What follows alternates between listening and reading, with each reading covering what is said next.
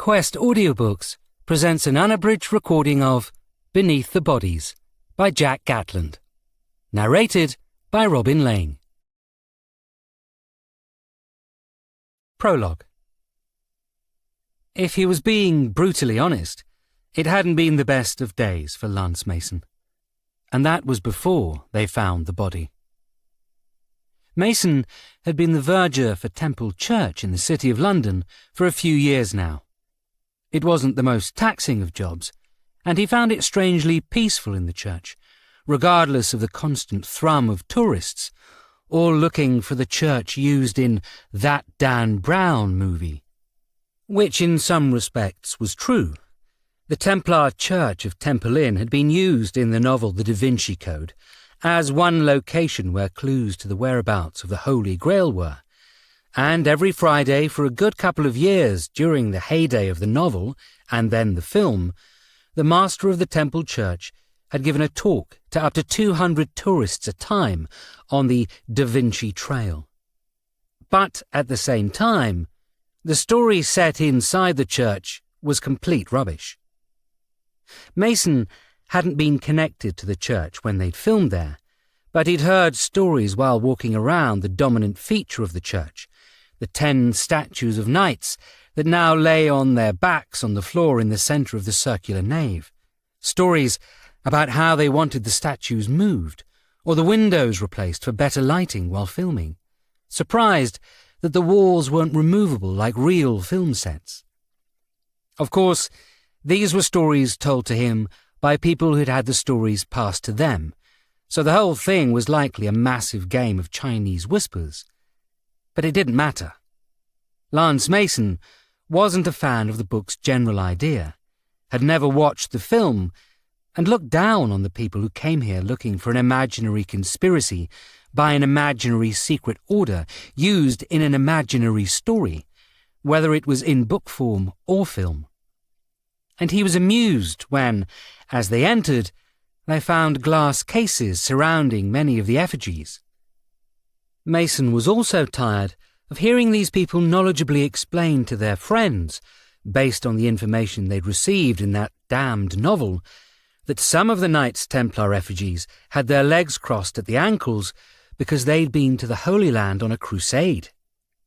Mason had to actively restrain himself from pointing out this was complete bollocks, and that among academia it was now accepted that such attribution was a fanciful idea, to be more polite. But he understood how this was too romantic an idea to give up, as even before the book came out, Wordsworth, Dickens, and Tennyson all made allusions to this, even if it was a 16th century stylistic form. Standing in the middle of the circular nave, the first part of the church, built in 1185, and based on Jerusalem's Church of the Holy Sepulchre, where the Templar order began, Mason looked down at the effigies of knights surrounding him. Some of them still had sharp, defined features, while others had their faces melted by German incendiary bombs during World War II, when the church had one of its many forced redesigns. These included a post-Great Fire of London one, where it was refurbished by Christopher Wren, making extensive modifications to the interior, including the addition of an altar screen and the church's first organ. This lasted until 1841, when Smirke and Burton charlatanised it, a look that stayed until the aforementioned bombing of World War II, and the subsequent rebuilding by the architect Walter Godfrey in the 50s. Amusingly, Godfrey had found Wren's renovations had been held in storage after being removed in the 19th century, and they were returned to their positions, which meant that the church he stood in still wasn't close to the one the Templars once stood in. The knocking at the door shook him out of his thoughts. He'd been waiting for it, but the solace of the church always allowed his mind to drift. Pulling himself out of his thoughts and walking to the south side door, he pulled out his keys, unlocking and opening it to reveal a young woman with dyed black hair in a Barber coat. It was early February, The snow from earlier that week was still visible in the shadows where the sun hadn't reached it, and it was bitterly cold. Too cold for just a barber, that was for sure. "Mr. Mason?" she asked, holding out a hand. "I'm Jean Darbley. We spoke about the recital." Mason took the hand, shaking it before letting go and stepping to the side, allowing her to enter the church. She seemed too young for such an old name, but they usually went around in circles. His nephew had just announced his new son was named Winston, the poor bastard. "Sorry, it's still cold in here," he explained. "We close at 4 usually, and we only keep the heating on if there's a performance in the evening." Jean graciously entered, patting her hands against her arms as she did so. "I find it bracing," she smiled. "I'm just glad you were happy to meet me at this time of night, as I couldn't get into London before 7. Mason nodded. He wanted to say how this was a massive pain in the arse for him, and how he'd much rather be home watching Happy Valley or something on catch-up TV, but he decided it was better to simply allow her to look around, take some measurements, and then get on with it. She'd called, or rather the company she worked for called, to book the space for a private, corporate recital around Easter, but had needed to scope the location first. Mason had bitten his tongue at this, knowing she could easily watch one of a dozen videos on the church available on YouTube and save herself the time and hassle of a trip. Or rather, save Mason the time and hassle of a trip. "Wow," she said, finally looking around the church as she walked into the circular nave. "It's certainly something, isn't it?" Mason nodded again, even adding a noise to the response. Jean smiled, looking upwards. "This was where Robert Langdon stood, right?" she asked. "In the film?" Mason groaned inwardly, realizing this now wasn't some kind of location visit, but was likely a fan using an event to give herself private access. "Yes, I believe so," he said, motioning her towards the other end of the church. "If we can, I'd like to show you the main chancel, as we find that facing back to the nave shows a better visual layout of most events, with the audience in the pews facing to the sides, while the makeshift stages are held between these pillars." Sure. Jean walked over to Mason, but noted him glancing back at the door. "Are you okay?" Mason forced a smile in return. "Sorry," he replied. "We had some issues here this morning before I arrived. The police had a report of someone seen in the church last night, so an officer came in and had a look around. They didn't find anything, but at the same time they'd asked Louise, that's the woman who opens up, to step out, just in case there was someone inside." Jean now hugged her sides as she looked around. "But they didn't find someone, right?" "No." "How easy is it to get in?" Jean asked. "Because we'd be leaving expensive equipment in here during the run." "It's not easy at all," Mason said tartly, his professionalism insulted by this. "Only a couple of us have keys, and you have to be trusted to get them." To emphasize this, he rattled the keys on his chain. "Anyway, there was nobody here, so it was probably someone having a laugh," Mason finished. "The barristers in Middle Temple are always taking the piss, and we had a tour this afternoon and nobody saw anyone hiding here or upstairs." "Upstairs?" Jean frowned, her eyebrows knotting. "There's an upstairs here?" "More an upper gallery, a clear story around the top of the nave to add more light in." Mason waved at the circular walls behind them. "There's a door to the right that leads you up there." "Could I have a look?" Jean made a hopeful expression, as if this would sway Mason. But as it was, Mason had by now accepted this had turned into some kind of tour, and nodded. "The door's open," he said, walking over to the stained wooden door embedded into the stone. "We often have exhibitions in the gallery." Opening the door, he allowed Jean through first, nodding towards the stone steps to the side, climbing up and following the steps around to the right. "Be careful, they're quite steep," he said, but he needn't have bothered, as Jean started up the steps 2 at a time. Sighing, he followed her, but stopped around halfway up the staircase as his visitor had paused beside a curved wooden door embedded into the external wall. "What's this?" she asked. "That," Mason thought to himself with a smile, "is a thing not mentioned in the bloody Da Vinci Code."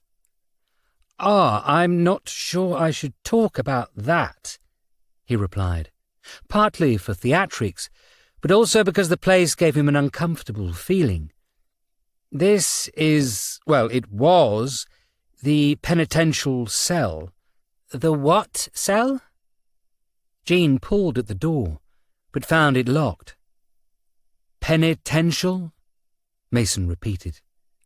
"This small room, only 4 feet 6 inches long and 2 feet 6 inches wide, confined the disobedient and unholy brothers of the temple, forced to endure severe penance with solitary confinement in a room you couldn't sit or lie down within."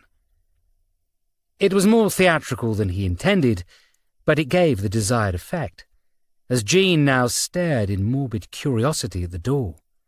"Wow," she said. "That's harsh." "It's more than harsh. It could be fatal," Mason said, his professional pride dented by the response. "They locked away Walter Batchelor in there for 8 weeks and left him to starve to death after disobeying the master." 8 weeks? Jean couldn't take her eyes off the door. "I know it's a little cheeky, but could I have a look inside?" Mason pursed his lips. "I need to point out this punishment was likely a Templar thing, and nothing to do with the organised church of the time." Yeah, I get that." Jean looked down at him. "Please?" Sighing, Mason walked up beside her and, from his jangling keychain, he pulled a key from the others, inserting it into the lock and twisting. The solid click from within, announcing the door was now open. "All yours," he said, stepping back down. Jean took a deep breath, nodded, and then opened the door, peering into the darkened room. And she screamed. It wasn't an "oh, I had a fright" kind of sound. This was guttural terror, and Mason immediately caught her as she stumbled back into his arms, stammering as she pointed into the room. Moving carefully past her, Mason looked through the door to see what had scared Jean so. Someone had wedged a body against the wall in a half-sitting, half-standing pose. It was male, and the body had been dead for a very long time, now barely more than a skeleton, cleaned of all detritus, apart from one scrap of decomposed skin holding wisps of brown hair onto the scalp, the bones still connected somehow, unseen within the clothing. The skeleton was wearing a suit, shirt and tie, with black patent leather brogues on its feet, the hands still crossed over its chest, even though it was no longer in the prone position it had likely been in for years. The entire vision was decades old, apart from one thing, a piece of card written on in pen and placed around the body's neck by a piece of string. Weighed and found wanting. Mason didn't stare any longer. Instead, he closed the door again, locking it quickly, as if expecting the long-dead man to clamber out of the penitential cell and stalk them down the stairs. That's not part of the tour, is it?" Jean whispered nervously. No, Miss Darbley, Mason admitted, pulling out a mobile phone and already calling the police as he spoke. That most certainly isn't. And that's not been in there for decades. Mason shook his head. That wasn't even in here yesterday, he replied, as he turned his attention to the phone. Hello, police, please. I want to report, He paused. Actually, I don't know what the hell to call it, but it definitely needs you guys to come and have a look. The protesters had pretty much finished at St. Paul's Cathedral by the time PC Charlotte, better known as Charlie, Mainsworth, started her shift. She wasn't even sure why they were protesting. All she knew when she arrived was it was mainly students, probably protesting climate change or something, and for some unknown to her reason, they'd chosen St. Paul's as their place to speak out. Mainsworth didn't care either. She'd had a stinking hangover all day, the product of her cousin's 25th birthday party the previous night. Why she couldn't have waited until the weekend before going all in on destroying as many brain cells as she could, Mainsworth had no idea. But, as the loyal relative, she'd gone along for the ride, even though she was on duty the following day. She was probably still over the limit when she clocked on earlier that day, but it wasn't the first time. Mainsworth was a stocky woman, short but muscular with it. She'd been called Dense at Hendon while training, and it was a nickname that had carried on through her career in Mile End and in Thames Valley. But this wasn't because of her intelligence. It was more because she had a density higher than most coppers around her. While they were light like aluminium, she was dense like lead. It also helped her out when she was playing rugby, as nobody had yet managed to better her on the pitch, even at her age. In fact, when she was playing defence, she actually had to reduce her power a little, as she was pretty capable of concussing even the best players. She hadn't always been that way, though, and when she was a teenager, she had been much slimmer. She was a definite catch back then. Her mum had been the same way, though her dad was lithe and slim, the type of man who'd fly away in a gust of wind. Mainsworth didn't see her dad much, and she hadn't seen her mum since her 30th birthday. That had been the day Mum had passed away. She'd hoped it hadn't been personal. Shaking her head to blow away the dark memories, she winced as the headache now returned in force. Sitting back for the moment, groaning, she cricked her neck, rotating her head around as if hoping some click would magically remove the pain. "You need some painkillers?" It was a male voice, young with it. Thinking it was another protester or someone coming to try and argue an arrest, Mainsworth placed her game face on and turned to face another copper. He was young, around 10, maybe 15 years younger, so in his mid-20s. He was a little taller, but also a little slimmer, with blonde hair in a centre parting. The curtains style she remembered from the 90s had returned, and he looked like he was growing it out, maybe to hide the scar on his eyebrow that made him look like a wannabe rapper. His uniform was slightly different to hers, though. For a start, even though their fluorescent jackets were similar, his buttons were silver, not the gold of City of London police. Her forage cap, the peaked hat she wore, was banded with red and white dicing, with a gold badge on the front, while his was black and white dicing, his badge as silver as his buttons. Met Police, then, she decided.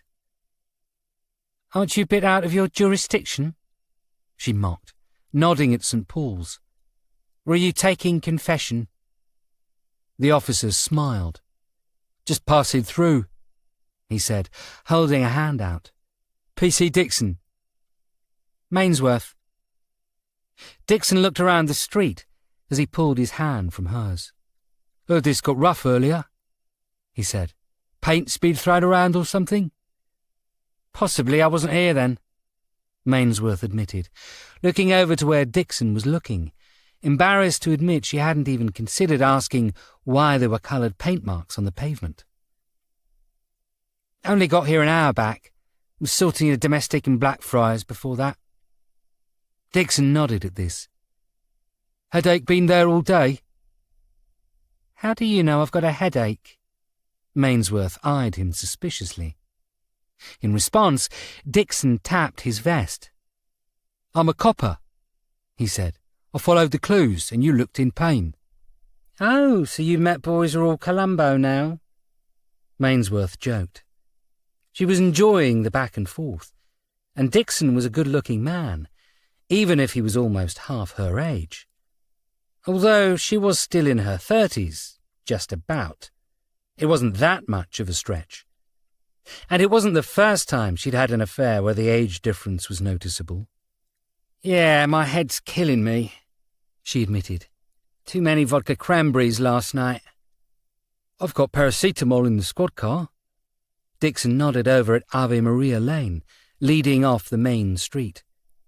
It's just up there, if you want some. Oh, I definitely want some, Mainsworth thought wickedly to herself. He had a look, something that was familiar to her, which gave him an attractiveness she couldn't deny, but she couldn't quite place it. Looking back at the remnants of the protest, she weighed up the options in her head. On one side, she'd be leaving her post. On the other side, a chance to end the rest of the shift pain-free was worth it.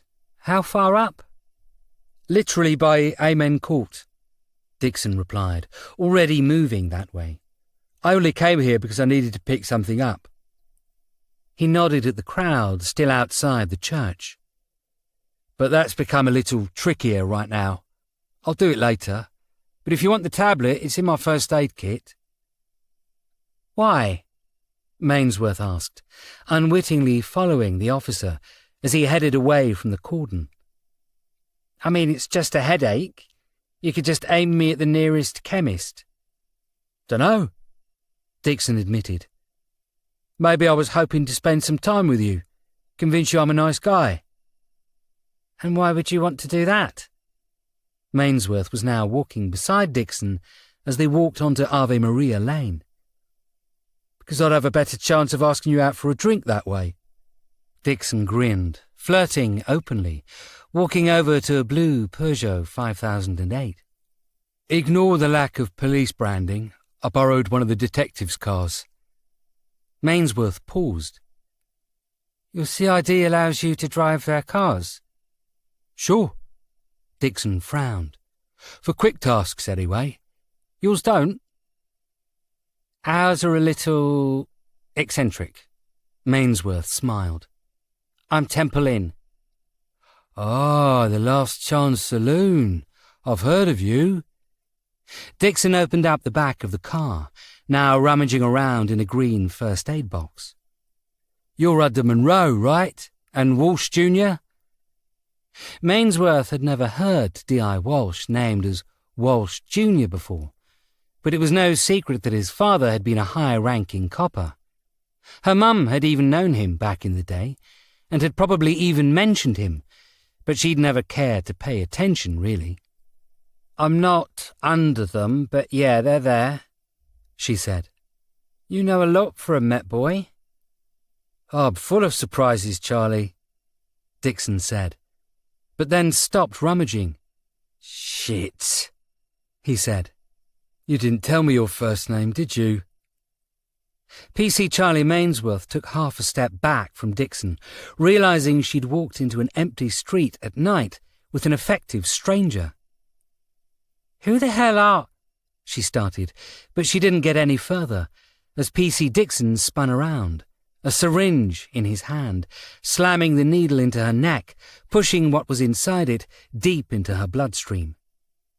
As she staggered back, clutching at her neck, unable to speak, her throat paralyzed, he walked quickly over to her, catching her as she stumbled, walking her to the car, and as she eventually passed out, rolling her into the boot of the vehicle, closing it behind her.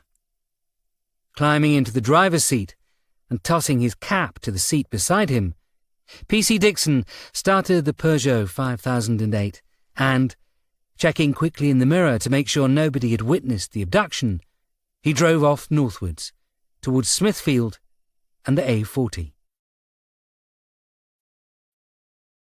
1. A Night at the Opera. Declan didn't know exactly what to expect from the evening, but the one thing he hadn't expected to be doing when out on the town with a billionaire was watching an opera. If he was brutally honest, he hadn't really wanted to go out in the first place. He'd only met Eden Storm a couple of times the previous summer, and at the time, Eden had made it perfectly clear he was interested in dating Anjali Kapoor, which made the night ahead a little awkward. Because when Eden was last on the scene, Anjali was single. Now Declan and Anjali had been a couple for a good few months. However, just because they were together right now didn't mean they'd be together forever. And Declan had been worrying for a while now that he wasn't making enough of an effort in the relationship. It might even have been mentioned to him by a couple of people. And now, with Eden Storm appearing out of the blue and inviting them both on a double date, things seemed mighty suspicious. There was also the niggling fact Eden was a far better catch than Declan too. His dyed white hair from the previous year was now jet black, although still spiked, with each tip immaculately styled. He was tanned and toned, looking a good 5 years younger than his 35 years, which meant he looked a good decade younger than Declan. A billionaire tech entrepreneur, with his rock star father's millions and back catalogue added to his late mother's pharmaceutical inheritance, Eden's electric solar-powered car company, Edison, was still making waves in the tech journals. Well, this was according to Billy, who was the only person in the department reading these things, and Eden was being touted as the next Elon Musk. Which was a poisoned chalice, considering the first Elon Musk. He was wearing a black leather jacket, white shirt, and blue jeans. Recalling a conversation he'd had with Billy once about Eden's style choices, Declan assumed once more that Eden's shirt alone cost more than Declan's suit. He was also being extraordinarily nice, which always made Declan suspicious. Eden had contacted Anjali around a week back. Even though she'd turned him down the previous year, they'd still kept in touch, the detective sergeant and the billionaire. She'd received a message saying he was in town with his new girlfriend, was only around for a couple of days, and did they want to do something exciting. Anjali had asked Declan if he wanted to go. And although he wanted nothing less in the world, as the very thought of spending the evening in Eden's company, as he dazzled Anjali with tales of his good-lookingness and rich guyness gave him mild acid reflux and nausea, Declan could see she really wanted to meet up. And there was a little amusement deep down when Declan saw the jealousy that Billy Fitzwarren, only minorly rich compared to Eden Storm, showed when he heard about the double date. They had settled the plan through a woman named Amanda, who was apparently Eden's life, and by that Declan meant the woman who held every part of Eden's entire existence together, the Pepper Potts PA to his Tony Stark. Eden had taken Declan and Anjali to the Royal Albert Hall, where in Box 57, a 4-person private box, they would drink champagne, eat expensive food, and watch the Strasbourg Philharmonic Orchestra perform Mozart's Don Giovanni. Declan didn't know many operas, but he knew this one, purely because he'd watched the movie Amadeus a lifetime ago, and this was an opera lampooned in it. For some reason, he'd believed the ghost that appeared was Mozart's father, but now, based on what had happened in the first act, he wasn't too sure. In fact, he wasn't sure about anything anymore. They'd arrived late. A car theft outside St. Bride's Church had taken up their afternoon, and had only just got to the box before the show started. The box itself was narrow and claustrophobic, if Declan was being honest, with a very strong red theme going on. Deep red painted walls, a thick red carpet leading to red and gold seats, and a red curtain to pull across behind you. Even the table, beside the wall and filled with food and drink, including several bottles of wine and champagne, was covered in a red tablecloth. Eden was there, expensive as ever, being tactful enough not to glance at the incredibly expensive Rolex on his wrist to remind Declan of his lateness. Instead, he'd introduced both Declan and Angeli to Dominique Lacroix, his supermodel girlfriend, wearing a little black number that made her look as if she'd walked off a red carpet to be here, and offered them both champagne, apologising that the box staff didn't have Guinness up here, but pointing out that he was sure they could get a pint sent up. Declan's back had gone up at this, wondering if Eden had been mocking his more working-class status, a pint over champagne and all that. But he realised this was Eden being Eden, a man who wanted to make sure his guests enjoyed their night. Declan and Angeli both took a glass of champagne as the show began. Declan grabbing a piece of warmed sourdough bread and butter from the side table to chew on, as they settled into their seats, sitting slightly above Eden and Dominique as they watched the performance on a stage slightly to their right. And thankfully for Declan, there were small flat areas on the back wall either side, where, as the cast sang their Italian lines, the same lines but translated into English appeared by the magic of some sort of screen projector. Declan hadn't been to a live opera before, regardless of the whole box experience, and he found it interesting. He wasn't sure if he'd understand the opera itself, but he found, after a little while, it was like watching a movie with subtitles, and singing, and being live. After what felt like a few minutes, but was actually over an hour, the first act finished, with the villainous Don Giovanni escaping his 3 unmasked judges, and Declan found himself rising with many of the others, applauding enthusiastically, to Angeli's amusement. And then the break had begun. And, as the audience shifted in their seats, Eden rose from his own chair, nodding to the back of the box. "We have time for a snack now," he said, holding out a hand to show the table at the rear beside the door that entered the box. "Turkey roulade with apricot stuffing, pigs in blankets, seasonal vegetables, dauphinoise potatoes, red wine sauce, and a comfy duck leg, braised red cabbage, new potatoes, and peppercorn sauce." Declan looked at the small bowls on the table, and his stomach growled. "And there are dessert canapes coming too." Eden smiled, his American accent faint but still there.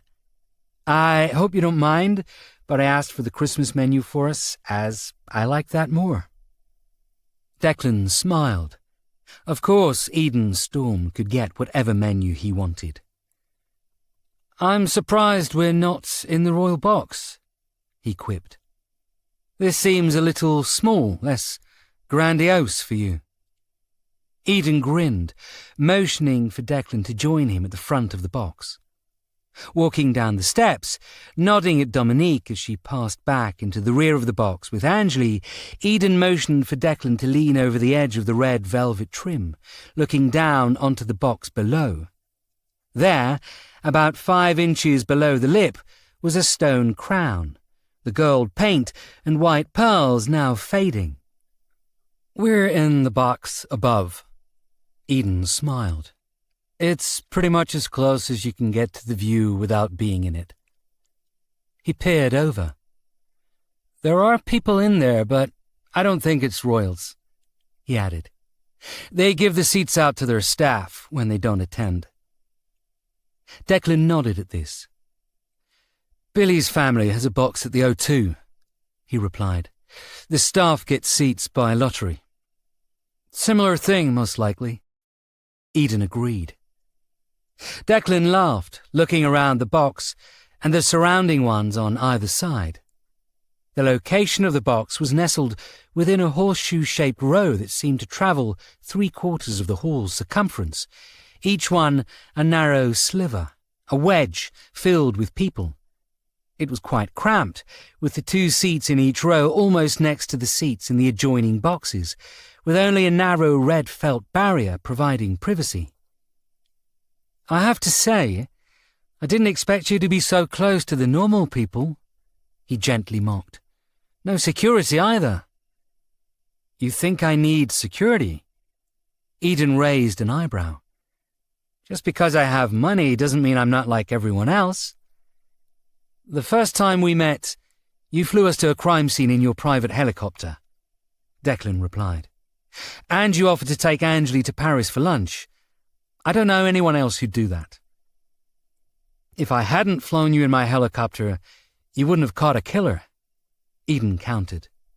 True, Declan shrugged. But you're still a little exposed here. You think? With his back to the edge of the box and facing inwards, Eden considered the words, nodded, and then clapped his hands twice. It was like a magic trick. Although most of the Royal Albert Hall stayed the same, the 3 boxes on either side of them, each with 2 couples in, suddenly froze in place, like the most surreal game of statues Declan had ever played. I wasn't sitting next to strangers, Eden replied calmly. I'm not that stupid. At every point, I knew who was with me, and I bought out the 3 boxes on either side of this one just so I could have privacy. He looked at both sides of the box as he grinned, clapping his hands a second time. Guys, that was spectacular, he exclaimed. Enjoy the rest of the show, and thanks. Declan watched the other boxes return to their conversations, each one filled with laughter. One woman on his right, the woman who'd been sitting to the side of Eden, but in the box beside him, gave Declan a cheeky wink before turning to her friends. That's Amanda. Eden nodded to her in thanks. She's the one you spoke to who arranged this. Why? Declan was actually getting annoyed here. What, so all of this was just to show off? So you could go, look at me, aren't I important, or something similar? Actually, it was the opposite. Eden's smile faded now. I knew if I just took a single box, paparazzi and news outlets would buy the boxes beside, just on the off chance they would grab a photo, or learn why I, the technology billionaire son of an 18s music legend, would have a night out with 2 detectives. He nodded across the stalls, over to the boxes on the opposite side. My security, the ones you were worried about, are all over there, taking telephoto lenses off photographers, he sighed, as they do every night. So why do it? Declan asked. Why become a target for them? Because if I didn't, it'd mean they'd won, Eden replied sadly. And I'd become a recluse, and I'm not ready to have my life controlled just yet. He pulled a small black book out of his jacket, holding it up as if it was a holy item. You putting Anjali in your little black book? Declan didn't mean to say the words, but he'd been thinking it since he arrived. The whole thing wasn't for Declan, he was pretty sure about that. Instead, it was for Anjali, currently enjoying dessert canopies with a supermodel. She's already in it. Eden held up a hand to stop Declan from replying. Because this is my bullet journal. My life, as much as Amanda there controls it, this is where all my ideas come and are written in. You were engrossed in the opera, but if you hadn't been, you'd have seen me pull this out and take notes throughout the whole thing. I find doing things like this, things that I'm not that much a fan of, gives my brain a chance to refocus on other things. He looked down at the book in his hand. My father had one of these, he said. Musicians call them cookbooks, a storage place for songwriters to throw snippets of lyrics when they come to mind. It's the same as a commonplace book for writers, or the notebook you write in when speaking to a witness.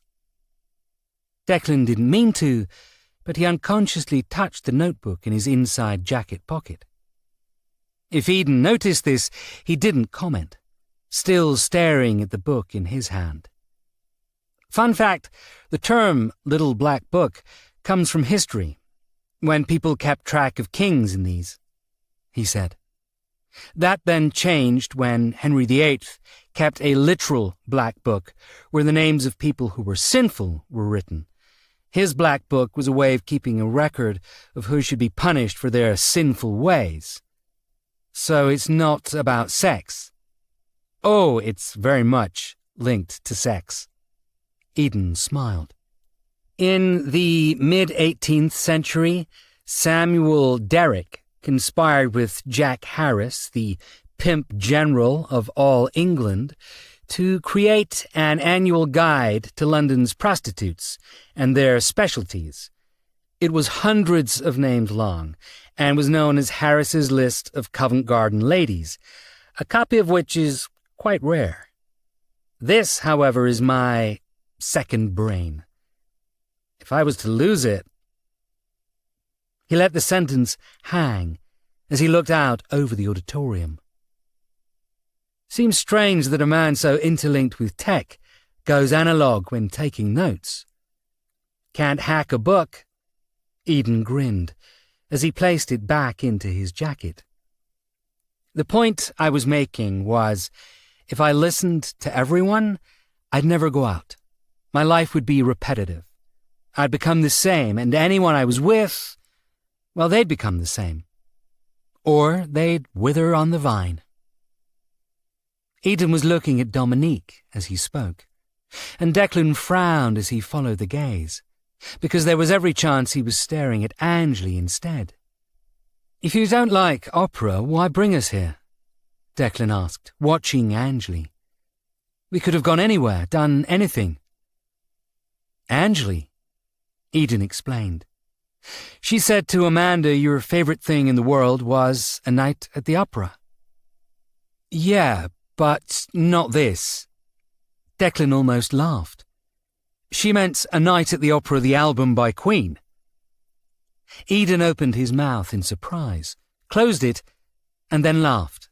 "Well, this is awkward," he said, as the mood between the two men lifted. "Seriously, though," Declan pressed, "why the night out? And don't tell me you wanted to show off your new girlfriend, because you've spoken more to your fake audience member assistant tonight than you have her." Eden looked up at the Royal Albert Hall ceiling and sighed. "What are your intentions with Angley?" he eventually asked. "My intentions?" Declan was half expecting the question, but it still threw him. "What the hell do you mean by that?" Finally, the mask was taken off, as were the gloves, as Eden squared up to face Declan. "I've had a long chance to look deep into myself," he explained. "Therapy following the antics of last June notwithstanding, I realized that with everything I have, I was missing something." He looked up at the two women. "Something maybe Angley Kapoor could offer," he finished. "If I recall, you already asked, and she turned you down." "Oh, you're right, she did." Eden nodded. "And now, with hindsight, I see she did this because she was in love with you, but didn't know it." Declan looked up at Angley, who, seeing him watching, held up one of the dessert pots. "These are great," she said. "Try the limoncello snowballs." Declan smiled. I'm lucky, he whispered. Yeah, you are, Eden replied, and there was a hint of sullenness in his voice, as Declan realised this was something he couldn't, with all his money, buy. But watching you, I'm not seeing a couple that are happy. Declan froze at this. He'd been worrying about this since Christmas, watching his colleagues prepare for weddings while he and Angley coasted along. He'd said at the time they were finding their feet, but to be honest, he was scared. A year ago, he'd almost rekindled a relationship with Candice Taylor, ending with a one-night stand before she was brutally murdered. A year before that, he'd split from Liz, his wife of many years, after she decided she wanted someone who didn't put the force above her. At the time, he'd understood this, but in a matter of days, she was about to marry DCI Henry Farrow, his one-time boss, and someone who was more a workaholic than he was. Which meant it wasn't his workload loyalty that had broken up his marriage. It was him. He'd had this in his head for the last month. Should he really move on with Angley, or was he stopping her from living her life? He was scared to move forward. Looking back at his previous failures, the curse he seemed to have, even his most recent crush before Angley, Teresa Martinez, turned out to be a murderer, and wondering if she'd be better off without him. But Eden Storm, the good-looking, younger, more stylish, more exciting billionaire standing beside him, telling him effectively to move aside and let someone else dance with Angley, that stirred something primal inside him. "Tell me what you see," he said, holding his anger back, keeping his voice calm. "I see 2 housemates," Eden replied calmly, objectively even, who made a jump into something bigger, but now both regret it. Declan took a deep breath, letting it out slowly as he considered the statement. "And you get this how?" he asked carefully. "Did Angley mention this?" "No, but I have eyes, and I've spoken to her now and then, and I saw the moment you arrived there were problems." Declan nodded, looking around. "So all this was to take Angley from me." For the first time in the conversation, Eden looked surprised. "God, no," he said. "I wasn't asking so I could take a shot. I did that and she turned me down. All this was supposed to be for you, to give you something fun and exciting to do with her, although that didn't go as planned, so you could enjoy a date night for once." "You don't think I enjoy date night?" Eden stared deeply into Declan's eyes, almost as if searching for an answer. "No, Declan," he answered sadly. "I don't think you enjoy much of anything anymore." Declan went to reply, but then stopped. He was right. "So how do I fix this?" he asked. "She deserves better." Eden looked out across the auditorium. "So be better. I like Angley as a friend. She keeps me grounded when we talk, mainly because she doesn't see me like other people. An arrogant billionaire? Touché?"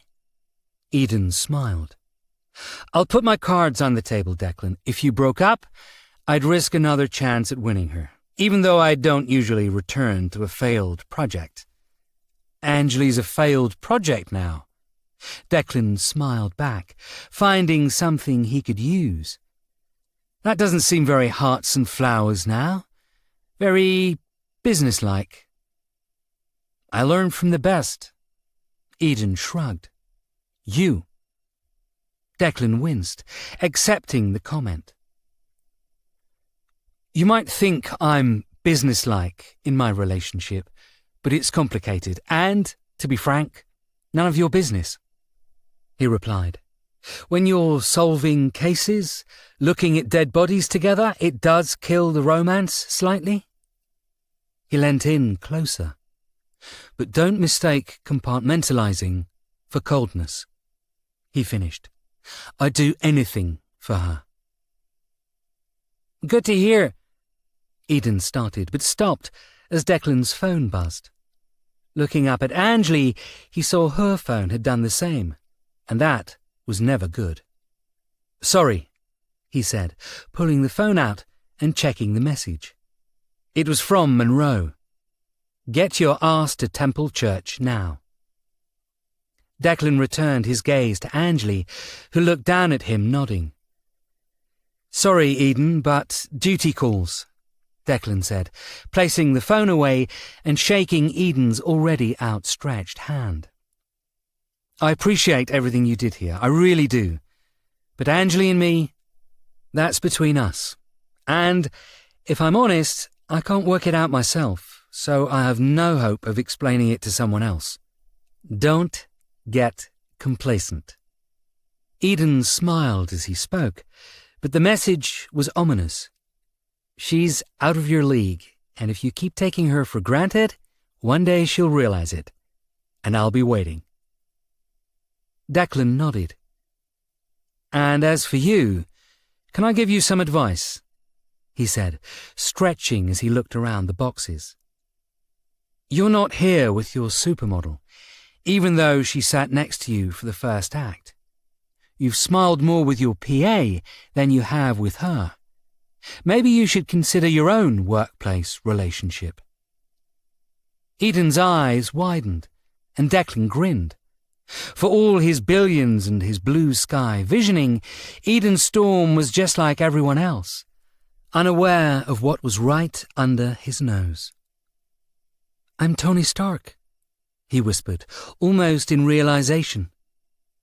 Declan didn't answer this, instead walking up the steps and into the small room, glancing at the remaining food and feeling the rumblings of his hungry stomach, annoyed he had eaten nothing before talking to Eden.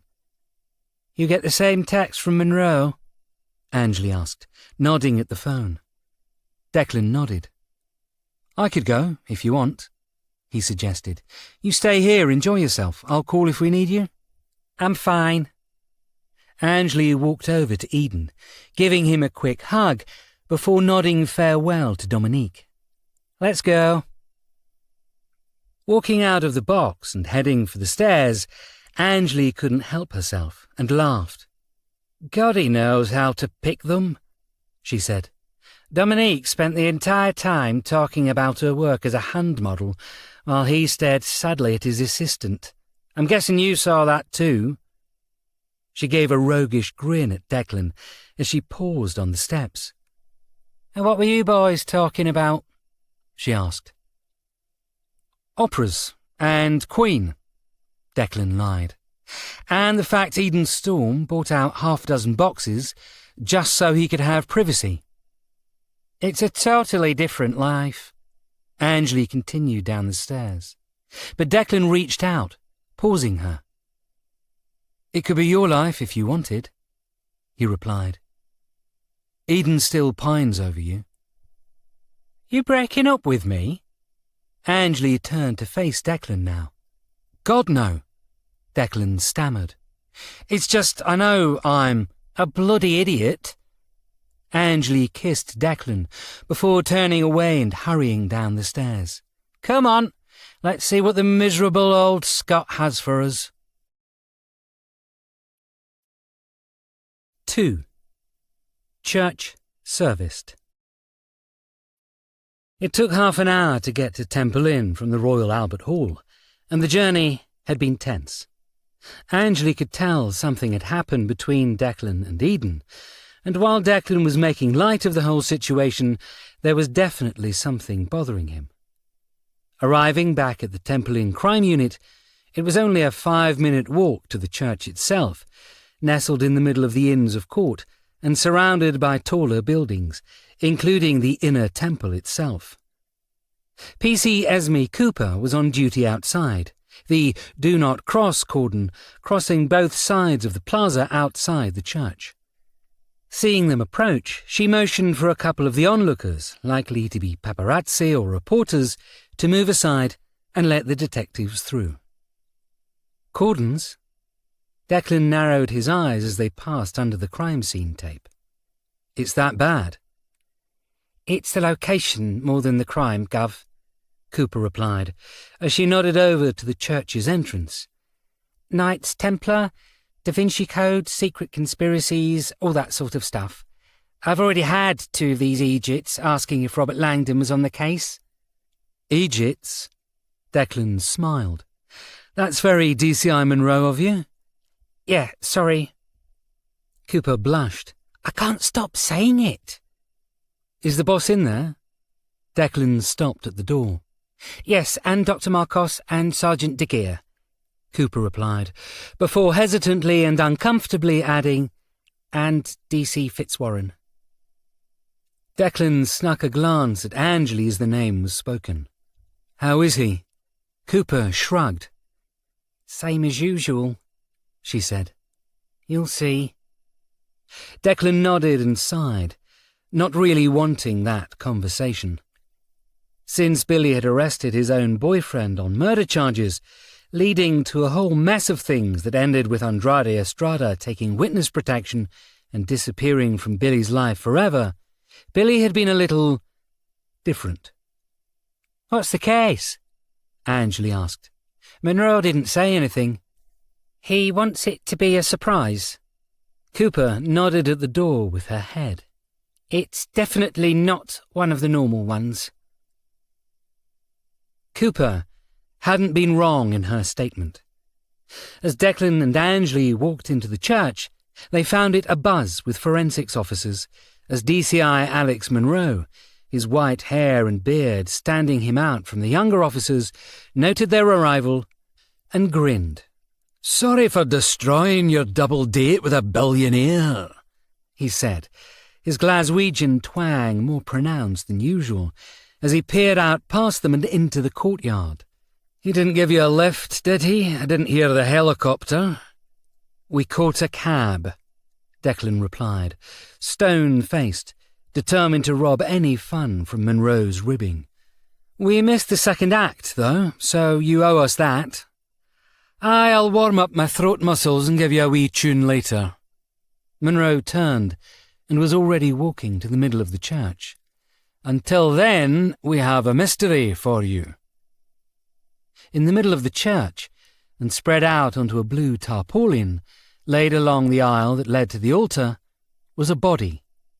Or, as Declan looked down at it, more a skeleton welded together and stuck into a black suit. Jesus, he muttered. Not quite, Monroe replied dryly, although he's in the building, so to speak. How long's he been in here? Angley asked, looking around. Surely not since... She left the end of the comment hanging, choosing instead to swallow. Don't be idiots, Monroe growled. They only found it today. He turned away from the body and the CSI examining it and pointed at a wooden door. Body was found a couple of hours ago in a small blocked-off cell up there, he said. Don't ask what I mean by cell. We'll end up being here all day. Let's just say there's a little room that didn't have a skeleton in a suit inside it yesterday, but which had a skeleton in a suit inside it today. Who found it? Declan asked. Verger for the church was showing a prospective client around. Monroe read from his notes. She wanted to book the church for a recital or something, but he thought she wanted a sneaky peek about. Looks like she got more than she bargained for. He scrolled down the list. Woman's name is Jean Darbley. Verger's name is Lance Mason. Lance? Declan raised an eyebrow. Not many Lances seen around these days. Apart from that guy in The Last Starfighter and Jaws 3, Lance Guest. I'll have you know Lance was a very common name once upon a time. Monroe straightened as he spoke. Many people were named it. In medieval times, people named their sons Lancelot. He paused, grinning, waiting for a response. You get it, eh? He patted Declan's arm. "Lancelot." "It says here that Lance is also a nickname for Lawrence." Angley was reading from her phone, ignoring her boss's joke. "You just did that to ruin my joke," Monroe complained. At this, Angley grinned. "It's what I live for, Gov," she said. "So, I'm guessing if he's the verger, then this Mr. Mason would have seen the body earlier in the day, maybe while doing rounds?" "Actually, no." Monroe returned to the notes. "The penitential cell isn't opened." "The what?" Angley and Declan both spoke as one. "I told you not to ask." Monroe looked up. "You've made me lose my place." "It's a small room that they dumped Templars in. A stupidly small, solitary cell. Although it had windows, and you could call to people in the nave, so maybe not, then." Sergeant Morton de Geer, emerging from the wooden door and pulling off his gloves, saw the others and, ducking so his immense Viking frame didn't smack his head against the lintel, walked over. "Verger said that a police officer came in earlier today. Someone had called the police last night, claiming they could see lights in the windows." "Do we have a name for the witness?" De Geer shook his head. "And we don't even have the report that was called in," he said, and the irritation was obvious in his voice. "We would have been closest, so it had to come to us. But it was gone midnight, so it would have been a desk sergeant taking the note and passing it on to be looked at." "Who was on duty last night?" "Mastikin, but he reckons nobody called." De Geer scratched at his beard. "I suppose it could have been Bishopsgate or one of the other city units that took the call. But either way, apparently this morning an officer from Temple Inn came in to do a secondary search." "Do we know who?" "Again, no." De Geer was frustrated at being unable to answer.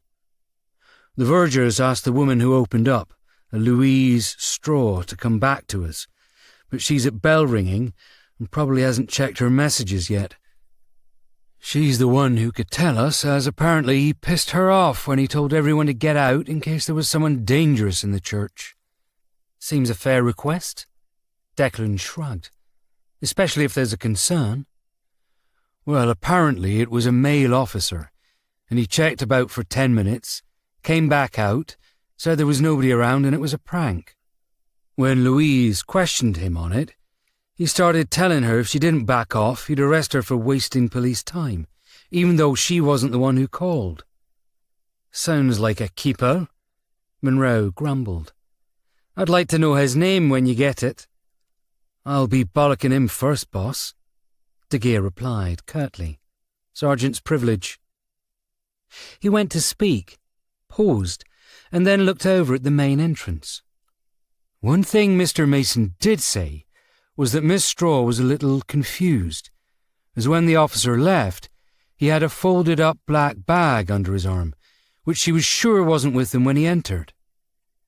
"Curiouser and curiouser," Declan mused, as, from the door, Dr. Rosanna Marcos emerged. She was in a long, padded winter coat and a jumper, pulling the latex gloves off and running her hands through her frizzy dark hair as she motioned for the group to come over to her. "What's the problem?" Angley asked as they arrived. "Nothing." Dr. Marcos gave a little apologetic shrug. "I just didn't want to walk over to you, so I decided to see if you'd come over to me." Monroe let out an exasperated gasp. "My soon-to-be wife, ladies and gentlemen," he said with mock sadness. "So, what do you have for us?" "Well, whoever placed this body in the cell took it from the grave." Dr. Marcos started, looking across the church at the skeleton in the suit. "The clothing is 20 years out of date, and the threads aren't scuffed. It wasn't a new suit when it was originally worn, but it was looked after." She considered this. "I think whoever this was, they were laid to rest around 2 decades ago, judging by the state of decay, and that at some point they were removed from the grave and placed in the church, still in the suit they were buried in, which was impressive. How could they be placed like that, though? Angley inquired. Surely skeletons just collapse in a pile of bones, so having them in a suit... Usually you'd be right. Dr. Marcos nodded, interrupting. But in this case, whoever took the body from wherever it was interred spent a lot of time making sure it was connected back together again. She tapped at her own joints as she explained. From what I can work out, they removed the clothes, which probably wasn't that difficult considering the fact that the bones would have just fallen out anyway, and then, arranging them together like a jigsaw puzzle, they replaced them in the correct positions before attaching them with wires, glue and small welds to make effectively what you'd see in a medical skeleton. Declan nodded, understanding what Dr. Marcos meant. She even had one of these in her office, the ones that sort of hung around on a movable pole and jangled a little when they were touched. Anyway, once they created a workable skeleton, they then redressed it in the original clothes and brought it here. Impressive work. Doesn't sound so impressive. Angley frowned. What am I missing? Gunk. Dr. Marcos smiled. When the body first decomposes, all the liquids seep out. Although the funeral directors would have used embalming fluid to preserve the body and slow the decomposition process, mainly by dehydrating and hardening tissue, slowing down the bacterial putrefaction by killing existing bacteria. However, the effects only last a few weeks. She nodded back at the body. The body would have been cleaned and drained of all fluids, including blood in the venous system, but as it decayed, there would have been seepage, and with nowhere else to go, it would have dried into the clothes, hardening them slightly. I have some photos of putrefaction on my phone, if anyone... That'll be fine. Declan swallowed, for the first time that evening, feeling grateful he'd only eaten a small piece of bread at the Royal Albert Hall. So the clothes would have been stiff, and the body harder to put back in than get out. Gotcha. Do we have any idea how they brought it in? Angley was writing in her notebook as she asked. I'm guessing a skeleton like this isn't exactly hard to hide. Well, one interesting thing about the skeleton, and we'll have to make sure I'm correct here, is it looks like there were 3 junction points in the revised skeletal structure, Dr. Marcos replied. And by that, what I mean is they've glued it and welded in the metal bolts, everything I mentioned earlier to keep it together, but then they've built it into 3 parts. She tapped at Monroe as she explained each part of the body. The upper torso has a connector to the lower torso and hip joint, and there's a similar one around the clavicle and neck. What this means is that you could effectively take it apart and carry the pieces separately like a Christmas tree until you need it whole, at which point you click them together again and then open out all the limbs. Are you actually likening this body to a Christmas tree? Monroe looked horrified. Well, I mean, it doesn't exactly have lights and tinsel and things like that, Dr. Marcos argued. But the base idea is the same. I'd have to look more into this tonight when I get a chance to properly look over the body. I'll have a better idea for you tomorrow morning. Do we have an ID for the body? Declan asked. At this, Dr. Marcos shook her head. We are still waiting, she explained. As soon as we came in, we took a piece of DNA for sampling. Luckily, there was a piece attached to the skull. Pausing for a moment, Dr. Marcos stared at the body in the middle of the church, her eyes narrowing. Too convenient, to be perfectly honest, she added. The entire skeleton feels like it's been scrubbed to leave the bones nice and pristine. But there's one patch of skin, One patch of hair on the temple that wasn't removed, almost as if the person doing this wanted us to check the DNA. If you go to all this work, there has to be a reason, Monroe mused. Maybe they wanted to sign their work somehow, by giving us a way to identify this. If they wanted it identified, they made it bloody difficult. Dr. Marcos looked at De Geer. Sergeant Viking here has more details. De Geer cleared his throat, nonplussed by the nickname. No wallet, no identification, he started. That wasn't too surprising, though. If this was, as theorized, a buried body, it wouldn't have either, as you rarely have wallets or identification when you bury someone. Declan nodded, writing this down. Not a great start, then, he commented. Well, it's not all bad. De Geer gave a small smile. We did find a couple of things. Inside the suit's jacket, pinned to the material, was a dry cleaning tag which hadn't been removed. The chances are they dry cleaned the suit before placing it on the body and just never took the tag off on the inside or didn't notice it. Did it have a name? Not for the body, but it had a dry cleaner's address and number, and the name on it was a funeral director's, so I've sent that off to be checked into.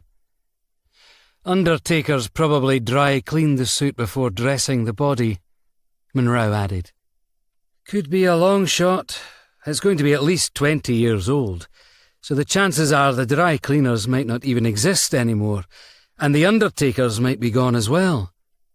So we won't know who this body is until we get a DNA match or a hit from the suit place, Angley muttered. Great. There were some other things I can tell you about. Dr. Marcos nodded to another forensics officer, taking an iPad from her and reading the screen. The body was stabbed in the chest. Cause of death, perhaps? Declan noted the fact down. Dr. Marcos shrugged, however. Honestly, I couldn't answer that until I look closer. But there are knife cuts to the ribs, and a lateral or anterolateral stab could do this as the blade passed between the ribs, maybe clipping them as it went straight to the heart. She shrugged. Although I haven't really had a good chance to investigate it fully, she admitted. There's every chance they nicked a rib while they were connecting the body back together. But I can also tell you that whoever this is had a contusion on the right temple, possibly an old wound that was fixed later. De Geer took over now.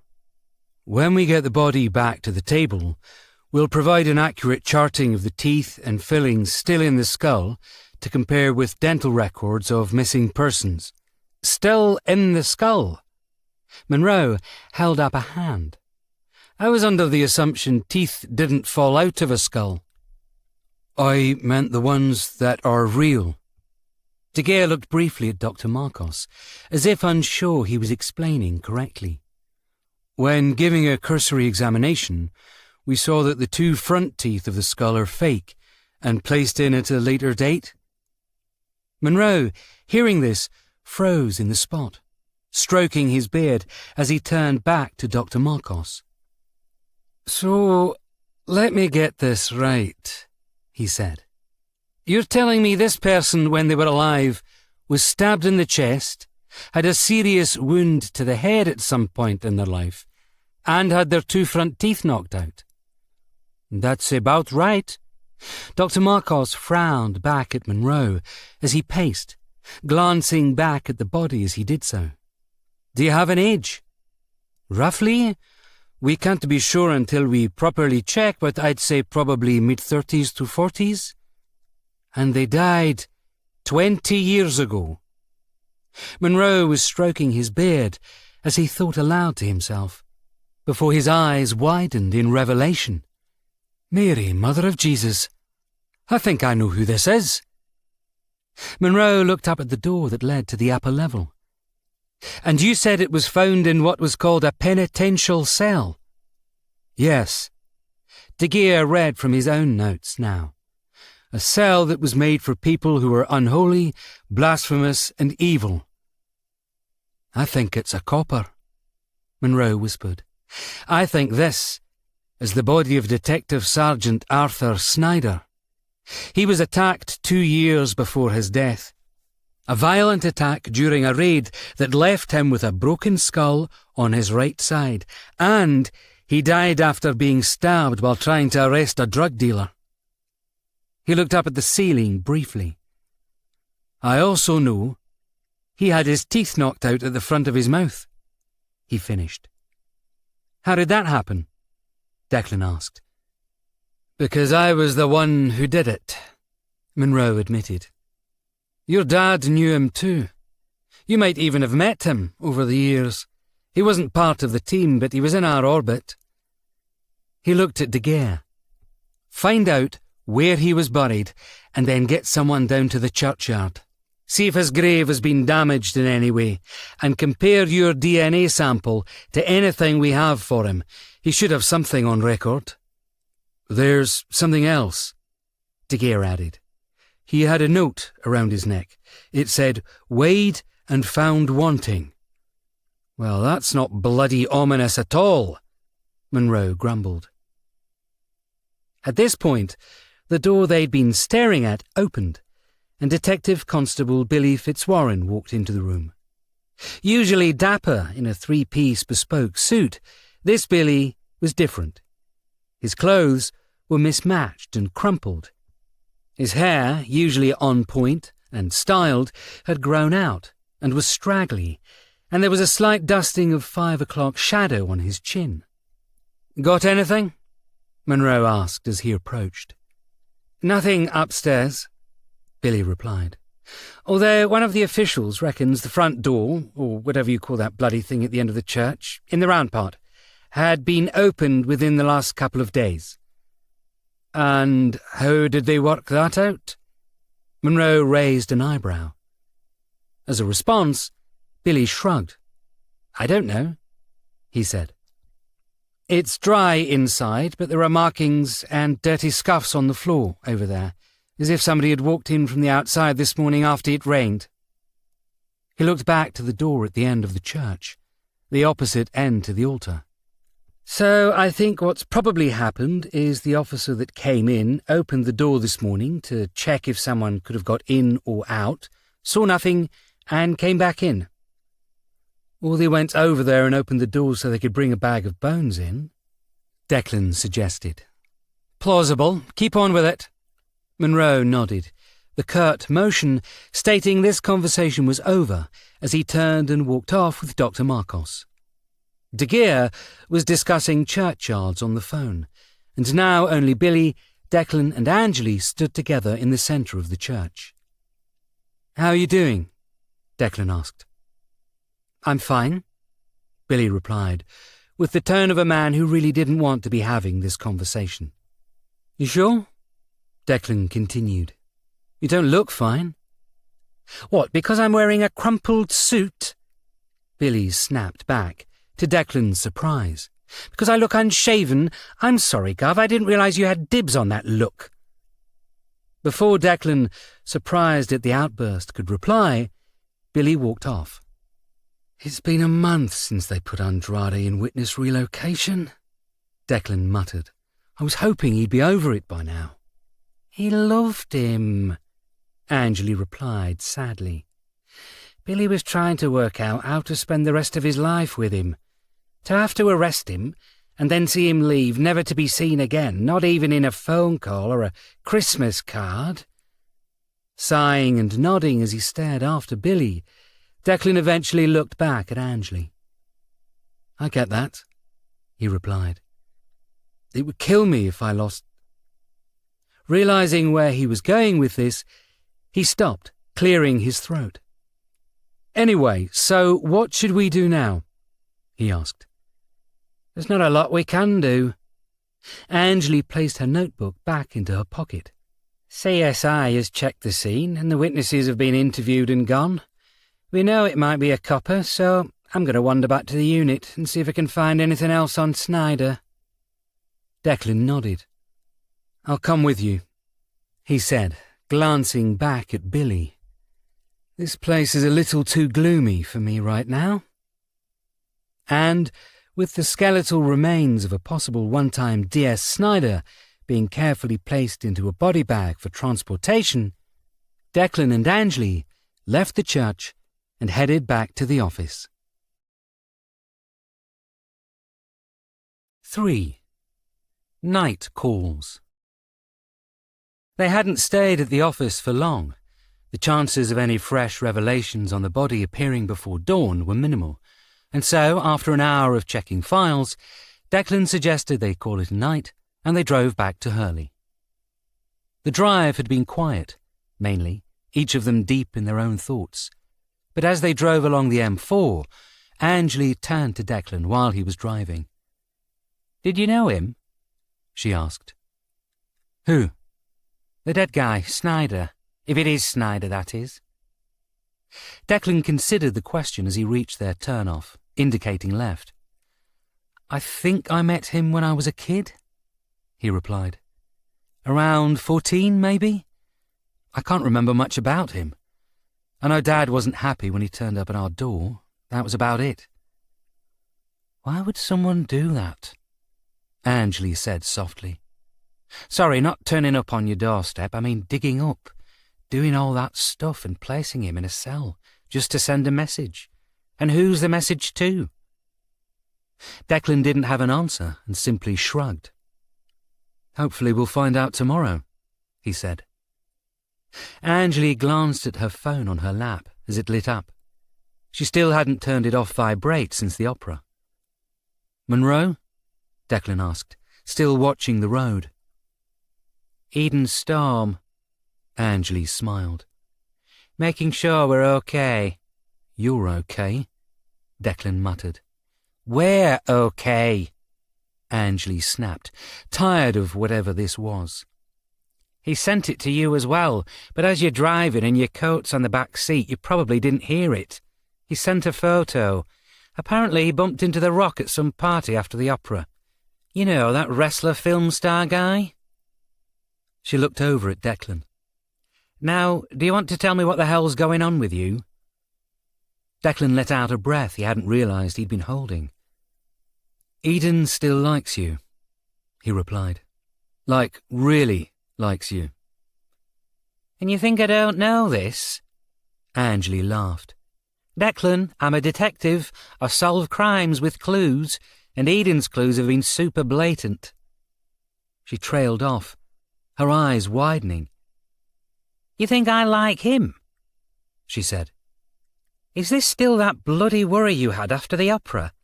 I thought you were okay with it." "I am," Declan replied.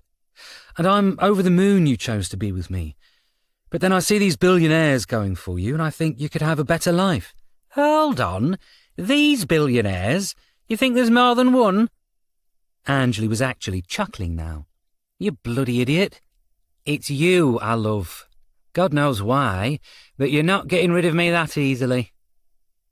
Declan nodded, a smile creeping onto his face. "That's good," he said. "And I love you too." "Damn right you do." Angley looked out of the passenger window. "I'm outstanding." Declan went to reply, but instead just let the smile broaden. And for the first time that night, he didn't know why he was worried. "He knew your dad, right?" Angley asked suddenly, returning Declan to the present. "I mean, if your dad wasn't happy to see him." "Eden?" "No, you bloody fool. Snyder." "I think they worked together, sure," Declan nodded. "But I couldn't tell you when or how." "But your dad could." Angley smiled. "We still have his files, remember?" Declan groaned a little, more irritated at himself than anything else, for forgetting the treasure trove they had in the Hurley house he'd inherited when Patrick Walsh had passed away. For all of Patrick's career, he'd kept detailed notes of his cases. It was one of the ways the Victoria Davies case had been solved, and how Candice Taylor had come back into his life, as his father had contacted her about turning his stories into a memoir.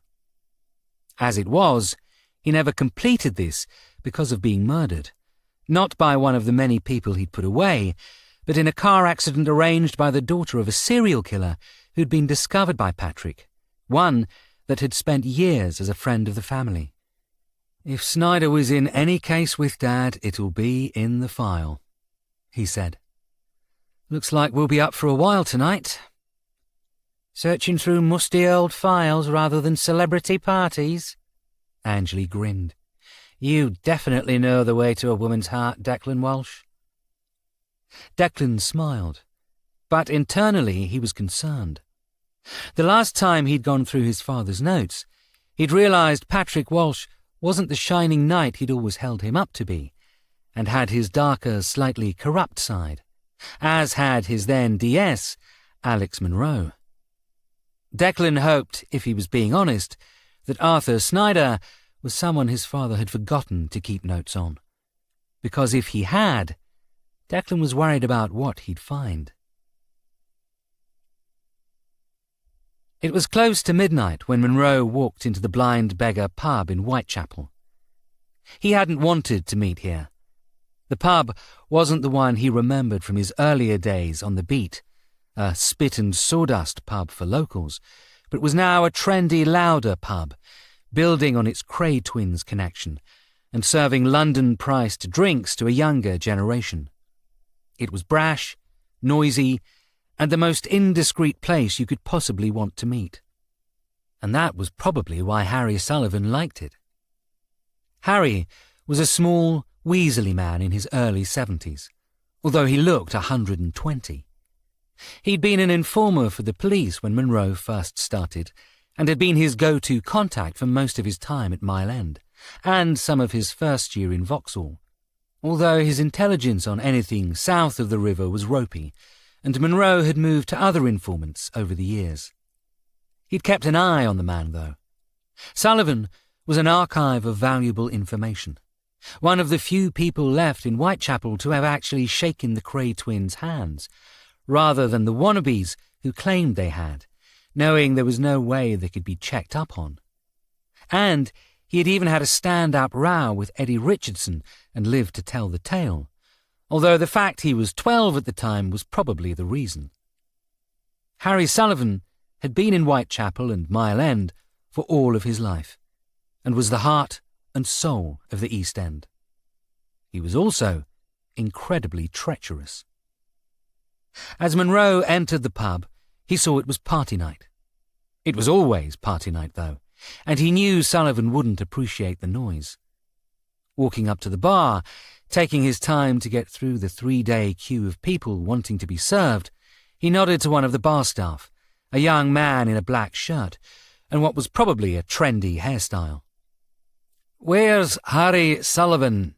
he asked, his voice struggling to be heard over the background noise without shouting.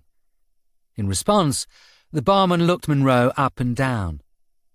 "Look, you going to order a drink or what?" he asked, ignoring Monroe's question. "It's a busy night, and I ain't got time for chats." Monroe sighed. "What's your name, laddie?" he asked. The barman frowned. "What's it to do with you?" Monroe pulled out his warrant card, waving it in front of the barman's face, taking a small amount of delight as he saw the young man pale a little. "It makes it easier for the paperwork when I arrest you for being a wee scroat," he growled. "Harry Sullivan, now." The barman looked caught, and Monroe felt stupid. Of course the barman would tell him to piss off. He was probably being paid to do so by Sullivan. "Look, he's expecting me," Monroe continued. "DCI Monroe, Alex." The barman didn't seem too sure about this, but nodded towards the back of the pub. "Far corner of the garden," he said. "Hope your coat's warm." Buying 3 whiskies, allowing one for the barman for his troubles, Monroe negotiated his way through the nighttime crowds and walked out into the side garden. Harry Sullivan was sitting on his own, in the corner of the smokers' area of the garden, puffing away on his pipe, as Monroe walked over, placing one glass down in front of him. "Surprised you're being left alone?" he said, as he sat facing the older man. "It's a busy night, and your table is prime real estate." "They know not to," Harry replied, his voice a soft, raspy East End accent. "They know I'll mash 'em if they do." "As in a fight?" "Nah." Sullivan grinned, showing a line of crooked nicotine-stained teeth. "To be honest, Ali, I don't rightly know what it means. I just know that a man in his 70s growling at a teenager in this pub scares the piss out of them." Munro allowed the nickname. There weren't many outside of Glasgow that were allowed to call him Ali, and although he wasn't close to Sullivan, it was a term of endearment. "You good?" he asked conversationally, as Sullivan went to drink the whiskey. But the older man started to laugh, placing the glass down. "Jesus, just ask the bloody question," he exclaimed. "What's all this small talk bollocks?" "I'm trying to do better," Munro explained. "I realise I've been a bit of, a prick in the past, probably with you." "Yeah, definitely with me." Sullivan nodded slowly. "Come on then, what's the problem?" "Carmichael," Munro said, and the single word made Sullivan sit up. "You sure you want to go back down that road?" he asked. "I remember the fallout. I kept the hell away from it." "I think Arthur Snyder has been dug up and put on display," Munro said, staring into his whiskey before drinking the whole glass in one go. "I think someone's hunting for it." "Ali, nobody's seen it for decades." Sullivan looked around now, as if expecting someone to be listening to them. "Snyder took the location to his grave." "Aye, but what if that's why someone returned to the grave?" Munro asked. "If someone sniffs around the Carmichael case, some very nasty things could come out." Sullivan watched Munro for a long, silent moment, the only noise that of the distant partying drinkers. "Well, this isn't about you, is it?" he eventually realised. "This is about Patrick's lad." "He's had a tough year," Munro nodded. "His dad dying, the whole realisation that he wasn't as white a knight as he believed, that I wasn't, even." "You never learned about what was going on during the Carmichael fallout?" "I made sure of it." Munro looked away, too ashamed to catch Sullivan's eye now. He doesn't need to know what happened during the case. "He should be told, Ali." Sullivan shook his head. "I'd want to know. If he found out, he'd want to know too." "Well, isn't he going to find out?" Munro shouted, his Glaswegian accent coming out stronger as he replied. And then, as quickly, he brought himself under control. "It was a bad time," he muttered, staring into his glass. "After the 7/7 bombing, things fell apart, but the year before that it was worse. Me and Amelia, we weren't talking. To be honest, I think she was having an affair. I know Chloe Mainsworth was, and Patrick..." He sighed. "Let's just say if the Carmichael case hadn't happened, then we would have lasted a little longer, but we would still have imploded. And Snyder would still have been killed by a drug dealer." Sullivan watched Munro for a few seconds before replying. "You're not still going on with the lie, are you?" He smiled, a thin-lipped, humourless half-smile that made him look even more feral. "The one where a drug dealer stabbed Snyder and not someone deliberately sent after him?" "I go with what I know," Munro replied stoically. "And Casey Smith admitted to it." Of course he did, he was paid enough. Sullivan held up a hand to stop Munro's next protest. Probably by Paul Carmichael too. He was a vicious bugger. And Snyder had made a fool of him, whether or not it was legit. And don't tell me you never looked into it, Ali. We both know who sent Arthur Snyder to hell, and he wasn't no teenager with a box cutter in his hand. Munro stared hard at Sullivan before pausing himself, looking around the beer garden. "I should get another round in," he said, "although it's stupidly expensive. That's what drinking in a historic location gives you, I suppose." "Yeah." Sullivan grinned, happier now the tense moment had passed, and now with a sparkle in his eye.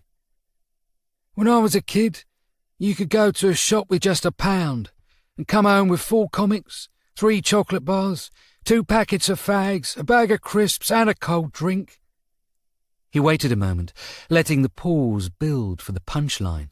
Now they have cameras everywhere," he finished with a mock mournfulness. Munro chuckled. It was a poor joke, and an old joke. But currently, and in the mood he was in, it was a much-needed joke. "Did you ever confirm who took the money?" he asked. "Not the people who stole it, but the person who took it from them." "You mean you didn't?" "Not funny." Munro shook his head. "I always assumed it was Snyder, but he did nothing out of the ordinary." "What, like buy an expensive midlife crisis car?" Sullivan laughed. "He had his own ways of supporting his midlife crisis." "I'm serious." Munro went to lean back, but remembered just in time he was on a bench. $2 million is a lot, Harry. He wouldn't have been able to hide it. He was poor as dirt, and all the way until his death he still struggled to pay his bills. And after his death, Laura never had enough money to look after Luke, so he didn't leave it to her. Sure, he didn't leave it to his wife, but maybe he left it to his other lover. She never seemed flush either. I had my theories, but they were never fleshed out. Sullivan shrugged. I always thought it was Walsh. Patrick? No, it wouldn't be him. You sure, Ali? Sullivan watched Munro carefully. He had the motive, the time, and the means to do it. And if Arthur Snyder didn't steal Paul Carmichael's millions almost 20 years ago, and it wasn't you, your wife, or Chloe Mainsworth, then it had to be Patrick Walsh that ripped off the money, hid it from the authorities, and lied to everyone he knew for the rest of his life. 4. Missing Persons. The following morning, Angley and Declan took separate cars into the Temple Inn unit. Not because of any arguments, but because they knew from previous cases that once one of these progressed, they'd end up all over the place, and waiting for a car share at the end of the day could be problematic. They'd spent a good few hours checking through his father's notes, but had only found a handful of mentions. Snyder hadn't been part of the team, but while Patrick Walsh and Alex Munro were at Mile End the same time Derek Salmon had been around, Arthur's name had only occurred a couple of times. However, confusingly, there was a space in the diary. A month, in early 2005, almost 20 years earlier, where nothing was written. This was unnatural for his usually fastidious father, and Declan made a mental note to speak to Munro about this when they had a chance. Billy was at his desk when they entered, and gave a visible groan as he saw them arrive. Declan knew why, too. Billy was wearing the same clothes as he had the previous night, had most likely stayed there all evening, and probably intended to have a shower before the others arrived, but had allowed time to creep up on him. Late night? Declan asked, pulling his coat off and hanging it over his chair. Is it still classed as night when it's 8 in the morning? Angley added, walking over to Billy. You smell like a brewery. It's a bit early for drinking, isn't it? Not if you haven't stopped. Billy forced a smile. Then it's a very late in the day drink, the previous day. His smile faded as he looked at Declan. I'm not drunk, he blurted. I had a few last night, but I came back here to check something and I fell asleep at the desk, hence the... He trailed off, pointing at his clothes. That's okay. Crumpled isn't just my thing. It can be yours too. Declan deadpanned. Yeah, sorry about that too. Billy reddened. Wasn't a good day yesterday. You know you could talk to us about it, Declan said. Or rather, speak to Angley. She's better at it than me. He paused, mentally replaying Billy's earlier words. Why did you come back again? He frowned, his eyebrows furrowing together as he looked back at Billy. Nothing would be arriving before this morning. Another thing. Billy nodded at the door, where nervous P.C. Cooper stood waiting. Doing Esme a favour. Have a chat with her while I go shower. And with a nod to Cooper, Billy rose and walked off towards the back door of the office, leading to the break room and the shower. Declan glanced over at Cooper. Everything okay? He asked. To be honest, I'm not sure. Cooper blushed. I might be making a mountain out of a molehill, but I mentioned it to DC Fitzwarren, and he had a look for me. Got nothing. Okay, I'm going to need more, Declan grumbled. I'm feeling like I missed an episode or something. Sorry, yeah, okay. There was a climate change protest in St Paul's yesterday afternoon, Cooper explained. Some of our lads and lasses went over to help with the crowd control when it wound down later that evening. One of them hasn't come back. What do you mean, one of them hasn't come back? It was Angley that spoke now, walking over. They've disappeared. They went AWOL and joined the protesters? At this, Cooper directed her answers to Angley. Exactly what I said, she replied. She went out around 7 in the evening and joined a mixed city squad, who were mainly just keeping the public from getting involved. The protest finished around 7:30, and once it was dispersed around half an hour later, the coppers went back to their respective units. But St Paul's isn't exactly that far away from here, and she could have walked back in a matter of minutes, but she didn't. You're sure? Angley replied. You would have been at Temple Church by then. Maybe she came back and then left again. I spoke to a couple of other officers on the scene, and they said she disappeared halfway through the clean-up section. Cooper shook her head. She didn't even stay until the end. Which officer are we talking about? Declan asked now. P.C. Mainsworth, Charlotte. Declan looked at Angley. Recognise the name? Angley shook her head. We get a lot of new faces, she replied. If she's new, we might not have placed face to surname. She's quite new, sir. Cooper also replied to Declan. She was a recent request to the unit by DCI Monroe. Oh, she was she? Declan smiled. Another broken bird to bring into his group. Well, I'm sure she's probably okay. Maybe she was ill or something. Monroe has his reasons for bringing us in, usually because we're too good to fire. Cooper considered this. I'm not sure she could be classed as that, sir, she replied. And us uniforms are usually brought in because we're requested, not about to be fired like... She left the statement hanging, and Declan winced a little at the unspoken "like you" in the comment. She was right. De Geer had been brought across because he was good, likewise Cooper. Monroe hadn't deliberately pulled across uniforms in the same way he'd recruited Billy, Angley, Declan and Dr. Marcos before, so this was a little out of the ordinary. She was complaining of a headache, she continued, uncertainly, as if trying to convince herself that everything was all right. I saw her earlier on, and she had a bit of a hangover. What's your relationship with her? Friendly? Cordial?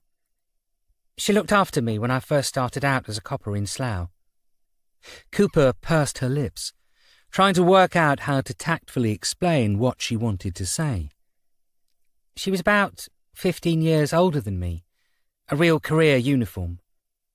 And she was still a PC, not a sergeant. Cooper smiled awkwardly. Yeah, she's got her problems, you see.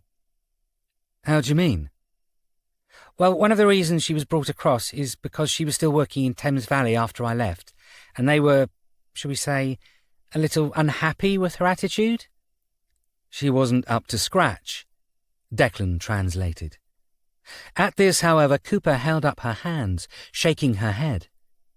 She's a good copper, but she has demons, she explained. A copper with demons? That's just right for Monroe's band of misfit toys. Angley grinned. OK, well, call her home number, Declan suggested. Send her a text message. I've done all that, sir. She isn't replying. Cooper shook her head.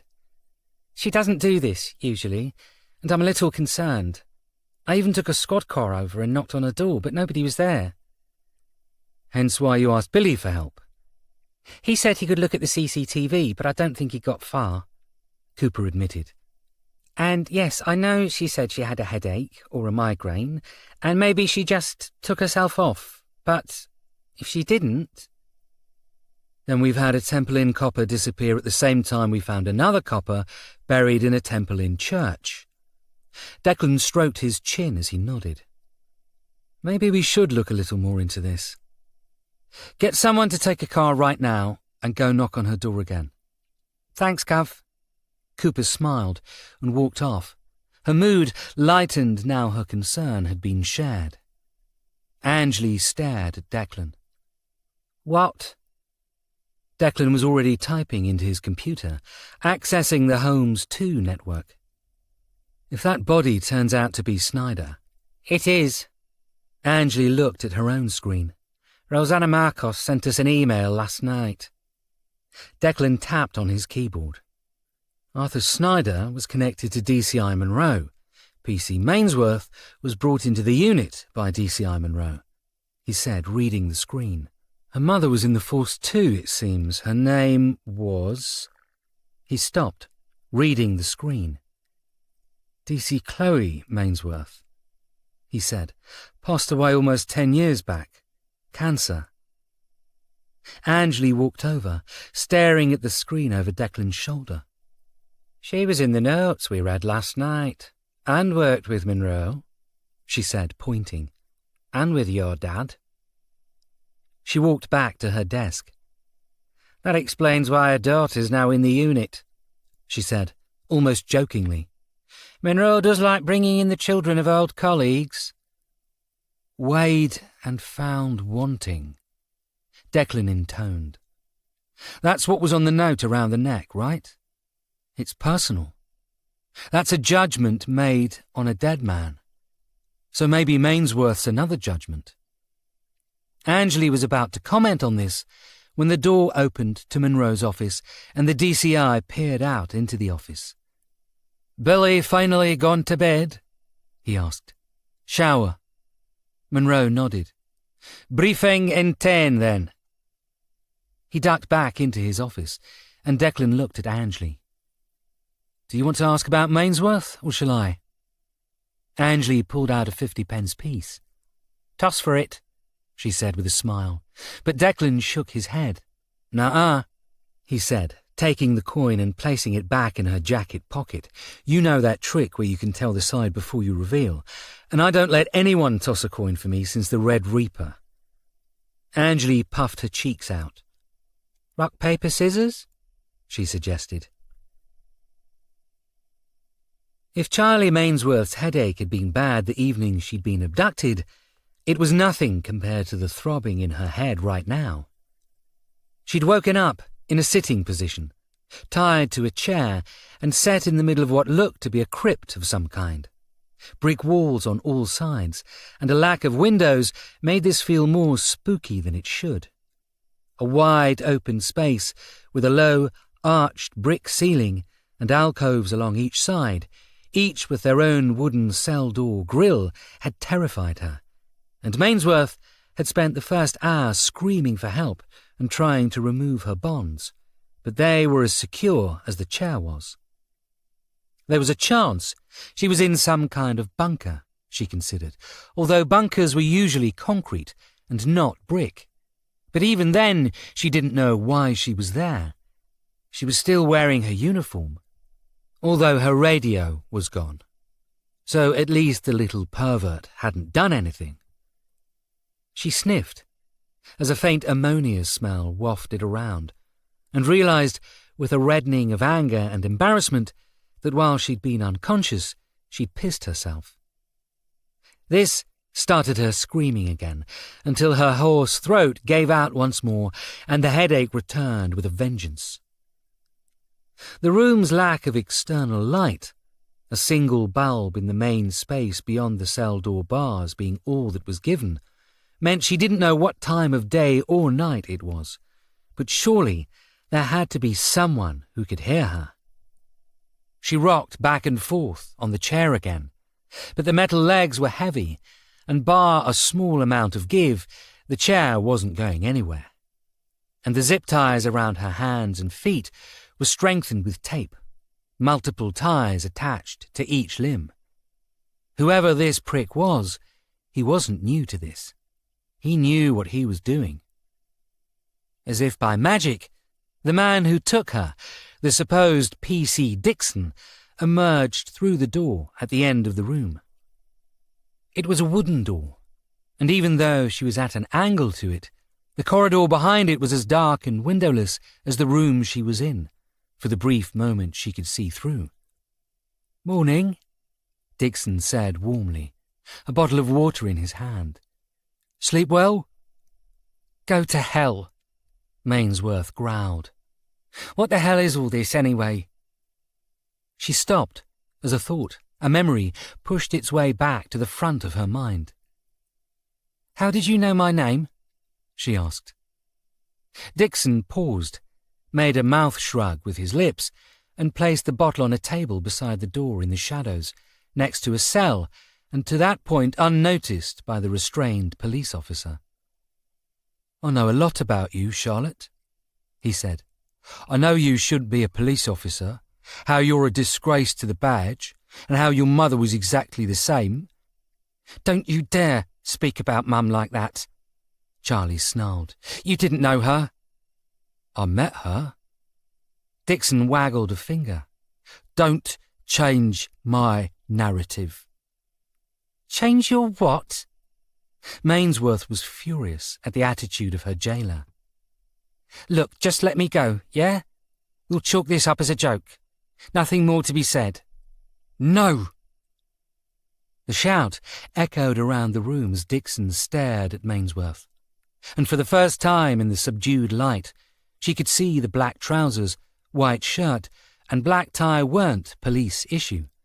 The shirt didn't have shoulder tags for a start, and this made Dixon look more like an undertaker than a copper. A worrying thought. "Do you think this is funny?" Dixon snapped. "Your mother was weighed and found wanting, but she was cremated, wasn't she? And you're not dead." He calmed himself down. "Yet, anyway," he finished ominously.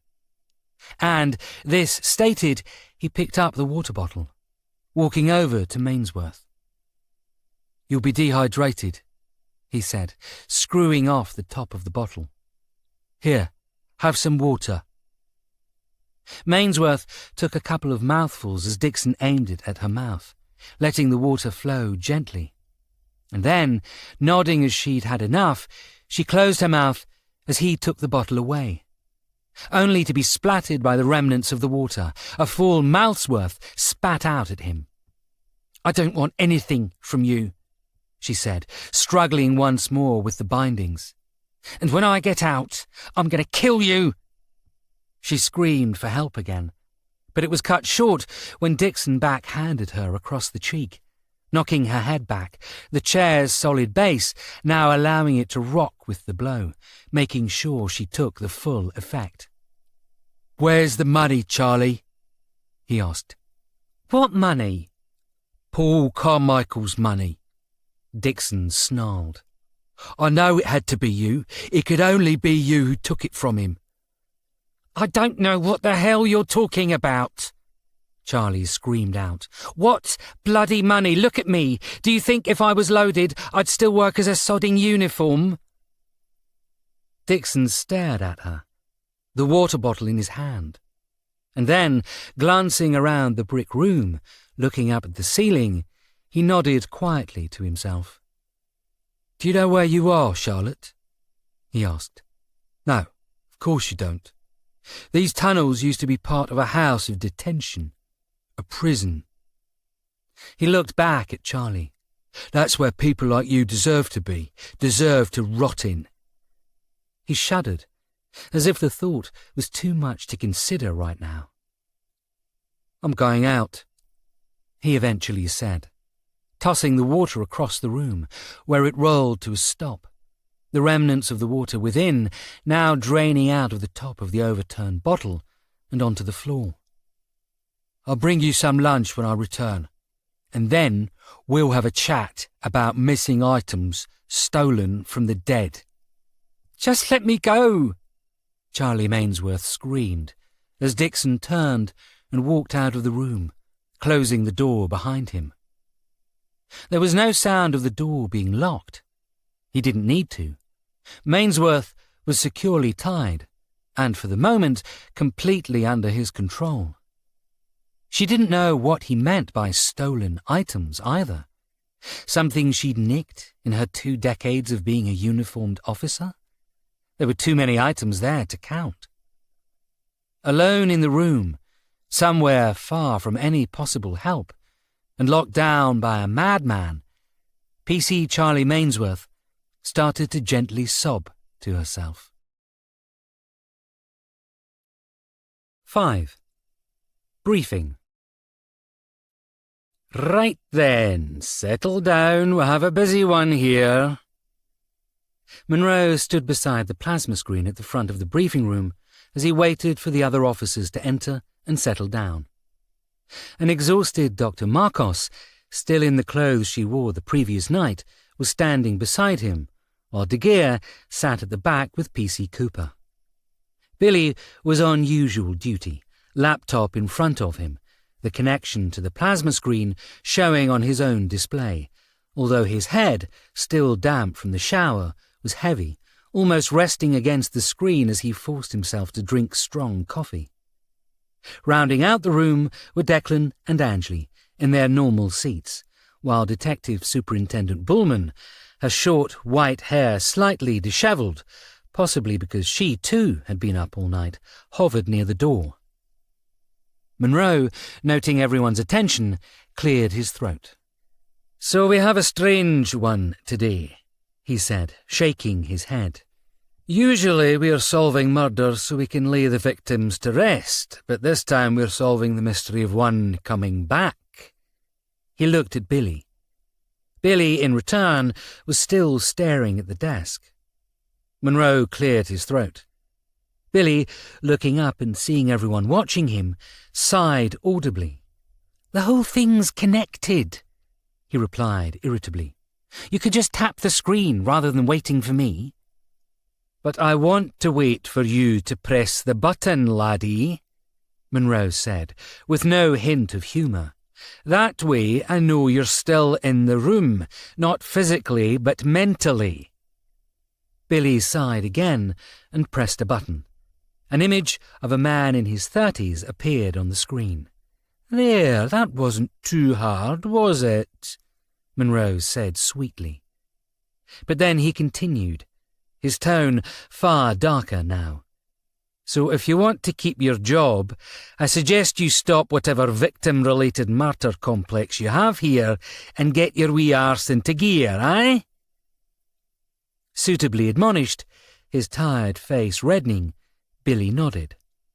"Right then, where were we?" Cordially again, Monroe looked to the screen. Ah, yes, Detective Sergeant Arthur Snyder. He looked at Dr. Marcos beside him to continue. We got confirmation around 6 this morning, she replied. DNA matched. It's definitely Snyder. And the police sent to the City of London Cemetery and Crematorium in Wanstead last night found a hole where his plot had been. But we'll get to that in a moment. Arthur Snyder was a pain in the backside most of the time, and he wasn't an angel, Monroe continued. But he died in the line of duty, which makes the theft of his body personal. There was a silent nod at this.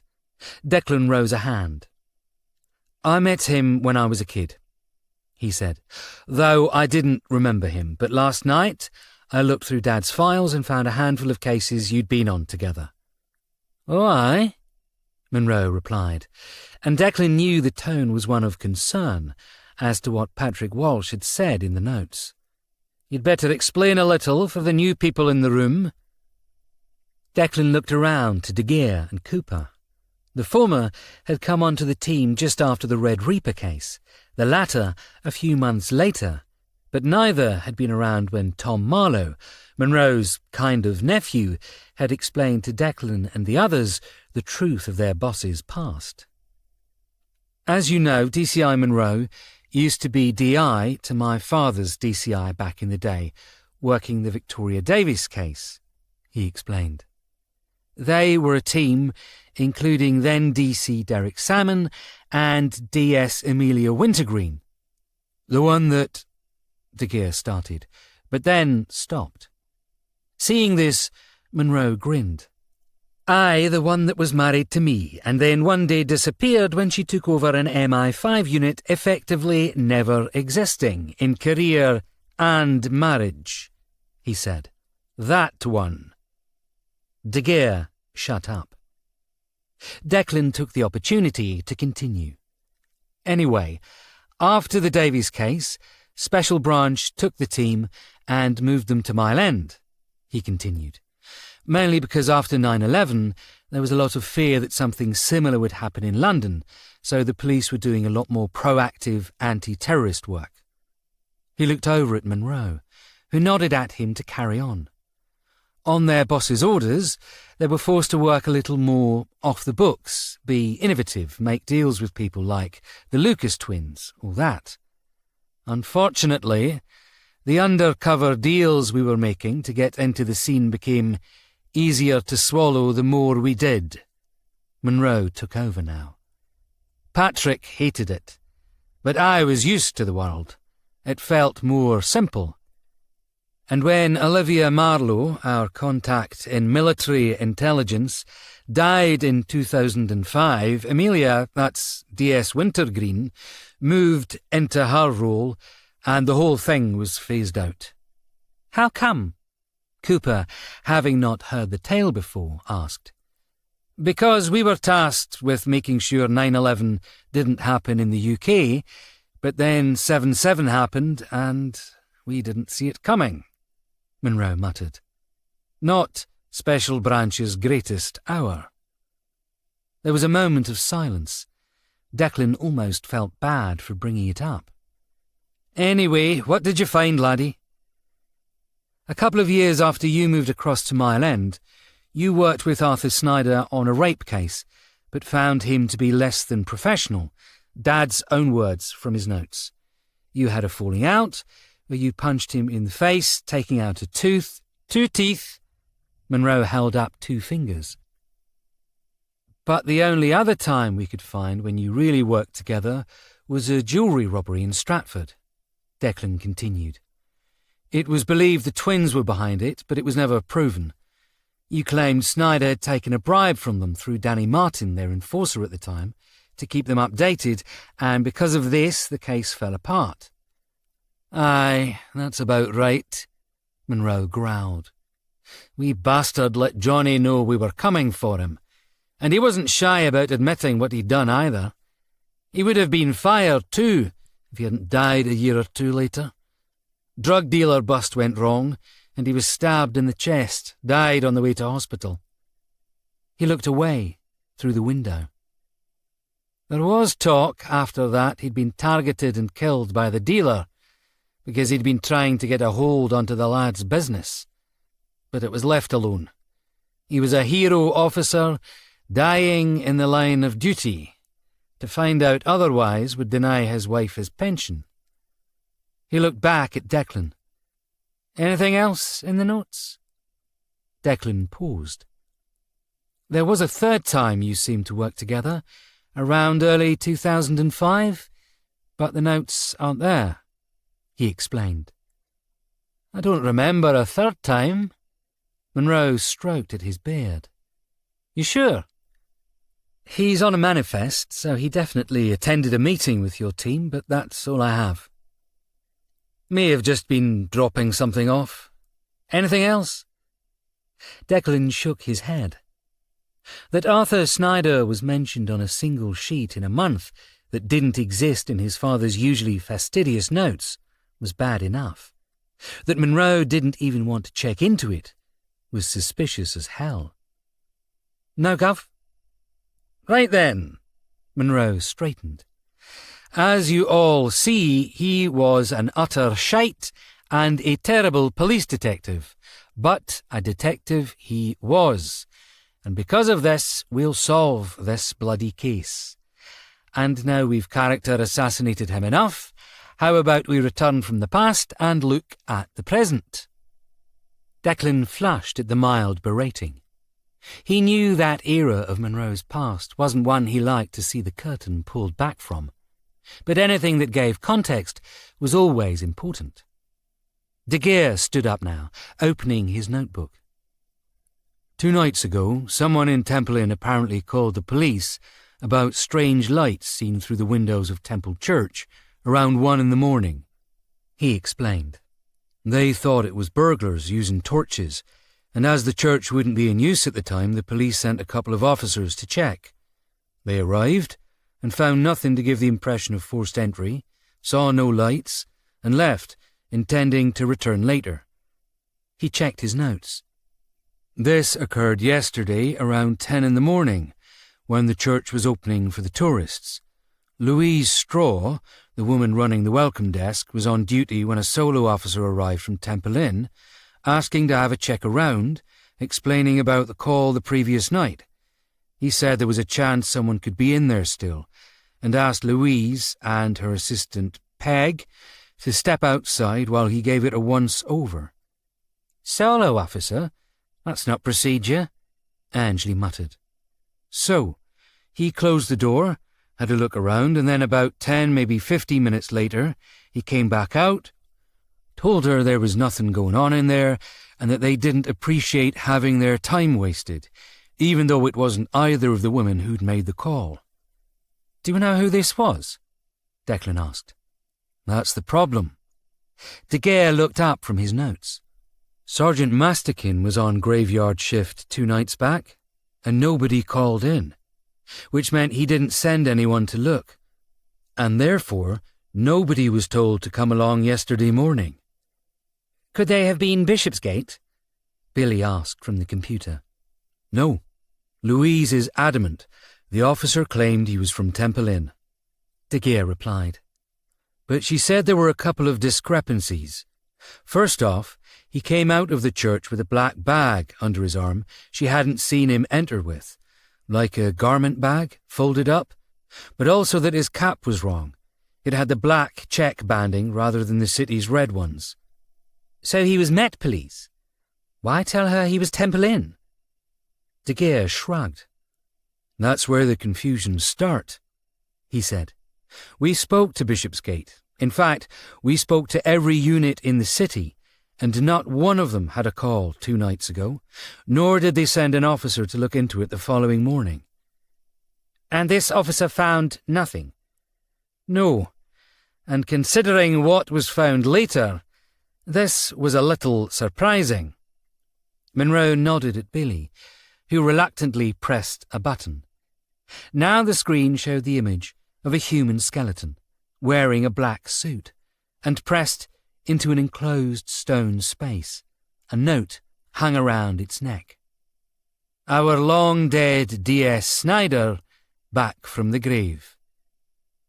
We checked into the gravesite, and 3 days ago they had a team from the council arrive to exhume the grave, Cooper now said. They had the correct paperwork, and they took the coffin away in a council van. I'm guessing the council had no knowledge of this either? Monroe asked. In response, Cooper shook her head. No, Gov. So the timeline is that 3 days ago, someone takes Arthur Snyder's body from the city cemetery, where he's been for almost 20 years, and then 2 nights ago sneaks in with the body and dumps it in a cell. Declan frowned. Is that enough time to do all the welding and scrubbing Dr. Marcos spoke of? At this, Dr. Marcos straightened from her position of tiredly slumping against the table. Not really, she said. The bones were cleaned, apart from the one patch to provide DNA evidence, and then welded and bolted into 3 pieces. This would have taken a while. I would have expected longer. Maybe they had longer, Bullman said from the door. Didn't you say something about the other door to the church? Yes, Dr. Marcos nodded. There were marks on the floor of the round part of the nave that suggested the door at the end of the church had been opened and something pulled into the building. It had rained the night before, but was dry outside.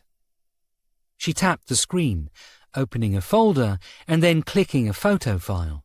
Now an image of the church appeared.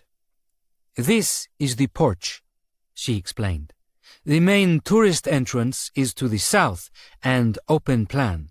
This is covered, which meant it was still wet yesterday morning as the sun hadn't got to it. We think the officer entered the church, and when the building was cleared of witnesses, he opened the door, which means there's every chance he pulled in a bag and then closed it. He then took the bag up to the penitential cell, pulled the 3 pieces of secured skeleton out, attached them, and then left, rolling the bag up and placing it under his arm in the process. The cell was locked until Mr. Mason opened it up yesterday evening, but it was a basic lock, so easy to lock and unlock with the right tools, De Geer added. It could have been left there for days before someone saw it. No, I think they'd have found a way to get it seen. Monroe stroked at his beard. This was a message, and I just don't mean the one around his neck. Weighed and found wanting, De Geer stated. The bastards who did this placed the body into a cell where prisoners, corrupt knights, blasphemers, heretics, all that were placed into, saying he was being judged. They said they were Temple Inn coppers when they could have said anywhere. And the victim had a past with me. Someone wanted us to see it. Maybe we should look into the woman who was having the tour, Angeli suggested. The verger said it was her who asked to see the room. Aye, do that, Monroe nodded. Any prints on the body? None, Dr. Marcos replied. And the description of the officer we got was young, white and pretty. She wasn't great eyesight-wise. Monroe sighed, looking over at Cooper. Would you like to tell us your side of this too? He asked. I understand you and the wee tired bairn there have been hunting a lost sheep. Yes, Gov. Cooper stood. I have a friend. She's a uniform, Charlie Mainsworth. She was Thames Valley Police until a month back when she transferred here. She mentored me back when I started there, although it was more watch what she does and do the complete opposite, if you know what I mean. But we'd kept in touch after I moved. But I knew she was having issues, drinking, and she was on the verge of being fired, and I mentioned my concerns to DCI Monroe here, who then stepped in, pulling her across. I did this because I knew her mother, Monroe explained. DC Chloe Mainsworth. She died a decade back, but I worked with her in Mile End when she came up from the uniforms herself. Knew Charlie too a little when she was a teenager. He looked at Declan. You met her a couple of times too, but she was about 3 years younger than you and you didn't like girls at the time. Oh, yes? Billy winked at Declan. I mean he wasn't into girls or boys. Monroe snapped irritably, and Billy, realising the opportunity for sport had faded, slumped tiredly back down, tapping on the laptop. Monroe went to continue, but stopped, staring at the plasma screen. Billy had pulled up an image of Chloe Mainsworth now, placing it next to one of her daughter. Shite, he whispered. Of course, this is a message for me. Both of them. Gov? Monroe looked back at the briefing room. Chloe Mainsworth was an excellent officer, he said as he rubbed at his chin. I think she may have even worked on the cases we had with Arthur Snyder. We need to check that. We should check where she was buried, Angley added. Make sure there's nothing missing. No, she was cremated. I was at the... Monroe trailed off. Jesus, he muttered. She can't be brought back, but her daughter can be punished in her stead. He motioned for Cooper to carry on.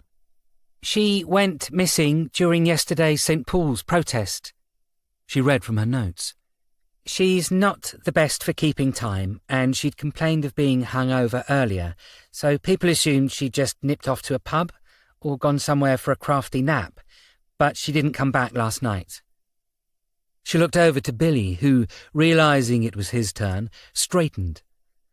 I started looking into this later in the evening, he explained. Esme, PC Cooper, asked me to look into CCTV of the area, see if we could find anything. He tapped on his keyboard, and an image appeared, a grainy CCTV one, obviously zoomed in, the pixels large and blurry. It was of a female officer standing by a cordon. I found her around 8 p.m, near Stationers' Court, to the west of St. Paul's, he carried on. She stood there for about 15 minutes before this man spoke to her. On the screen, a second officer appeared, but the screen resolution was blurry. All that could be made out was that he was Caucasian and male. They spoke for a couple of minutes, and then they walked down Ave Maria Lane. Billy zoomed out of the image as the two officers walked off. Unfortunately, there are no cameras aimed at this section of the road that can give me a clear view. However, when an officer went looking for her 2, maybe 3 minutes later, after she was seen as not being at her post and not answering her radio, she was nowhere to be seen. That's right beside Amen Court, where Justice left his first body. Angley shuddered. Let's hope she's not a body yet, eh? Monroe, seeing Cooper's worried expression, muttered. She's an officer of our unit and she's been abducted. She went missing around the same time as the body of Arthur Snyder was discovered, so I'm guessing this isn't any kind of freak coincidence and is instead a message for us, for me even, and I'd like to work out what it means. As the others nodded, a phone outside in the office rang.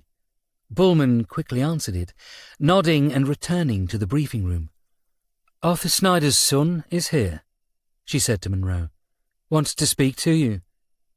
Monroe groaned. Aye, we'll do that, he said, nodding at Declan. You met Luke, right? I think so. Declan put his notebook away. Although I don't remember this Charlotte, so I probably won't remember Luke. The rest of you, although this body is a mystery, he's not going anywhere soon, Monroe barked. But we have a copper who's in danger, and I want all hands looking into this. D.S. Kapoor, take PC Cooper and go have a chat with Johnny Lucas. See if he knows anything that could link this sudden revenge spree. And someone check into that bloody woman in the church. Go! Go! As the others rose and started leaving the briefing room, Declan looked at Monroe. Interview room? No, my office, Monroe replied. He's probably found a hole where his dad was. But I'd like to know how he knew to come here." And as Monroe stormed out, Declan felt a chill travel down his spine, a feeling often referred to as "someone walked over my grave," and made a mental note to check his own father's place of rest before the day was over, because this was possibly only the beginning. 6. Sons of Fathers Past. Luke Snyder was a young man, no more than 23, maybe 24 years in age. Pale blonde hair in a centre parting, he was slim and, apart from a small cut across his right eyebrow, more likely a childhood scar than a deliberate razor cut created in the trendy style people often attempted, Declan would call fresh-faced. If it wasn't for the furious scowl upon his face, Declan might even have said Luke looked pleasant, happy even. But the scowl put all of that away.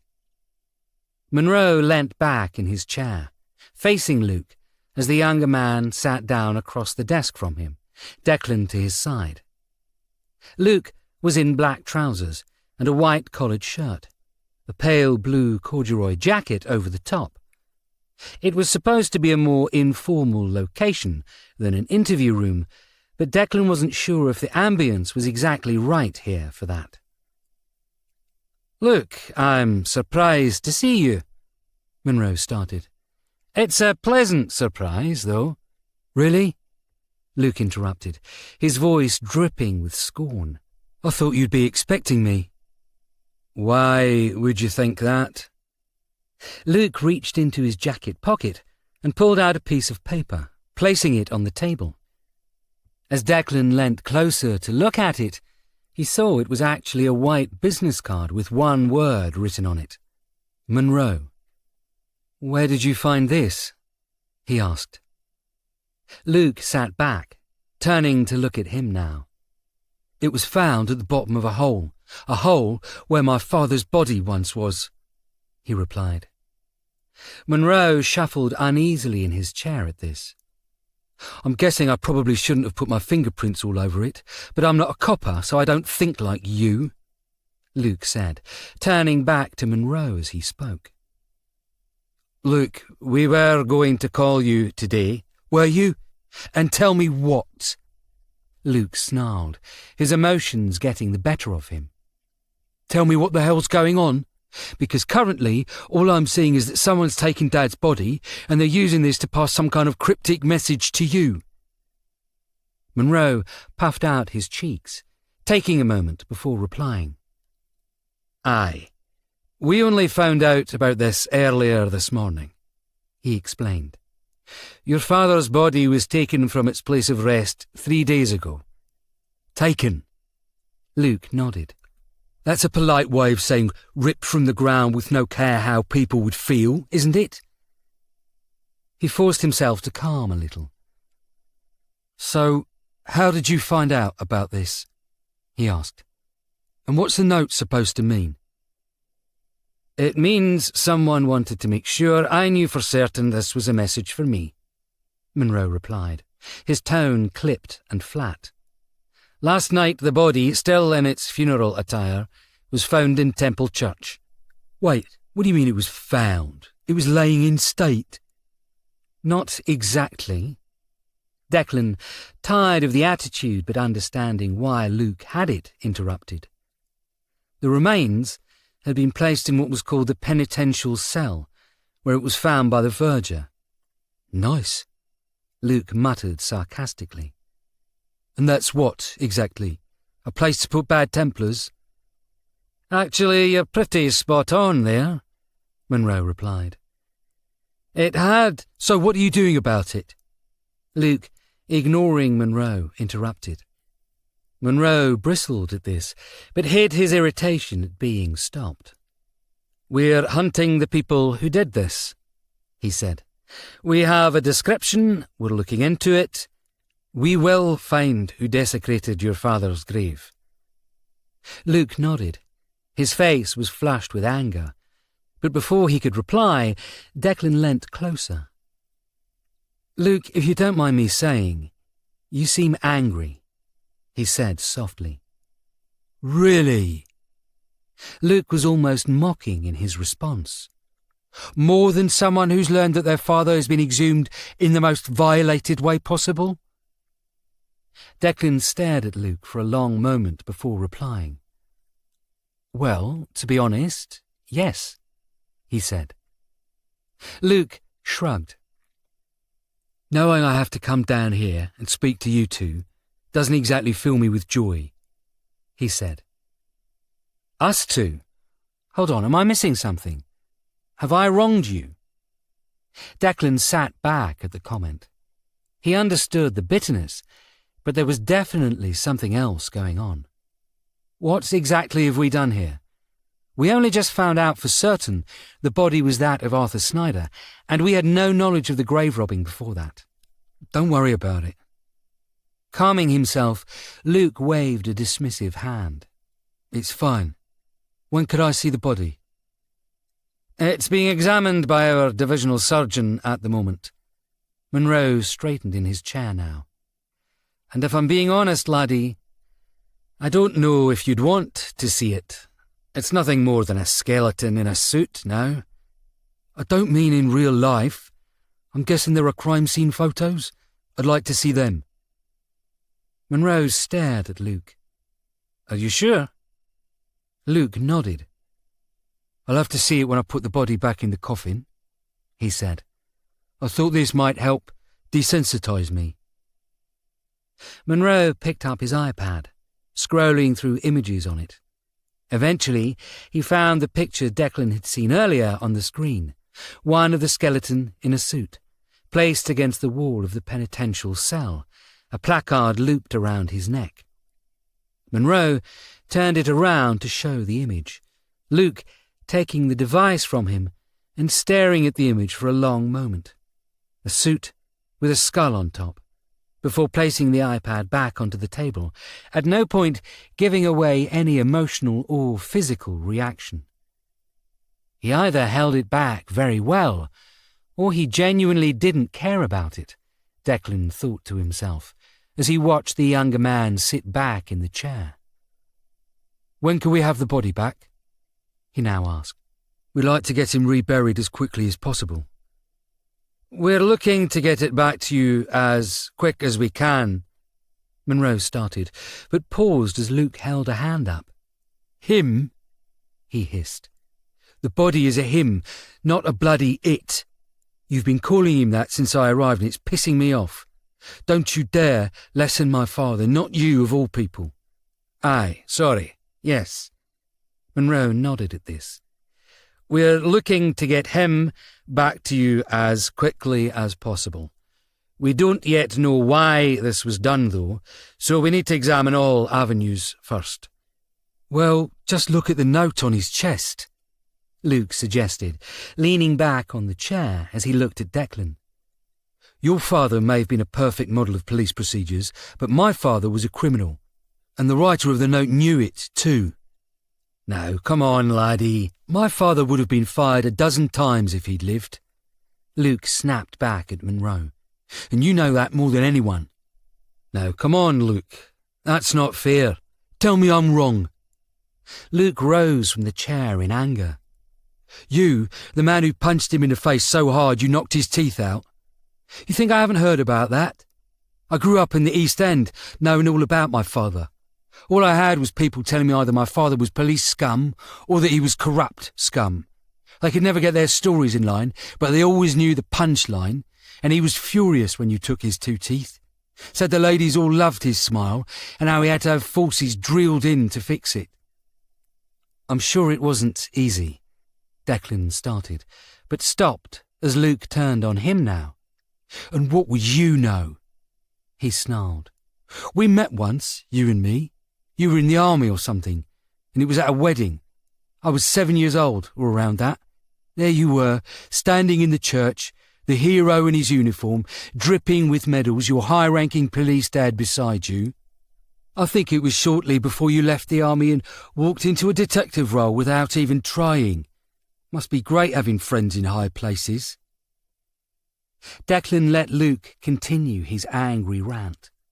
He knew this was grief more than anger talking. "Now listen here." Monroe rose to match Luke now, not getting the memo from Declan about grief. "I'm sorry you're angry, but this isn't the place for a bloody therapy session, and your father's been long gone for years now. And you're not the only one in the room who's lost his father." Luke went to speak, thought better of it, and then took a deep breath. "The difference between us," he said calmly to Declan, "is you had 40-odd years with your dad, whereas mine died when I was a toddler." Declan didn't reply. His anger rising again, Luke continued. "You got to see your dad grow old, while all I saw was a photo. You got to speak to your dad every day. Well, I don't remember what he sounded like." He turned to Monroe now. "Yeah, he lost his dad too, and I'm genuinely sorry for him. Nobody should go through that, but don't for 1 second think you can liken us both, Alex." If Monroe bristled at the use of his first name, he didn't show it as Luke now paced around the office. "I know all about the mighty Declan Walsh," he said, pulling off his jacket and placing it on the coat stand over Monroe's, almost as if he was showing dominance in the room. "Punching a priest, screwing over your own officers in Mile End, accused of terrorism, hunted for a dozen other things, and still you stand, a serving officer. All these screw-ups fixed on your behalf. Even the Prime Minister thinks you're awesome." "That's not how they happened," Declan argued. "Others think differently," Luke muttered. "Some still harbour resentment for bringing you onto cases after you screwed their lives up." Declan went to reply, to ask what Luke meant by that. But before he could speak, Luke was off again. "Do you want to know about my life?" he asked mockingly. "I'll tell you about my life. My dad died when I was 3. My mum didn't want kids like Dad did, and when I turned up, he was over the moon. But when he died, Mum was left with a pain-in-the-neck son she never wanted, and a dead husband who cast such a shadow over her that every time she went out onto the street, went shopping or travelled to work, people would look at her and go, 'That's the wife of Arthur Snyder.'" He took a breath. "But they didn't talk of him as the man who bravely died in the line of duty while fighting a knife-wielding criminal, but as the man who took money from the twins, the man who helped the Seven Sisters come to power, the man who helped the Simpsons take South London, the man that probably had an affair, and that's why he was killed." "Was he?" Monroe couldn't help himself. Luke stared out of the window now, peering out across the office as he continued, rubbing at his arm through the shirt as he spoke. "My father was a corrupt cop, and all my life I've had his shadow hanging over me," he said sadly. "I don't have the happy memories you have of your fathers. I have sad memories. A toddler, at a funeral, the various awkward meetings I had with DCI Monroe throughout my childhood and teens, when he would repeatedly turn up, whenever he could be bothered to remember, or when his conscience finally pricked enough at him to come and apologise again for something that had happened in relation to my dad. I even looked at joining the force, you know. My dad had wanted me to be a cop, just like your dad wanted you to be a cop. And even though I knew it wasn't for me, I felt the pressure every time I heard this from him." He pointed at Monroe here. Declan nodded at this. "I get that," he said. "The pressure on someone to fulfill—" He stopped as Luke Snyder started laughing. "There was no pressure," he exclaimed. "I never had the chance to feel the pressure. The moment I started my application process, the first thing they said to me was, 'Oh, you're the son of that Snyder.' They knew who I was, they knew my family history, and as far as Hendon was concerned, the apple didn't fall far from the tree. I walked away, and you know, I was over bloody joyed at not following through."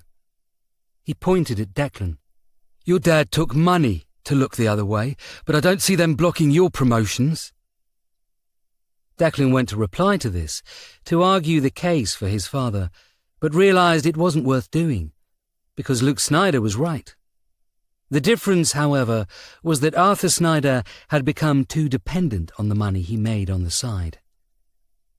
"I understand this is difficult for you," Monroe started. "It's not difficult at all. It's annoying." Luke shook his head, serious once more.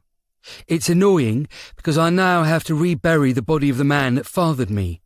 A man who, for all intents and purposes, wasn't my father. Nothing more than some bloke who lived in my house for the first 3 or 4 years of my life and then died. A man who's caused me problems all my life."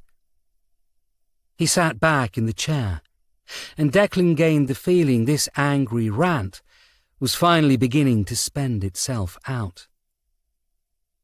"My mum and me, we never got on," he muttered. "By the end, I wasn't even calling her mum. And when I went to university, I never looked back. I never returned and never saw her socially again. It's all business with her anyway." Monroe shifted in his chair as Luke seemed to deflate in his chair.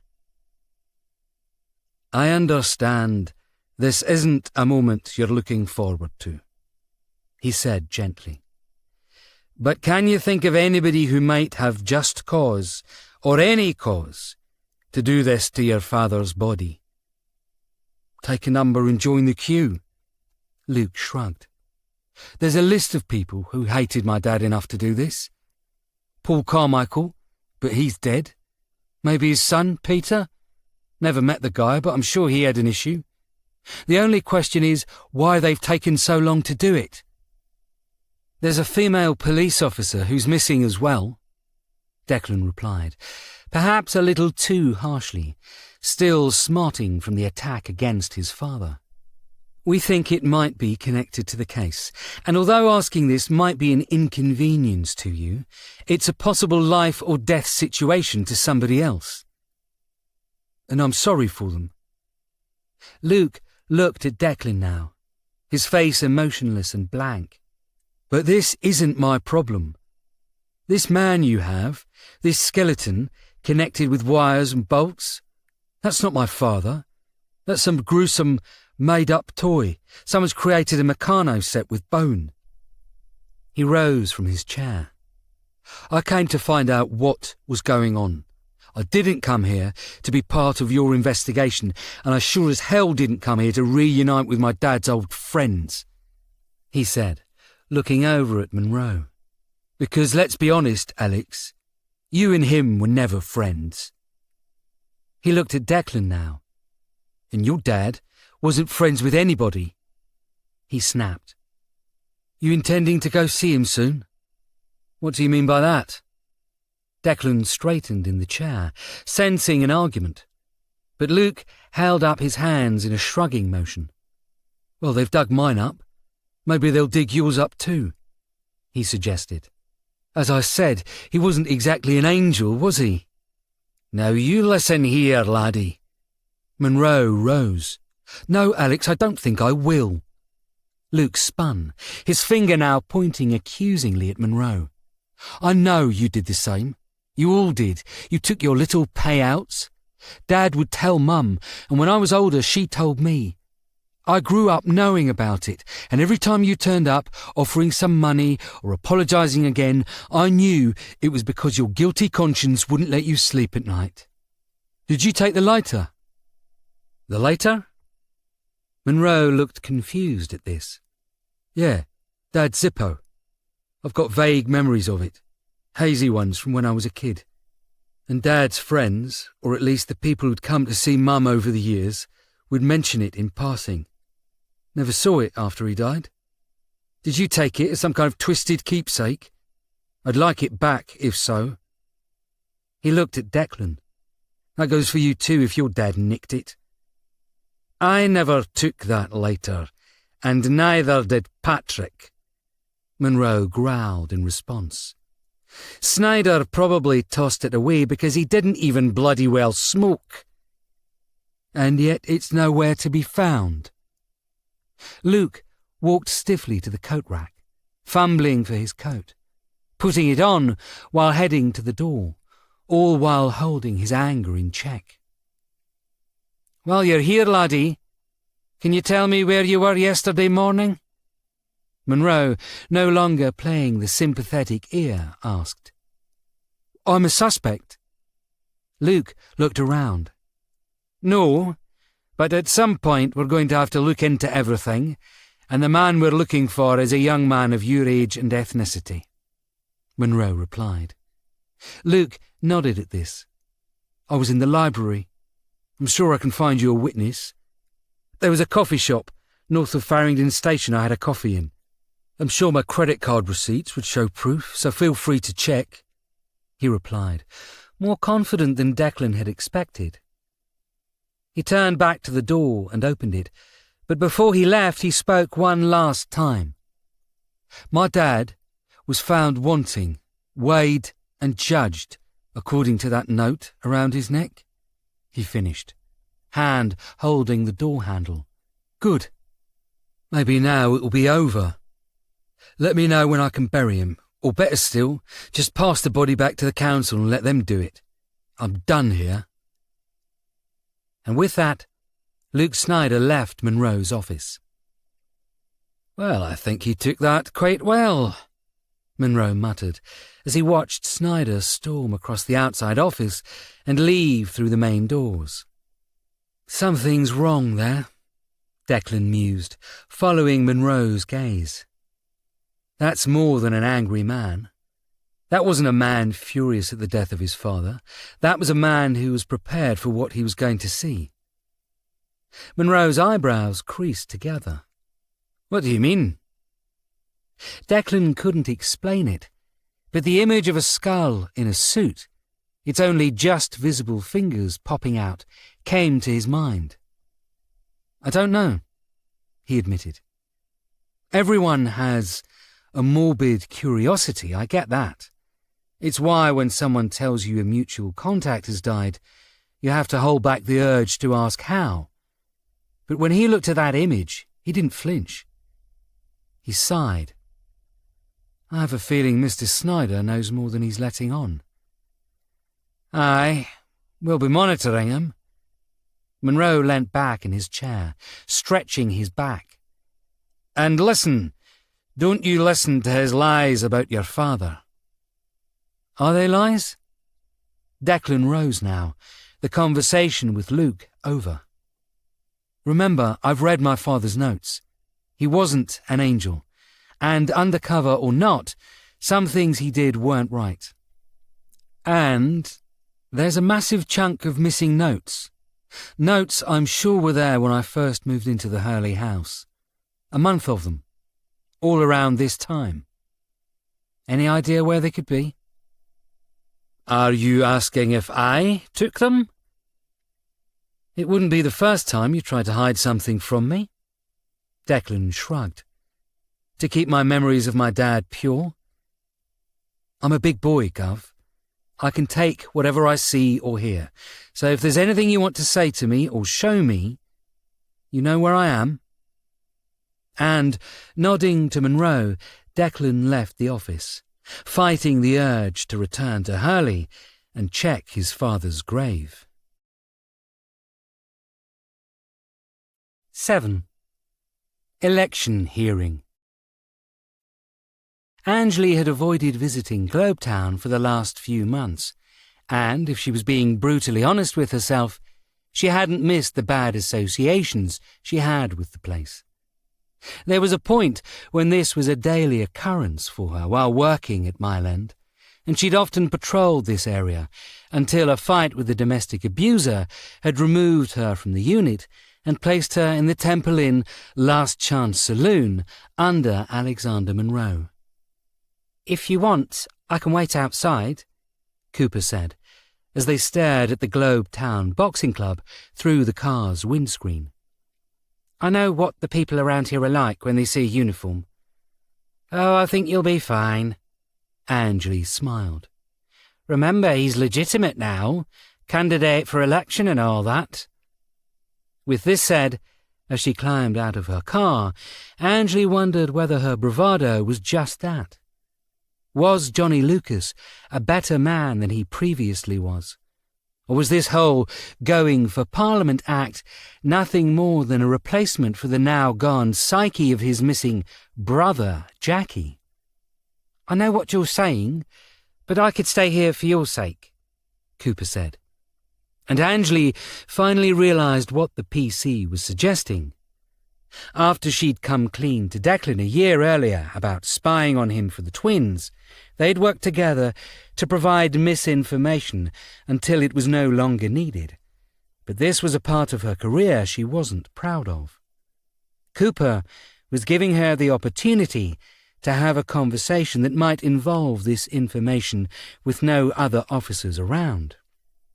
I've got no secrets from you, Esme, she smiled. Well, none that matter anyway. Crossing the road now, Angley grinned as she looked at the front of the Globe Town Boxing Club.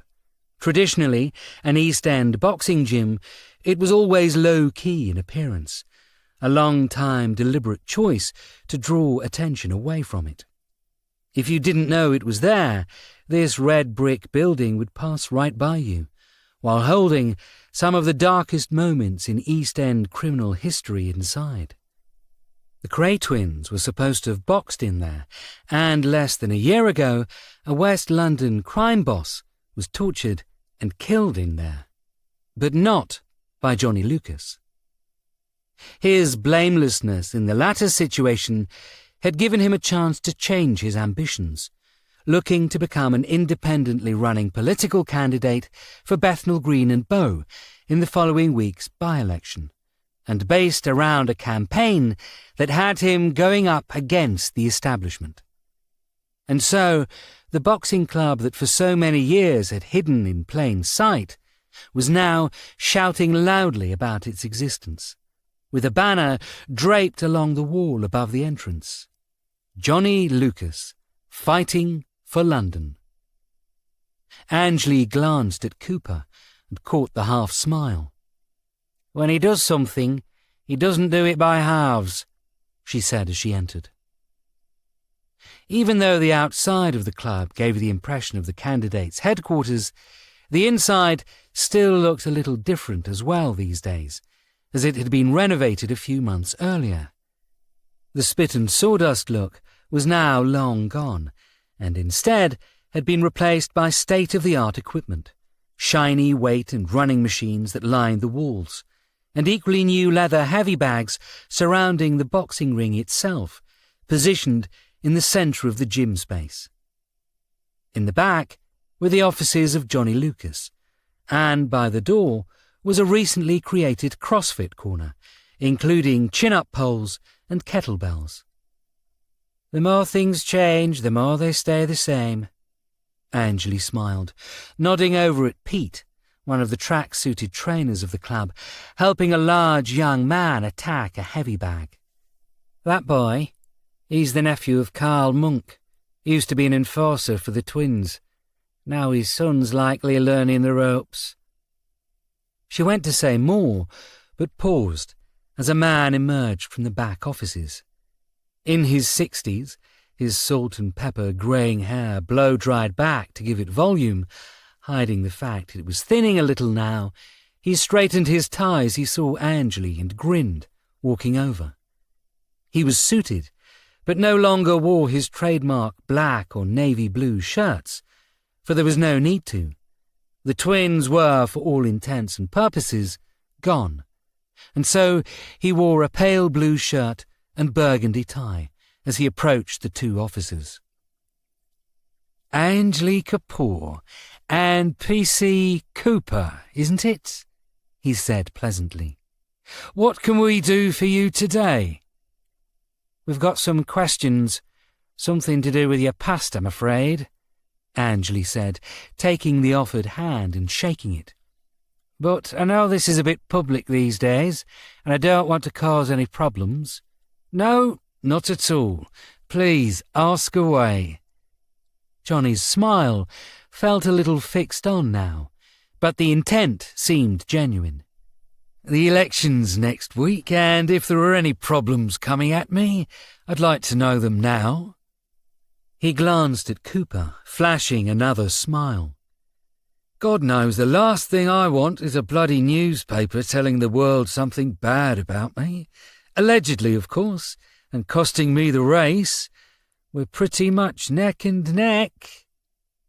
Angley nodded at this, motioning for Johnny to at least walk with them to a corner of the room, so the conversation was a little more private than in the entranceway. "You remember a copper named Arthur Snyder?" she asked. Johnny didn't react to the name, but he did nod his answer. "Many people claimed Arthur Snyder was a scumbag of the highest order," he said calmly. "And not because he was a copper, no offence. He was almost as bad as Derek Salmon when he was alive." He stopped, his eyes widening. "He's not popped up again, has he?" he asked with genuine concern. "I thought the old bastard was dead." "Well, that depends on how you want the answer phrased." Angley rubbed at the back of her neck as she tried to find a way to tactfully explain this. "I mean, he has popped up again, but he's still dead. We found his body in Temple Church last night, with a sign around it." "Masonic?" Johnny inquired, leaning in. "That church is filled with Templar Knight history and all that Freemason stuff, like you read in the books." "No." Angley held up a hand to stop Johnny before his flight of fancy carried him too far away. "His body, well, mainly a skeleton now, was dumped in a cell there." "Didn't realise there were cells there." Johnny considered this, and Angley watched the one-time gangster carefully. "If we find someone else turning up there, we'll know it's you," she said coldly. Johnny smiled.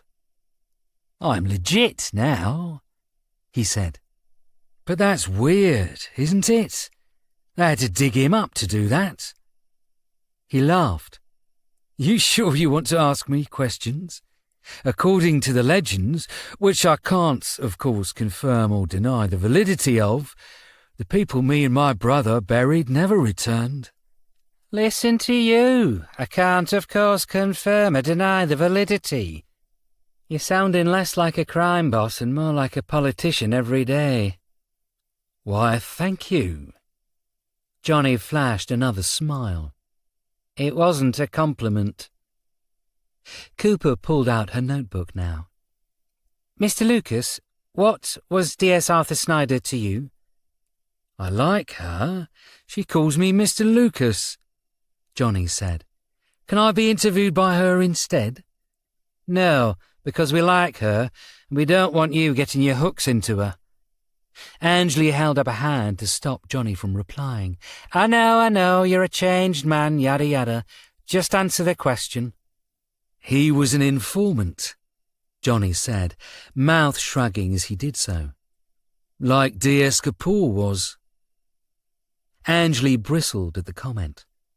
It wasn't that Cooper had heard the words. She already knew what had happened. She was part of the team, had seen enough things.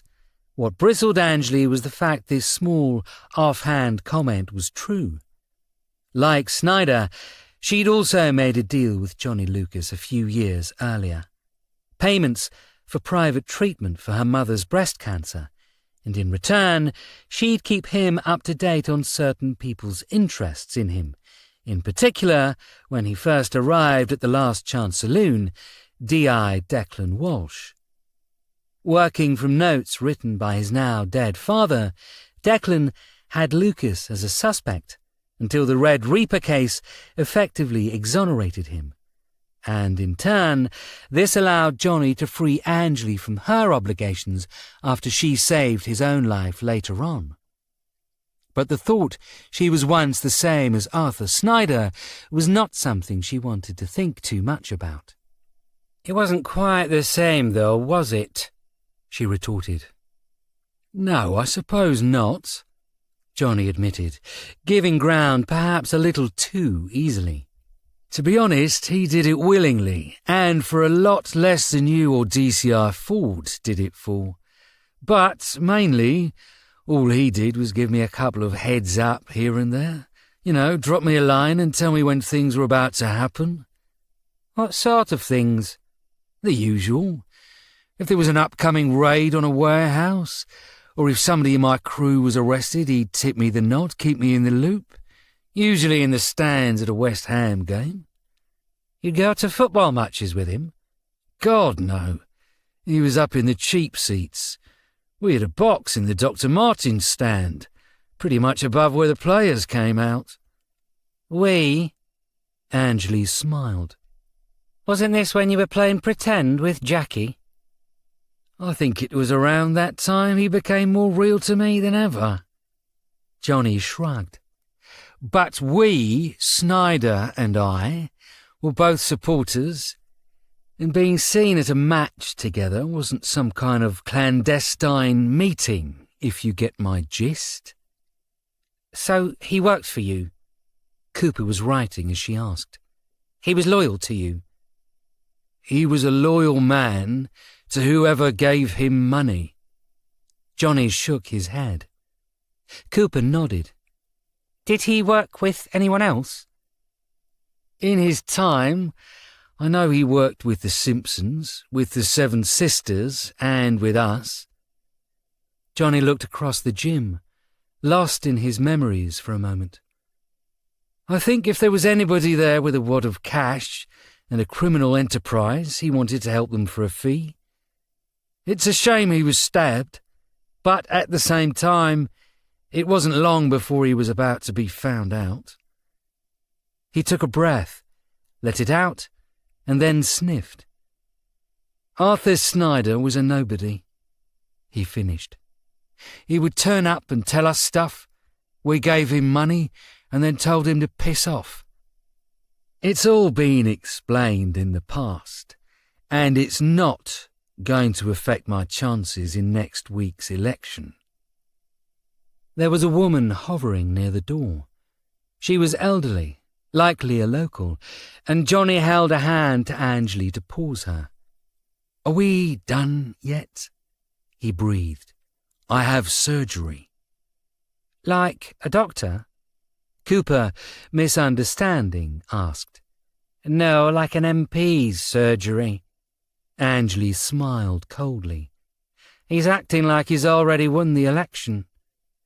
Start as you mean to go on, Angeli. But I asked, are we done? Chloe Mainsworth. Angeli ignored the question. Do you remember her? If he was intending to walk away, all thoughts disappeared, as Johnny looked back from the elderly woman. She worked with Walsh Sr., Derek Salmon, the Scot and his wife, or not wife, the one who scrubbed her entire identity rather than be married to him. We lose track, he said. She's dead too, but she was cremated and her ashes scattered, so I'd be stunned if she came back. It's not her, it's her daughter, Cooper explained. She's been kidnapped. We believe by the same person who left the body with a note on it saying they'd been found wanting and weighed. Ah, weighed and found wanting, Johnny ominously intoned.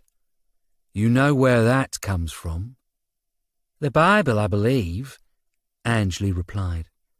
Haven't looked too closely recently. You should. Johnny looked up to the windows of the gym, searching his memory. Book of Daniel, chapter 5. Nebuchadnezzar is no longer the king of Babylon, succeeded by his eldest son, Belshazzar. However, this wasn't an easy time, and armies now surrounded Babylon. Belshazzar didn't give a monkey's, though, and held a feast for 1,000 of his lords. he was foolish enough to not only lose all semblance of self-control at this party, but also to openly mock God during the damned thing by toasting and drinking from golden and silver vessels which his father, Nebuchadnezzar, had taken out of the temple in Jerusalem. He returned his gaze to Angley. "Sacrilege," he continued. "A sin few people are concerned with these days." But right there, fingers of a man's hand appeared and wrote words of warning on the wall. This is where the phrase "writing on the wall" comes from too. Cooper wrote this down. "Never took you for a devout man." Angley was impressed. Sunday school, and a mental nun who made sure we remembered. Johnny grinned. But this is the important part. Nobody understands the words until Daniel is called in. He takes one look at the words and knows instantly what they mean.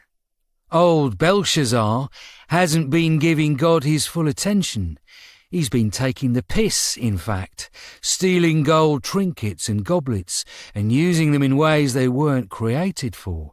Piss-ups rather than rituals, that sort of thing. And in return, God's got his number, and he fell way short of the mark. He's been weighed and found wanting, and his lands are about to be conquered and divided. That night, after giving Daniel his crown, Belshazzar is murdered and Babylon effectively falls. There was a moment of silence at this. "I'm not a stupid man," Johnny said. "In all my years I remembered that story because it's a cautionary tale never to take your eyes off the goal.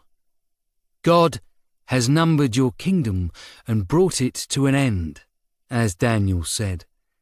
And to me, if someone's placed this on Arthur Snyder's body, then it's not justice or revenge against one man.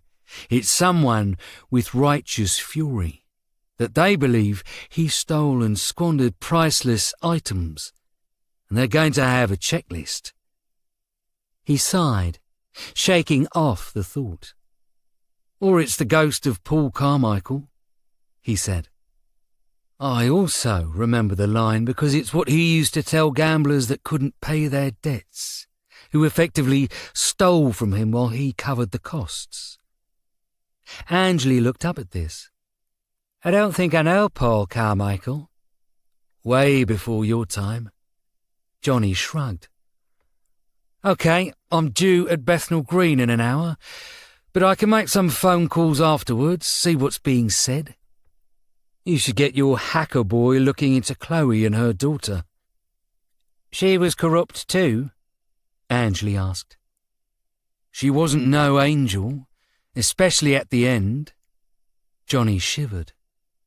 The conversation about being judged by God, or the memories of a man named Carmichael from years earlier, had obviously unsettled him somewhat. After the problems with Snyder, she stepped down from duty, stayed at home while her husband worked, but he ran off with somebody. I don't know the full story, but I know that a few years back, Chloe was on the scene again offering her services. He held up a hand. I don't mean in an oldest profession in the world kind of way. I mean she was basically a form of hardcore bodyguard and bouncer. You know, muscle.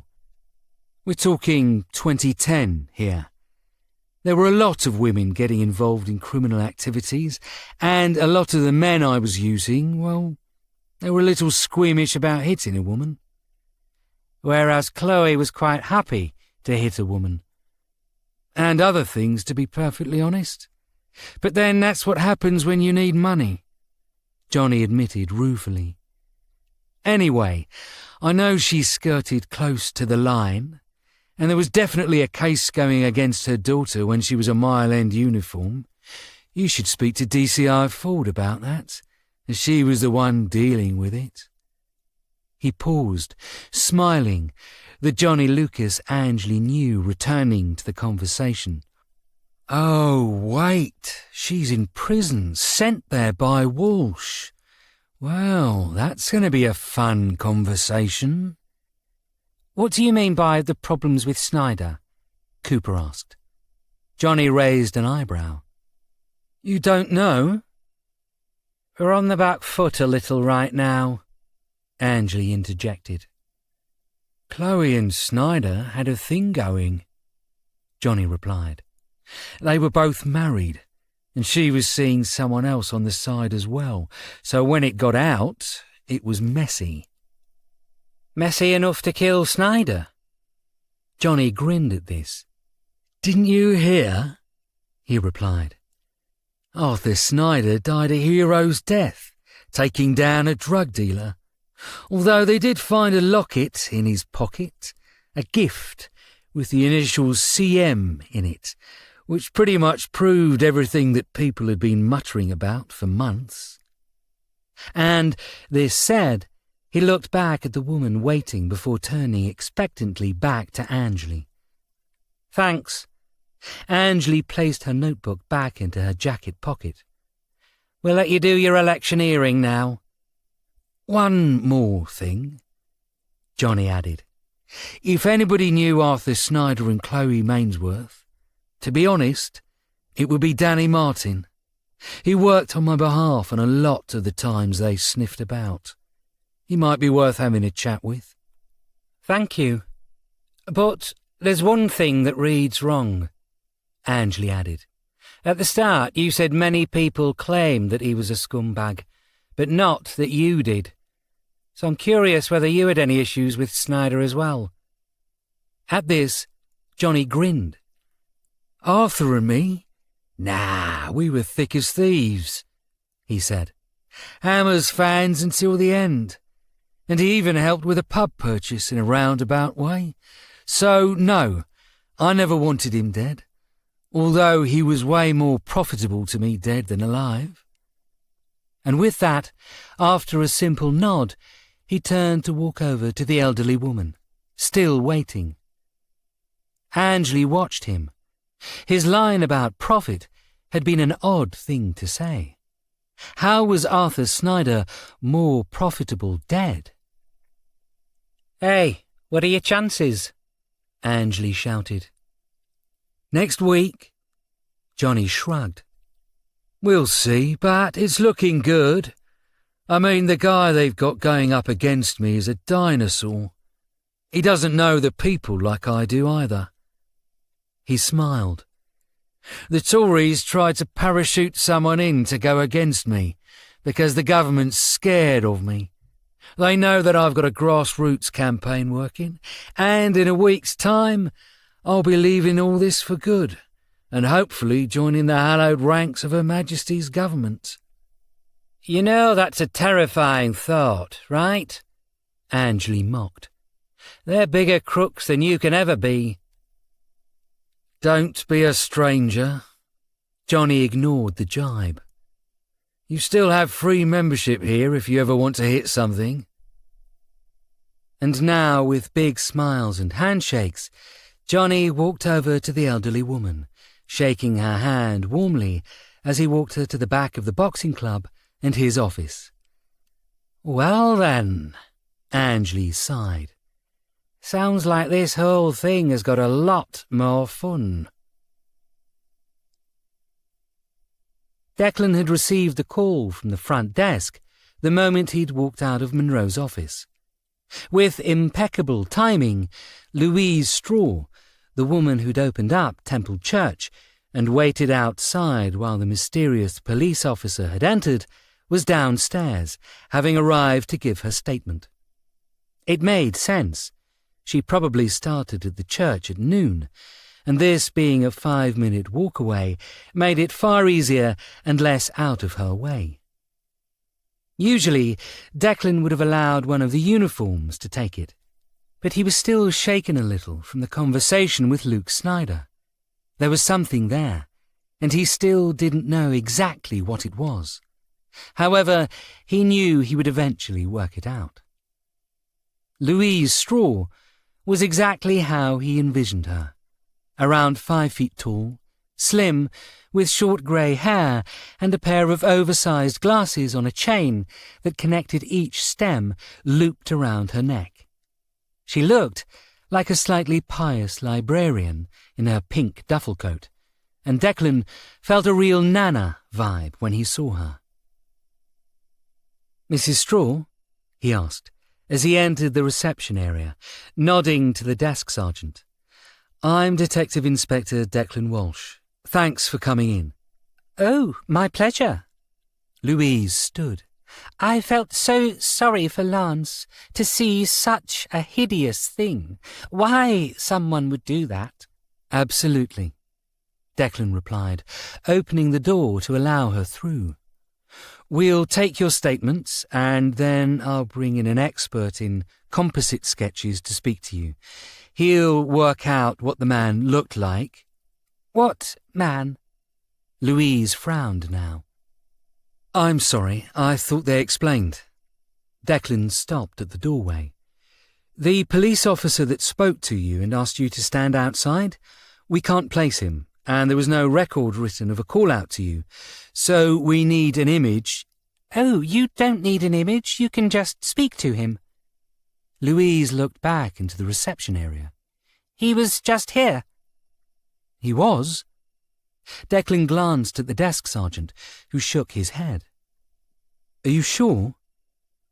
"No uniforms have gone in or out since you arrived, miss," the desk sergeant explained. "That's because he wasn't in his uniform." Louise laughed now. "You silly billies. He was in normal clothes. PC George Dixon, that was his name. Told me so when he came by yesterday."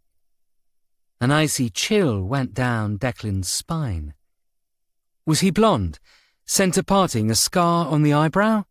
"See, you do know him," Louise Straw began, but jumped back with a yelp as Declan ran past her, hurtling through the reception and out into King's Bench Walk, stopping on the pavement outside the unit. Of course, Luke Snyder was gone. He'd had a good couple of minutes head start. And suddenly, the thing that had been niggling at Declan's brain cleared its throat. "This man you have, this skeleton, connected with wires and bolts, that's not my father. That's some gruesome, made-up toy. Someone's created a Meccano set with bone." There was no way from the photo that Luke Snyder could have seen the skeleton was connected with wires and bolts. Maybe wires, maybe he'd seen a skeleton on display before, but the bolts weren't common. He wouldn't have known about them unless he saw them personally. "Shit!" he screamed out in anger, spinning around in a slow circle, trying to guess which way Luke Snyder had gone. Of course he came to see us. He wanted to see how far we'd got, how much we knew. No, he wanted to gloat. "Damn it!" he shouted again, punching the side of one tree that lined the pavement and instantly regretting it. "Dad?" Declan stopped, turning to face his 17-year-old daughter, Jessica. She was standing there with an Indian teenager, who Declan knew to be her girlfriend, Prisha. Both were staring at him as if he was insane. "Blonde man," he quickly shouted, "centre-parting, blue corduroy jacket. Did you see him?" Jess shook her head, looking at Prisha, who did the same. "Sorry, no," she replied. "You okay? I said we'd be coming by for lunch." Declan deflated, nodding. "Change of plans," he said, looking back at the building. "How about a nice, exciting lunch in the office?" Jess looked at Prisha, who reluctantly passed her a £5 note. "Told you," Jess smiled, pulling a plastic carrier bag from behind her back. "Don't worry, Dad, we brought you takeout. So, why don't you let us in, and we can discuss why you're chasing blonde men over fish and chips." 8. Hunt the Copper. As soon as they'd arrived back in the office, Declan had roused the troops, while Jess and Prisha watched on from his desk. They had tasked Billy with finding out everything he could about Luke Snyder, while Monroe walked back into his office, shut the door behind him, and swore loudly and constantly behind his window. "Actually, I think I might have something," Billy had explained, as Declan was about to sit at his desk and start on his daughter-bought lunch. "The evening Mainsworth was taken." A CCTV image appeared on the screen, and Jess rose from her chair, walking over to it. Declan glanced at Prisha, who, eating a chip from her hastily opened lunch, grinned. "I'm fine with it," she said.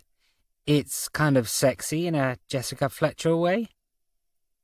Declan pretended he hadn't heard this, as he tried to scrub the mental image out of his head, walking over to the computer monitors to stand behind Jess. "Have you changed your hair colour again?" he asked, suddenly realising her hair wasn't the usual short black, or even pillbox red, but was instead her natural auburn. "You're such a detective," Jess smiled. "I did it last week. It's so I don't stand out at Mum's wedding." Declan mentally groaned. He'd forgotten for the moment that tomorrow his ex-wife became someone else's wife, in particular his old boss, DCI Farrow. "Is that going okay?"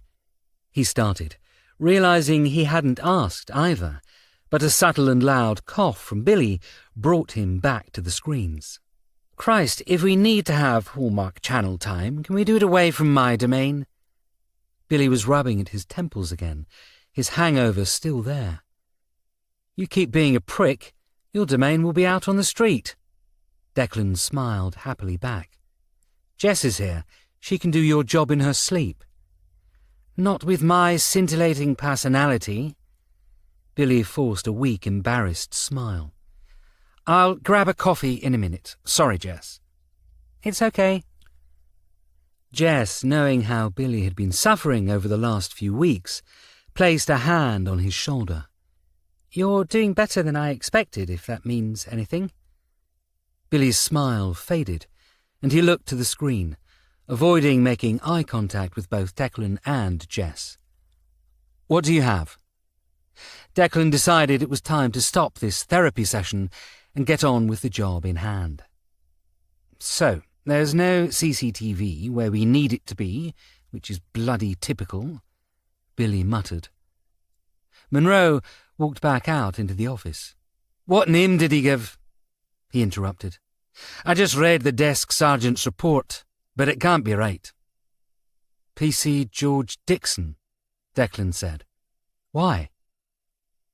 Billy, who had been in the middle of his explanation, wisely kept quiet this time. Monroe considered the name, mulled it over, and then shouted another stream of expletives before walking into his office, slamming the door behind him. "What were you saying?" Declan asked Billy. "We have the image of PC Mainsworth talking to the copper here." Billy showed the grainy image he'd shown before. Declan leant in. "That could be Snyder," he muttered. "The cap hides the hair, though. And there are no others." "No, but there are ANPR cameras at both ends of the road." Billy tapped on his keyboard, and 2 other camera images came up. "Dad, what's going on?" Jess asked. "Who's the blonde guy?" "That's Billy." A fresh voice spoke, and Declan looked around to see Angley walk in, Cooper following her. "You've met him before." "Not this blonde man, the one Dad was chasing." Jess sighed. At this, Angley looked quizzically at Declan. "The officer who went into Temple Church yesterday morning, who possibly placed the body of Arthur Snyder in the penitential cell? The woman who dealt with him positively identified him as Luke Snyder," he explained, with a hint of embarrassment. "Who was just here?" "Yeah." Billy was scrolling through the footage. We just let him walk out." He turned to face Declan. "Hindsight is a harsh mistress." "You know, I'm not too sure I like this new version of you," Declan said, and paused as he saw Jess's pale face. "Bodies in cells," she whispered. "You had bodies in a Templar church cell, and you didn't call me in?" Declan almost laughed at this, and as he quickly explained what had occurred so far, he paused as the door to Monroe's office slammed open and the man himself walked out again. "P.C. George Dixon," he shouted, "otherwise known as Dixon of Dock Green, a bloody television copper." "Oh, hello, Jess, Prisha. You wee lassies doing okay?"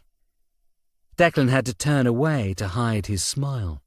Monroe had gone from full-on shouting to a pleasant Scottish gentleman in the wink of an eye. "Billy thinks he has something," he said, as Monroe walked over. "We can't see what happens down the road, but we can see what happens at the end through the ANPR cameras," Billy explained, as the two camera images scrolled along.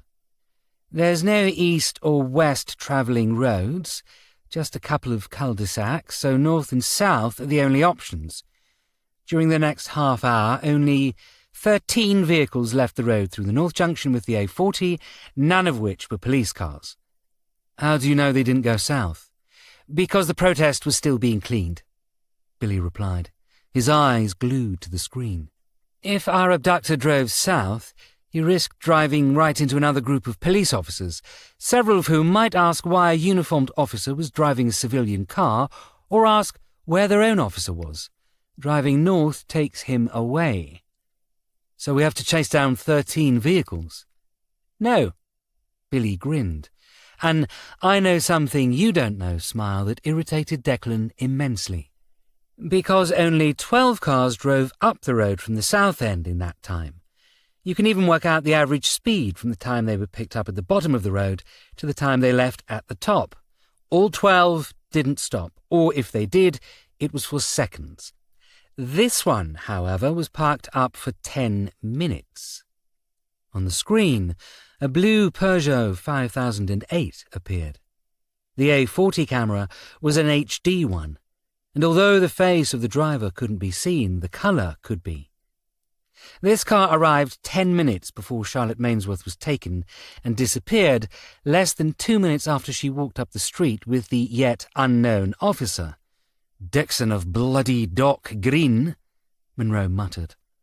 "I loved the show when I was a kid."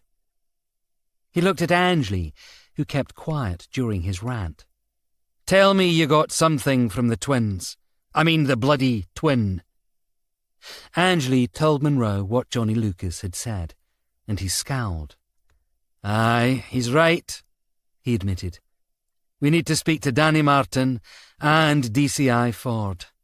We're now looking at the son of the man who died, digging his own father's body up and kidnapping the daughter of a woman his father worked with." "I'll go see Danny Martin," Declan said quickly. "I really don't want to see DCI Ford, especially after last time." "Aye, we'll go after you have lunch with your daughter," Monroe nodded. "D.S. Kapoor, see if Detective Superintendent Bullman wants a trip out, and if so, go have a chat with Ford." "Gov?" "You worked for her, so you know her," Monroe explained. "But she was a DCI while you were a DS, so she might not feel pressured to explain herself. Bullman is a higher rank. She also never met the woman, so there's a chance we can come at her from two sides." "Gov, Johnny also said the phrase on the paper was something a gangster named Paul Carmichael used." "Aye, well, he died years ago, so unless someone dug him up too and got him writing messages, let's start looking at the living, yes?" This decided, Monroe glanced at the screen, and then walked off without another word. It obviously wasn't that subtle, as Jess picked up on it too. "Am I missing something here?" she asked. "Dead colleague brought back up, and there are issues with a past case," Declan said, and then paused. "Wait, Actually, you can help me. You have your laptop with you? Jess patted her pockets mockingly. Can you see one? Declan deflated a little. Of course, this wouldn't be that easy. What were you thinking through when you asked? Jess asked. Maybe I can help in another way? Declan moved Jess away from the others, lowering his voice when he spoke. When he'd first moved into the house at Hurley, he'd started going through his dad's notes. He'd been under the belief that someone within them had murdered his dad, tampering with his brakes and causing him to crash. And in a way he was right, but not in the way he'd expected. At the same time, during these long research sessions, he'd had Jess help him, partly to rebond with her after the split with Liz, but also because one day Jessica Walsh would be a better copper than either he or his dad ever were. As he worked more analogue, she was working digitally, though, taking the notes Patrick Walsh hadn't yet digitised and scanning them into some semblance of order. Scanning them and organising them before anyone else got to them. Back when we were working through Grandad's notes, he started, checking around to make sure he wasn't being observed. You were digitising them, scanning them? I was, until we stopped. Jess frowned. Once we caught the Red Reaper, we kind of gave up on them, as they weren't needed anymore, and by then you'd started turning the secret room into a bedroom. But you still have the originals, right? You'd think, Declan replied. But there's a month missing, early 2005. It was around this time that Arthur Snyder was on the scene, when he would work with my dad and Monroe. Who you know had a look through Grandad's files back when you were working on the Angela Martin case. Jess nodded now. You think he took the folders? Or maybe just one?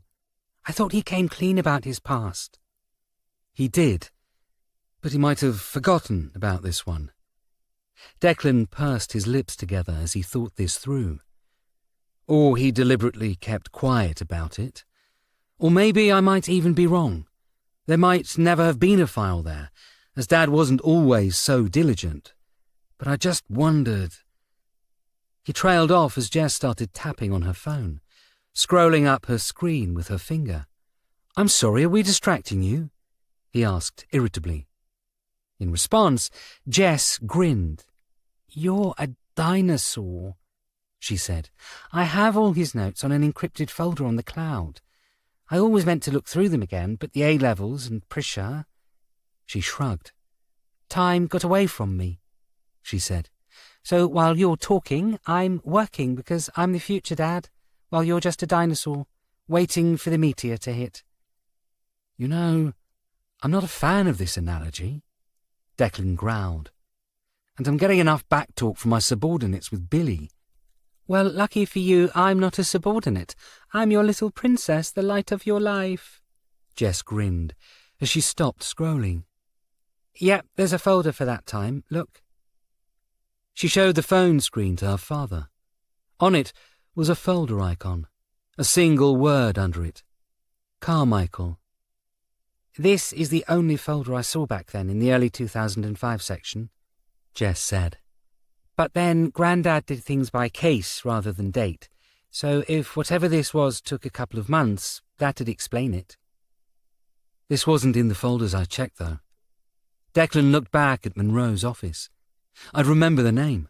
Can you open that? Jess shook her head apologetically. Not on my phone, but I can get Billy to. No, not here. Declan shook his head quickly. If it was Monroe, and he took it for a reason, he might take it off your phone too. It's not on my phone? You know what I mean. Declan ruffled Jess's hair. Do it when you get a chance. Don't go into it, just send it to me. You've got enough on your plate with your mum's wedding tomorrow. Are you coming? Jess asked. Mum wasn't sure. Of course. Declan smiled, even though he didn't feel like it. It was one thing to attend your ex-boss's wedding, another to attend your ex-wife's, but to attend them both at the same time. Oh, how did the double date go?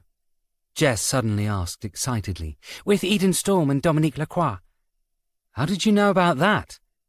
Declan glanced over at Angley, currently speaking to Bullman before the two women marched out of the office, most likely already on their way to see ex-DCI Ford. In response, Jess swiped on her phone and showed her father an image. It was of a box in the Royal Albert Hall, of Declan watching an opera, while sitting next to Eden Storm. Declan swore under his breath. He knew there had been photographers there. Eden had even pointed out where his security was confiscating the telephoto lenses. And, for a brief second, he wondered whether Eden had lied or had deliberately left a couple, just to make sure this hit the headlines. You're on the Daily Mail's sidebar of shame. Jess smiled. How you were part of Eden's night out? There are photos of him and Lacroix at a party with The Rock and the guy who played Superman. She leant closer. Were you at the party with The Rock and the guy who played Superman? She whispered. Not so lucky, I'm afraid, Declan replied. We got the call to go to Temple Church during the intermission. He looked down at the photo. Stunned they got my name right. He smiled. Are you kidding? You're the copper who saved the Prime Minister like 3 times. And the Queen. Well, before she passed away. You're famous, Dad. I mean, not famous like The Rock or the guy who played Superman, but like, I'm a celebrity, get me out of here famous. Declan forced another smile at this, even though the thought churned his stomach. But Jess grabbed his arm before he could move. Why did you go, Dad? She asked. You had to know this was a play by Eden, right? Declan paused, looking back at his daughter. And don't make a crappy no it was an opera joke. You know he likes Angley, he never hid it. I know, Declan sighed. Angley agreed to it. She said a night out would be fun, and it was only when I got there I realised it was an ambush. What kind of ambush? He wanted to know my intentions with Angley. Declan's face darkened as he continued, like if I'd get out of the way for him. And maybe I should. Are you insane? Jess shook her head. Angley's the best thing that's happened to you since, well, for a long time. He can fly her to Paris for breakfast. She'd never need to work again. She'd have everything she ever wanted, Declan countered. And what if the thing she wants is you? Jess glared at her father. Jesus, Dad, how are you so bad at this? You've got comfortable, so get uncomfortable. Take your comfort zone and throw it out of the window before you lose her out of one. Declan nodded, embracing Jess. How did you get so clever? He asked. By watching every stupid thing you ever did and making sure I never did it. Jess laughed. Come on, your fish and chips are getting cold. As she walked back to Prisha and her food, Declan glanced up at Monroe's office. It couldn't be a coincidence that the name of the file was the same name as a gangster Johnny Lucas had mentioned, who Monroe didn't want to talk about. All he had to do now was work out what the hell it meant. Angley hadn't wanted to go to see DCI Ford. It wasn't because the journey to HM Prison Downview, the women's closed category prison she was an inmate of, was long or even difficult. Downview was located on the outskirts of Banstead in Surrey, a good hour's drive from the unit, but because Angley had conflicting memories of the woman. Before Declan had arrested her for murder, after Ford had tried to frame him for the same crime, Angley had worked at the Mile End crime unit under her. She'd been harsh and expected a lot from her team, but she had been a good detective. The problem was, she was also a really terrible gambler and had owed the twins tens of thousands of pounds in debts by the time she was removed from her post. Angley had left the unit after she'd punched out a domestic abuser with connections to the twins, and it had been Ford who tried to have her kicked out of the police, which had surprised Angley, hurt and betrayed her even. But after she learnt the full lengths the woman would go to save her own skin, she realised how misplaced that loyalty had been at the time. Now, this would be the first time they met again since that fateful day, almost 2 years earlier. Angley hadn't wanted to go because she didn't know how she'd react, whether she'd laugh, cry, or launch herself across the desk. It was probably good that Bullman was with her. And, arriving at the prison, Bullman led the way as they went through security, waiting in a bare, windowless room filled with plastic chairs welded to tables. The visitors' room was empty, deliberately so, as having coppers in the room could agitate the inmates, according to one guard. That, and other inmates seeing Ford talking to police, could actively affect her prison experience. In a small way, Angley had hoped for that. After about 10 minutes of waiting, the door at the other end of the room opened, and 2 female guards brought in a woman, wearing a pale grey sweatshirt and joggers, her grey hair cut in the same short style she'd worn while serving at Mile End. The small scar on the cheek was new, though. The woman paused as she saw the 2 officers waiting for her, and her face broke out into a grin as she recognised Angley. "Bloody hell, as I live and breathe, Angley Kapoor," ex-DCI Marie Ford said, as she slumped herself down in the seat facing Bullman and Angley. "Things must be terrible if you've come to me for help." 9. We are detectives. Angley kept her voice calm as she replied. "I'll admit I never thought I'd see you again, Ford." "Nuh-uh." Ford waggled a finger. "DCI, Ford, please, DS Kapoor." "Didn't you lose that when they fired you?" Bullman inquired pleasantly. "You know, when you were kicked out for murder, corruption, and half a dozen other things." "Who's your friend?" Ford's smile had faded now. "Detective Superintendent Sophie Bullman." Ford leant back in the chair as she observed the woman in front of her, taking in the short white spiked hair and the stony expression. "I've heard of you," she stated. "You're the woman who has to deal with Monroe and his screw-ups on a daily basis, aren't you? My condolences. And you're here to see little old me. This'll be fun." She stretched back in the chair, straightening her arms as she did so. "Don't get many visitors in here, and I don't get to play with the other inmates that much," she explained. "Although that's not because I'm a copper, more because of what I've done in my past." Angley resisted the urge to correct Ford one more time by pointing out she was no longer a police officer, and waited for Ford to finish. "Go on then, tell me why I'm here," Ford stated. "I'm guessing there's something important that you need from me." "We'd like some background information," Angley started. "But it's purely routine." "Bullshit." Ford waggled her finger again. "You wouldn't have brought the big guns if that was the case." Bullman's knee knocked against Angley's under the table, and she realised she'd clenched her fists, so forced herself to smile, releasing them and trying to make her anger flow out of her body. "We understand that before you try to steal millions in made-up money," Bullman smiled, "you cryptocurrency," Ford corrected. "As I said, made-up money."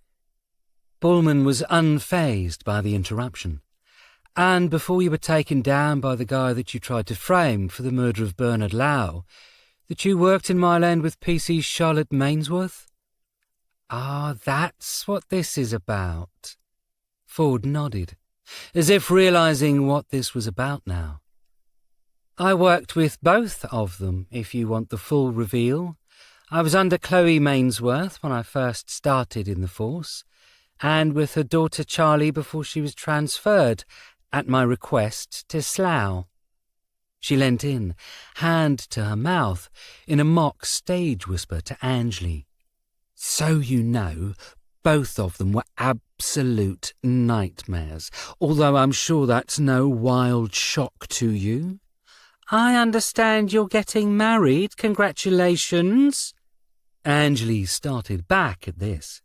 No, I think you've got... Yeah, you're right. I'm sorry. Ford raised her hands up now. It's his ex-wife that's getting married, isn't it? You two are just... Well, I don't know what to actually class you two as.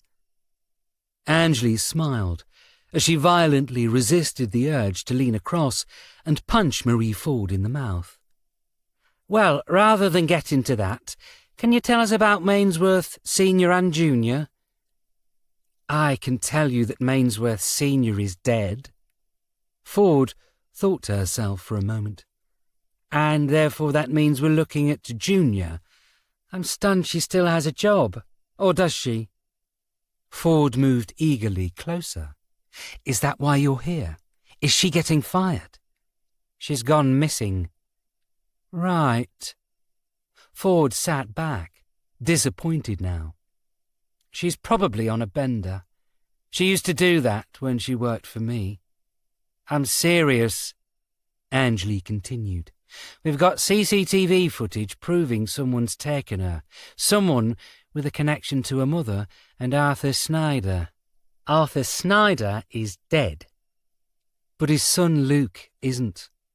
Bullman took over now. We think he's got some kind of axe to grind, and we can't wait around to work out what's going on while a woman, a still-serving officer's life, is on the line, whether or not she's a good copper. Ford nodded, understanding. I've got 4 years left in my stretch, she explained. They couldn't get me on over half of the things they wanted to. I have an exemplary police record, and I had a superb lawyer. So if you can get me down to 2 years, I can help you. We can't promise anything. Bullman shook her head. But if you do help, your help will be taken into consideration. She looked around the room, shuddering. This is a miserable bloody place, isn't it? She muttered. Your first parole hearing is, I believe, in a month. If you help, we might be able to convince them to move you to an open conditions prison, where middle-class women hang out to play tennis and things like that. Nah, that's not my scene. Ford smiled, tapping the scar on her cheek. I like it here. I mean, being known as an ex-copper doesn't help, but being a copper who used to work for the twins, and one who allegedly committed murder, well, it helps a lot when it comes to reputations. She leant closer, lowering her voice. I'd rather you did something that helped in here. A rival, perhaps? One that's causing me problems, you understand? You move her somewhere far away and I'll help. Angley looked at Bullman, who shrugged. Give us a name, she offered. We'll see if we can get her moved. If not, I'm sure we can make her life a little more uncomfortable. Ford watched Bullman for a long moment. What do you need? She eventually asked. Well, you worked my land for most of your career, Bullman started. But you were a uniform under Monroe when he first arrived, and you knew his people. I did. Ford nodded. And I knew he was as corrupt as everybody else. Yeah, we've heard that story. That's long past. So no big whoopsies there. Angley leant in. You weren't around at the time on account of being in here, but it was a really cool read. Prime Minister herself brought him back onto the team. Yeah, I heard. Interesting how she did that shortly before you removed her from the role. Ford smiled now. Even so, the new Prime Minister is on your side as well, isn't he? Hey, could you get him to give me a pardon too? Does it work like that? You know, like presidents? Angley said nothing, relaxing back onto the quite uncomfortable plastic chair. So I was a uniform moving into CID when all the shit happened with Chloe. Ford sighed, realising nobody was biting. What do you mean, all the shit happened with Chloe? Ford watched Angley for a moment, as if trying to work out if she was being tested. You were at Mile End. You made your bed with the twins, and you honestly didn't know about this. If I did, I wouldn't be here, would I? Ford made a whatever shrug with her mouth, accepting the comment. Okay, sure. It's a fun story. I don't mind telling it. She settled into her chair. So you had your merry band of miscreants, led by Patrick Walsh, and when I came into the unit as a uniform, they were quite a tight-knit team. Then things fell apart. She counted on her fingers. Monroe's missus decided that she would rather change her entire identity and disappear than be married to him anymore. One day she was around, the next she was gone.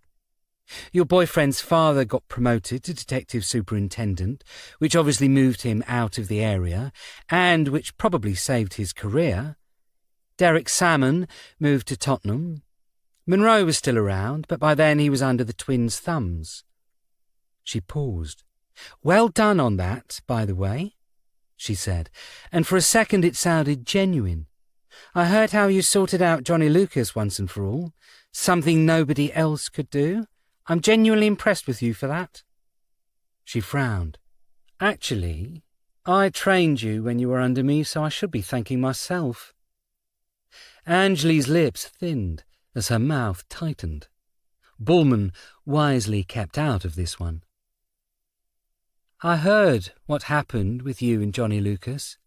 Ford smiled. You're a chip off the old block, my protégé in every way. Can we get back onto the subject at hand? Sure. Ford gave a small, triumphant smile. She knew she'd got under Angley's skin, and Angley could see with an element of extreme annoyance that it made her feel powerful. Anyway, the group had kind of fallen apart after the attacks on 7-7. Wintergreen left, and Special Branch wasn't really looking to do these undercover police units anymore, because they obviously didn't work, or the detectives in them weren't up to the grade.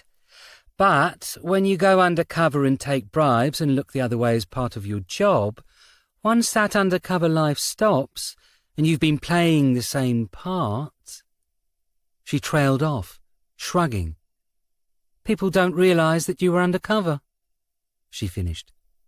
People don't realise you lived by a distinct set of rules, and you're too far gone to explain why you're still doing it. Is that what you say to yourself at night? Angley wanted to get away from this conversation as quickly as possible. I was working undercover to stop DC Sonia Hart from killing people and stealing cryptocurrency, Ford said in response. Do you believe me? Of course not. But you can't prove I'm wrong. There's no paper trail because it got lost in a fire, or the dog ate it, something like that. Am I telling you the complete story? Who knows? You can lie to yourself all you want. I'm not lying to myself, Angley. I'm lying to you. Ford chuckled. Or am I? That's the problem. Look at Ellie Reckless. She was Mile End Police, under Monroe too. And then she got kicked out because of rumours about her past. Luckily for him, Patrick Walsh had a stellar record up to this point. He hadn't been dipping his hand into the cookie jar as much as the others. She sniffed. Although there were rumours during the Carmichael investigation, he did a little more than he should have. And what's that supposed to mean? Angley was getting angry again. DCI Ford paused, considered her words, and stared directly at Angley as she spoke. Well, let's just say if Declan takes a really good look around, he might find some new brothers and sisters. Because I know for a fact that Patrick Walsh wasn't only having an affair at the time, but he was actively considering leaving his family. The plan had been to drive to Belmarsh Prison and speak to Danny Martin. But even the best plans change. They were in Declan's Audi, Declan driving, while Monroe stared moodily out of the window. They'd been like that for about 20 minutes since leaving the unit, and Declan couldn't work out if the morose, bloody Scot was angry at the case or with him. "You do anything fun last night?" he asked, deciding that perhaps some small talk might help. "And what the bloody hell's that supposed to mean?" Monroe snapped, but then waved a hand to apologise. "Sorry, laddie. Knee-jerk reaction. I went for a drink in Whitechapel with an old friend, but the pub was bloody noisy and I called it a night. Knew we'd have an early start too." "Dr. Marcos wasn't there?" "Rosanna wasn't going to leave Snyder's skeleton until it gave up all its secrets." Monroe smiled weakly. "I knew I wouldn't be seeing her until the sun came up." He peered wolfishly across at Declan. "You're remarkably melancholy," he said. "I mean, even more than usual. Is this the wedding?" "Liz and Farrow, I'm fine." "Aye, I can see that. Especially as you still won't call him by his given name." Declan paused. "He was my boss. Always DCI Farrow," he said. "Feels weird calling him Henry, you know?" "Aye, I get that." Monroe nodded, as he absently tapped his phone. "You expecting a call?" Declan couldn't help himself. "Waiting on a text from a friend, the one I saw last night."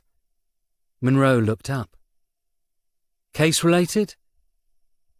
"Haven't you worked it out yet?" Monroe chuckled. "Everything I do is work-related." He looked up at the road. "I had an interesting chat with Bullman the other day," he said. "About Angley and Billy." "Oh, aye? Oh, yes." Monroe glowered at Declan as he side-eyed him, trying to work out if he was being mocked or not. "They've not gone for promotion," he said. "It came up after De Geer got his sergeant's stripes." "I've been thinking about that too," Declan said. "Sean Donnell mentioned that to me before Christmas." "It's bloody February." Monroe raised an eyebrow. "You still thinking? Or bothering to do anything?" "Your DCI, it's your call." "Your DI, they're your subordinates." Declan watched the road for a moment, working out his next words. "Boss, we both know I'm not getting DCI unless there's a miracle," he said. "And Angley won't go for DI while I'm one, and Billy won't go for DS while she's one." "Why?" Declan clicked his tongue for a moment. "Because the unit budget can't afford 2 DIs, he said. "One of us would have to transfer." "Oh," Monroe said. "Bugger. So what do you want to do?" Declan glanced at Monroe as he turned left down a side street. "Put them through anyway," he said. "They can be fast-tracked. Bullman could and has already," Monroe replied, settling back in the seat. "She'd get a response on whether she can do this soon, and the answer in a couple of weeks. I wanted to run it past you first, though. See what you think." "I think it's a good idea," Declan said. "I've also told her to push for your promotion to DCI. Monroe held a hand up. "Don't start with budget complaints either. We can manage 2 DCIs. One would be senior. We just need to convince them you're worth promoting. Good luck with that one. Declan chuckled. Hey, can I ask a question? Monroe waved a hand to insinuate he was okay with this. What does the name Carmichael mean to you? Declan asked. At the name, Monroe straightened. Why would you be asking that, laddie? I mentioned there was a missing folder earlier, one where Snyder looked to be working with you. Declan continued on, locked on course. I know it was named Carmichael, so maybe named after someone, perhaps. Paul Carmichael? The man Johnny Lucas spoke to Angley about? And how would you know a name on a folder when the folder's missing? Monroe growled, and it was a low, angry tone Declan had heard before, usually when someone was pushing the Scot in a direction he really didn't want to go in. Because Jess digitized it before someone took it, he said, deciding to continue the deduction. Before you took it, Gov. And I'll know what it is later, when she checks the folder and sends me what she scanned. So how about you stop whatever this is and get me on the same page here? Monroe didn't speak, simply looking out of the window, clicking his tongue against the roof of his mouth, in the way he did when he was considering something bad. This isn't a good start to your DCI promotion prospects, he muttered. But Declan knew he was just grumbling and would eventually give in. He went to speak again, but his phone, connected to the car's speakers, rang. Declan tapped a button on his steering wheel, and Cooper's voice echoed through the speakers. Gov? She asked. And Gov's Gov? What is it, lassie?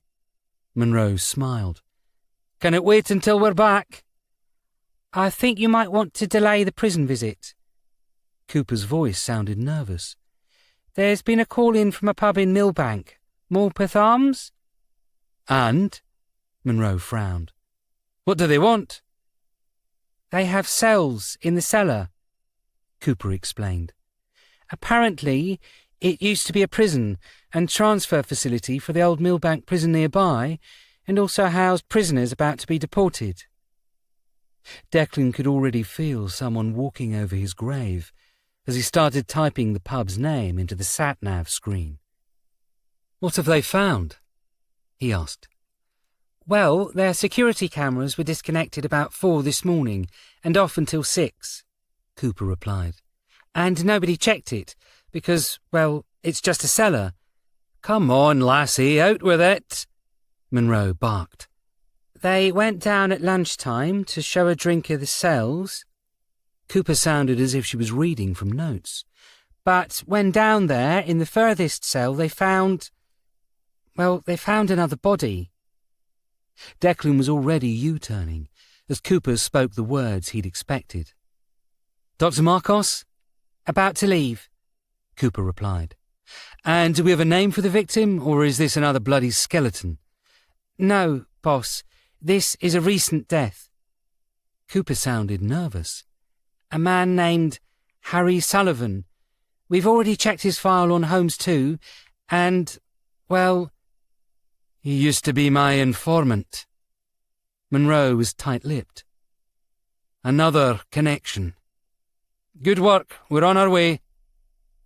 Monroe turned off the call, tapping the screen with more force than he needed to. So, do you want to tell me about Carmichael now? Declan asked. And why you took a folder from my dad's notes over a year ago? Not really, Monroe sighed. But I suppose there's never a good time for the truth. Because the body we're now about to see, he's the man I saw last night. 10. Show and tell. Bullshit, Angley snapped. Stop with your bloody lies. Oh, I don't need to lie about this, Ford shrugged, leaning back on the chair as she watched Angley with a small, gloating triumph. It's way more fun to tell you the truth. Go on then, Bullman interjected, shaking her head at Angley to stop her speaking. Tell us the truth. Patrick Walsh was shagging Chloe Mainsworth. Ford smiled. I was told it second-hand, but we knew it across the station. There had been problems in the Walsh bed, and your boyfriend was away with the army, so Daddy Dearest started a fling. This isn't relevant to the question we asked. Angley fought to keep herself calm. Oh, but it is. Ford shook her head. Context is key. You wanted to know what caused the death of Arthur Snyder? He was killed by a drug dealer. Well, he was killed while shaking down a drug dealer, Ford replied patronisingly. But whether he was killed by the dealer or not, nobody can really be sure. She leant closer, lowering her voice with mock fear. What is for sure, and I learned this from Danny Martin himself a few years later, is when Arthur Snyder died, there was a hit out on him. And, to make it more fun, the word on the street was it had been placed by one of the officers in the Mile End unit. Bullshit.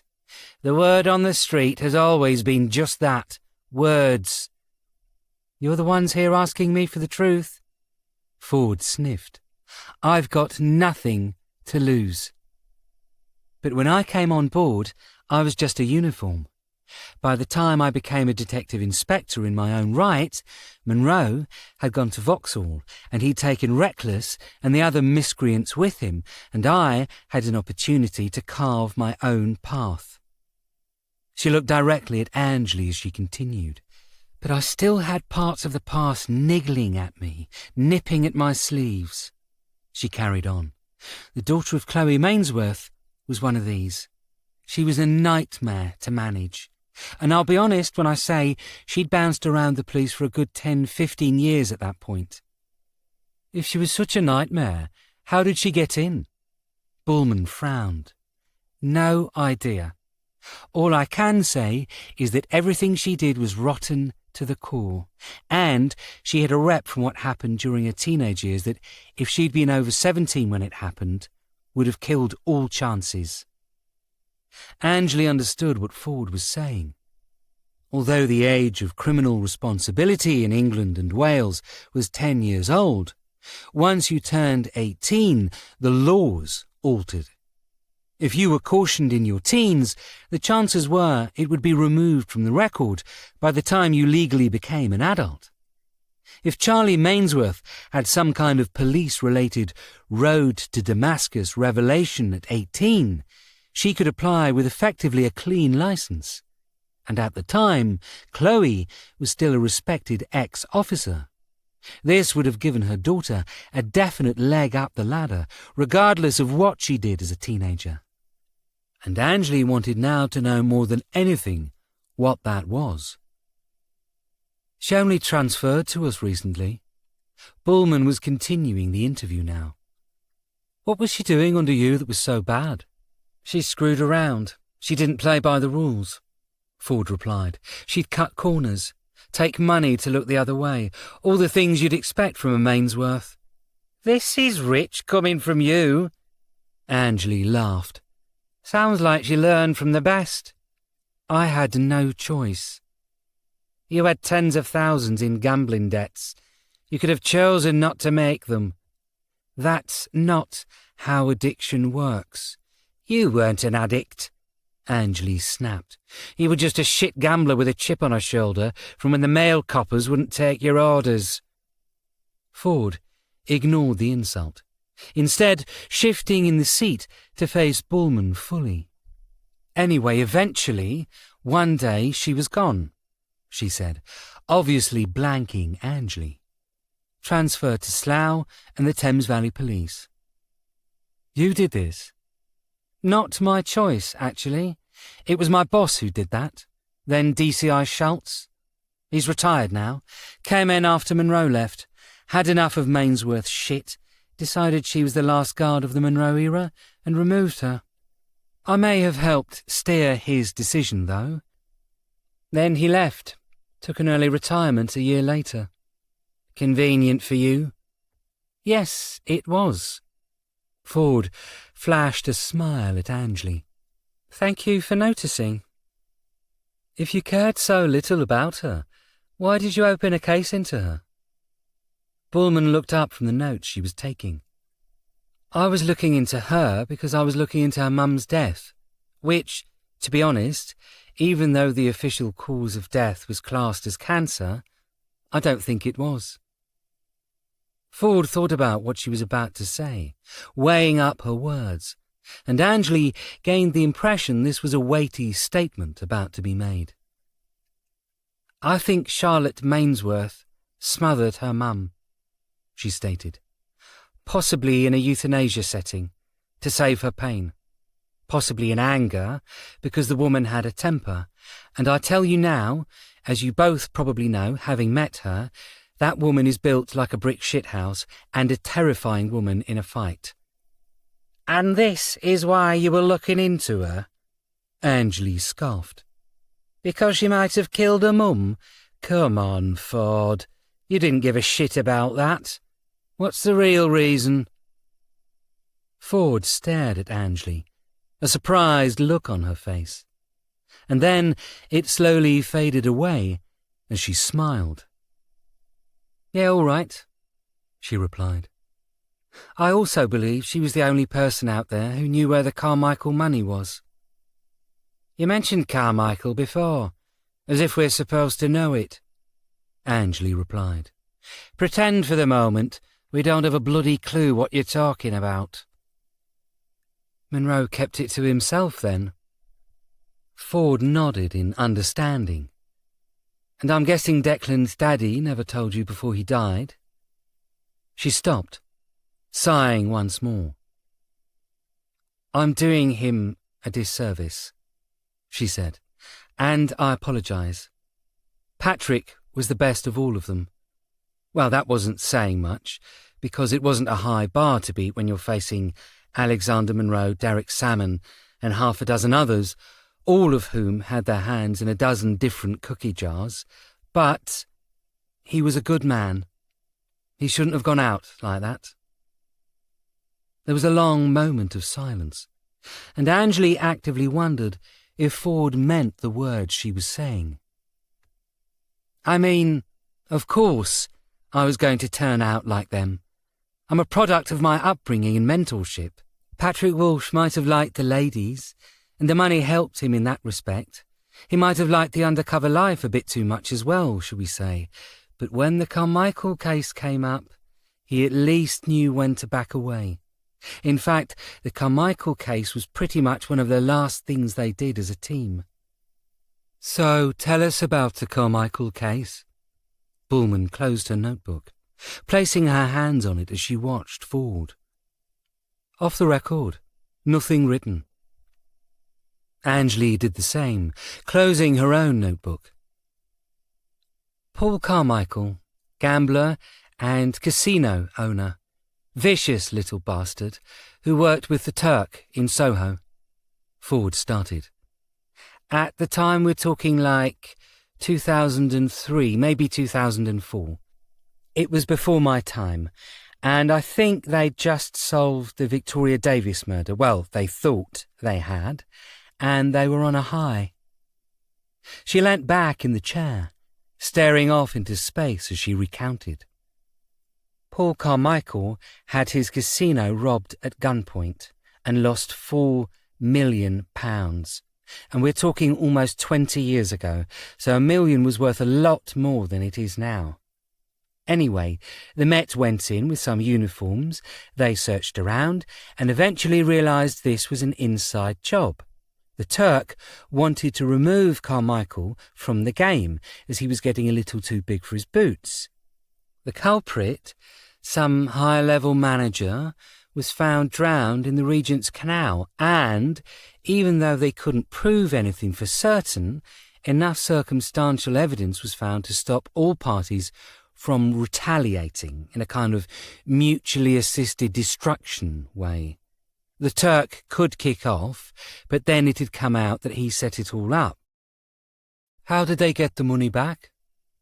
At the start, nobody knew where the money went. The manager had friends, and they started popping off for being hurt, like really hurt, all with Paul Carmichael's calling card on them. Was it weighed and found wanting by chance? Angley asked. Ford smiled. See, you do know the story. Anyway, the police came in looking for it, and it was a race, you see. Paul on one side, Patrick Walsh the other. The police won, though. They found the money, but only half of it. 2 million in total. Everyone claimed the Turk must have taken half, but he always claimed he never saw a penny. Paul Carmichael went to the grave convinced Johnny Lucas took it, and his son Peter Carmichael spent years arguing we'd stolen it from them. But the insurance covered the theft completely, so nobody was out of pocket. She placed her elbows on the table, propping her chin up on her fingers as she thought through the case. But a lot of the fingers pointed at Arthur Snyder. She finished. It was believed he, being the only one who had custody of the money at any point, managed to hide it, place it somewhere where no one could get to it. There was talk he turned it into a pile of gold bullion coins, and he had priors with this sort of thing after he tried to take evidence after a jewellery robbery. The one Monroe punched his teeth out after? Maybe, yeah. Ford smiled. Serves the bugger right. But, as to the Carmichael money, Snyder denied this, of course. Sure. Angley shrugged. Not the sort of thing to broadcast to the world. Problem was, you can be as careful as you like, but if you're constantly spending a lot more money than you're making, people work it out. Ford continued. Eventually, people followed the small additional amounts he was spending, and it came out that he was having an affair with Chloe Mainsworth. You sure about that? Bullman pursed her lips. People saw him leaving her house, even when they weren't working on cases together. He'd bought 2 season tickets to West Ham and never took his wife, although he was seen there with a woman. And about 3 months before his death, he showed some uniforms at Mile End, a beautiful and very expensive golden necklace with CM written on it, saying it was a gift for a special person. Real under the radar, Arthur, Angley muttered. Go figure. Ford shrugged. But when you occasionally work with a Chloe Mainsworth, and you have a CM locket you're flashing around, eventually someone grasses to your wife. And they did. When it all came out, she was furious. His workmates were furious. Apparently, he'd been telling her he was off to the office while actually meeting up with Chloe at home matches. Chloe took time off work. Her daughter Charlie was a real troublemaker teen with a drinking problem around that time. And officially, Chloe was sorting that out, hence the leave. But it meant Snyder found himself friendless. And then, a couple of months later, he tried to shake down a dealer to gain some clout with the twins and got stabbed. Ford chuckled. Bloody fool. The dealer was done for manslaughter and a dozen other things, I think. He's still around. Or he's dead by now, and I'm wrong. I've been in here for over a year, after all. Things happen fast in that area. He might even be released by now. Something we all dream of. She ended the comment with a visible wink. So when Snyder died, if he did take the money, what happened to it? That's the thing. Nobody ever found it. Ford tapped at her nose. That's why I looked for it years later. I know that his son Luke, growing up, knowing his father stole all this money and gave nothing to the family, It changed him. Chloe might even have quit the force around that time. I can't remember. At the time, I was going for my DC exams. I wasn't really paying much attention. And then, years later, Charlotte Mainsworth joins the police. Yeah, but it was a few more years before she eventually turned up in Mile End. And by that point, I was a DI going for a promotion, and I decided to keep an eye on her. Because she could have inherited Snyder's money, given to her mum? Angeli suggested. However, at this, Ford started laughing. God, no, she exclaimed. The bloody daughter was as bad as the mum, always looking for a way to make money. If Chloe Mainsworth had the money, she kept it from Charlotte. But I suppose you're right, in a way. I started my investigation because there was always the opportunity she might find the missing millions, and by that point, I was deep in Johnny's pocket. She spat to the side. I'd mentioned to him about it, suggesting we could team up and split the proceeds, and he told me to walk away, that the money was long gone, like he knew something. But then at the time, he was becoming way more Jackie than Johnny, and he had his own problems. She trailed off, staring at the table, lost in her own world for a moment. You want someone with an axe to grind, though? Go look at the wife, Laura Snyder, the grieving widow. She was convinced Monroe and his people were hiding something. Monroe would regularly apologise, offer her money, and she threw it back in his face. As far as she was concerned, they took the money, her husband was a scapegoat because of his affair with Mainsworth, and the truth of Snyder's death was another of Alexander Monroe's many secrets. Angeli didn't want to look at Bullman. She didn't want to catch the eye of her superior. They'd both known of Monroe's prior indiscretions, but this was something new, and it was something that was scarily plausible. Anything else you can think of that can help us find Charlotte Mainsworth before we leave? Bullman eventually asked. Oh, yeah, absolutely. Look for a place that is really, really well hidden and soundproofed. Ford nodded, because that bitch would scream her head off when she was furious.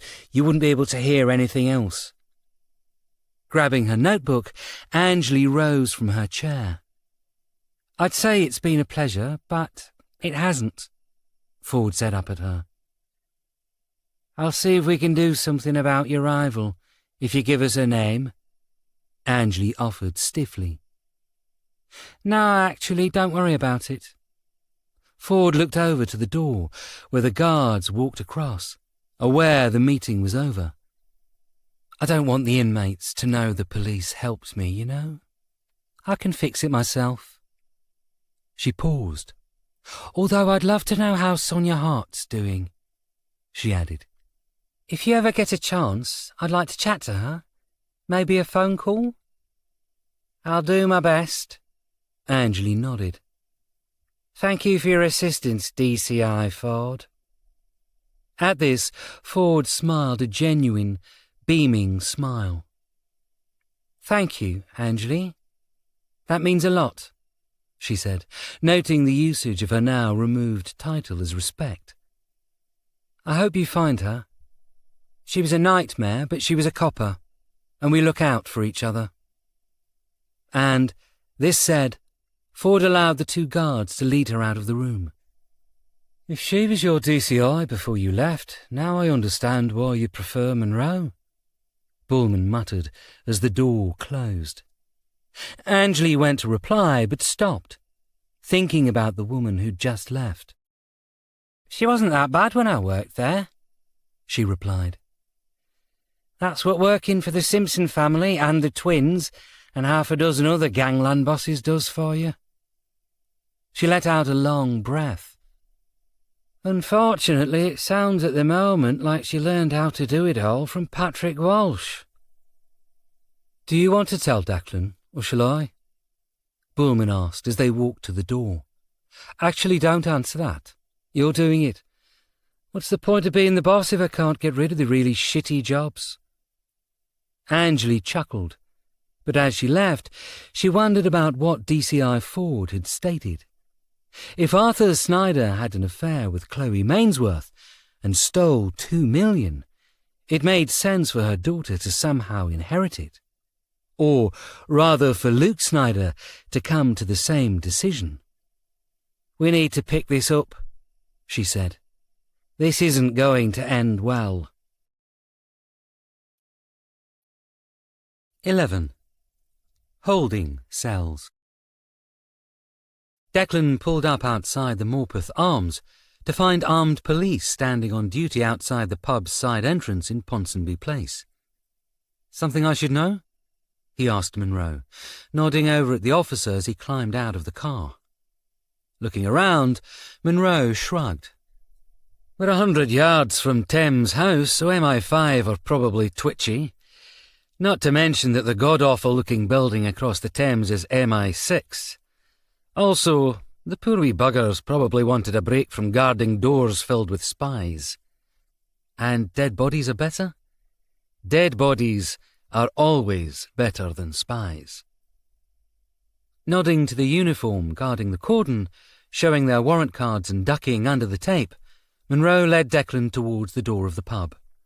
"I ought to tell you," he whispered so the guards at the door didn't hear him, "about what happened when I saw Harry last night." "Before or after he was dead?" Monroe flashed an angry glare at Declan, who held a hand up. "Sorry, poor joke," he said in defence. "Go on then. Why did you meet with Harry Sullivan? And was it here by chance?" "No." Monroe shook his head sadly. "I went to see him because of bloody Carmichael." Declan didn't reply to this. On the drive over, Monroe had explained in detail about the Paul Carmichael affair almost 20 years ago, complete with the missing $2 million, believed to have been stolen by Arthur Snyder, and the affair Snyder had with Chloe Mainsworth. "Is there anything else I need to know about that before we go in?" Declan eventually asked, cautiously. "I don't want to be on the back foot here." He wasn't sure, but he thought he sensed the briefest of hesitations before Monroe replied. "No, laddie, you're up to date on everything." Declan stopped in the pub's entranceway. "What aren't you telling me?" "Laddie, I said, damn it, Alex, stop trying to protect me." Declan snapped, the use of Monroe's first name making it more personal. "If there's something out there about my dad, I need to be ahead of it." Monroe looked pained as he nodded. "Your father," he started slowly, unsure how to phrase what he wanted to say. "There was an officer on the team. They got close." Declan mentally ran through the names he knew. "My dad had an affair with Chloe Mainsworth. I don't think it was an affair, but it was incredibly messy and convoluted." Monroe shook his head sadly. "I think he was just having a bad time, and she was a shoulder to, well, you know." Declan stared at his superior for a long, uncomfortable minute. "My dad would never have cheated on Mum," he said, before adding, "Christ, my dad cheated on Mum?" "I don't know if he talked about it in the Carmichael notes, as the bloody fool wrote everything down, mostly to his own detriment," Monroe explained, "but they were just case notes. I burnt them in case anyone knew I had them. I never thought I'd be needing them, and I thought it was best you never found out. The case was long forgotten, even by Peter Carmichael, Paul's son. I didn't think anyone would ever dig it back up." "That's why you didn't mention the relevance between Paul's calling card and the note around the neck." "Actually, I'd forgotten that one." Monroe scratched at the back of his neck.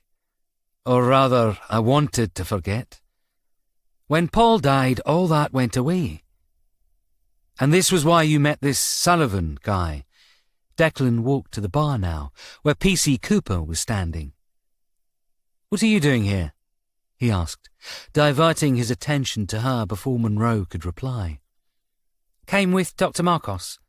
Cooper nodded behind the bar, and, as Dr. Marcos wasn't to be seen, Declan assumed this meant the doctor was in the vague direction of the nod.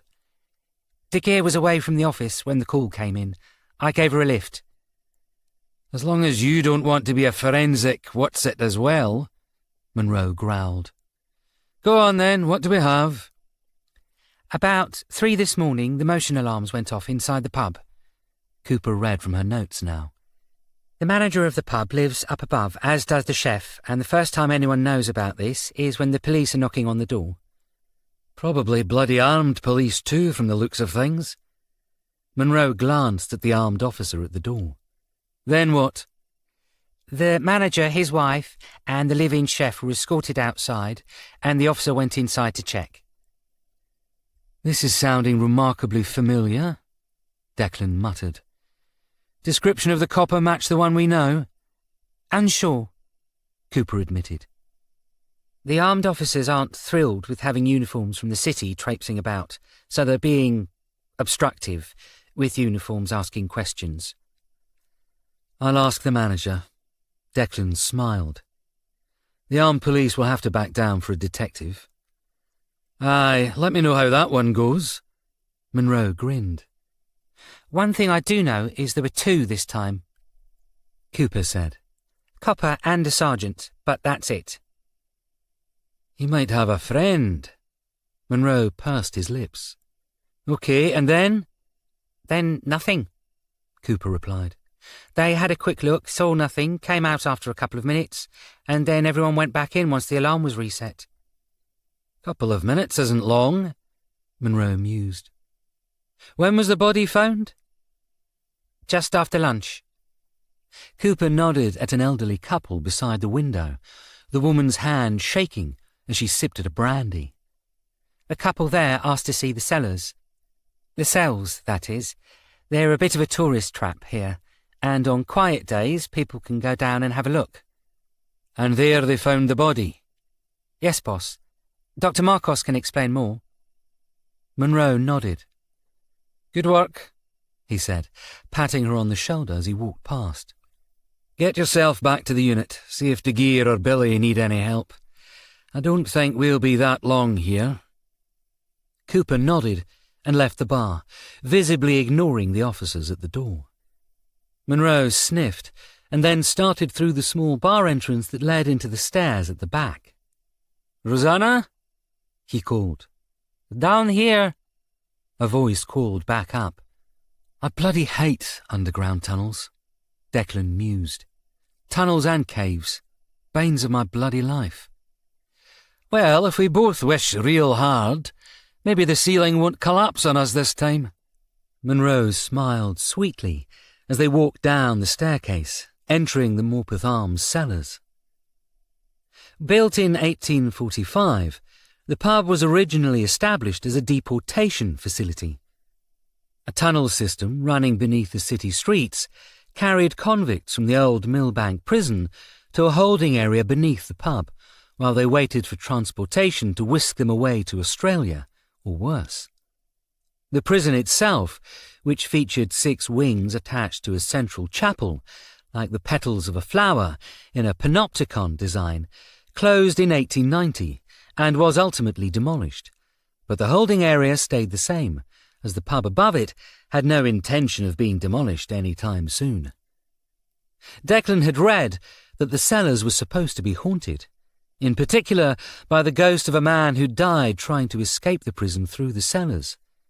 But if it wasn't the ghosts he could feel on the back of his neck, it was the weight of history pressing down on him. The cellar was used for storage now, and the first of the several arched recesses that followed the right-hand wall was filled with wicker tables, while to his left, Declan could see the modern beer barrels of the 21st century pub upstairs. Each recess was about 8 feet in width and 6 feet in depth, although the arch, taking the whole of the width and ending around 6 feet up, meant the space was tighter the further to each side you went, so most prisoners would have had to stay low to keep some semblance of personal space. They had hammocks, you know, Monroe said, as they continued along. They'd lie in them while they waited to be banished forever. At the end of the corridor, and standing beside the final alcove, was Dr. Marcos in one of her custom-made grey PPE suits, her frizzy black hair free of the hood, and with no mask on. "Gloves and boots," she said, as Monroe stopped, nodding, pulling out a pair of blue latex gloves and plastic booties to go around the soles of his shoes, nodding at Declan to do the same. "It's not going to help much, but who knows?" "What do we have?" Monroe, now garbed accordingly, stepped closer, looking into the cell. The body of a man was lying on the ground, a noose around his neck, a PPE-suited forensics officer examining his hand. "Harry Sullivan, but you know that," Dr. Marcos replied casually. "Strangulation marks around the neck are fitting with a hanging, but he couldn't have been hanged here." She tapped the top of the arch. "Not tall enough." "So the body had to be brought here." Monroe's mouth was set tight as he spoke. "We bloody fool. What were you doing here?" "Has he told you?" Dr. Marcos asked Declan. "That he saw him last night?" Declan nodded. "I told him to check around, see what he could find out about Carmichael." Monroe was watching the body as he spoke. "There aren't that many people left who know about the case, and Chloe, Derek, Patrick are all dead. Emilia Wintergreen isn't," Dr. Marcos growled. "She was there, and she only works 100 yards from here." "You think Sullivan met Wintergreen?" Declan looked from Dr. Marcos to Monroe. Would he know her? "With her, I don't know." Monroe shuddered as the body was adjusted, the CSI checking pockets. "Anything found on him?" "No items, but there's skin under the nails, possibly a defensive wound," Dr. Marcos suggested. "We've sent it for DNA comparisons, as it could be from whoever killed him." "Luke Snyder was scratching at his forearm when he was in your office," Declan said ominously. "Maybe it was a wound." "White shirt, but he could have had it bandaged."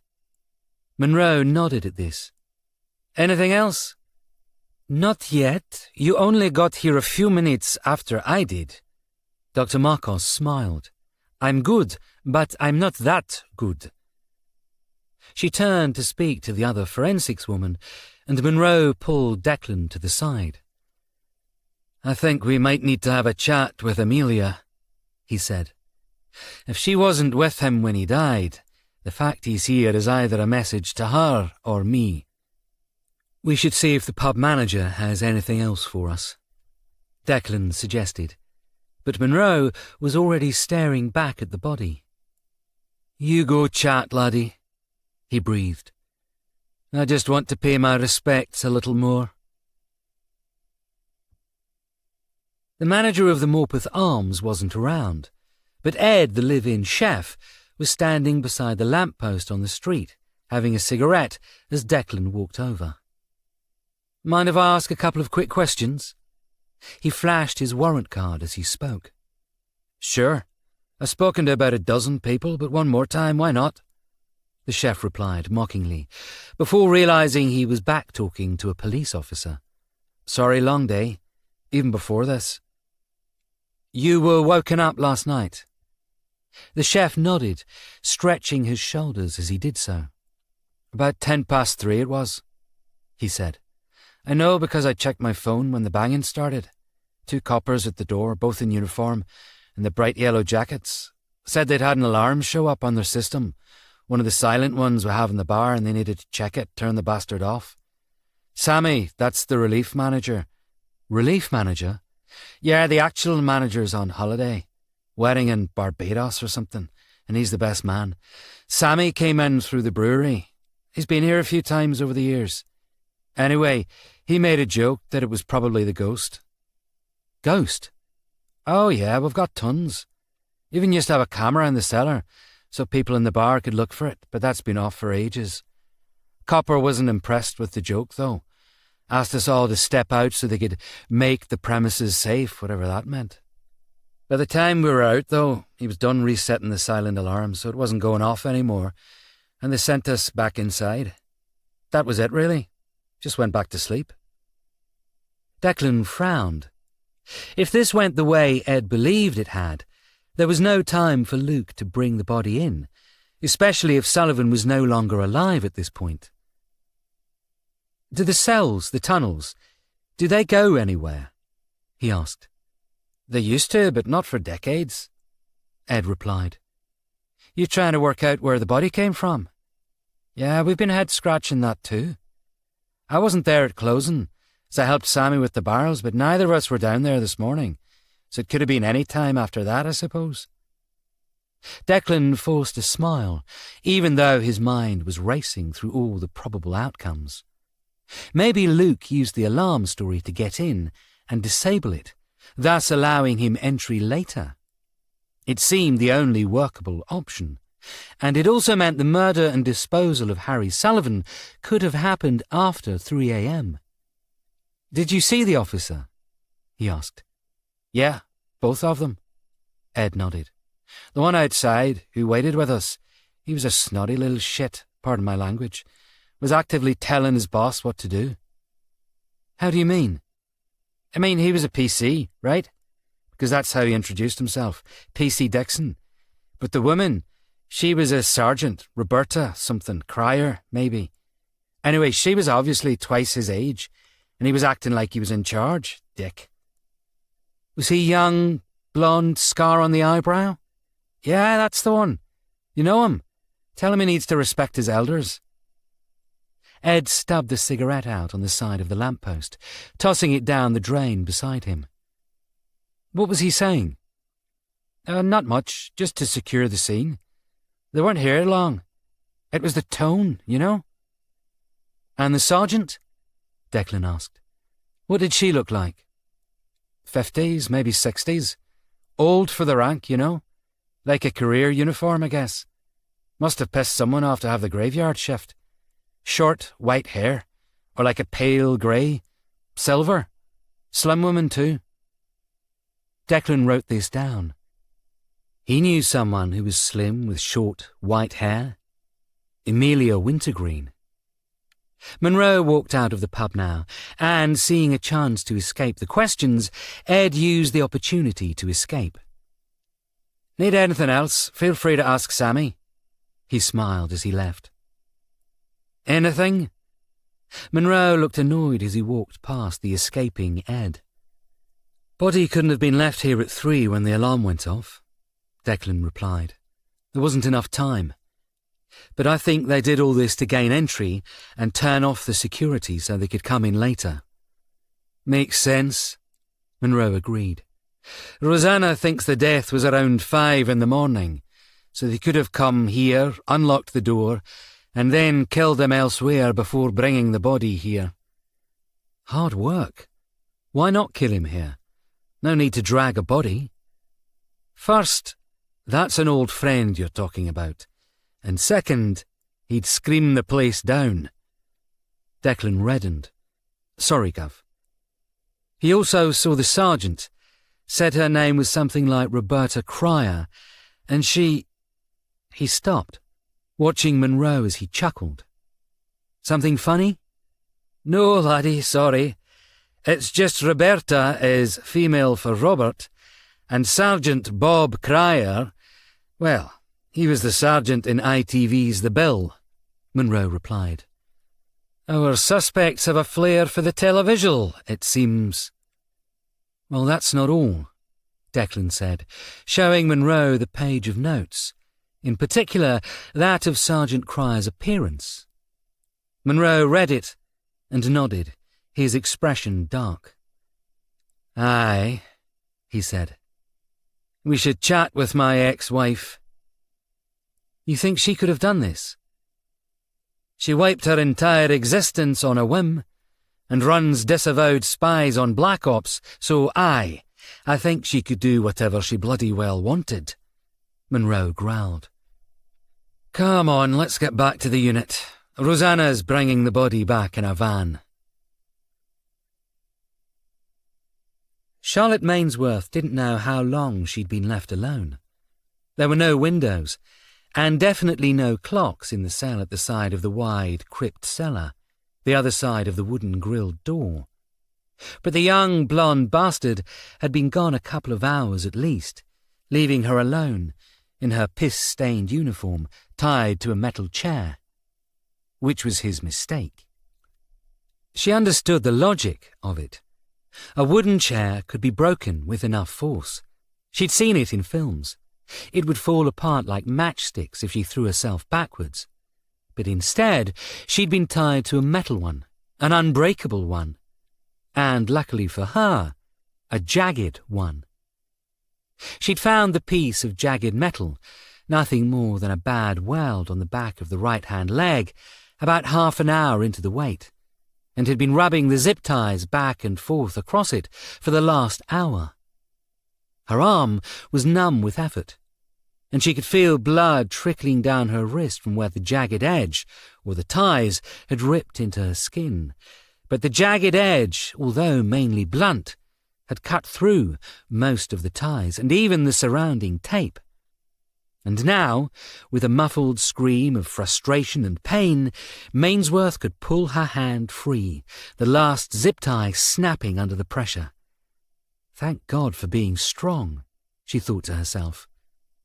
She couldn't see anything she could use, but when she'd been tied up, he hadn't made a thorough job of frisking her, and she still had a safety rescue cutter on her police vest. It had probably been overlooked because it didn't look like a knife. It was a thermoplastic hook, only 5 inches total, but the inside of the hook had a serrated steel blade along the edge. It was useless in a fight, but brilliant for cutting through any cord or webbing strap to provide a quick release or rescue. And that was exactly what she needed now. The blade wasn't as sharp as a scalpel or penknife, but it was a damn sight better than a knocked-out piece of rusty metal. Using the cutter, she hacked at her left hand's restraints, and then, when this was free, moved down to her ankles. And within a matter of minutes, she'd freed herself from the chair.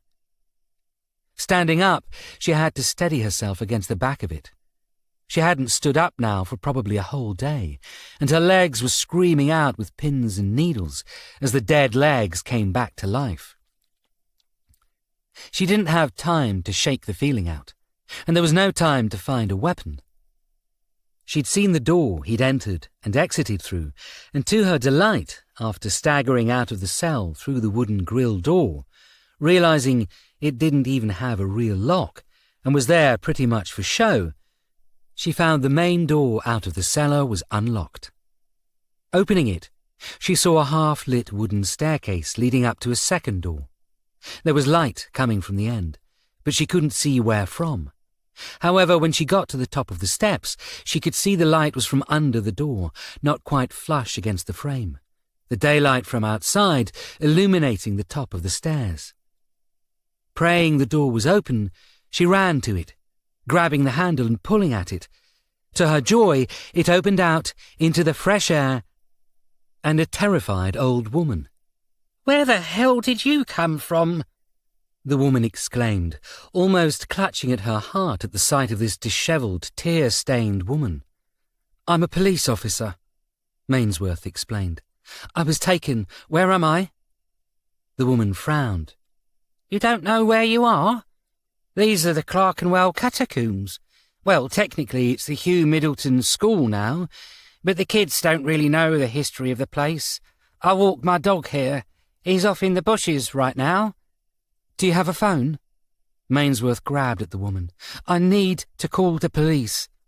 "Oh, goodness, of course." The woman started rummaging around in her pockets. "Here I am, waffling on about my dog. Here you go." Mainsworth reached for the offered phone, but realised just that little too late that not only was it not a phone, but it was sparking with electricity at the end, the sparks crackling around 2 vicious-looking prongs.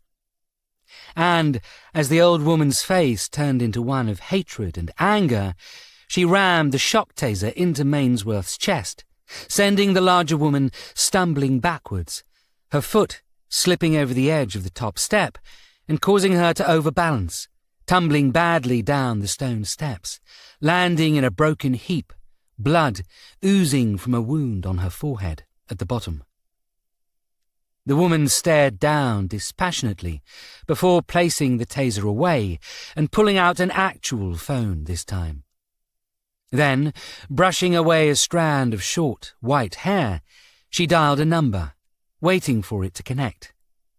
"It's me," she said when the call was answered.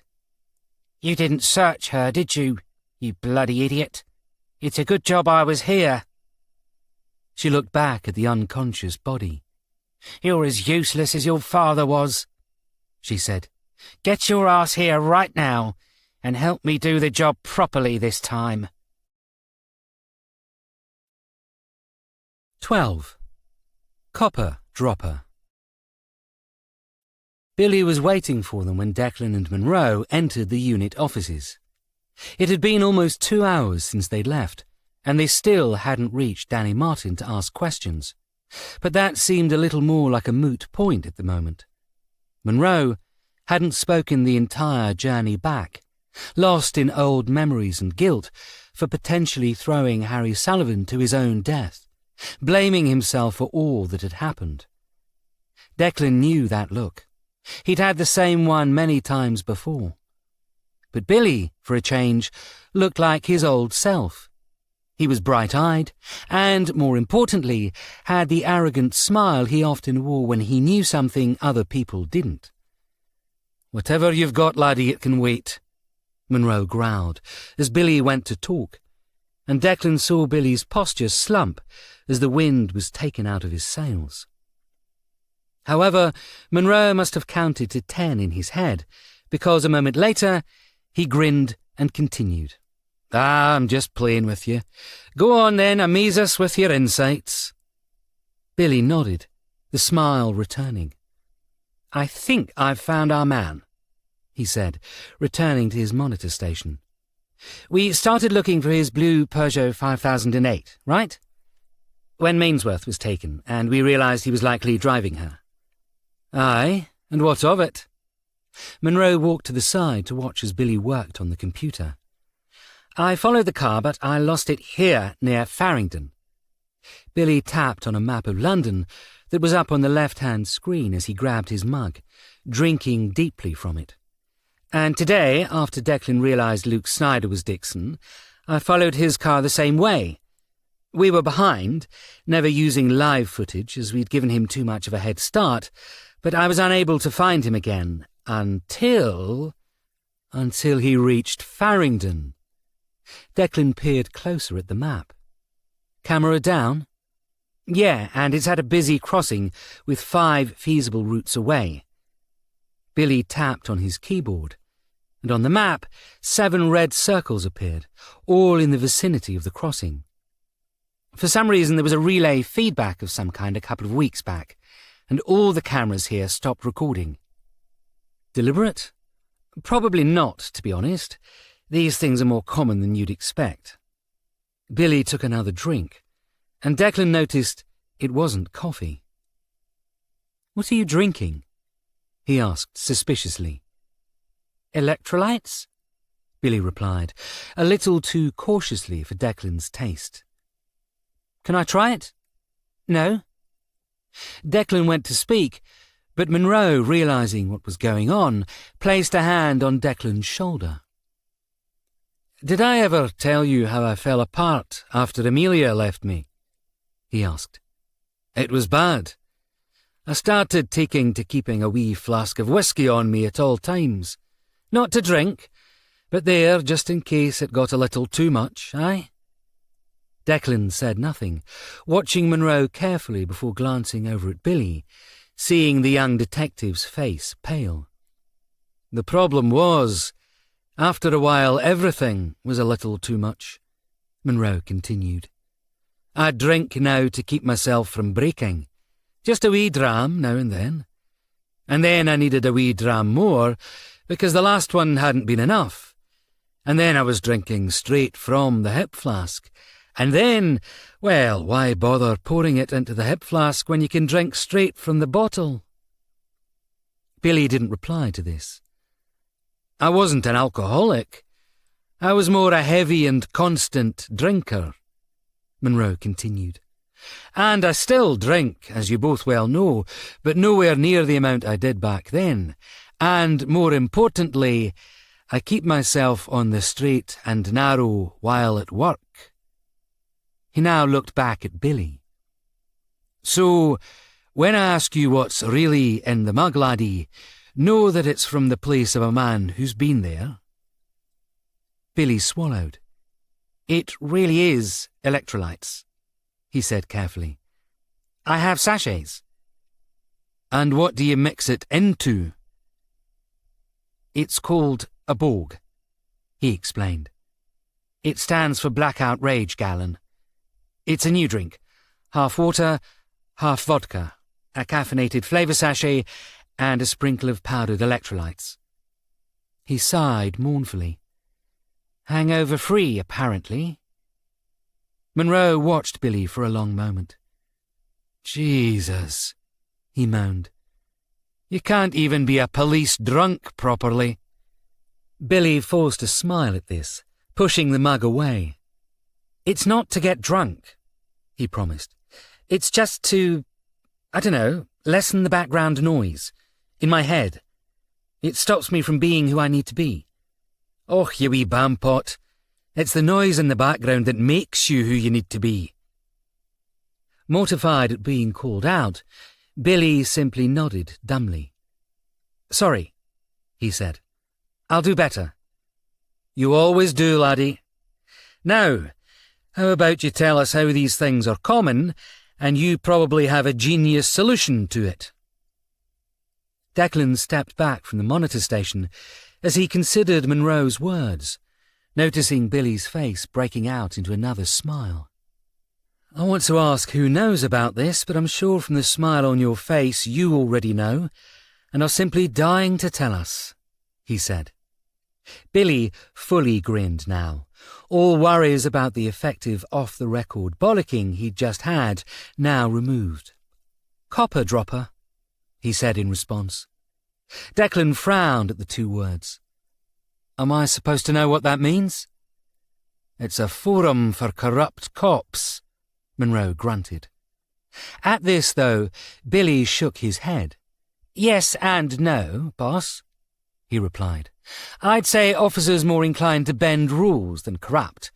That's a very umbrella terminology. I agree. Declan smiled. To some people, watching the way we ignore police proceedings, we could be classed as corrupt by that definition. Either way, it's not our finest on there, Monroe growled. Salmon used to talk about it. He was on the bloody thing as well, so that's not exactly a glowing recommendation. So, for those of us who don't really know what this is, can we get an explanation? Declan asked, going with the belief it's a little more than a chat room for bent coppers.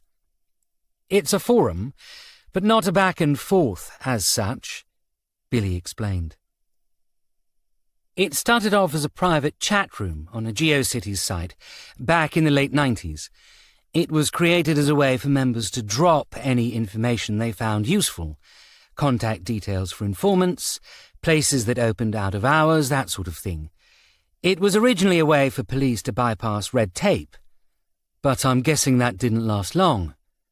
Billy nodded. You could only gain access if 2 people vouched for you, but as it continued, the quality level of coppers lowered. Bent cops vouching for bent cops, Monroe snarled. Diminishing returns. No honest buggers in the room. The message board was anonymous to allow plausible deniability, and only the admins knew actual identities. Billy continued. Each user took on a fictional police officer's name. People like Inspector Lestrade, Axel Foley, Dixon of Dock Green. Declan finished. Yeah, I thought that too, Billy nodded.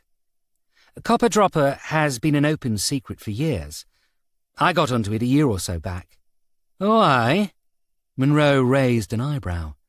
They headhunt you, laddie. They wish. Billy grinned. Remember D.I. White? How could I forget?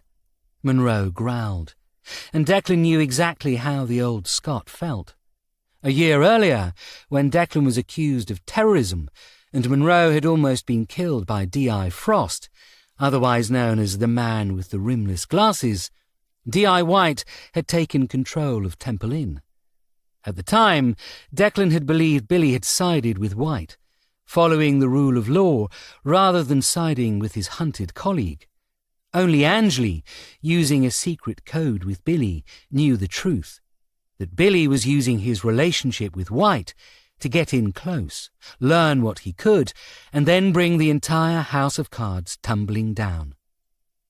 What about White? Declan asked. He was on the forum, Billy explained, and when I hacked his phone, I accidentally gained his login, and, well, let's just say that when D.I. White left the police, when the traitorous wee bastard was kicked out, exactly, I continued to log in on his account. Billy smiled. It's helped a couple of times, actually, but as much as I try, I can't work out who's who in the forum. Billy tapped on the keyboard, and the computer lit up, with a forum browser appearing in the middle. The forum had a post appear a week back, pointing out the broken relay south of Clerkenwell, where the ANPR cameras were off. Billy pointed at a post. The poster was the aptly named DCI Burnside, named after a rogue officer in the bill, and the post was mainly suggesting the blackout area as a place the other members of the forum could use to interrogate people without fear of being picked up on camera. Nice. Monroe's eyes were tight as he read the post. Good to know our taxpayers' money is being spent on fine, upstanding bastards. So Luke saw this. Billy nodded, typing on the keyboard as the source code of the web page now scrolled up the screen. I can guarantee it, he replied, pointing at a line of code, because his dad created this. Monroe's eyebrows raised at the words. I knew he was an early adopter of the internet, but I didn't realize that, he said, his voice almost impressed. However, I'd be remiss to point out, laddie, that he died 2 decades ago. The GeoCities site existed while he was alive, but it was too open to the public, well, public who could read source code. So at the end of 1999, worried about the Millennium Bug exposing the site, they moved to a designated server, Billy explained. I spoke to a friend in cyber, one of the OG... OG? Monroe asked. Original gangster, Declan explained. Slang for old school, so I'm guessing this is a first-wave police hacker? Pretty much. Billy leant back on his chair. Anyway, he said that it was known that Snyder started it as a hobby, but some moderators he'd set up on the site to keep things honest were trying to get him out. This was when the forum wasn't completely for corrupt police, and his off-books jobs were becoming more known openly, aiming more attention at him and the site, so he took less and less of an active role in it in the years before he died. Billy pointed at another line of source code, and Declan wondered for a brief second whether he was simply pointing at random lines of code for dramatic intent. So when I heard that, I started checking the code, moving into the packages. He sighed as Monroe yawned theatrically. Clever computer god do clever computer things, Billy said, forcing back the urge to continue the sarcasm. And I've found that before he was kicked off for good, Snyder created a backdoor account creator. Yeah, but it's been 20 years. Declan shook his head at this. Surely the site's been moved and rewritten a dozen times by now. It has, Billy agreed. But the database has to be kept intact, So the archive stays linked, and that's where the code was. And about 3 months back, someone used this backdoor to the forum to add 2 new accounts to the list. Can you guess what fictional coppers they used? PC Dixon and Sergeant Cryer. Declan didn't even need to guess the answer as he spoke the names. OK, so we know Luke is now on the site. We know the blackout in Clerkenwell is on the site. How does he use this to his advantage? That's the part I have an issue with. Billy looked sheepish now. He knew if he went in the black spot, we wouldn't be able to follow him. The question now, however, is where he came out, or even if he did. I'm having to check every exit out of the black spot to see if the car appears. That's almost impossible, Monroe exclaimed. You'd have to spend days watching the screen. Can't you write some kind of clever computer code to... He trailed off as he saw Billy's smug expression. Let me guess, he growled. Clever computer god do clever computer things? I should have something from the incredibly cool algorithm within a couple of hours. Billy smiled. Good work. Monroe nodded. But imagine how much further you'd be without your weird bloody drink. Billy went to reply, but stopped as the doors to the office opened and both Angeli and Bullman stormed in. I'm glad you got that bitch arrested and kicked off the force, Bullman said angrily at Declan. But I wish you hadn't. Why? Declan looked around the room at the others, confused whether he'd missed something. Because then I could have nailed the smug cow to the wall. Bullman hissed. I need a shower, just to wash the stench of corruption from me. She looked at Monroe as she passed him. I'll never complain about you again, she said, as she continued into the office, closing the door behind her. Wait, she's been complaining about me. Monroe was perplexed. Who's she been complaining about me to? Declan ignored this, turning to Angeli. What did you get? He asked. I'd rather not say. Angeli looked uncomfortable with the conversation. Why? Declan worked through all the conversations they could have had about Mainsworth, her past. Ford talked about my dad, he said as a statement, his voice flat and emotionless. About his affair with Chloe Mainsworth. Angeli was surprised at the revelation. You knew? She asked. You knew and you never told me? In fairness, lassie, he only just found out, Monroe admitted. I told him while we were checking into a new body. Well, either way, we have updates, Angeli replied to Monroe. I'm guessing with this new body announced in Millbank, you do too. Briefing room time? We still don't know where PC Mainsworth is, and we're heading towards 24 hours now. She trailed off as she realised everyone was looking behind her. Turning, she saw a white-haired woman standing in the doorway. She was slim, attractive, and bore a faint resemblance to Helen Mirren.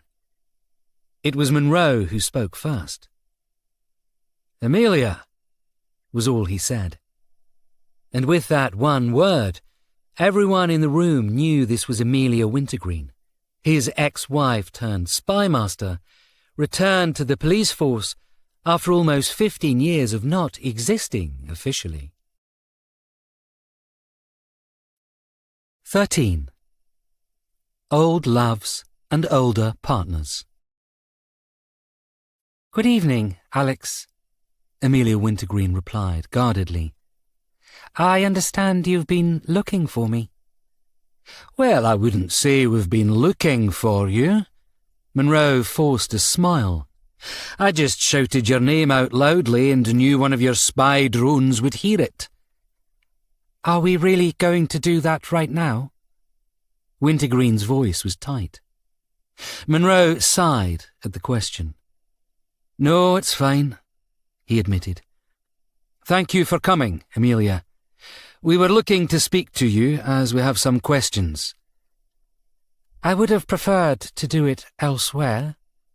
Wintergreen clutched at her arm as she looked around, and Declan couldn't help but wonder if old memories were returning. My offices, perhaps? I'm sorry, but that wouldn't be possible. Monroe's voice was also tight and emotionless as he spoke.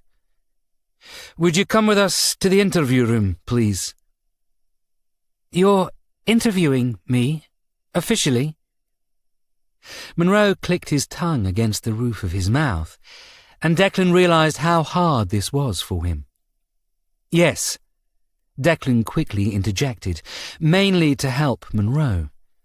You see, one of the problems we have is we now find ourselves with two dead bodies, one long-dead one and another that's recently dead. He took a deep breath. He'd dealt with Wintergreen before and knew how dangerous she could be, even when she was on the same side. And the problem we find ourselves with is that we also have a witness description of you, seen at the scene last night, before the body was discovered. Wintergreen was silent for a moment, mulling the comment over.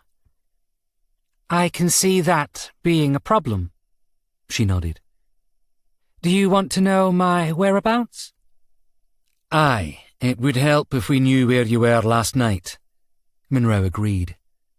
That's classified. Of course it is. Monroe sighed. OK, let's try this a different way. Where were you between the hours of 3 a.m. and 6 a.m. this morning? That's classified.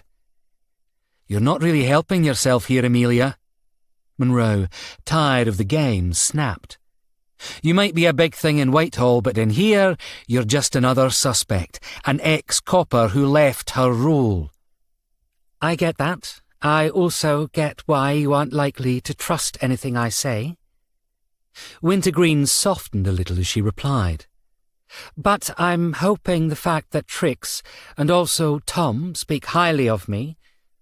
Last I heard, you burnt Tom and kicked him out of MI5, and Trix was on suspension. Billy, unable to hold his tongue, interrupted.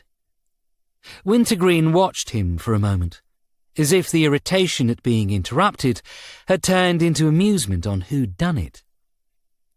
That's due to their own actions, and nothing to do with me, she argued. But I'll answer your question. There was a drone strike in Ukraine this morning at 0500 hours. I had agents on the ground, and I was in a meeting, making sure they were safe at the time. She shifted her stance, still defensive. I was nowhere near the Morpeth Arms at the times you mentioned. And how would you know we were looking at the Morpeth Arms?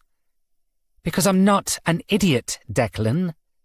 Wintergreen snapped, glancing back at him.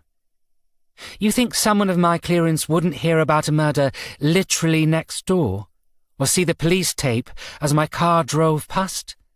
I heard what happened. I know who Sullivan was and about his connection to Monroe. She turned her attention back to Monroe now. I also know that you met with him last night in one of the most busy and well-known pubs in Whitechapel. I mean, Jesus Christ, Alex.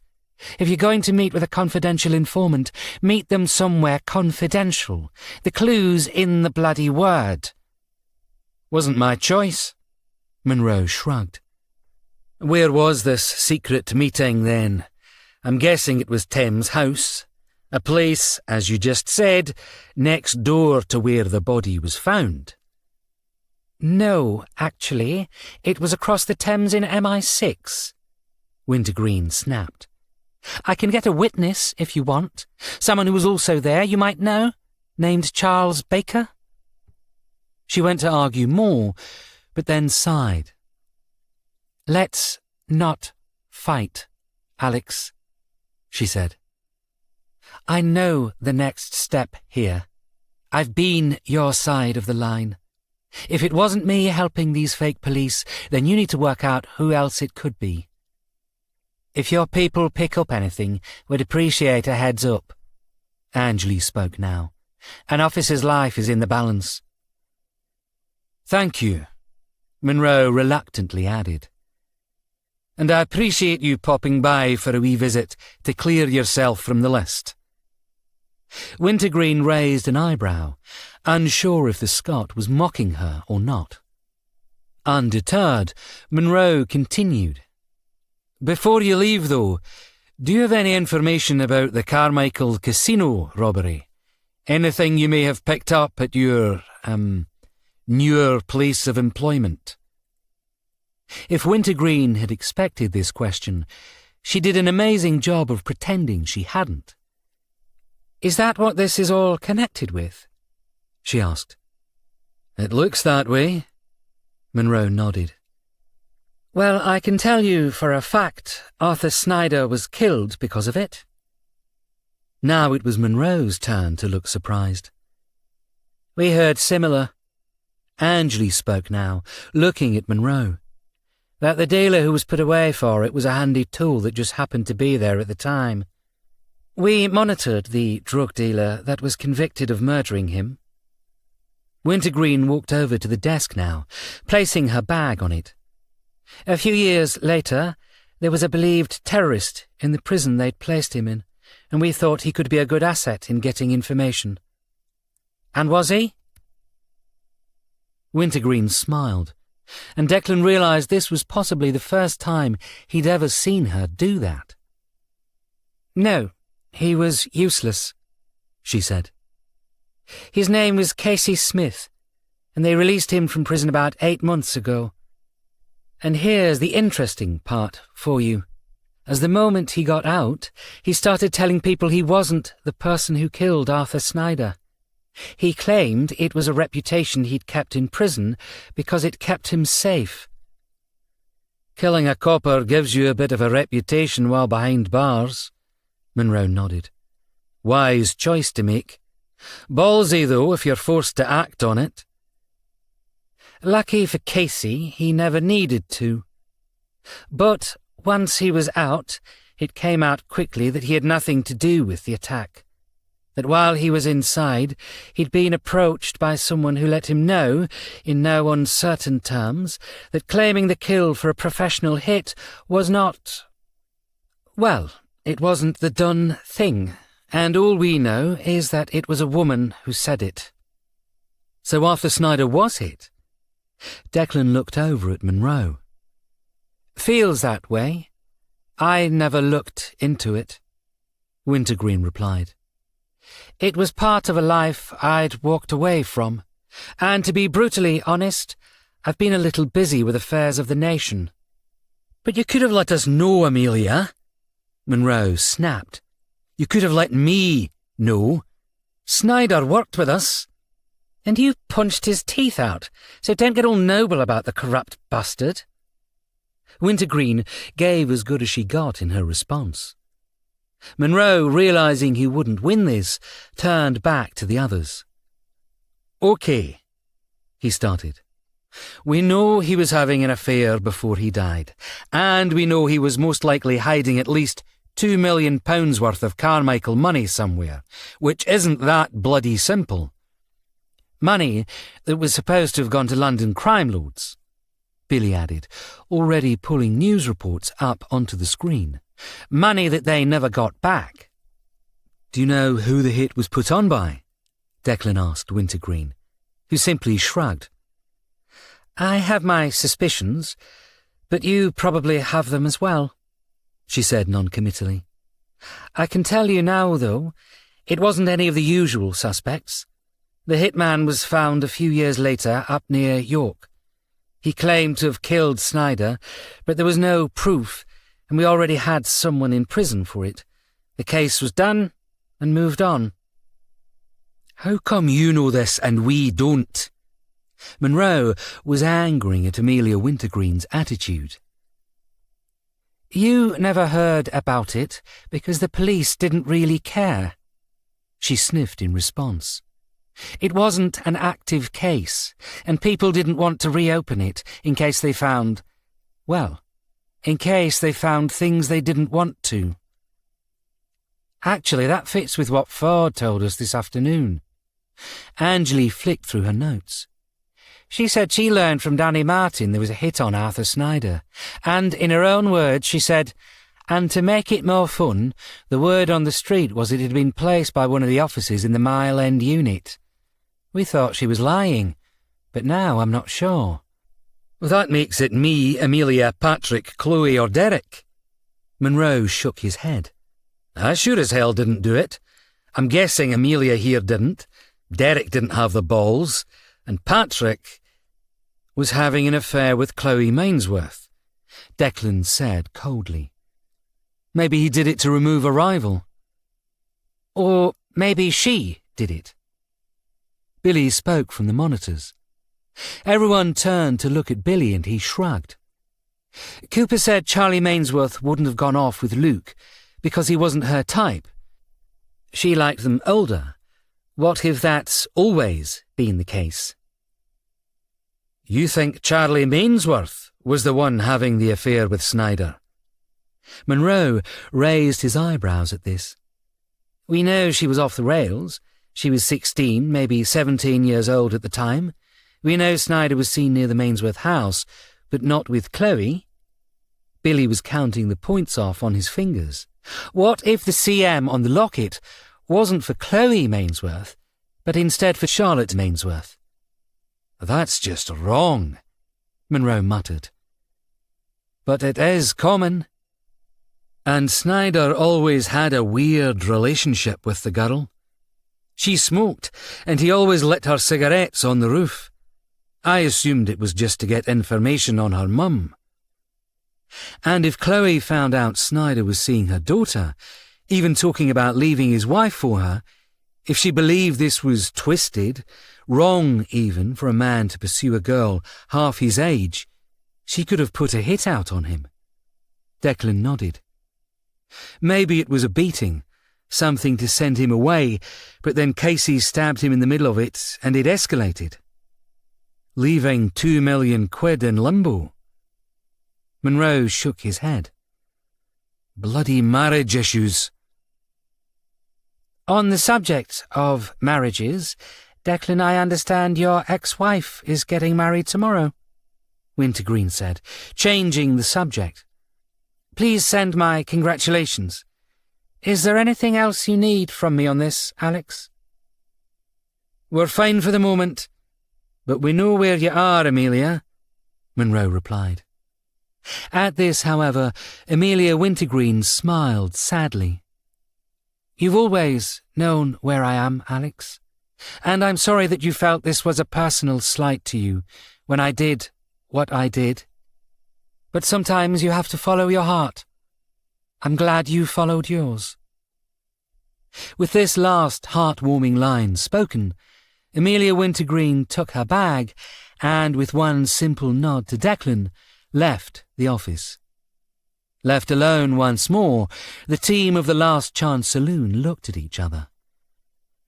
Well, if the bairn here is correct, and Charlotte is the one who 20 years ago was seeing Arthur Snyder, then things make sense, Monroe spoke eventually. Let's work through this. Arthur Snyder is having an affair with Chloe Mainsworth's daughter. Chloe is angry at him. You said they weren't seen as friends in the unit, and that was probably a smokescreen for the affair. But now I'm wondering if this was genuine, Declan said. Monroe nodded. Aye, I reckon you're right, and this, if it's correct, is why they fell out. It wasn't because she was having an affair with 2 people. She was still having the affair with Patrick, but there was nobody else in the story. Maybe Snyder knew about Chloe's affair and threatened her to shut her up, or he'd run off with Charlotte and tell everyone about her and my dad. Maybe Chloe was the one who told Snyder's wife, Angeli suggested. Maybe Mrs. Snyder and Chloe put the hit out together. Billy was typing on his keyboard, and an image taken from a Facebook page of an older woman, slim with white hair, appeared. This is the most recent shot I can find of Laura Snyder, he said, Arthur's widow, and from the looks of it, I'd say she's a dead fit for the witness description too. Luke said he didn't speak to his mother anymore. Monroe frowned. Declan, reaching into his pocket, pulled out his notebook. That's not quite true, he said. When we spoke to Luke, he said, when I went to university I never looked back. I never returned, and never saw her socially again. It's all business with her anyway. He didn't say he didn't speak to her, just that it was all business. Christ, Monroe breathed. They're working together. They bloody hate each other, and they're working together. Working together to do what? Angley asked. Find the missing money? Why dig up the body after all this time? Why not do it last week or last year or even 10 years ago? Something happened that changed everything, and it happened recently. Monroe stroked at his beard, deep in thought. Something that's forced her to work with her estranged son to gain revenge on the woman who had an affair with her husband.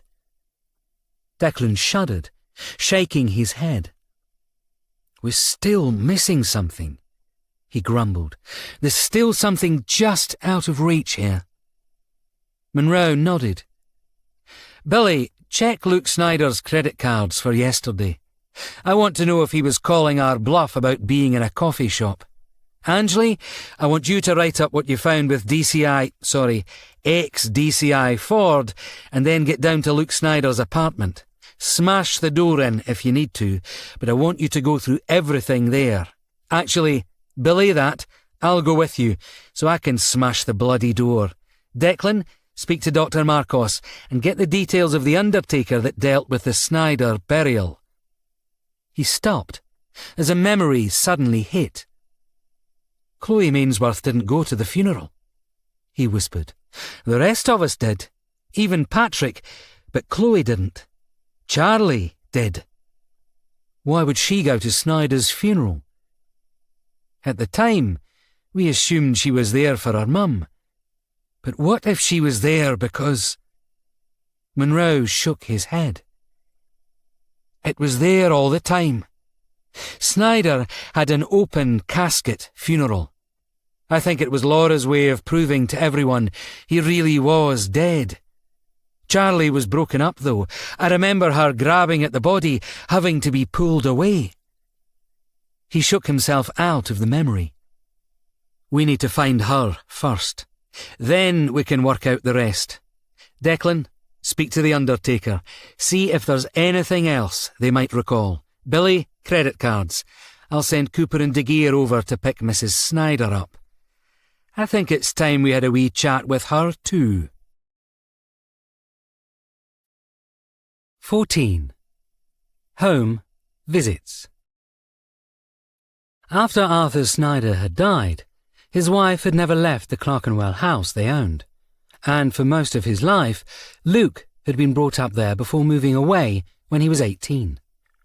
But still Laura Snyder had stayed, mainly out of spite, Cooper assumed, as she walked up to the main door. Laura had been a victim of hate campaigns. Her husband's criminal activities had been brought to light when he died while shaking down a drug dealer, and, professional hit or not, her life hadn't been easy. Ringing the doorbell, Cooper looked back at the squad car. De Geer sat uncomfortably inside it, a sullen expression on his face, and glowering up at her. She'd pointed out that this could be a sensitive situation. Although they had a good idea Laura Snyder was involved somehow, possibly even with the death of Harry Sullivan, the fact that Wintergreen had been a suspect showed that currently anyone with white hair was in the frame. With this in mind, and with her dead husband recently dug up, Cooper had suggested a woman's hand here. And besides, the sight of a 7-foot Viking in a police uniform would probably scare her into next week. And so it was Cooper, alone, who stood in the doorway when Laura Snyder opened the door. "Oh, God, what's he done?" were the first words she spoke. "Can I come in?" Cooper asked politely, I'm PC Esme Cooper. I'm with the City of London Police. I'm guessing you're Laura Snyder? You're here to remind me, in case I've forgotten, that my late husband's a crook. Laura sniffed. It's what the coppers around here usually do. No, but we are investigating a case connected to your late husband, Cooper replied. Has your son spoken to you recently? About what? Laura stared suspiciously at Cooper. Your husband. What about him? He's dead. Cooper realised with a slow dread that there was a very strong chance here that Laura Snyder didn't even know yet that her husband's body had been exhumed. I'm sorry, but I really think this needs to be something we should talk about inside, she said, a little more forcefully this time. Can I? Fine, whatever. Laura Snyder turned and walked off. Get what you need to do out of your system and then leave me alone. Actually, I can't do that right now, as we may need you to come with us to the station, Cooper said, entering the hall and closing the door as she continued through. I'm sorry to be the bearer of bad news, but we believe your son has dug his father's body up and placed it inside a City of London church. And why the hell would he do that? Laura asked, her back to Cooper. Actually, we were hoping he could tell us. Cooper made light of the comment, her hackles rising. For someone who a moment earlier seemed oblivious to the news her husband had been exhumed, to the point Cooper had wondered if she even knew, Laura Snyder hadn't seemed surprised about the news she'd just heard about it. Can I ask, have any other officers been here in the last couple of days? No coppers come here anymore. Laura walked into the kitchen now, turning the kettle on. Cooper paused at this, standing in the hallway. The house was narrow, a staircase rising to her left, and on the right were two doors into small, red-walled living spaces, the wall between them removed, making one hideously red room. Cooper wanted more than anything to nose around, but she needed to monitor the woman in front of her. If nobody from the police had come by, then the only way she'd know about the body being exhumed before Cooper said anything was if her son told her. So either this had happened, or she was colder than anyone had imagined. Is that Luke? Cooper asked, noting a framed photo of a young blonde boy in a school uniform. Yeah, 4. Laura replied, without looking back. Cooper wondered briefly how she could know what photo Cooper was looking at, until she realised there were no other photos of Luke Snyder on the wall. Don't recognise the uniform, she said, peering at the school tie. It's a local one, Laura said, still fussing around the sink, but refusing to elaborate. Oh? Which one? Look, are you here to discuss school admissions or talk about my family's current situation? Laura asked, and Cooper noted the woman's hands were now tightly clutching the sink's countertop, the knuckles white. Sorry, just making conversation. Cooper apologised, as she continued to look around. If I wanted conversation, I would call someone in for it. Laura reached for the milk. Someone not connected to the bloody police. There was something automatic about the way she was working, as if she was going through the motions of looking like she was making a drink, while actually her mind was far away. Something to the right of Cooper caught her eye. A small table in the hallway, probably once a place for a downstairs phone to go when such things were commonplace, was a couple of feet to her right and in front of her. There was a bowl, a glass one with keys in, but on the wood beside it, tucked out of the way as if to hide it in a hurry, possibly when a copper arrived on the front door, was a black leather wallet. Cooper knew the style of wallet. She had one in her own pocket. It was where her warrant card was. There's something else, Cooper said. her hand reaching slowly to the table, hoping Laura wouldn't turn and see this. "There's a police officer missing. We think your son might be connected." "Why would you think that?" Laura spun to face Cooper now, and the officer froze, hand now resting on her hip. "The officer abducted was Charlotte Mainsworth," Cooper replied calmly, watching Laura Snyder's face for any sign of emotion or even empathy to the situation. There wasn't any. "If I'm supposed to feel sympathy for the crooked little bitch, you're sadly out of luck." Laura turned back to the kettle, and Cooper quickly reached out for the wallet. "I'm sure you know what happened between her family and mine." "Beyond my pay grade, ma'am." Cooper grabbed and flipped the wallet open, and almost gasped as she saw the name on it. P.C. Charlotte Mainsworth. Cooper glanced up and saw Laura watching her from the kitchen.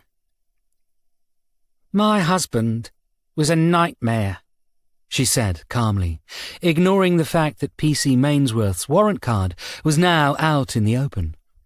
"He left me with a lot of problems. Why would I kill him?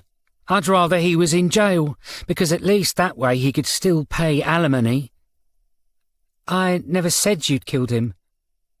Cooper went to reach for her Taser 7 device, but paused as Laura held up a vicious-looking kitchen knife.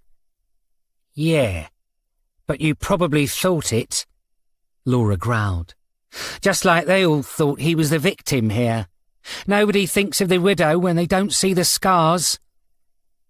"Mrs. Snyder, I really think we've got off on the wrong foot here." Cooper forced a smile. "I'm guessing Luke was here and he left the wallet, right?" It was a get-out-of-jail offer, to let Laura lower her guard for a moment, thinking Cooper was looking for Luke still. But it didn't work, probably because the moment she opened up the warrant card, she knew Laura was involved, who now squared off against Cooper, knife in her hand. "She tried to break our family up," she whispered. "She took what was ours." "Your husband?" "I don't give a shite about Arthur," Laura Snyder screamed, her eyes wide and desperate now. "I mean the money." Cooper had a split second to weigh up the situation. By closing the door behind her, she'd blocked off an exit, and if she ran for it, she'd be stabbed before she could even pull the bloody thing open. She could run into the room beside her, but that was nothing more than a delay tactic. Laura Snyder had a foot in height on Esme Cooper and a weapon in her hand. To go on the offensive was madness. Cooper smiled. She knew what De Geer would do, though. "For Valhalla!" she screamed as she charged. "I'm sorry, we can't really help you," the man facing Declan's side, with what seemed to be genuine concern, but considering that he was a funeral director and being sympathetic with clients was a large part of his day, Declan couldn't be sure how genuine this was. "Look, you left the ticket on the suit, so you must have buried him," he explained. The man facing him, Julian Reitman, was in what looked to be his 70s, and as this was Reitman and Sons, funeral directors, Declan assumed he would have been involved in the funeral details.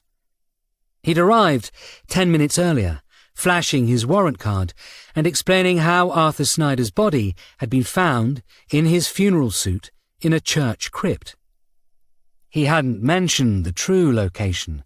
A crypt was a far less concerning location than cell in his mind. Julian had at first misunderstood and thought Declan was accusing him of something unspoken. But after one of his sons had appeared and had learnt why Declan was really there, he'd gone off to hunt down the old records, pointing out they might take a while as they only went digital in 2010. Now, Declan was forced to stand still and smile at Julian as the older man wrung his hands together in worry. "I hope they won't blame us," he moaned. "We don't bury the bodies, you see. The church has people who do that. We just get the bodies to the hole. If the hole isn't to specifications, there's no way you can—" "Nobody's blaming you." Declan forced yet another smile, secretly wishing for the sun to hurry the hell up. "It's purely information gathering." Julian nodded gratefully at this, and then his face brightened as his son returned, waving an old piece of carbon paper. "Knew we had a copy somewhere," the son said. "Darryl knows where everything is," Julian smiled.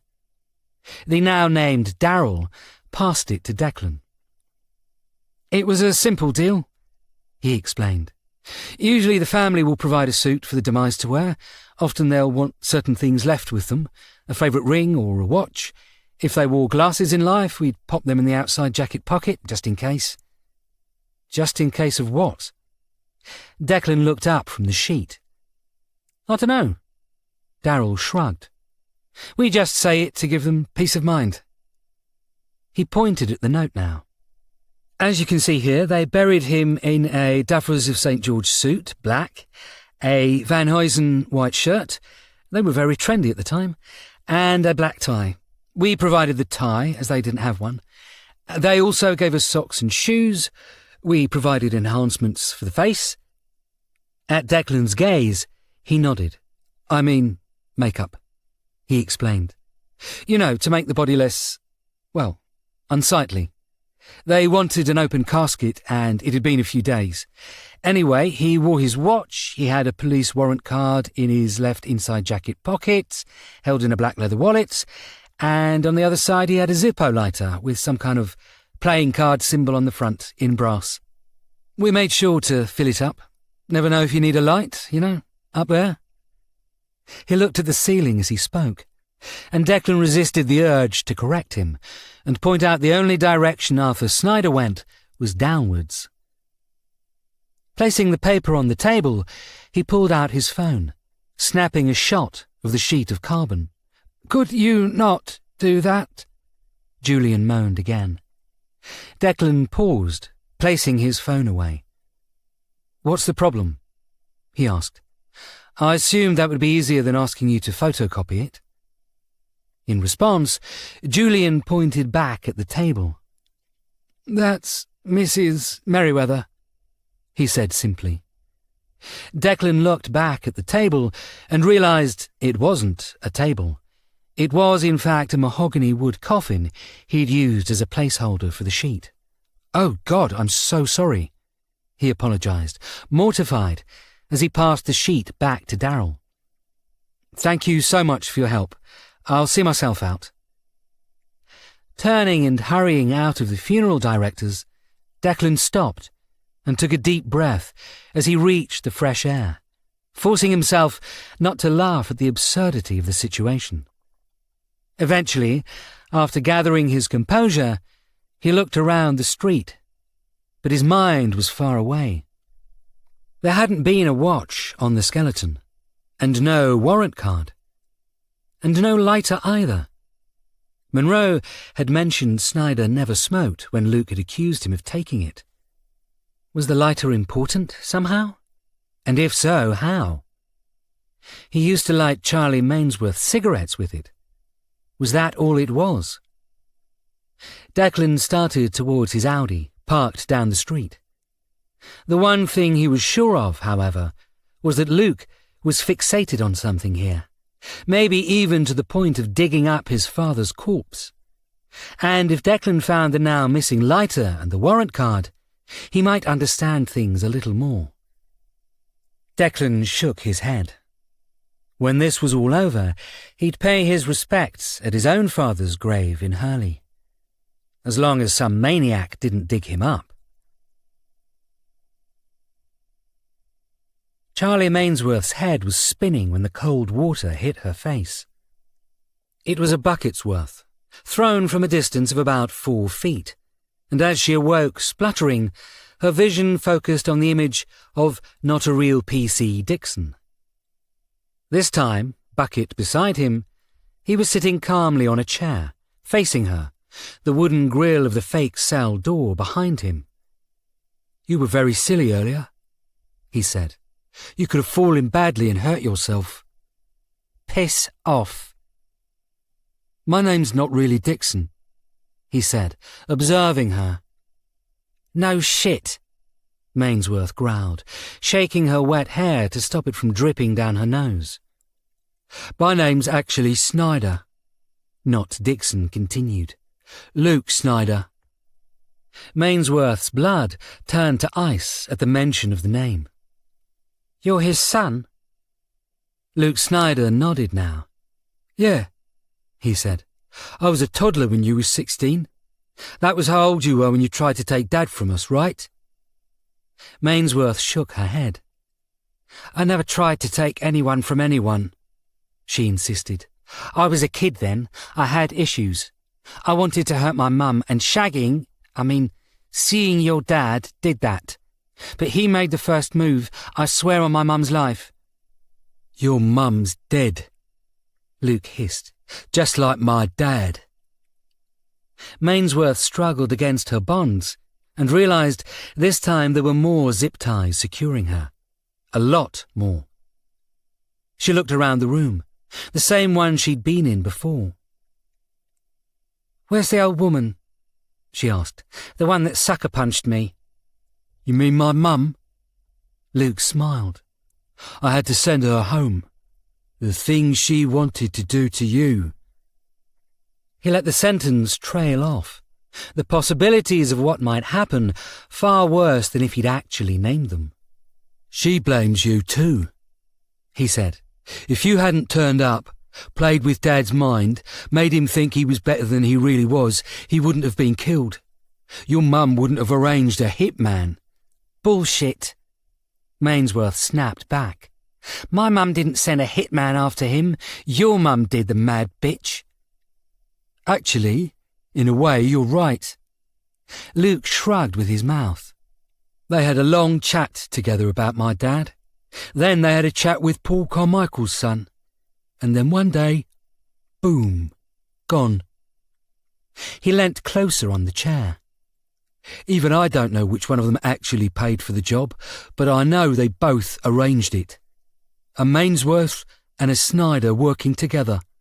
Who would have thought it?" "Maybe we could work together then." Seeing a way out here, Mainsworth smiled weakly. "You want something from me, and I want to give whatever it takes to get out of here." Snyder thought about this for a moment. "Where's the lighter, Charlie?" he asked. Mainsworth frowned. "What lighter?" "I said, where's the bloody lighter?" Luke burst upwards from his chair so fast that it clattered to the floor behind him. "The one you stole from his dead body." Mainsworth's eyes filled with tears of fear. I don't remember," she started. But she didn't continue any more, as Luke had pulled out the same shock weapon his mother had used on her, and, using her wet skin as a base, he jabbed the sparking ends into her collarbone. As she bucked and screamed in agony, Luke watched dispassionately, only stopping when she passed out. Then, walking to the fallen chair, he placed it back up, carefully positioning the taser on the seat. Taking a deep breath, he picked up a second bucket of ice-cold water, and, with a sigh, he hurled it into Charlie Mainsworth's face for a second time. And as she awoke, spluttering again, he took the taser once more, calmly sitting back down to face his now weeping prisoner. "Now let's try that again, shall we?" he cooed. "Where's the lighter? Did you give it to Alex Monroe, maybe? Is that why he allowed you to join his unit when Mile wanted you gone?" But Charlie Mainsworth didn't answer him, because all Charlie Mainsworth could do was whimper and sob through the pain. 15. Change the flint. Aye, it's a shite-hole, all right. Monroe stared around Luke Snyder's apartment. He'd found the door to the apartment block easy to enter through, but the door to the apartment itself was another issue. There was no unit supervisor who could pass them the keys. But before Anjali could pull out her personal lockpick set and start on the door, knowing that waiting for official channels to gain entry would take too long, he'd circumvented this by simply knocking on a neighbour's door and asking if they had a spare key. The neighbour, of course, now stood on the walkway, watching as they opened the door, staring down at the pile of discarded letters on the floor.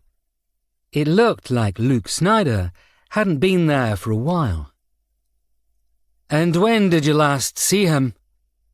Monroe turned back to the neighbour, a bulky woman in her 50s named Janine.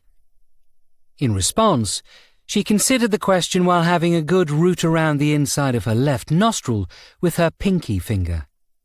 "About 2 days ago, I reckon," she said. "Yeah, Tuesday or Wednesday." "And you're sure about that?" Monroe looked back at the letters on the hallway floor. There was no way that many had amassed in a matter of days. "Are you calling me a liar?" Janine growled, finger now out of the nostril and being examined. "Of course not." Monroe gave a winning smile. "I just found it odd that he would leave his mail so—" "Everything about him was odd," Janine muttered. "If you're here to nick him, better for it. And he went even bloody worse after the drug dealer started looking for him." "Drug dealer?" Janine shifted on her feet. "Well, he looked like one. Skinny bastard, ginger hair, grovelling little shit he was. Early 40s, maybe. Came here 2-3 times to speak to Luke, then never came back."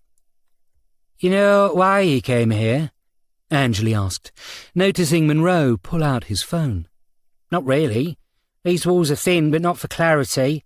He kept saying he was sorry and it wasn't his fault, if that helps." "Is this him?"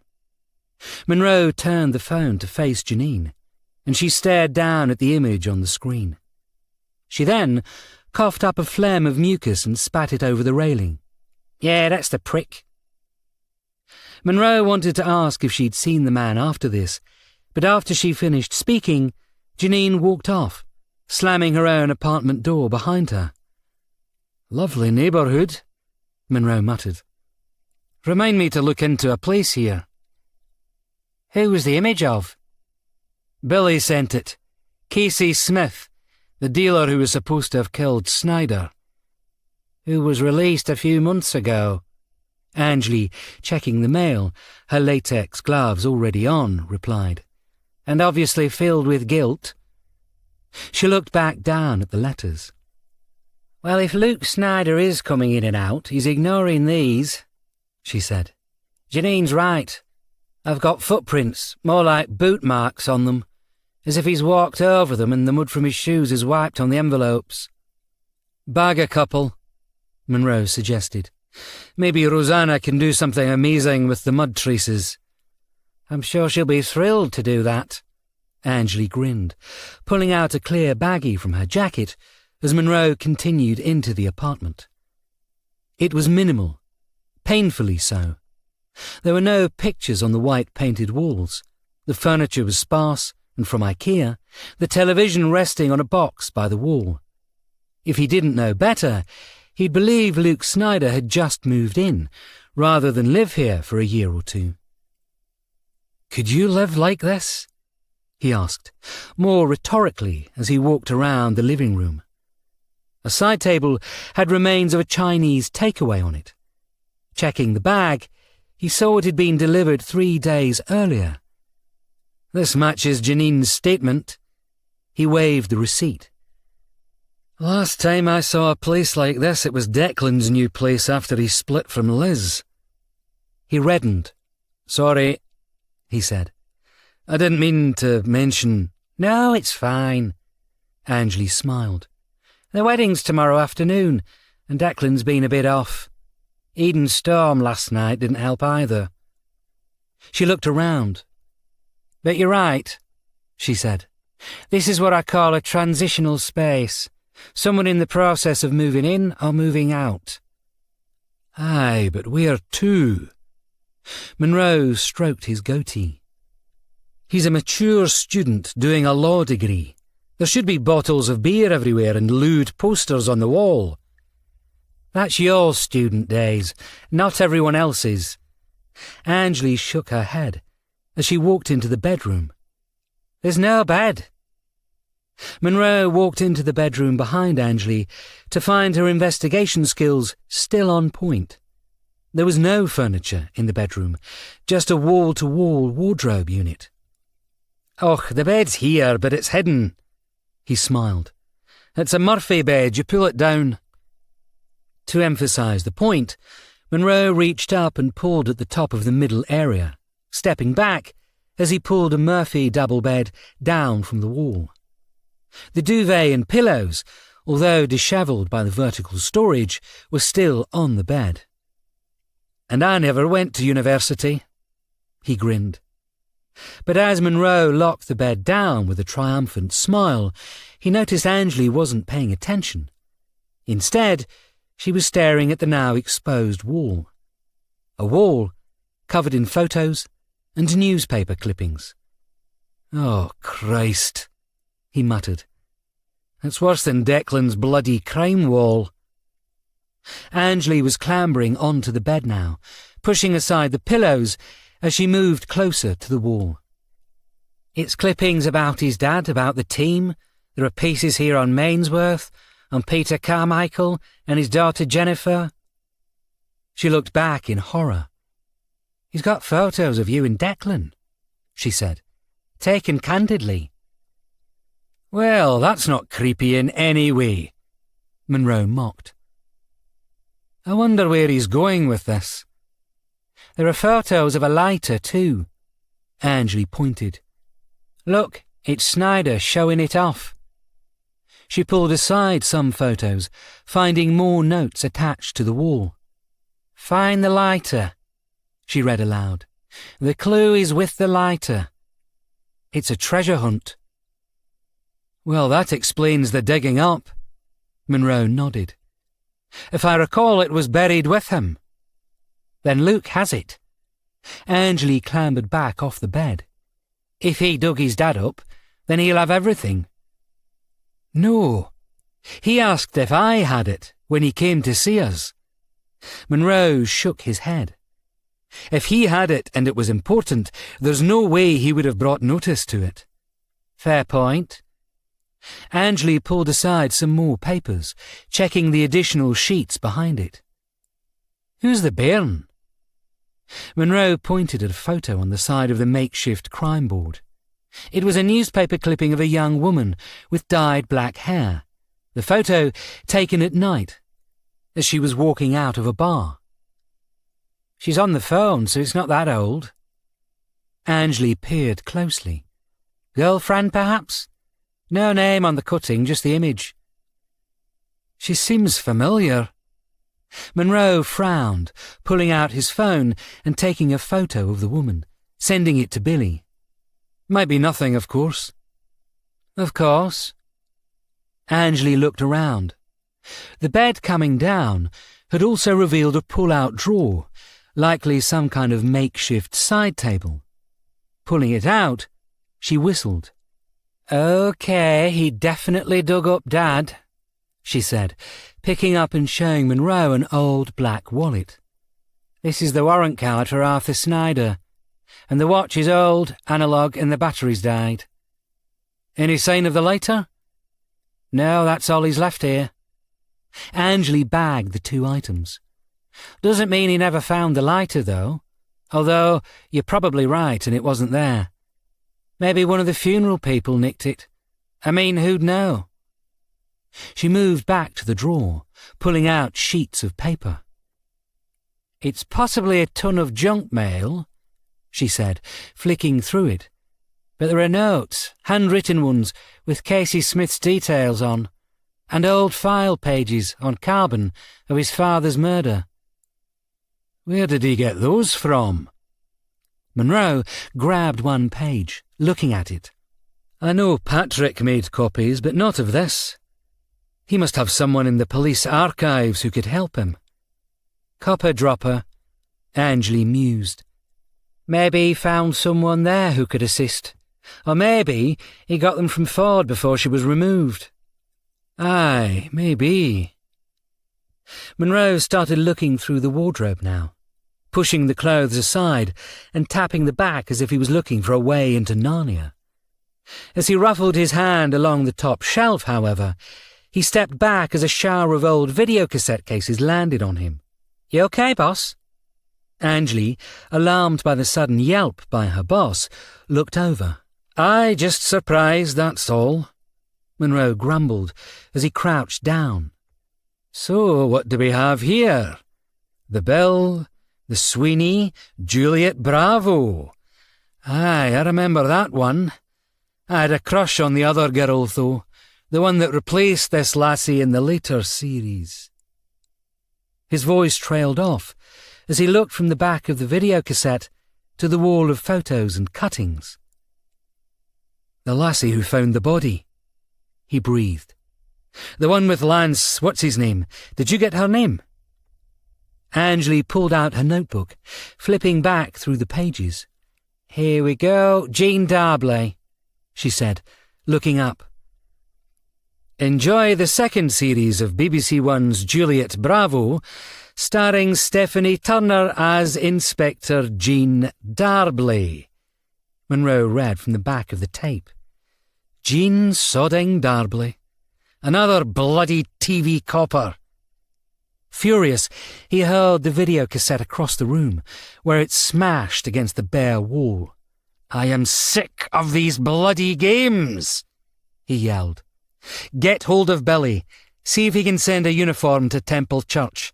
I want to know if that woman up there is the same one the verger was talking to when he found the body. She did ask to see in the cell, Angley read. That's a little damning already. We thought it was just Luke working alone, Monroe muttered. And now it looks like there's a bloody ton of them. De Geer heard the scream and the crash of glass from within the house, and within a matter of seconds was sprinting up the path, shoulder-barging the door, the lock splintering apart as he continued through into Laura Snyder's hallway. Esme, he shouted, spinning in a slow circle as he called out. Where are you? In the kitchen. The slightly exerted, tired voice of P.C. Cooper echoed out from the end of the hall. I could do with some help. The tone didn't express any kind of urgency to the situation, but nevertheless De Geer ran at full speed into the kitchen, where he found Cooper sitting on the back of Laura Snyder, her hand holding Snyder's wrist in a vicious lock, pulling it upwards. I dropped my handcuffs when she attacked me with a knife, Cooper explained, matter-of-factly. Could you be a dear and cuff her with yours before I give in to my base desires and tear this bitch's arm off? De Geer leant in, pulling his cuffs out and obliging Cooper's request.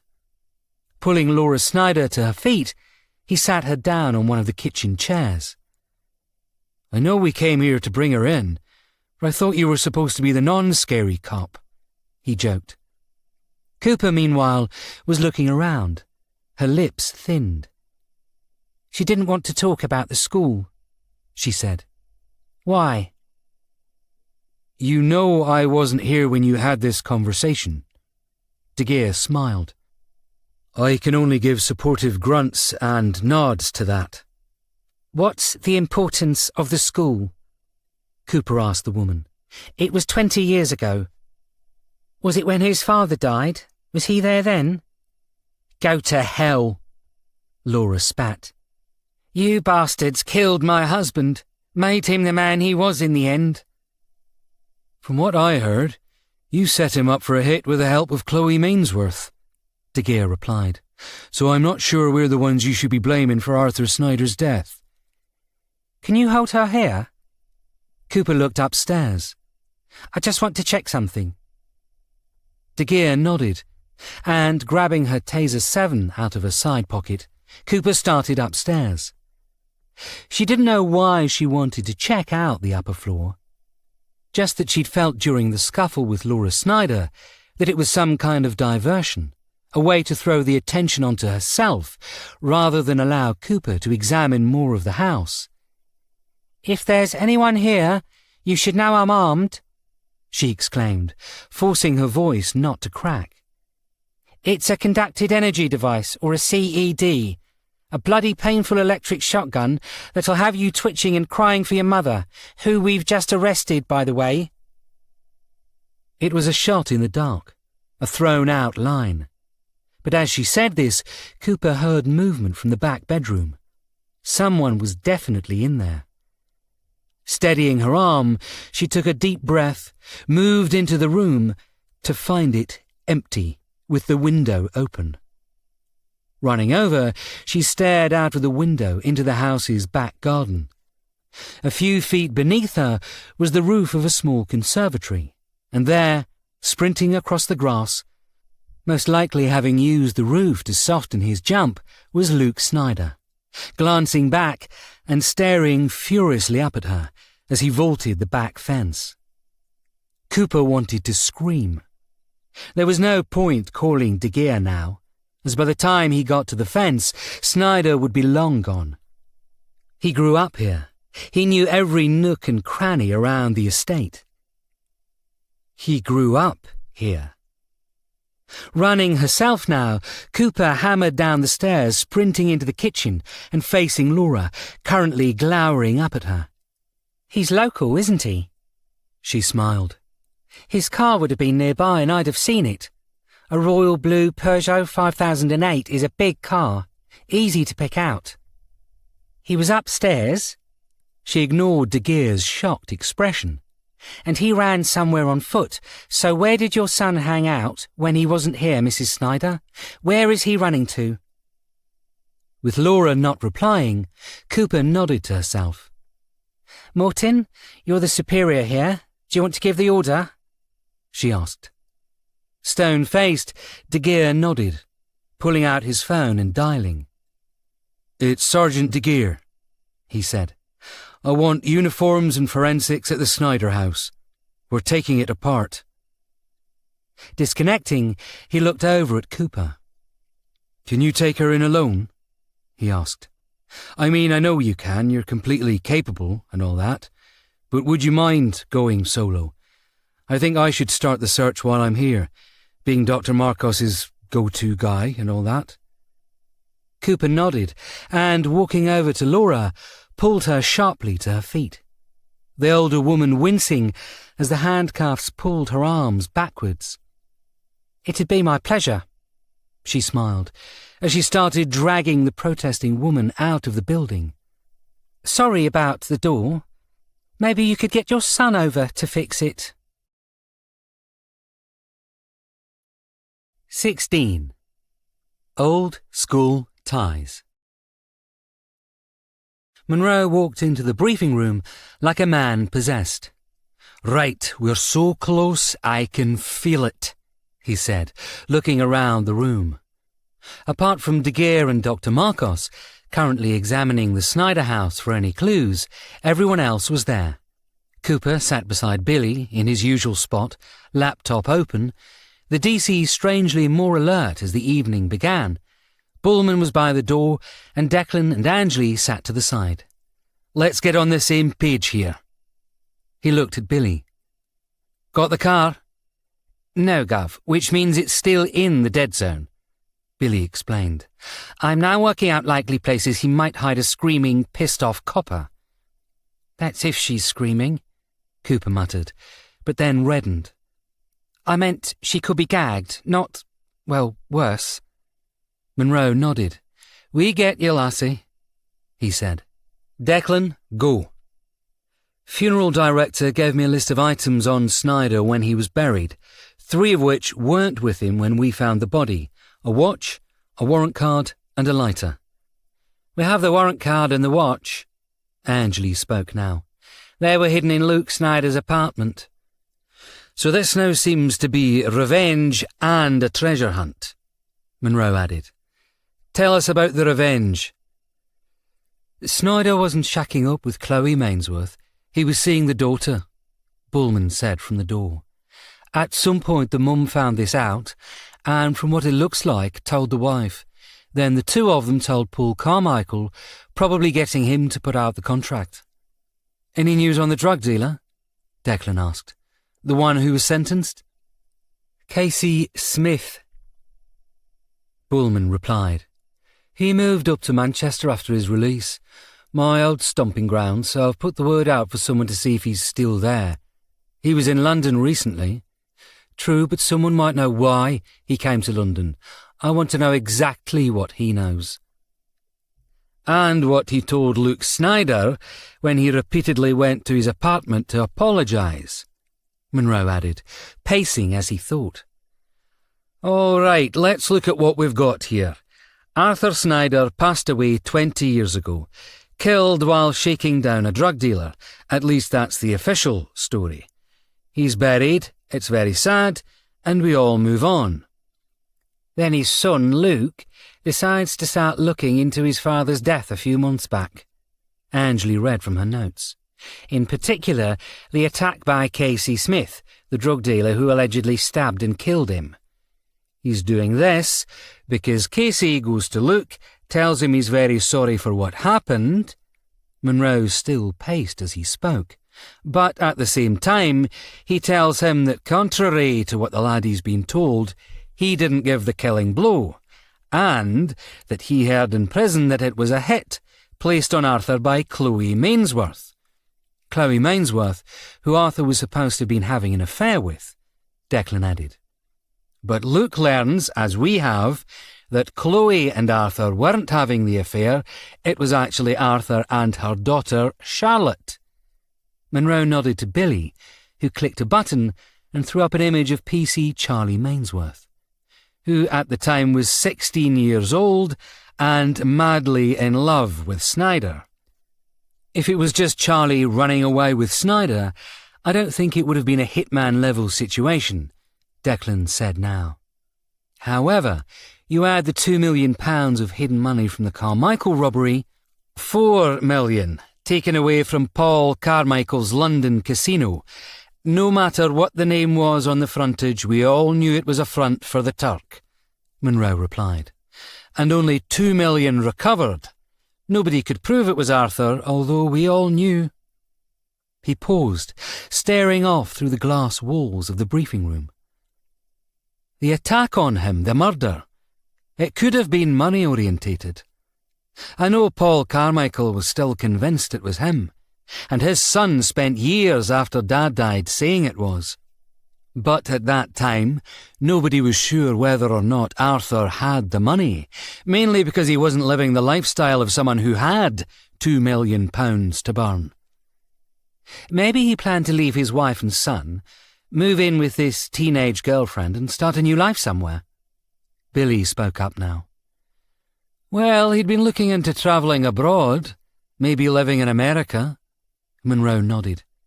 We assumed it was because of the side eyes he got from the other officers, but none of the moving plans happened before he was stabbed. So what's the deal with the lighter? It was Bullman who asked now. He didn't smoke, so why the attachment? I'm not sure, but he always had one. Monroe almost smiled at the memory. In the late 90s, everyone was using Zippo lighters. People did tricks with them, where they'd flick their fingers and the lid would click back, or they'd pull it quickly across the thigh, opening it up and spinning the flint in one motion. He frowned. Tried that once, almost set fire to my jeans. Anyway, Arthur picked one up at some point. Had the dead man's hand, aces and eights on it. He wasn't a gambler, but maybe it struck a chord, I don't know. He never smoked, but he was always there to light someone's cigarette, usually attractive women, often Charlie when she came to visit her mum, though we never put two and two together. Maybe he enjoyed having smoke breaks when they stopped us lighting up in the office. He laughed. The problem was that half the time the lighter didn't bloody work. When he was found in Temple Inn, the watch, warrant card and lighter were gone, Angley said.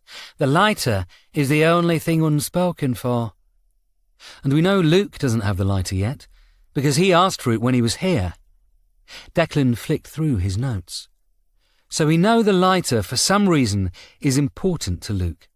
But that said, if he was buried with it, and the body was dug up by Luke, he would have found it, unless the lighter was removed before the body was buried. The funeral directors? I don't think so. They seemed quite clueless to everything.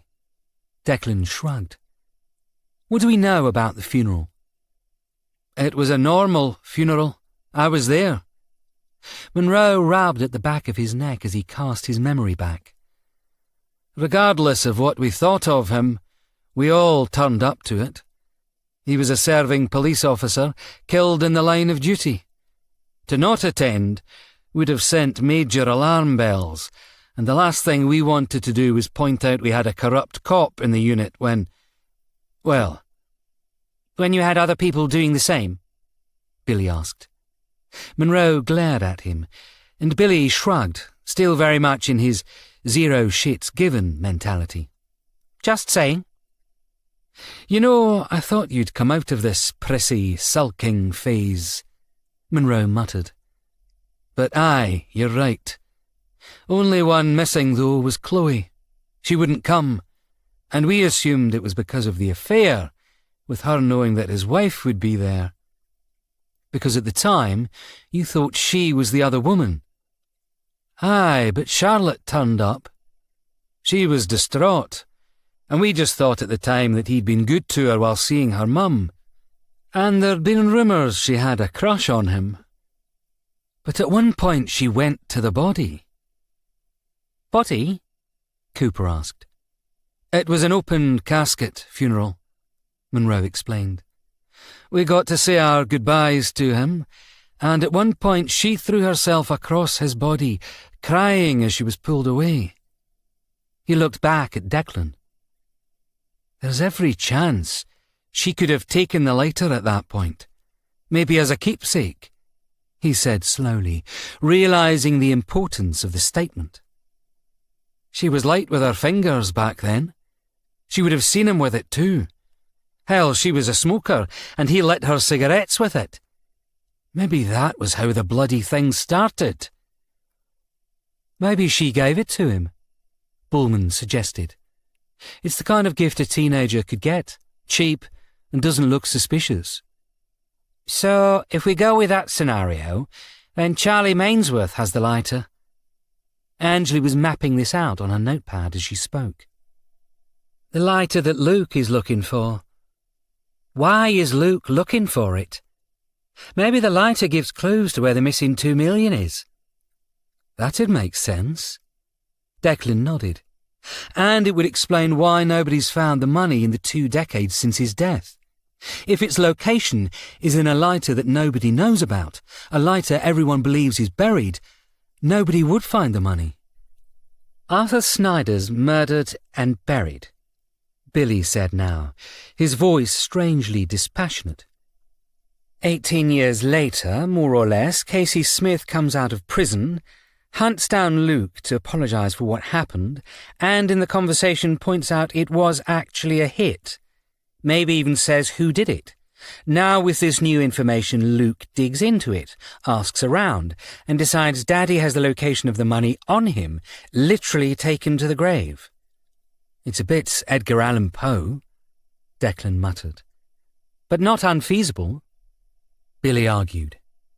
So he's dug up his father to find this, and he finds the lighter he knew was buried, the one people might even have talked about, isn't there anymore.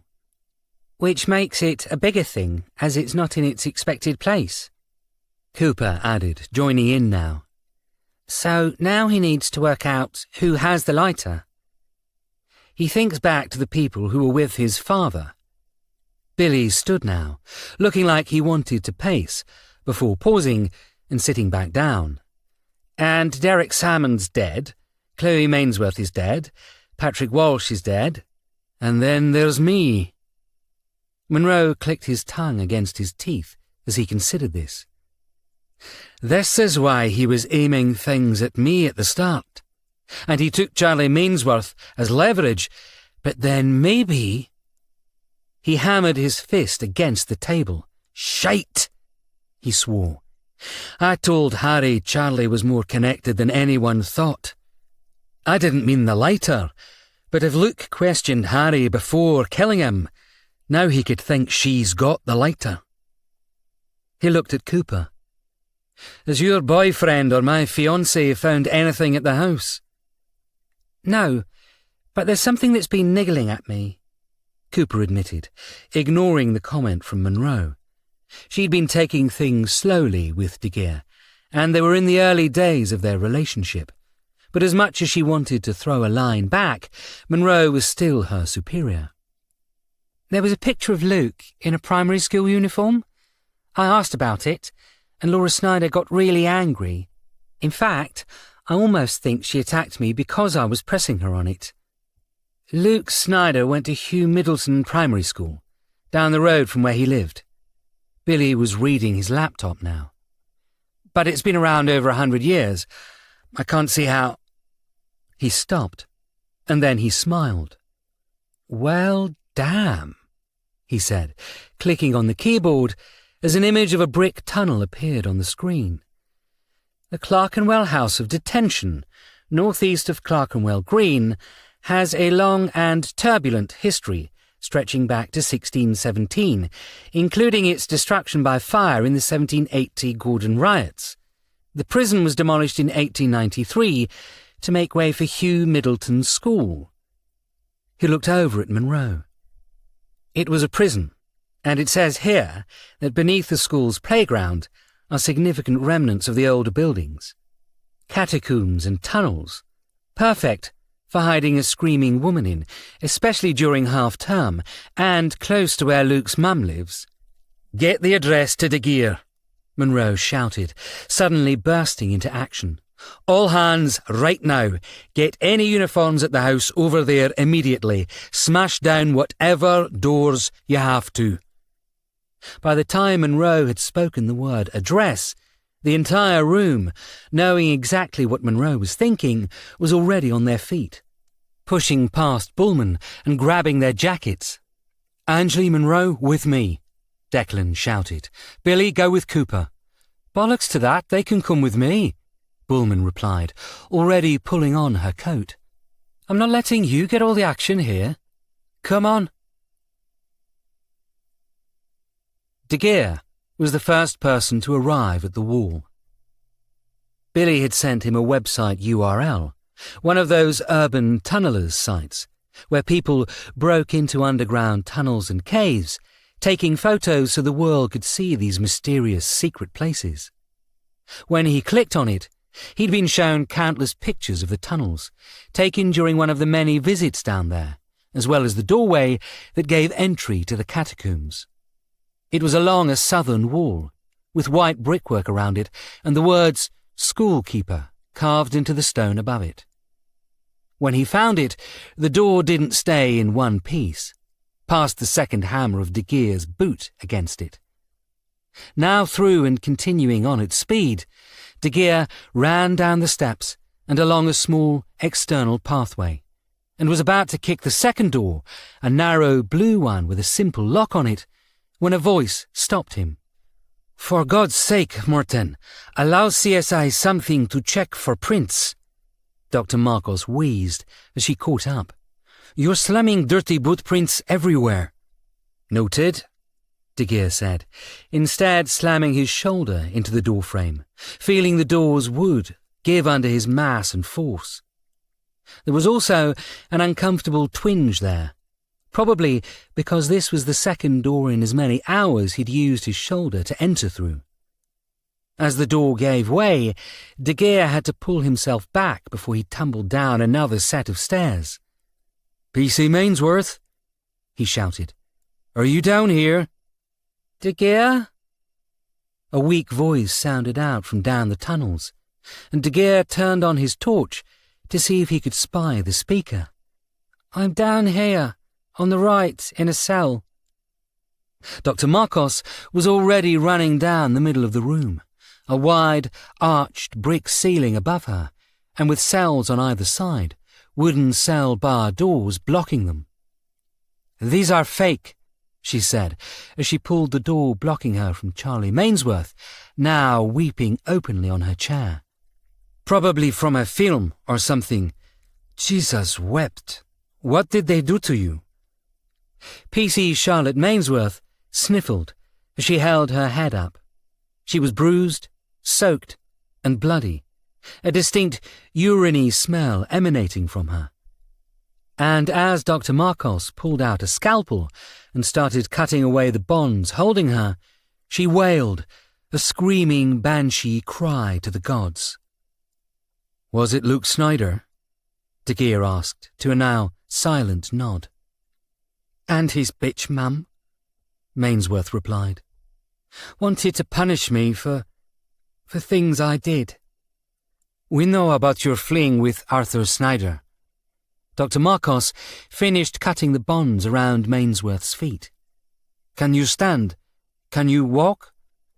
"I'll bloody well walk out of here." Mainsworth sniffled, pushing past the two officers and staggering towards the steps and the light of outside. Already sirens could be heard as other officers were arriving. "Was that a line from Highlander?" De Geer asked, watching Mainsworth walk off.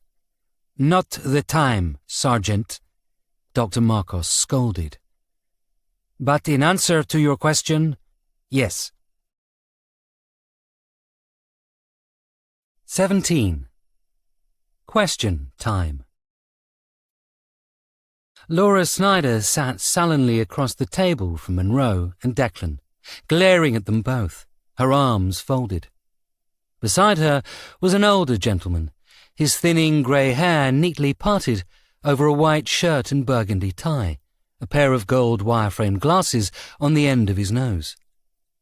"My client isn't happy with the way she was brought in," he said, pushing them back up. "Mr. Willoughby," Monroe smiled, leaning across the table to reach for the recorder. "In all the years I've known you, your clients have never been happy about how they've been brought in. You really need a better opening gambit. Or you need to stop bringing them in the way you do," Mr. Willoughby retorted. Monroe shrugged, nodded, and then clicked on the recorder. "Laura Snyder interview. DCI Monroe and DI Walsh attending. Laura Snyder's solicitor, Hugh Willoughby, present." He leant back. "Was it your idea?" he asked, watching Laura. "To kidnap her, or was it your son's?" "My client won't answer leading questions like that." Willoughby shook his head. "Your client attacked my officer with a kitchen knife," Monroe growled, "so she can bloody well answer any question I have." "I was defending myself," Laura said. "I've had you police trying to get rid of me for years. I was in fear for my life." "Oh, you were?" Monroe mocked a concerned expression. "I'm so sorry for you." "Your attitude is being noted," Willoughby sniffed. "Aye, it had better bloody be," Monroe snapped back. "Otherwise I'm wasting my time." Declan leant forward now. "When were you made aware of the affair your husband was having with the teenage Charlotte Mainsworth?" Laura had been expecting the question. It would have been impossible for her not to, but still she paused momentarily as she looked over at him. "I was told," she admitted.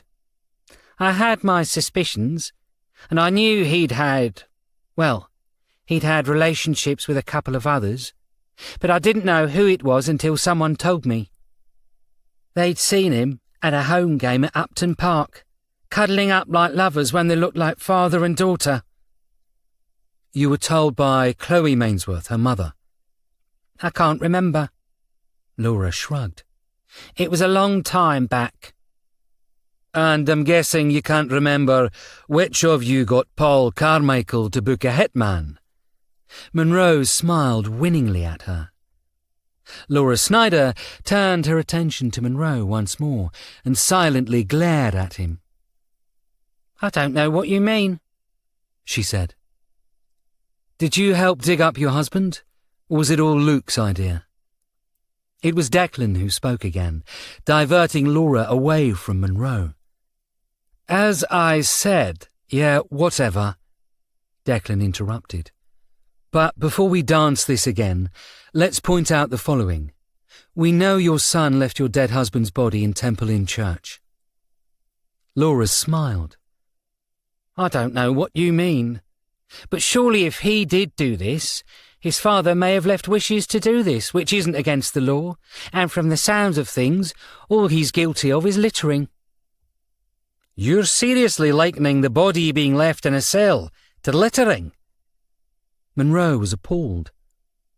Laura Snyder, however, just shrugged. If the police-size shoe fits, she smiled. Littering aside, we also know your son abducted PC Charlotte Mainsworth. Declan continued on. That's just your word. Laura smiled. Charlotte is probably on some kind of piss-up.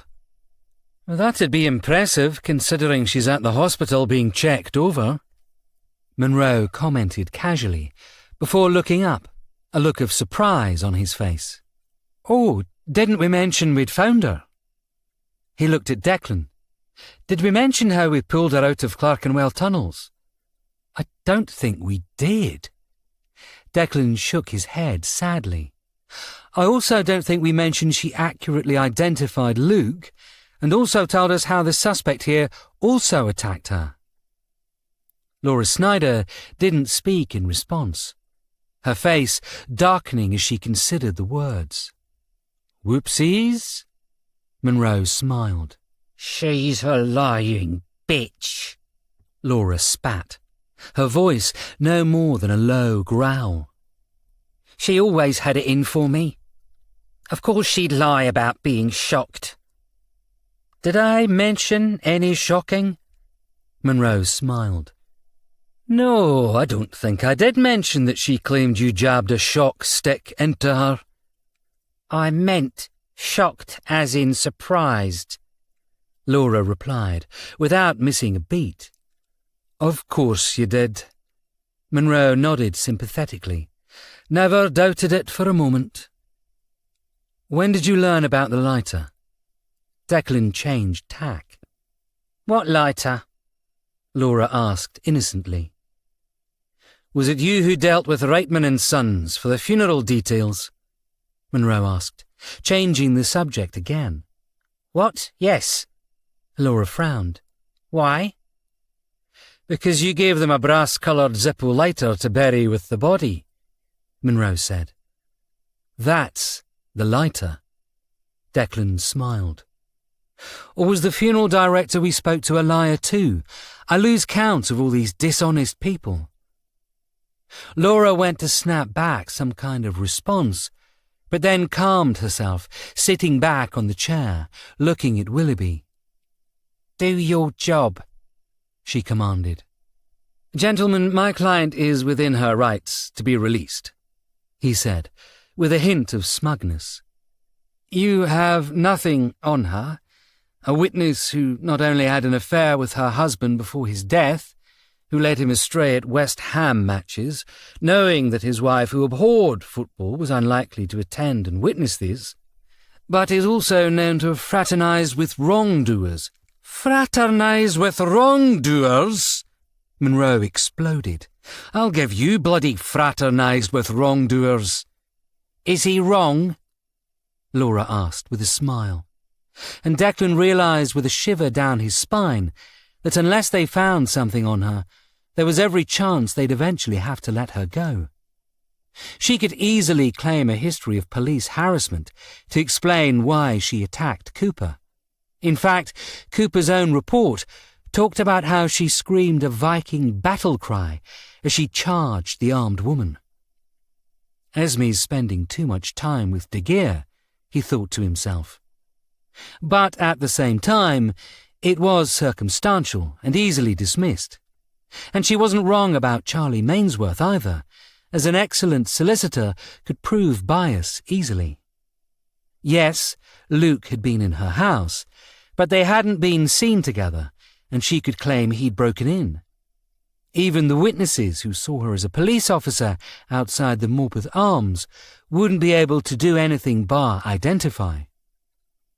Everything was on Dr. Marcos to find DNA or fingerprints to change this to a more solid accusation, which might never happen. Declan went to speak, but his phone buzzed. He'd put it on silent for the interview, but this could be Billy with news or something from Angley. Nodding apologetically at Monroe, he opened up the message that had just arrived. From Henry Farrow. Hey, Declan. Declan frowned. It was an odd message, and way more casual than Farrow's usual messages to him. Quickly, he typed back, Henry? Monroe was looking quizzical, and Declan went to place his phone away, but the buzz of a new message stopped him. No.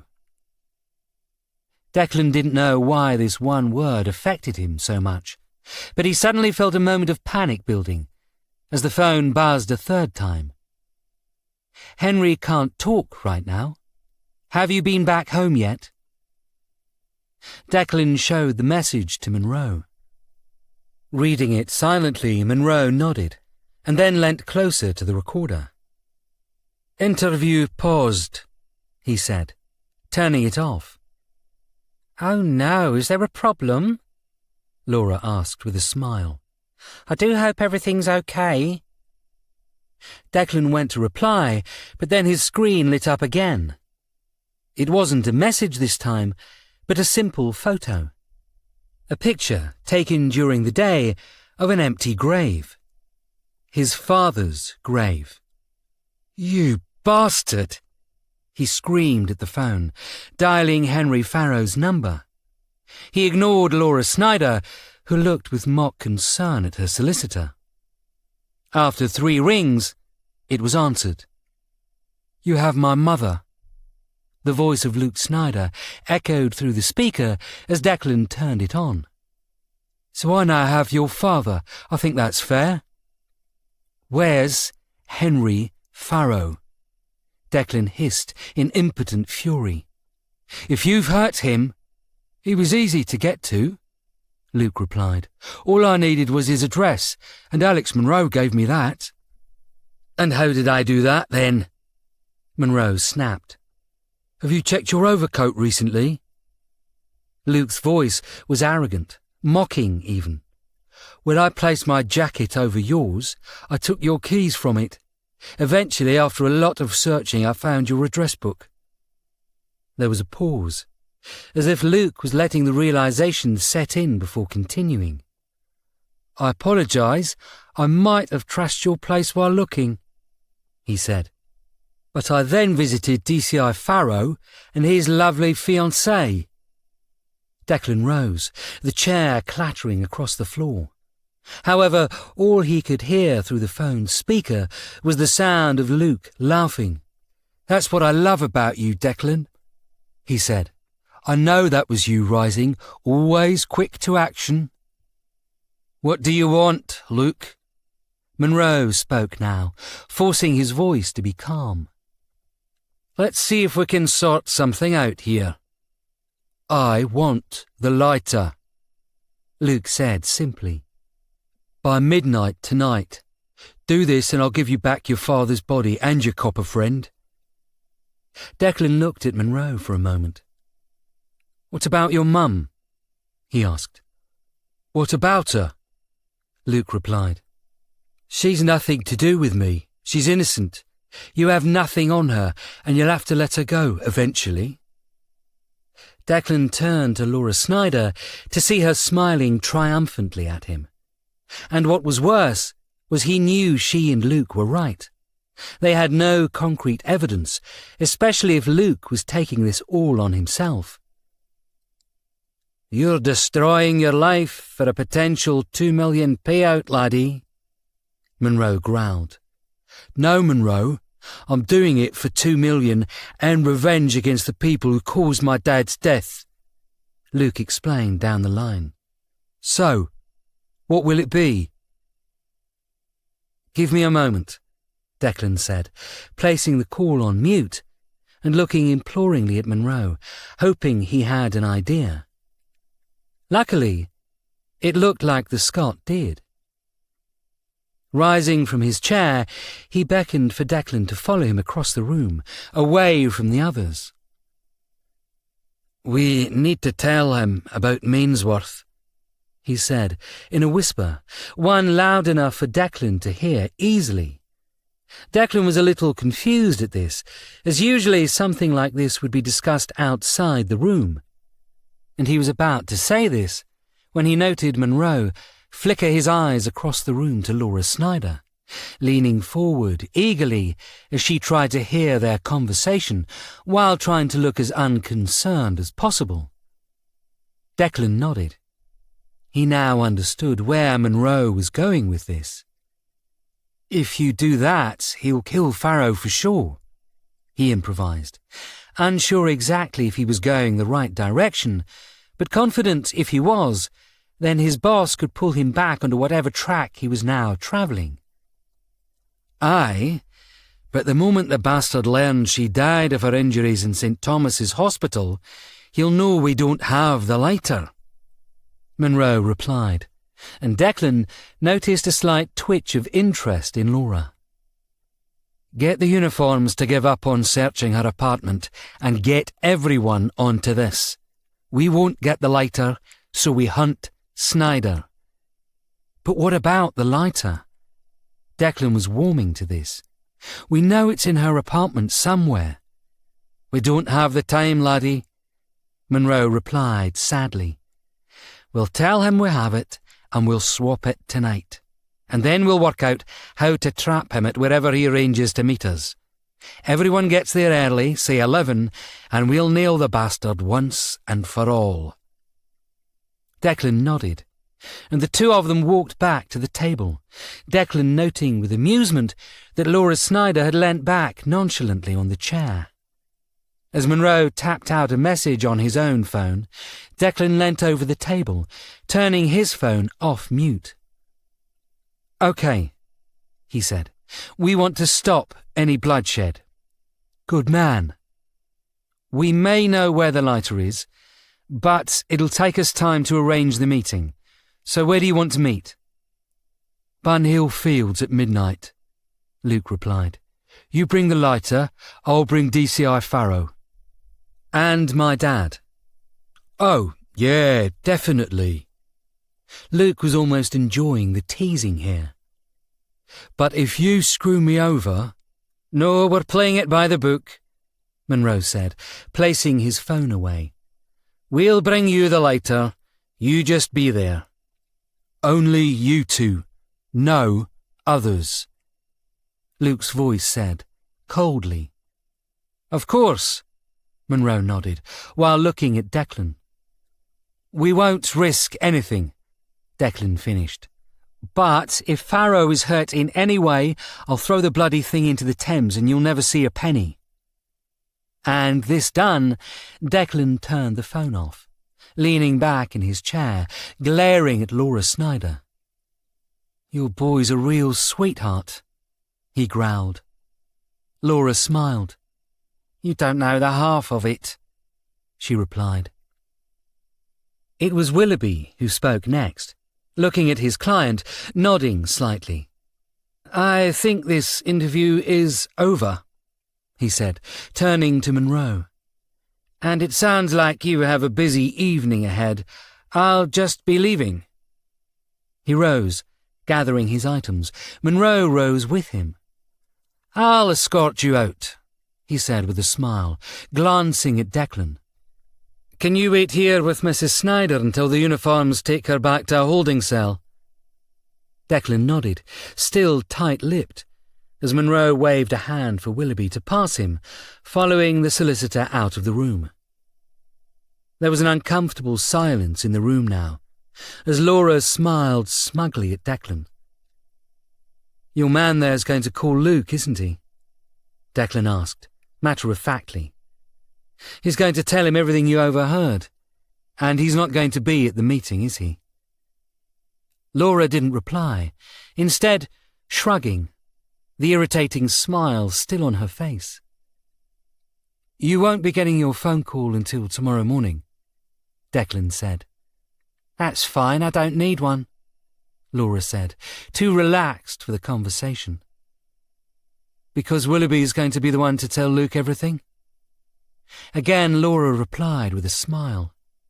And now, leaning closer, Declan joined her. "She's not dead, you know," he whispered. "I know you both heard us. I know Luke will be told this, but she's not dead. She's made of sturdy stuff, that woman, and she's getting better." Laura's eyes widened as she realised the implications of what Declan was saying. "I know what you're thinking." Declan rose from his chair now. "You're thinking, if they lied about that, what else did they lie about? And the answer to that is everything. We know your son won't be at Bunhill Fields. But now he knows we will be, though. He'll be going to Mainsworth's place and hunting for the lighter." He paused, letting this sink in. "And we'll all be waiting," he said with a smile. "And the best part of this is, you'll be the one that gives him to us, through Willoughby. Right now, he's probably proving to our tech guy he didn't record any of the meeting on his phone. And while he does this, a simple 1-minute examination, we'll be cloning the details. And when he calls Luke, we'll know." "You bastard!" Laura rose from her own chair in anger, but paused herself. There was no way she was winning a fight here, especially with a man with vengeance in his eyes. "Don't worry. We'll let him know we played him." Declan turned and walked to the door, opening it and standing in the doorway to the interview room, looking back. "In fact, we'll even let him know it was you that told Willoughby to call. Goodbye, Mrs. Snyder." The interview rooms were soundproofed, so people outside couldn't hear what was happening within, mainly so informants couldn't be exposed. And as Declan stood in the corridor, closing the door behind him, the furious screams of Laura Snyder morphed into muffled noise. Taking a deep breath, Declan centred himself. He should have felt smug, or even victorious. After all, they'd possibly set Luke up to be captured. But he felt empty, violated even.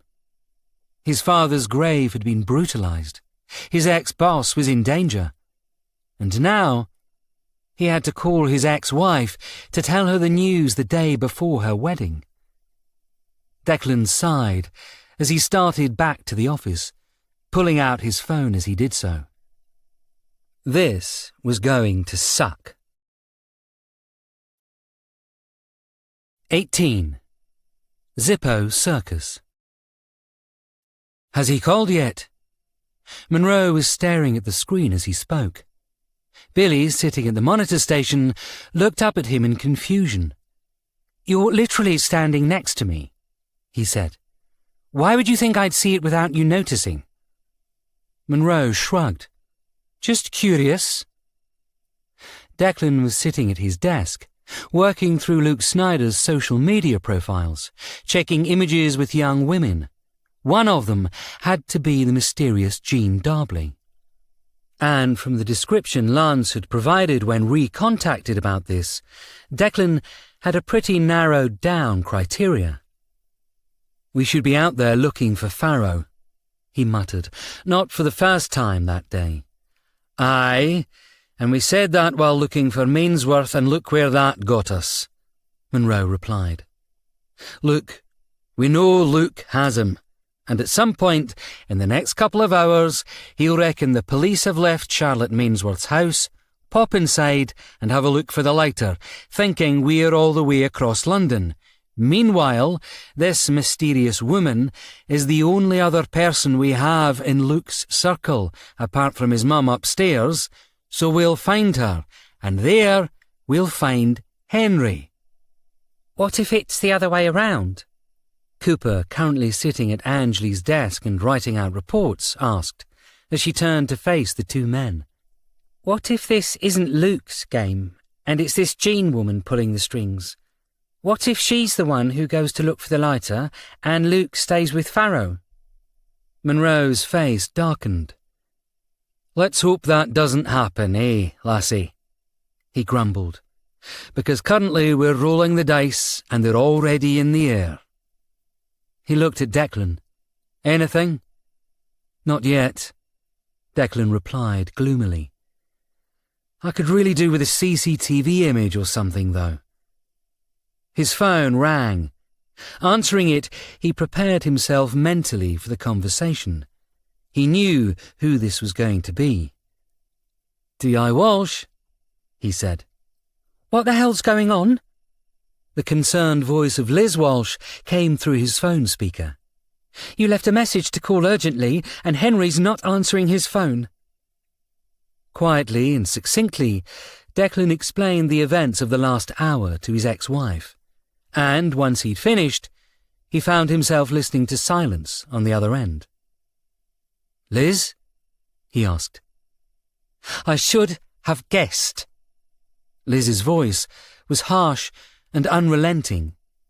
"If you're not getting Jess into danger, it's going to be Henry. So let me guess, you're doing everything you can and all that?" "We are." Declan nodded, even though Liz wouldn't be able to see it. "I'll bring Henry back safe and sound." "There's the man I divorced." Liz spat down the phone. "The one making promises he can't keep. Get my husband-to-be back here safe, Declan, or never come here again." The phone line disconnected, and Declan leant back in his chair. Liz had every right to be furious with him. After the Red Reaper case, he'd almost lost his rights to see Jess after placing her accidentally in danger. Now he'd done the same thing again, as there was no way DCI Henry Farrow would have been taken if Declan hadn't been on the case. "Bugger," he muttered, shaking his head at Monroe's quizzical expression, really not wanting that conversation right now. Luckily for him, the room was distracted by Cooper, who frowned at the screen. She'd been using Holmes 2 to confirm some facts, and it had beeped at her. "That can't be right," she said in confusion. "Charlie Mainsworth's ID has just buzzed into the building." "She's been cleared by the doctors." Monroe shrugged. "She's probably back to get her personals. You know, her house keys, coat." As he started listing items, Cooper rose, her face paling. "She doesn't smoke on duty," she said. "And?" "She never has a cigarette in uniform, but she smokes." Cooper was already across the room. "Which means she never carries her lighter with her. Back in a minute, sir." Monroe watched Cooper leave the office, running down the stairs at speed. "If we find that bloody lighter is in her locker downstairs, I'm retiring," he muttered. Charlie Mainsworth was bruised and battered, but she'd had worse in a cup game playing rugby. Well, maybe not worse, but she'd definitely been through the wars almost as much as this time. Opening her locker with a 5-button combination, she stared at the purple padded puffer jacket and Radley bag that faced her with an expression of almost dread, as the image of Luke Snyder, taser in hand, slammed into her mind like a freight train. "I said, where's the bloody lighter? The one you stole from his dead body." Mainsworth looked around, making sure she was alone before reaching into the locker, her hand entering the outside jacket, rummaging around before pulling out an item from within. A brass Zippo lighter, with a card hand emblazoned on the front. Arthur Snyder's Zippo lighter. No, her lighter. She stared at it, turning the brass case around in her hand. She'd held this, used this, almost every day for the last 2 decades. And in her mind, there was no way there was any kind of link to the money Arthur had taken. Could there be? Slowly, and with more care than she'd used on the lighter over the last 20 years, she examined the inside of the cap, angling it to the light, trying to see if there was anything written there. "Are you okay, Charlie?" Mainsworth almost yelped in fear as she spun to face PC Esme Cooper, watching her from the door. "Yeah, sorry, I'm okay." She forced herself to give a little smile in response. "They said I was fine, just some burns and bruises, and I should go home. But my keys are in the bag in here." "That's not the only thing in there, is it?" Cooper replied, walking into the room now. "You've got the lighter, haven't you?" "What lighter?" It was a knee-jerk response, a normal fake-it-until-you-make-it comment, one of many Mainsworth had made over the years, lies to get her out of problems or into worse ones. This time, unfortunately, she was still tired and aching, and her mouth acted before her body and her fingers could. "That lighter," Cooper said, pointing at the brass case in Mainsworth's hand. "You've had it since the funeral, haven't you?" "I had it before the funeral," Mainsworth snapped back quickly. "Arthur borrowed it, but never gave it back. He wanted something real of mine, something he could hold and look at and remember me while everyone else didn't realise." "I get that," Cooper nodded. "He needed something normal, didn't he?" "He loved me." Mainsworth looked down at the lighter. "I gave him this. I'd had it a couple of years by then. And when he died, I took it back." "Because it reminded you of him?" "No, because it was mine. And they were about to stick it in the ground." Mainsworth's eyes were glistening with tears of anger now. "They never once asked me if I wanted it back. I was nothing but an inconvenience." She smiled, a bitter, dark, thin-lipped one. "But who's the inconvenience now?" she growled. "I've had the clue all this time, and nobody knew, even me." "You need to tell the Gov," Cooper said. "Monroe?" Mainsworth barked out a laugh. "Give him this and potentially 2 million quid? What's he done for me that's worth that?" "He saved your life." Cooper's comment was calm and balanced and filled with the truth.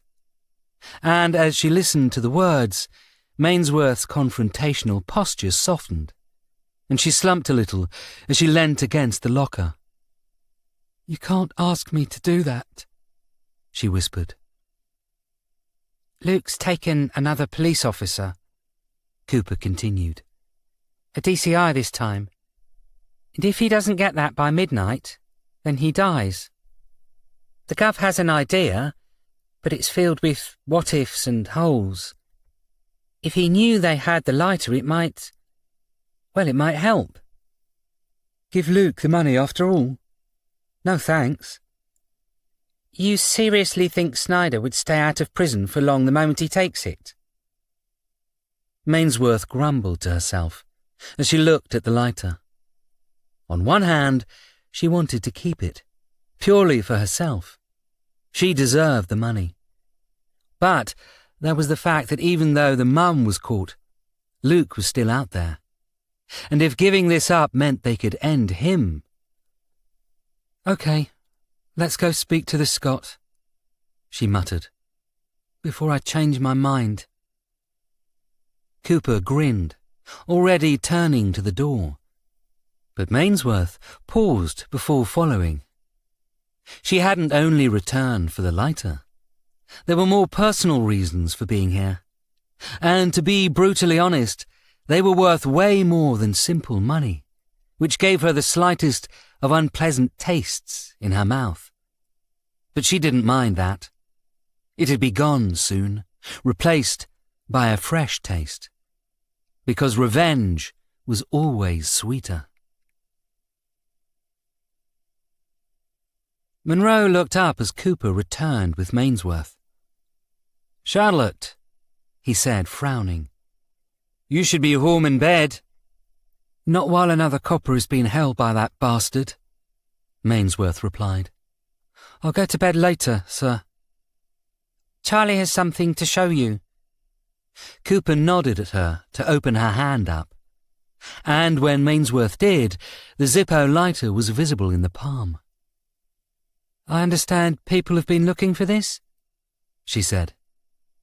At the revelation of the lighter, Monroe looked at Declan before returning to Mainsworth. "You know what that is?" he asked. "Yeah, a lighter," Mainsworth replied. "And I'm not being flippant, I promise. It's just that all my life this has lighted my fags, and I've never seen it as anything else." "Then why take it from the body?" Declan rose now, walking over to her, holding his hand out. "May I?" Mainsworth passed the lighter across. "I got this in a small shop in Chinatown," she said. "I was 15 maybe? I could have been younger, I don't remember. I started smoking at 14, so it might have been then. Back then loads of shops sold these, in little spinning glass cases. I was in a tourist shop with a mate and I saw it and instantly fell in love with it." "And they sold it to you?" Billy asked. "A 14-year-old? "They would have. They had no care about who bought their stuff back then." Mainsworth looked embarrassed as she spoke. "But I didn't buy it. I took the 5-finger discount. I wasn't in with a good crowd back then, you see." "So you nicked the lighter." Declan was examining it. "How did Arthur get it?" "I lent it to him." Mainsworth was watching the lighter in Declan's hands, like a hawk. "I used it all the time, and then one day he was sharing a fag with me. I didn't think he smoked." "He didn't, only with me." Mainsworth's lips turned in a slight nostalgic smile. "He wanted something of mine, something he could have which wouldn't raise suspicions. I was 16, and I'd been around the block by then. I knew he was too old for me, and I knew he was married, but I didn't care. He was a man, while all I'd been with before that were boys." "You knew it wouldn't last?" Mainsworth shrugged. "At the start, I did it to piss off Mum, but after a while, well, I hoped it would," she said. "I knew he always said he wanted to leave his wife, that it was a mistake to marry, but then over the years I've seen a lot of men say similar to get their way." She stared at the lighter some more. "I kept asking for the lighter back, but he kept convincing me to let him keep it a little longer," she explained. "Almost like he was scared if I got it back, I wouldn't need to see him anymore. But I was completely in for the ride, you know? I loved him." "You were a child," Monroe chided. "I was old enough to know the truth of my feelings," Mainsworth snapped, spinning to face him. "At 16 I could marry, have a child, join the army, leave school. If I was classed as an adult for all those, then let me have this, yeah?" Monroe nodded, backing down. "So what happened?" Declan interrupted. "I don't know." Mainsworth shrugged. "I was hanging out with the wrong people still, and trying to get away so me and Arthur could have a life. Arthur bought me a pendant, but his wife found out and told my mum. Christ, she really kicked off. I thought she was going to go out and kill him." Her face darkened. "I knew this kid, Casey," she continued. Little prick, really. Drug dealer on the Caledonian Road. He'd been trying to screw me for a while, and I'd led him on a little. I'm not proud of that, but he'd give me sweeties for free, and I like a deal. Anyway, one day, he pressures me, tells me if I don't sleep with him, he'll grass me up to the police. I mentioned this to Arthur. I was worried, thought I'd get into trouble and it'd land on him too, and he went to have a word. Wait. Monroe held a hand up. So Arthur Snyder wasn't shaking Casey Smith down?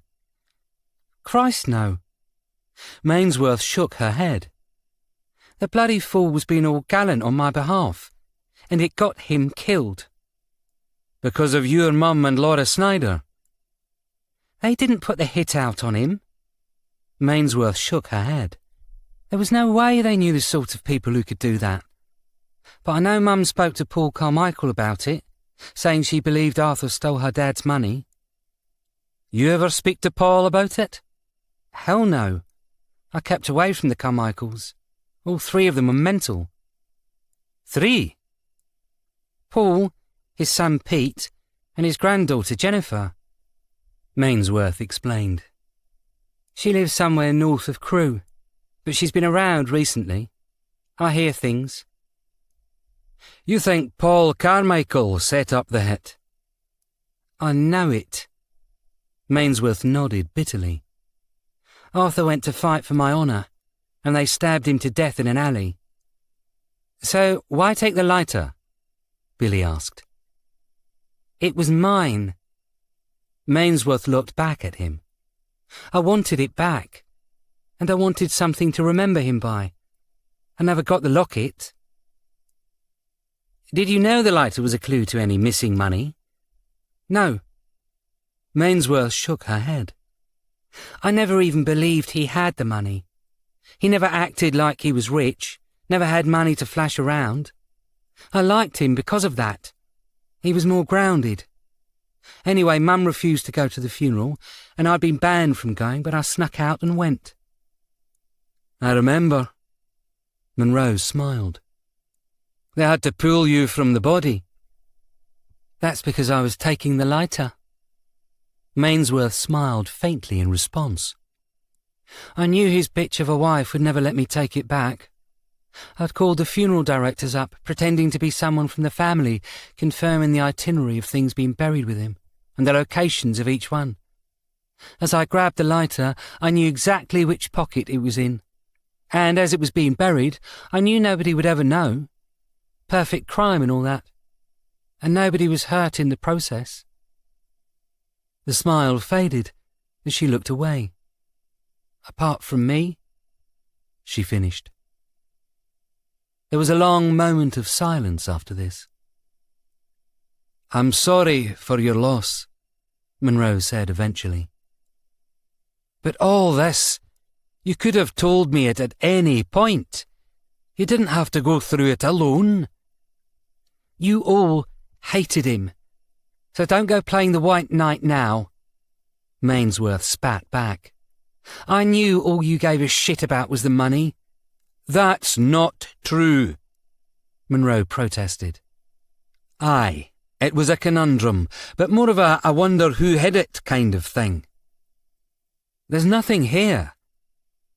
Declan had pulled the lighter's middle part out and was examining the inside of the case.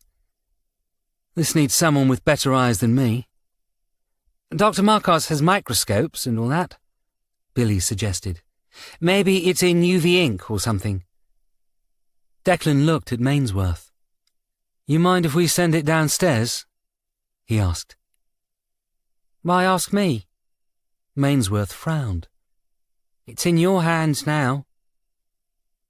Yeah, but it's your property and always has been, Declan replied.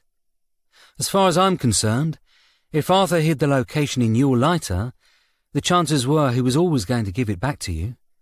He wanted you to have the money if he wasn't there. Mainsworth was surprised at the gesture. What, you mean I can keep the money too? She smiled. Aye, let's not get too carried away, Monroe replied. Hold on. Billy waved his hands as, on the screen, a line of code flashed up. "Willoughby's calling a number." "Willoughby?" Mainsworth asked. "Laura Snyder's solicitor," Monroe explained, watching the screen. "We may have led him down a path that leads him to calling Luke Snyder's number on behalf of Luke's mother. We didn't have the lighter, and we were looking to drag things out until we did." "Could be any number, though," Declan suggested. "Can we hear the conversation?" "Not legally." Billy was already typing on the keyboard. "We're sailing really close to the wind here as it is, but we can hear Willoughby's side." "How?" "Using AI." Billy was opening up another window. "A chat transcription program that takes the sounds and frequencies and reconstitutes them into words. That way we're not listening to the conversation, we're reading something generated by frequency modulations. And that's not something we can use in a court of law, but—" There was a beep. Mainsworth's phone was ringing. "Sorry, it's my cousin," she said, checking it. "I'll take it over here." As Mainsworth answered the phone, walking off, Declan looked back at the screen. "As someone's life is on the line, I'll take whatever we can get," Monroe smiled. "We can argue the semantics after DCI Faro has been saved." On the screen, the text appeared. Speaker 1. "I've been told to contact you on the half-odd your mother." "What the hell is on the half-odd?" Declan asked. "It's working out words as it goes through," Billy replied, watching the screen. "I think it's probably misheard on behalf of or something similar. As long as it doesn't confuse the address and everything." "The piece E you had is dead." "That's PC," Billy translated, likely talking about Charlotte Mainsworth. "I'm not dead, though." Mainsworth frowned, finishing her call. "Aye, we might have embellished a little." Monroe kept his eyes on the screen. "She was in St. Thomas Hospital, so check there first.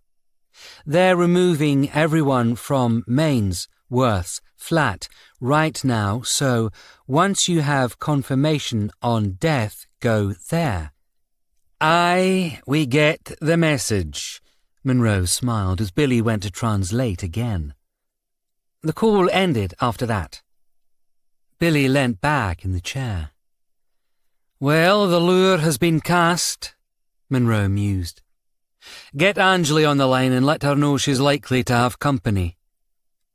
"They could call," Declan suggested, but Monroe shook his head. "They'll want a personal touch," he said. "I'm sure of it." "So your entire plan is to convince him I'm dead, and then go to my apartment while you wait for him?" Mainsworth was mildly appalled by this. "That's a terrible plan." "Aye, but it'll do until we decipher the lighter." Monroe smiled. "And as for terrible plans, welcome to the Last Chance Saloon, lassie. They're what we do best." 19. In Memoriam. "Excuse me, can you help?" The woman in the barber coat stood on the other side of the receptionist's desk, smiling in that "I'm not threatening, I just want to be your friend" way that door-to-door sales agents were known for. "What do you need?" The receptionist looked up from her phone, obviously annoyed at being distracted. "A friend of mine was brought in here to St. Thomas," the woman explained. "My name is Jean Darbley. I was hoping you could tell me how she is. Are you family?" The receptionist sat back, phone still in hand, watching Jean suspiciously. "You could be press or something." "Why would I be press?" You're telling me your friend isn't the one that came in with a whole load of nervous-looking police? The receptionist returned to her phone, tapping out a message, ignoring the woman. Jean swallowed, forcing the smile to stay on her face. I'm asking about PC Charlie Mainsworth, but because I'm a fellow officer, she said, quickly flipping a warrant card. See?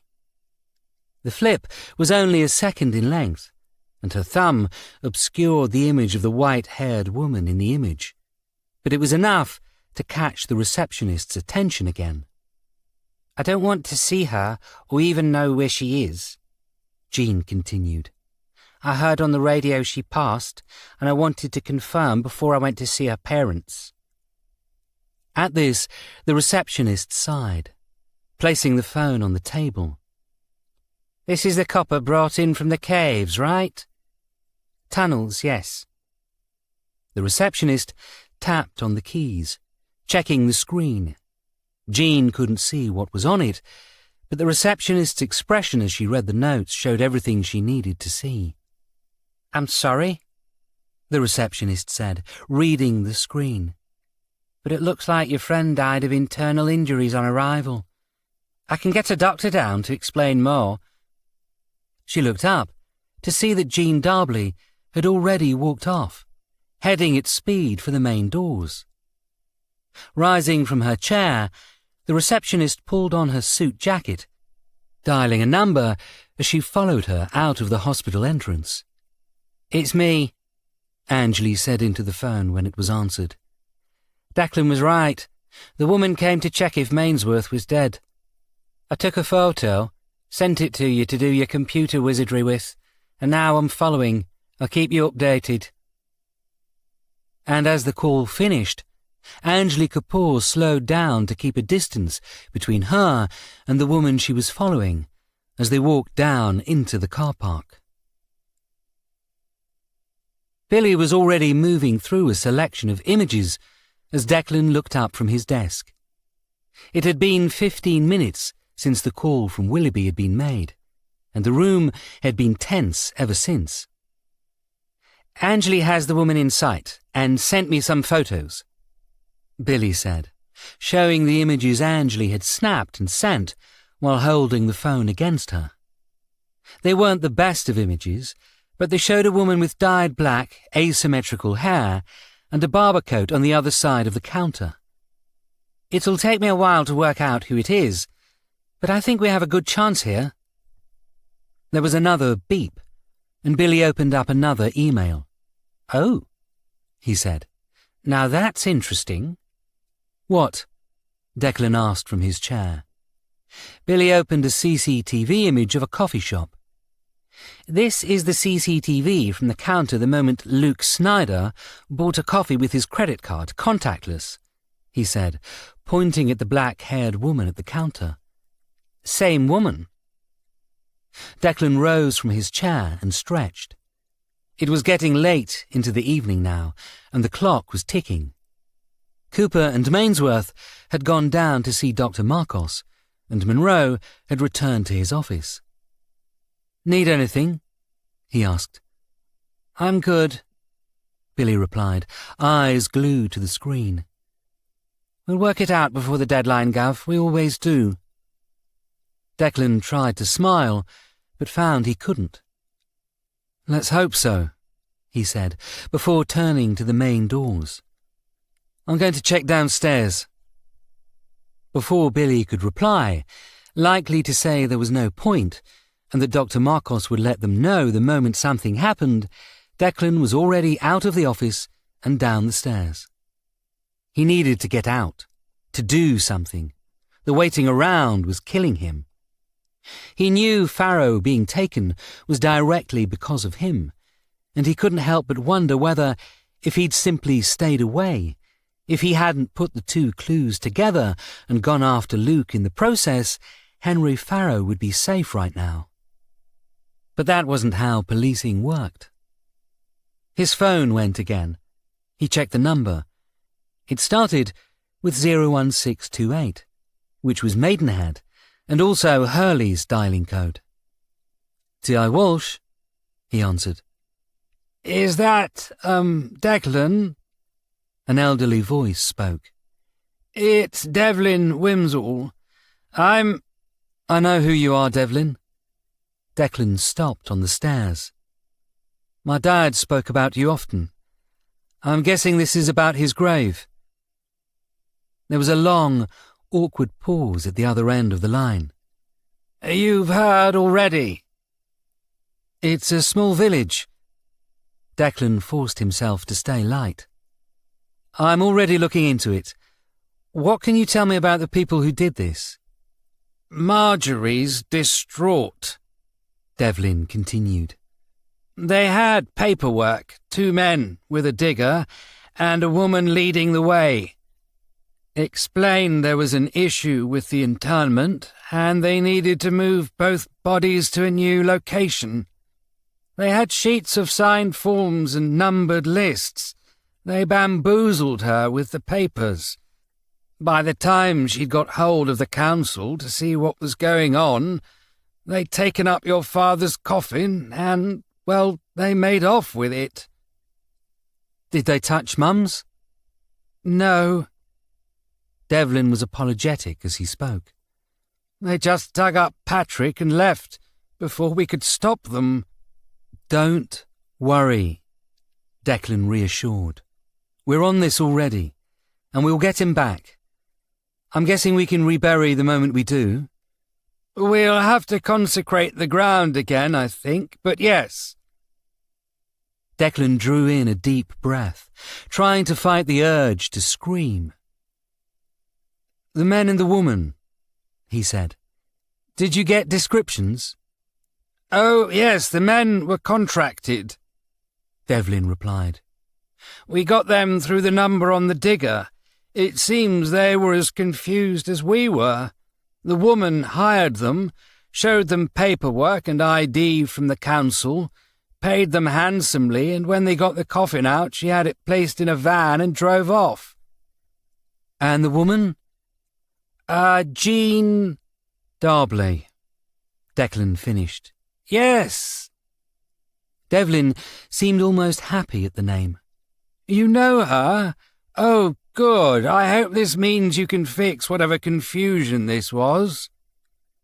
Oh, I'll be doing more than that, Declan replied. I'll speak to you soon. Disconnecting the call, he carried on down the stairs, walking without knocking into the forensic offices of Dr. Rosanna Marcos. Got anything? He asked. Dr. Marcos was examining the case of the lighter with a UV light, Mainsworth and Cooper beside her. I think we have numbers, she said. Tiny, etched with some kind of UV paint. The inside of the lighter is lopsided. There's more metal on the left side than the right. It feels like a plate, but I don't want to use anything to loosen the glue until I can confirm it won't remove the numbers. She showed him the lighter. Where she was looking at was the cavity where the cotton wick and the felt, the material the lighter fluid soaked to keep the lighter going, was packed in, although right now the cotton was removed. Wouldn't the lighter fluid have loosened the glue over the years? Dr. Marcos shrugged. Depends on what was used, she said. I'm checking everything else first, and then I'll look into the removal. Can't you check that first? Declan frowned. It's just that if you tell me we're on a deadline, I swear to God, I'm going to stab you with a scalpel. Dr. Marcos snapped back in reply. I know Henry Farrow as well as you do, Declan. If you think for one moment I'm not trying to save him... Sorry. Declan held his hands up. Of course you are. This room is way too crowded, Dr. Marcos decided. All of you out. But it's my lighter, started Mainsworth. I said everyone out, Dr. Marcos shouted. Declan quickly stepped backwards, out of the office, and back into the corridor outside. As Cooper and Mainsworth followed, the door slamming shut behind them. Declan trailed off. "I know, Gov," Cooper said as she started upstairs. "Come on, let's go help DC Fitzwarren, eh?" Declan looked at Mainsworth. "Well done, you idiot," she growled as she stormed upstairs after Cooper. Usually Declan would have pulled her up on this, but right now she was right. Sighing, he followed her back into the office. Angley had been lucky as she followed Jean Darbley out of the door, as not only had the woman not noticed her, but she'd also walked into the car park, heading for a royal blue Peugeot 5008 at the end of the underground car park. Angley had noted the number plate, realising pretty quickly that the plates had been changed from the one they'd followed on ANPR cameras from the previous night. She tapped in the new plate number, sending it to Billy as Jean, now in the car, drove off out of the car park, not noticing the woman by the pillar. A moment later, a motorbike pulled up.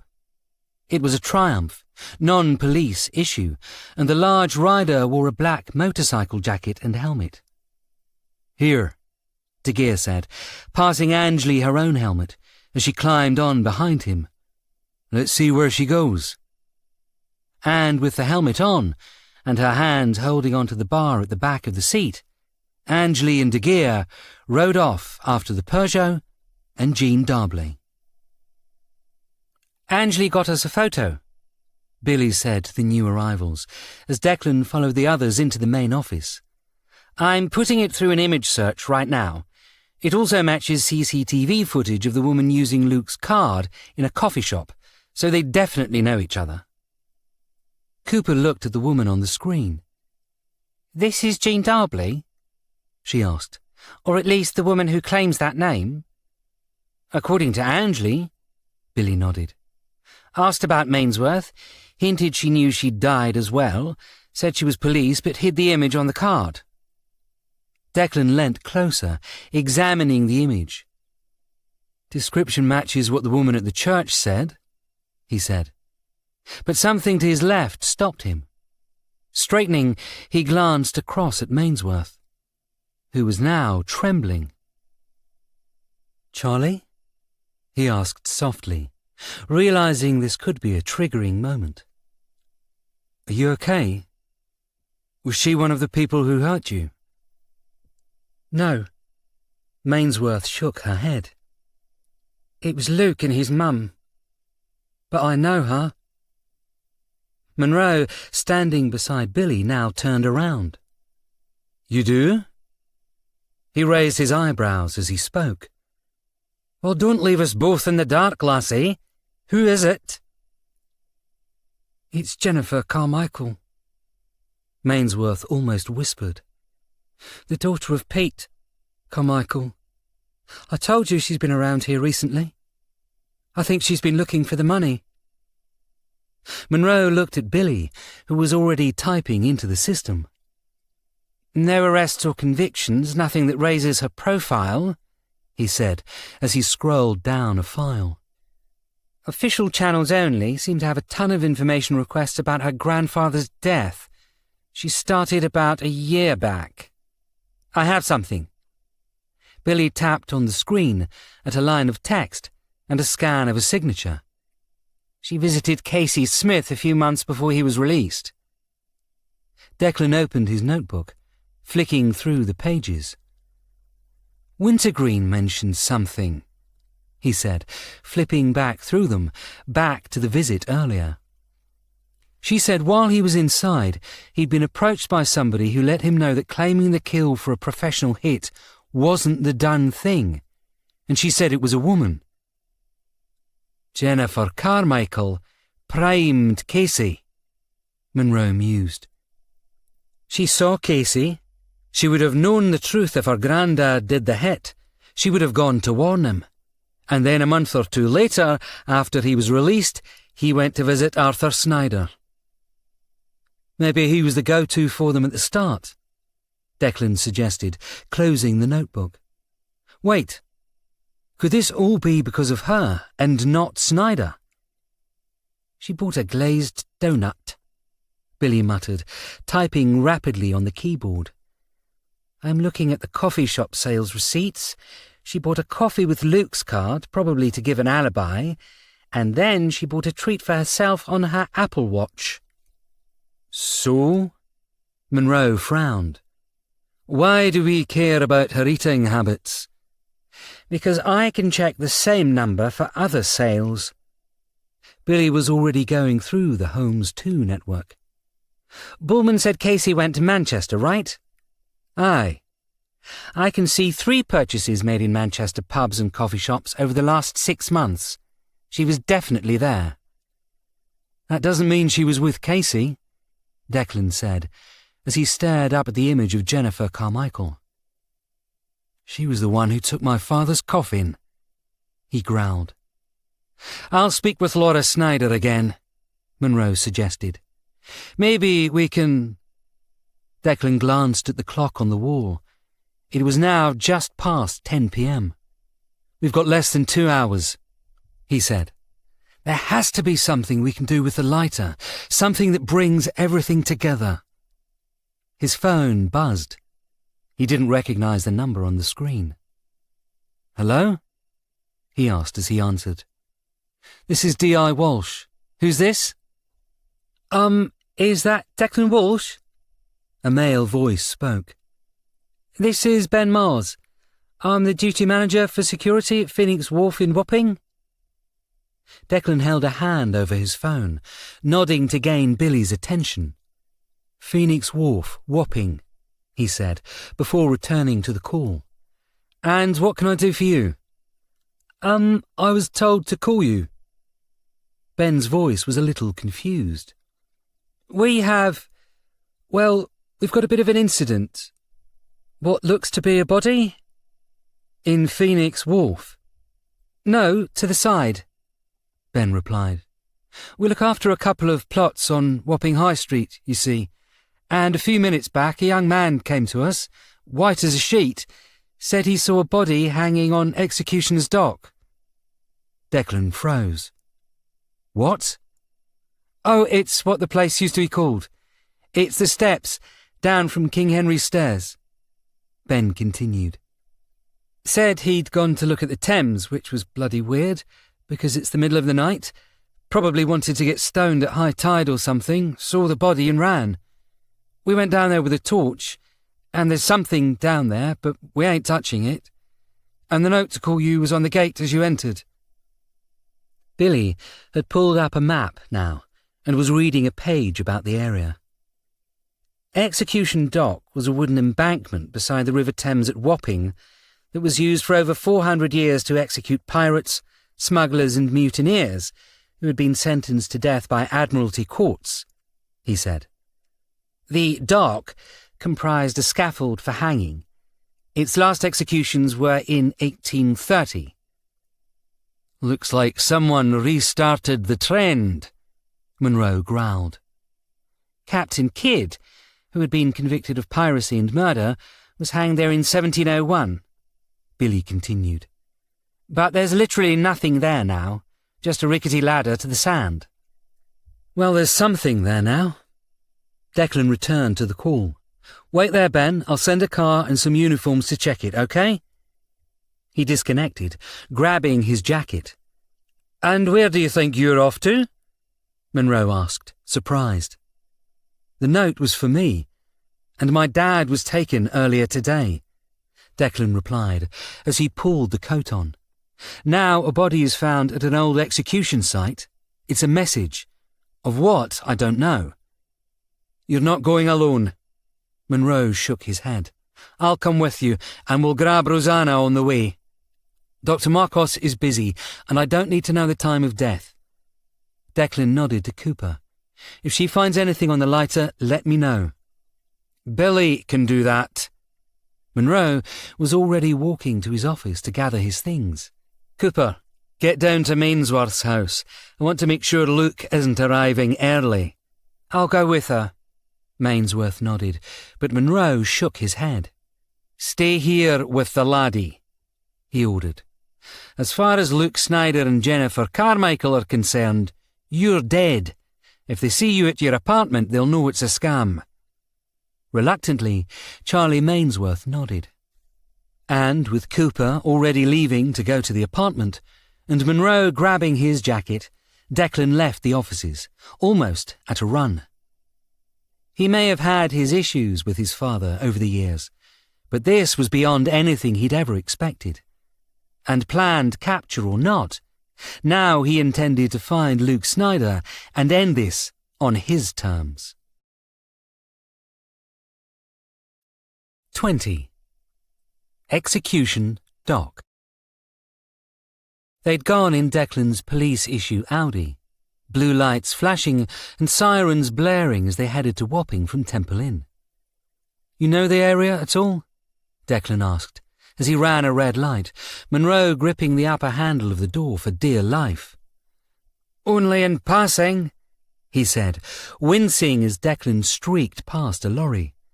"It's near where the power station was, where Angeli, De Geer and Cooper took down Lee Mellor." "You know I could handle this on my own, Gov." Declan gritted his teeth as he sped up. It was a 20-minute drive, according to the sat-nav, but Declan intended to do it in half the time. Monroe had also called ahead to the Metropolitan Police Marine Policing Unit. Although they were purely Thames-based, the MPU were also the closest to the scene, less than half a mile away, while the other closest units would be Bethnal Green or even Bow Road, a fair journey away. "I know, laddie." Monroe smiled faintly. "But Patrick was my friend, as well as your father, and if this is him, you'll need a friend with you." "If this is him?" "Something feels off." Monroe shrugged, then winced as they sped across a roundabout painted on the ground. "The location feels iffy and I can't explain why." Declan nodded at this, completely understanding. The last 3 locations, Temple Church, the Morpeth Arms, even the Clerkenwell Tunnels, had all been cells of one kind or another, while this was nothing more than a one-time execution spot. This was personal. He was on Wapping High Street now, a road that was as far from the stereotypical high street as you could get. Instead of shops and restaurants, fast food places and small supermarkets, Wapping High Street was a road of 4-storey wharfs and shipping companies. Brown brick warehouses now turned into expensive apartments. The old metal balconies now painted bright blues and reds as they looked into well-designed living spaces, with red-painted walkways crossing above him as he passed quickly under them, heading eastwards. Occasionally, a small open area of grass and trees would appear on the left, but it was only for an instant, and the lack of street lighting made them seem more sinister than they properly were. Eventually, a few steps beyond the Captain Kidd pub, green-painted walls on either side of a green-gated mews entrance, now filled with drinkers, wondering why the police had turned up outside, was a police cordon that stretched across the old bricked street.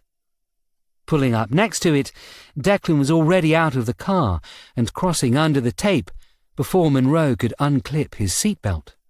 "Where is he?" he shouted, waving his warrant card at the confused officers. "The body." "Down there."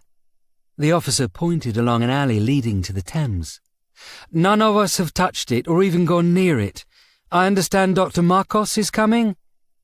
"You know Marcos?" Monroe asked as he followed Declan. At this, the officer laughed. "Everyone knows Rosanna Marcos, and we all know not to piss her off," he said. "So the body has been left exactly as found, hanging at the bottom of the steps." Declan glanced momentarily at Monroe before heading down the alley. He wasn't intending to affect the crime scene either, but he needed to know for sure. Checking her watch to see the time, Mainsworth sighed as she leant back against the chair. "I'm bored," she said. "Did Dr. Marcos find out anything before she left?" Billy nodded. The plate was stamped with 2 words, he said. Nothing else, just Anne Boleyn, like that was supposed to explain everything. Just that. Mainsworth's eyes glittered. You think it'll give you the location of the money? Currently, I have no idea. Billy returned to the screen as Mainsworth, muttering to herself, leant back once more. If you're that bored, how about you make me a coffee? Billy grumbled. Although he was glad Mainsworth was safe now, she was starting to really annoy him. Sure, she said with a smile. I'll go do that now. Rising from the chair, she walked to the back door, leading to both the stairs to the cells and the break room on the upper level. White no sugar? She asked, before smiling. Actually, forget that, I don't care. Mainsworth left the office before Billy could answer. But she didn't walk up the stairs to the break room and the expensive coffee machine they had up there. Instead, she headed quickly down the rear stairs to the minimal amount of holding cells the unit now had. Arriving at the only closed door, Mainsworth took a deep breath and, fully committed now to her cause, she opened it. Laura Snyder stared up at her from the bench at the back of the cell. I heard you were dead, she spat. I know. Mainsworth smiled darkly. I am dead. I'm here to take you to hell. She pulled out a pair of handcuffs, tossing them across the cell. Put them on behind your back, she ordered. I don't have any zip ties, I'm afraid. And if I don't? Laura picked up the cuffs, staring down at them. Then I do to you what you did to me. Mainsworth reached into her back pocket and pulled out her police Taser 7 device. I'm a strong girl. I can drag your ass out of here easily. Reluctantly, and with great unease, Laura Snyder placed the handcuffs on, struggling to secure the second one while behind her back, but succeeding on the second try. Now what? Mainsworth walked over, roughly spinning Laura around so her back was facing frontwards, and squeezed the handcuffs tightly, tightening them so they bit into the skin, forcing Laura to wince in pain. Now we go for a little trip, she smiled. If anyone asks, I'm taking you on Monroe's orders to a secret location. There were no orders, were there? Laura hissed.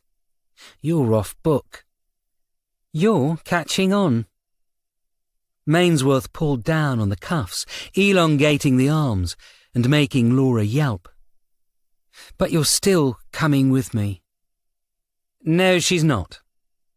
A voice spoke behind her, and Mainsworth spun to face Billy, standing in the cell's doorway. You shouldn't have come, Fitzwarren. Mainsworth sighed. You should have waited for your drink. Looks like I'd have been waiting a what? Billy didn't finish, as he suddenly arched back in pain. The tines from Mainsworth's Taser 7 fired into his chest at close range, forcing 50,000 watts of electricity through his system. As he collapsed to the floor, Mainsworth tossed the taser to the ground. Sorry, she said to the unconscious figure. Should have stayed upstairs. She turned back to Laura, now staring in horror at the scene in front of her. Don't worry. I may have wasted one weapon, but I still have another, she said, pulling a scalpel out of another pocket. Got this from the doctor's office while she was examining something. We'll be popping by there before we leave, as she has something of mine. And if I don't? Laura raised her chin defiantly. Then I'll use this to slit your throat, Mainsworth replied, bringing the tip of the scalpel up to Laura's neck. Because currently you're the main suspect in the murder of the man I loved, and I have a definite score to settle with you for what you did to me. She nodded at Billy's prone form. And between us, I think I just quit the police force, so I've got nothing to lose. Declan stared out across the Thames. It was low tide, and the moon's light gave a mysterious, shadowed and otherworldly state to the pebbled beach at the base of the steps. The steps didn't really exist, though, as the concrete stairs halted a good 15 feet above the sand. The only way down now, a metal ladder that rocked when Declan grabbed at it, still not connected to the base. But to get down to the body, Declan had to climb down it. Grimacing, Declan climbed onto the ladder, shutting his eyes as it rocked, expecting it to collapse to the ground at any moment, but surprisingly, it held, as Declan quickly made his way, not in haste to get to the body, but more a case of fear of what would happen if he stayed too long on it. Now with his feet on the cold, wet sand, Declan pulled his torch out, shining it up at the hanging figure. And as he stared up, his stomach flip-flopped. The body was in a funeral suit, the shoes almost falling off the hanging feet. The noose, a short roped one, was around the neck, and as Declan shone the light onto the face, he saw what he'd expected. A mannequin's face. Declan almost gave out a sob of relief, but this was followed immediately by a feeling of immense anger. He'd been played. There was a note on the body, tucked into the front jacket pocket. He pulled it out, staring down at it, his torch lighting it up. She says she's sorry. She says she needed you to look. Declan looked up at the night sky as he pondered the message. Was this Jennifer Carmichael? Had she arranged to get Declan and Monroe out of the office? Is it him? Monroe shouted from the top of the steps. No, Declan growled as he turned back to the rickety ladder. We got played, but I'm not sure who by. The door to Dr. Marcos's office was locked, but Mainsworth had expected this. Quickly, she took Billy's ID card and rubbed it against the RFID sensor, hearing the door click open. She knew her own ID wouldn't have done this, but Billy was one of the elite, the inner circle. Of course his ID would open all doors. Pushing Laura into the room, scalpel still at her neck, Mainsworth walked to the desk, where on the surface and in two parts was her Zippo lighter. Is that what I think it is? Laura asked, as Mainsworth placed both parts together, sliding it into her pocket. Yeah, she said. And now we're going to have a chat, all three of us. Well, once we get out of here, that is. Laura was watching the lighter carefully as Mainsworth placed it into her pocket. You know where the money is? Yes. Mainsworth motioned for Laura Snyder to follow her out of the room once more. But it won't take long for them to work it out too. Walking down the corridor, Laura in front, Mainsworth leant in close. As we go out, you might consider escaping, she whispered. But no, I hold the cuffs, and the moment you try that, I'm nicking an artery with this very sharp scalpel, yeah? You'll bleed out in seconds. Buzzing through the main entrance, Mainsworth groaned inwardly as she saw the desk sergeant. Masterkin wasn't her biggest fan, but he was still a serving police officer and knew when and where to rock the boat, or rather, not rock it. PC? He asked, seeing Laura in cuffs. Message from Monroe. Mainsworth shrugged. Said to bring her to my apartment, something about her son? I was more surprised about seeing you working, Masterkin replied. Stepped in when D.I. Walsh's dad appeared in Wapping. she smiled. Short-staffed, and I can always do with the suits owing me. I get that one. Masterkin smiled. Got a car? DC Fitzwarren gave me his. Mainsworth jangled a set of keys. Said a squad car is too visible for the sting operation. Before Masterkin could continue, though, Charlie Mainsworth dragged Laura Snyder through the main door and out into the night air. Clicking the remote, she smiled when she saw car lights flash, frowning when she realised it was a Mini Cooper. Thought we'd have something a little more flash, she grumbled. You're going to kill me when this is all over, aren't you? Laura asked, nervously. Mainsworth grinned. Oh, you can be damned sure about that, she said. Your actions until then, however, decide if you join Arthur quickly or piece by bloody piece. Billy's phone was ringing incessantly, and Bullman poked her head out of the office. Are you getting that? She said, but paused as she saw the office was surprisingly empty. Walking over to the phone, she answered it. Bullman, she said. Where's Billy? Declan's voice came down the line. How should I know? Bullman frowned. Probably in the toilet, letting his butler talc his bum. She paused, remembering why Declan wasn't in the office. Is it him? She asked carefully. No, Declan replied, and Bullman could tell the tone was clipped, tight. He was holding back some serious anger here. We got played. Someone dragged us out of the office for this. Why would someone... Bullman trailed off. Billy's phone was on the desk. Declan, when you go to the loo, do you take your phone? Ma'am, I'm not sure if this is the time to ask. Humour me. Well, if I'm spending time there, then yes.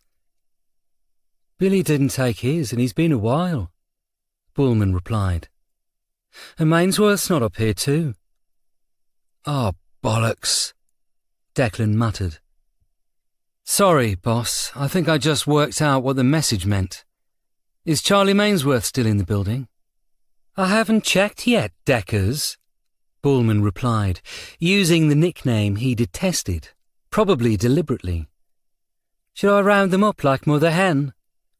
Yes, please, Declan said urgently. And I'd start with Laura Snyder's cell, because if I'm right and she's left the building, then Charlie Mainsworth's gone to get revenge for what happened to her. Or worse, she's gone for the Zippo lighter and £2 million worth of long-lost stolen money.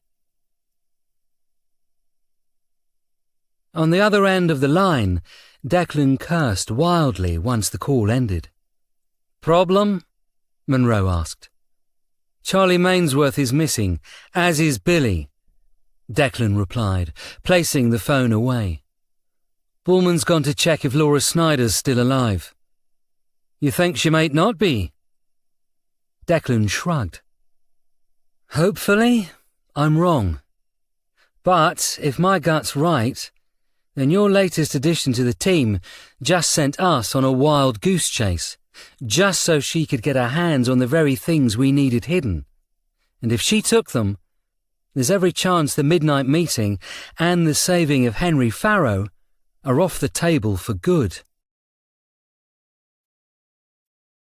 21. Uptown Park. De Geer and Angley paused the motorcycle on the corner of a suburban housing estate, somewhere between Islington and Dalston. Although the hospital had been south of the Thames, the Peugeot they'd followed had travelled back over at London Bridge, moving upwards, unaware, or at least giving the impression of someone who was unaware they were being followed. The car had eventually stopped in the middle of a tree-lined street of houses, the most innocuous location around, and the black-haired woman in the barber coat had climbed out, while talking on the phone, walking into a blue-doored house at the side. "How do you want to play this?" Angley asked, looking around. "Usually it's a disused warehouse or some kind of underground tunnel network. I don't think we've ever had a simple house as a location for a kidnapping." "First time for everything." De Geer pulled off his helmet, placing it on the bike's handlebars as he rummaged in his jacket for his phone. "We should call it in." "Not until we know for sure Farrow's in there." Angley shook her head. "For all we know, she could be the messenger and nothing more." At this, her phone buzzed. She turned it onto silence mode while pretending to be a receptionist, but hadn't checked it since climbing onto the bike. Reading the messages, she whistled. "She's Jennifer Carmichael," she said. "Recognised by Mainsworth, apparently. Granddaughter of Paul Carmichael, the man who lost 2 million. Well, I mean, he lost 4 million, but he got 2 million from the police when they found it, and the rest back from the insurance. But technically, Paul Carmichael lost 2 million. The granddaughter of the man who had the money stolen is working with the son and wife of the man who stole it?" De Geer questioned. "That has to make strange bedfellows." "Possibly not." Angley rubbed at her head, the hair still tight from the helmet. "None of them were there at the scene. Even Laura was left in the dark. They could have joined forces to get the money back, or Jennifer there could be controlling everything." De Geer was reading the same message on his own phone. "It says here she saw Casey in prison and possibly in Manchester before Casey went to see Luke, so maybe he was a middleman between the two of them," he suggested. "Either way, I don't get subordinate vibes from her.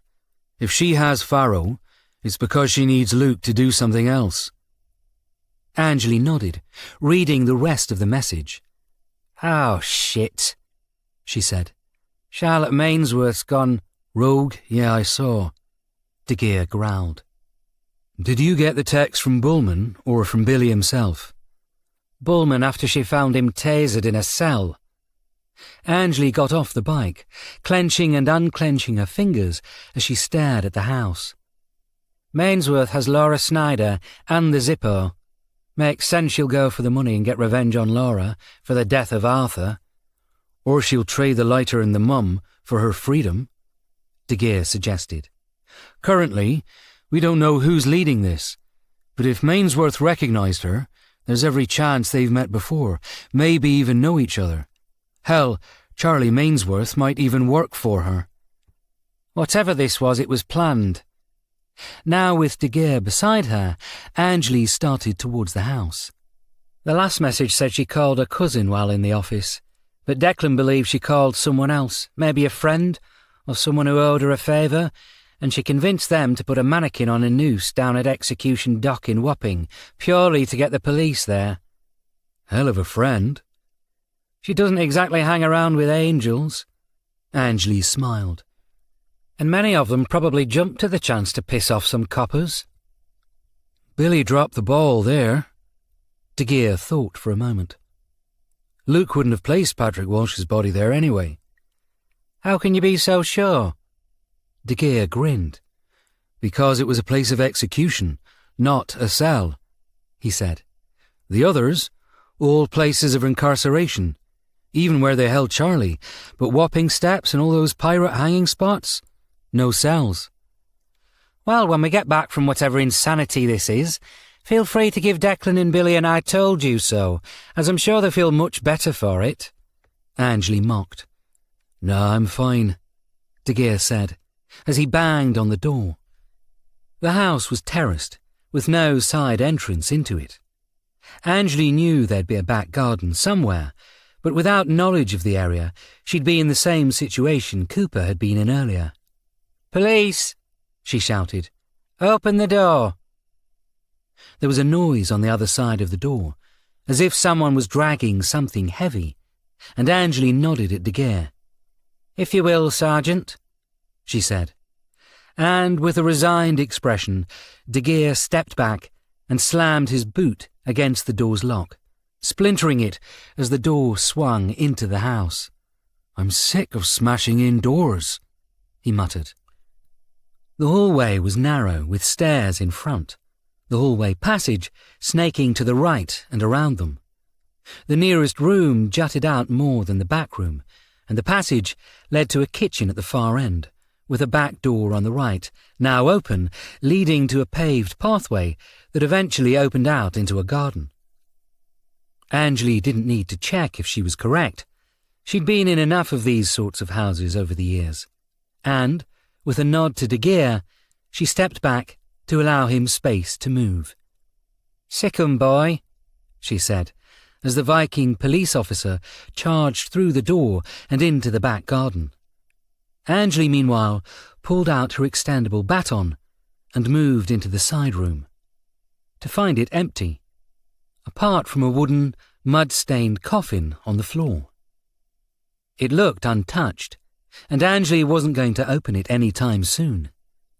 What it wasn't was a DCI by the name of Farrow, and so Anjali took the investigation upstairs. Annoyingly, there was nobody there either, until Anjali, on a hunch, pulled open a door in a built-in wardrobe, but didn't get any further as the door beside her, a mirror stuck onto it, shattered with the impact of a small metal blade, thrown hard from across the room.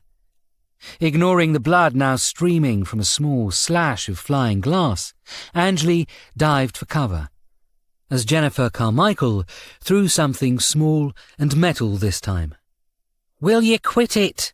she yelled. "I'm police."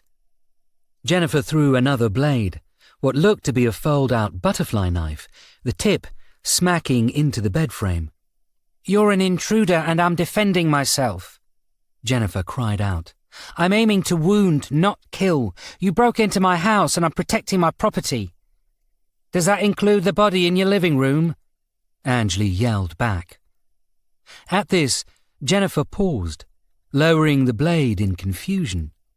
"Body?" she said.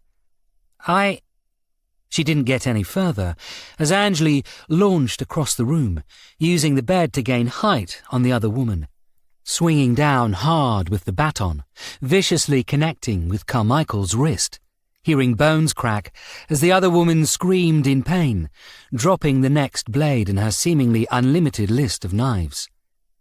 Anjali didn't stop, quickly whipping up with the baton and catching Carmichael square on the jaw, smacking her head backwards, sending her into the door. And by the time Jennifer Carmichael was in any kind of state to continue, Anjali was on top of her, turning her onto her front and twisting the good arm behind her back, while she pulled the phone from Carmichael's pocket. "Who did you call?" she cried out. "Was it Luke? Was it someone else?" "I didn't call anyone." Forcing Carmichael to look at the phone and, therefore, unlock it, Anjali started scrolling through the recent calls. There were 3 numbers recently connected with, 2 of which were a number unknown to her.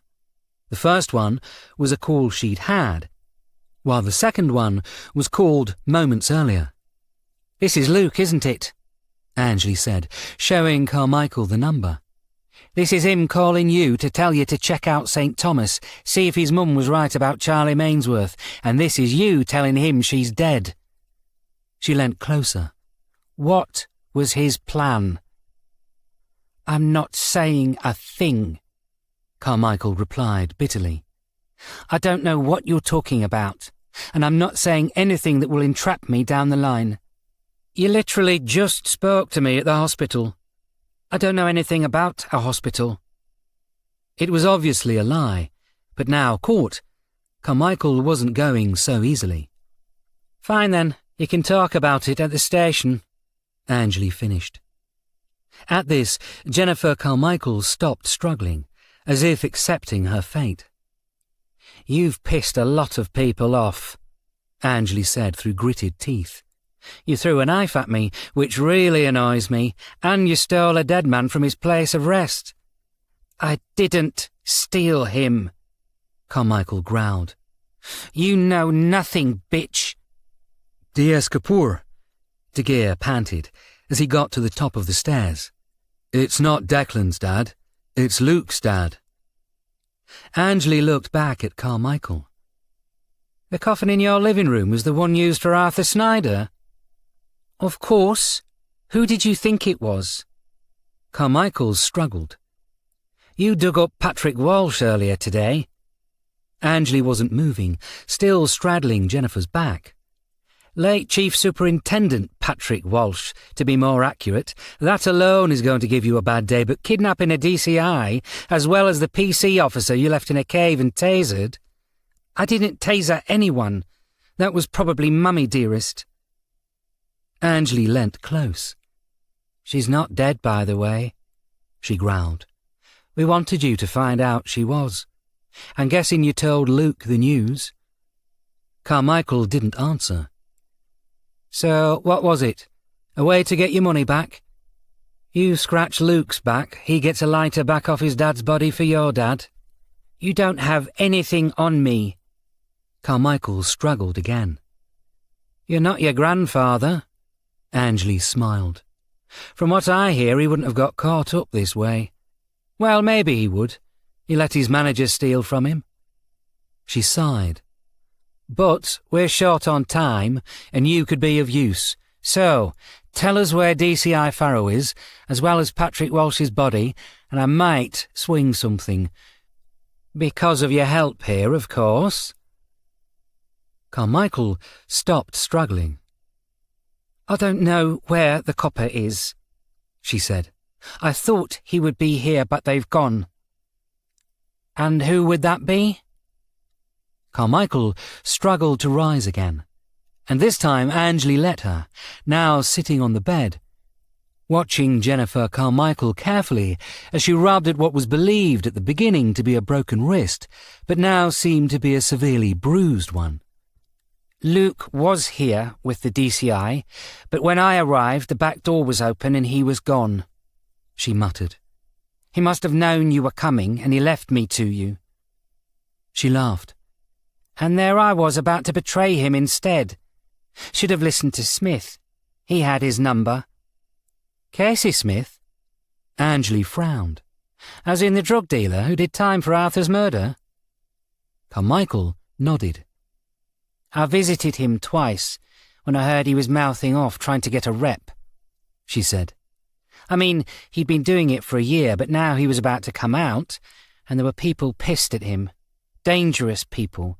So I had a chat, made him an offer. What sort of offer? Stop being a prick, wait until release, and then work for me in Manchester. Carmichael made it sound so simple, and Angley wondered exactly how involved the woman had actually been. You seem to have quite a few fingers in this pie, she said. My family's money is out there, Carmichael growled. Look, I know I'm screwed here, so I might as well be honest. The plan was to use the Snyders and grab the lighter, find the missing money. I didn't realise they were going to use real people as bait.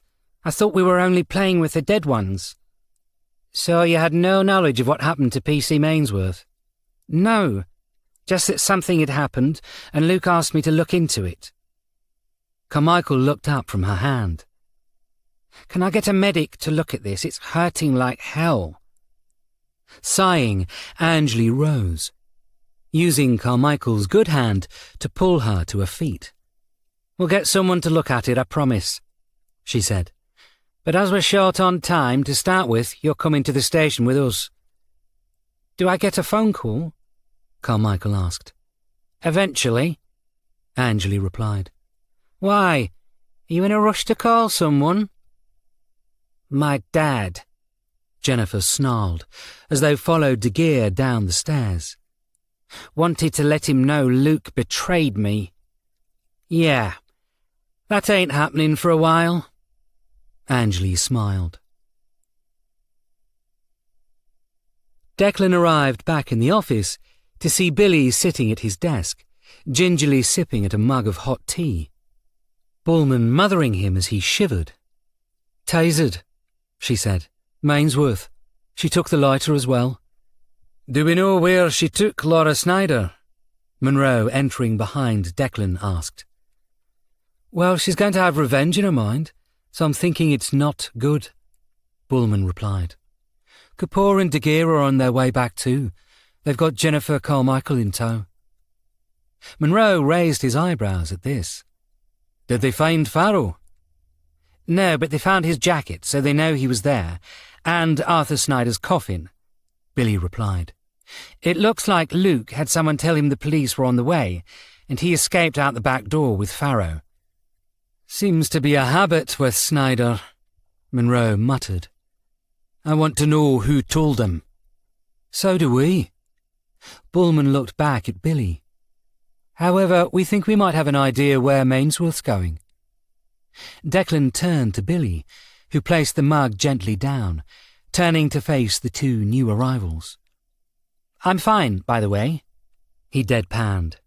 Don't you worry, or ask how I'm doing at all. How are you doing, laddie? Monroe deadpanned back in response. I'm worried about you. Billy gave a weak half-smile.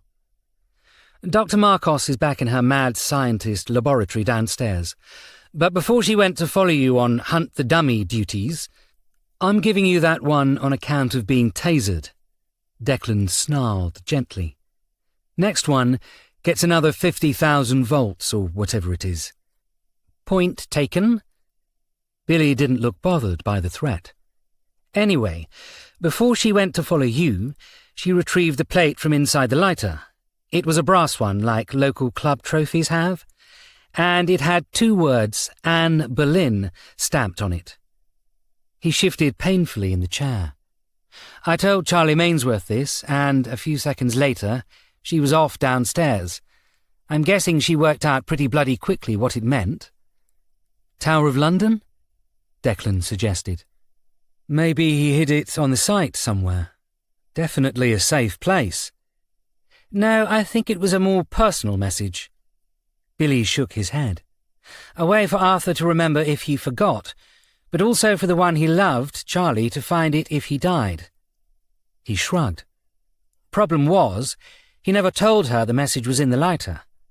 He added, I don't think he expected to be killed. But once she heard the name, she instantly understood it. Declan nodded. So, what do we know about their relationship? I could just tell you, if you want, Billy muttered.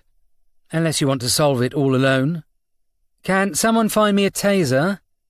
Declan asked the office sweetly. Billy's about to become a 2-time winner. Go on, laddie, out with it.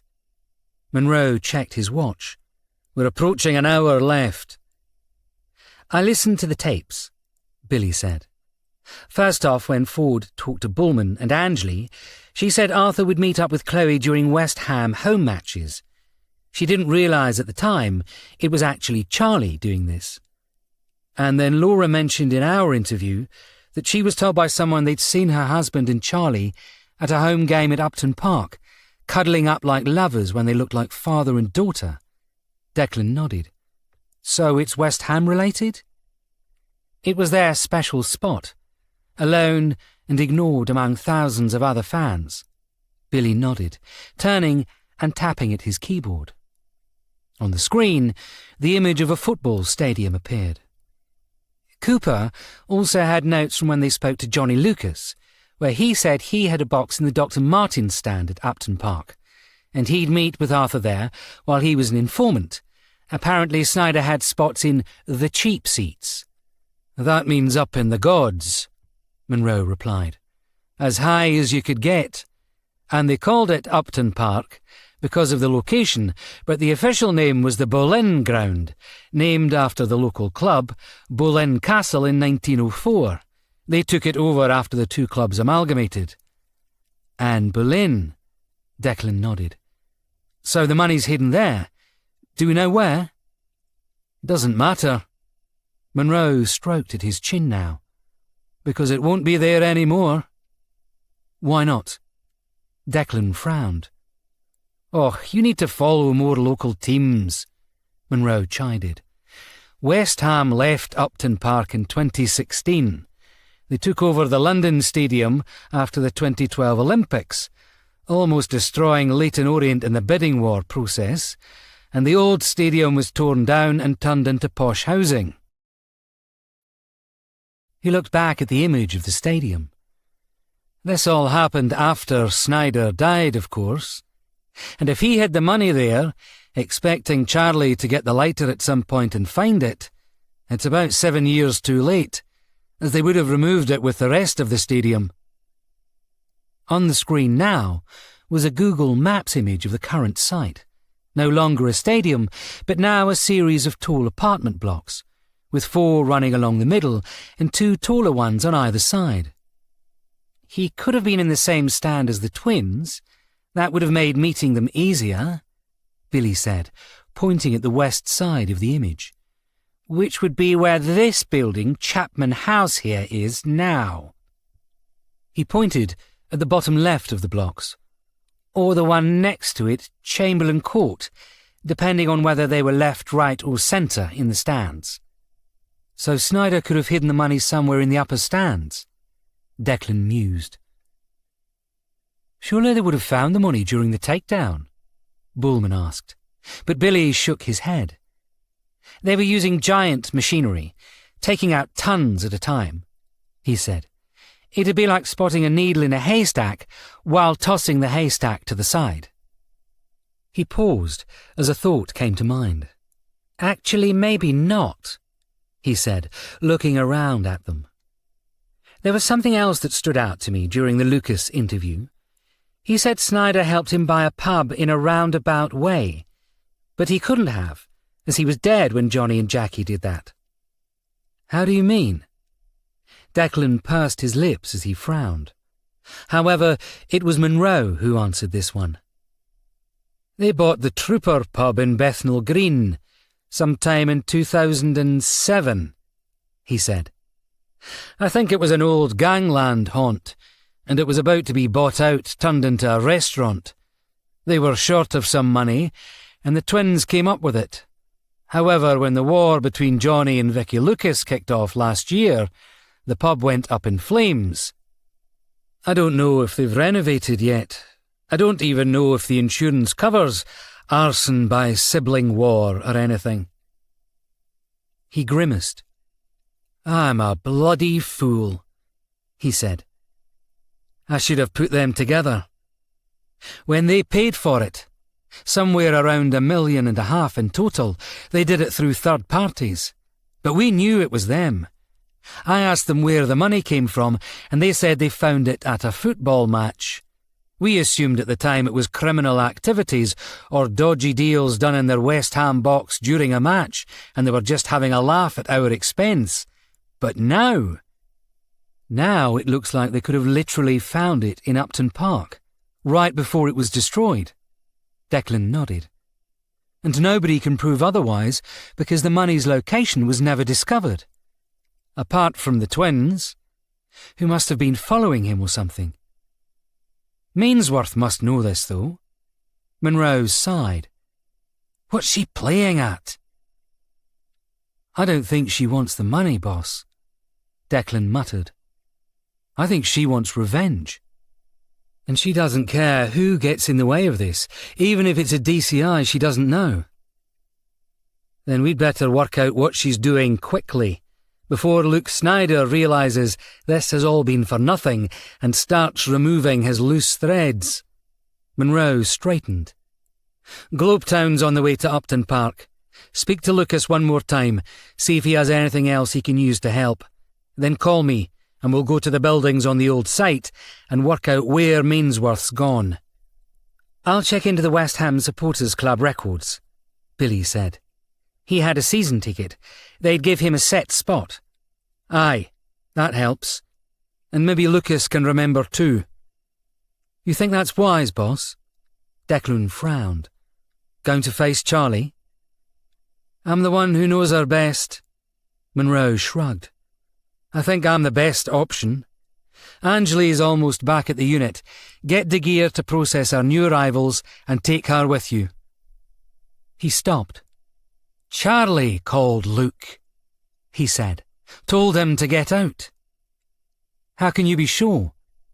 Because if I was about to throw away my life killing the people who hurt me, I'd bloody well make sure they were all there, Monroe said. We need to find them all, and fast. 22. Party Politics. Angley had arrived at the unit with Jennifer Carmichael to find Declan waiting at the doorway.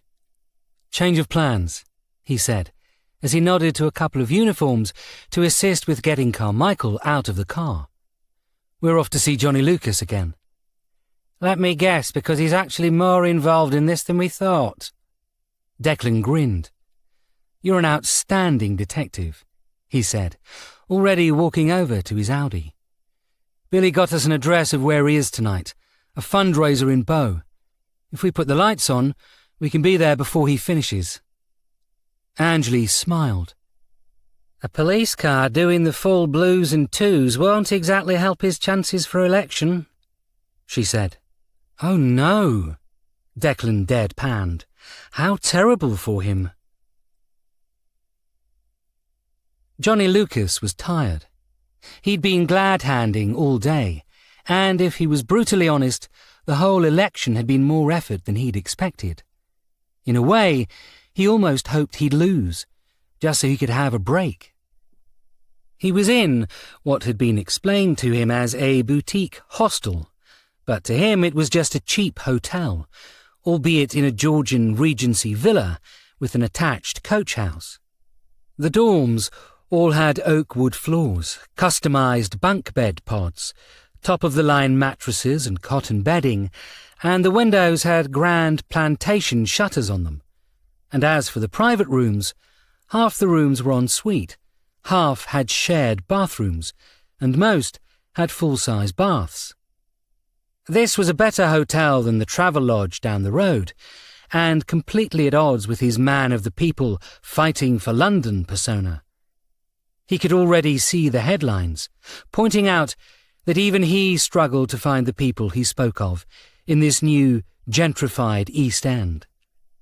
He was almost happy to see Declan Walsh enter the back of the large room he stood at the far end of, his banners blazing out his message as he spoke to the press. If you will excuse me a moment, he smiled. I have to speak to an old friend about important police work I'm helping with. He stepped off the podium and walked to the two detectives, smiling as he felt the cameras following him. It had worked for Charles Baker, he thought to himself. It can bloody well work for me now. Declan, meanwhile, had groaned inwardly the moment he heard Johnny Lucas say the words. He'd only just got away from the front pages, and here he was, with a rival to the government, and therefore a rival to Charles Baker. Declan could almost envision the countless variations of tug-of-love headlines he was about to inspire. D.I. Walsh? D.S. Kapoor? He smiled. Thank you for coming to see me. However, as you can see, I'm a little busy right now. He waved at the press. Unless you'd like to endorse me? He asked. There are some donors in the room who I'm sure would be overjoyed at that thought. Declan smiled back, but it didn't quite meet his eyes. We need to speak somewhere private, he said. I have some urgent questions for you. I'm a transparent person now. Johnny kept his smile, regardless, checking his watch. The event is over soon, and the reception should only take... Declan leant in close. If you don't want me to go on stage right now and ask these questions in front of them, you'll give me 5 minutes, he snarled. We're running against the clock, and a police officer is about to die. Declan stared at Johnny Lucas, and eventually the older man capitulated. I'll be back in a moment, he said to the press, waving Declan and Angley through a door into a small side corridor. Duty never sleeps. As the door closed behind them, the smile disappeared. This had better be life or death. I heard from friends that Mainsworth was saved. Johnny said again, this time a little angrier. I don't know what your game is here, but sabotaging an election. They kidnapped DCI Farrow today, Declan said coldly, and the body of my father was taken from its grave in Hurley. Johnny stopped what he was about to say and looked at Angley. This happened after our chat? Angley nodded, and Johnny straightened, looking back at Declan now. What can I do for you? He asked. You took the money, didn't you? In Upton Park?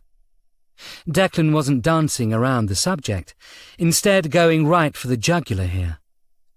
There's few people who could have done it. Arthur Snyder hid the money in the Dr. Martens stand?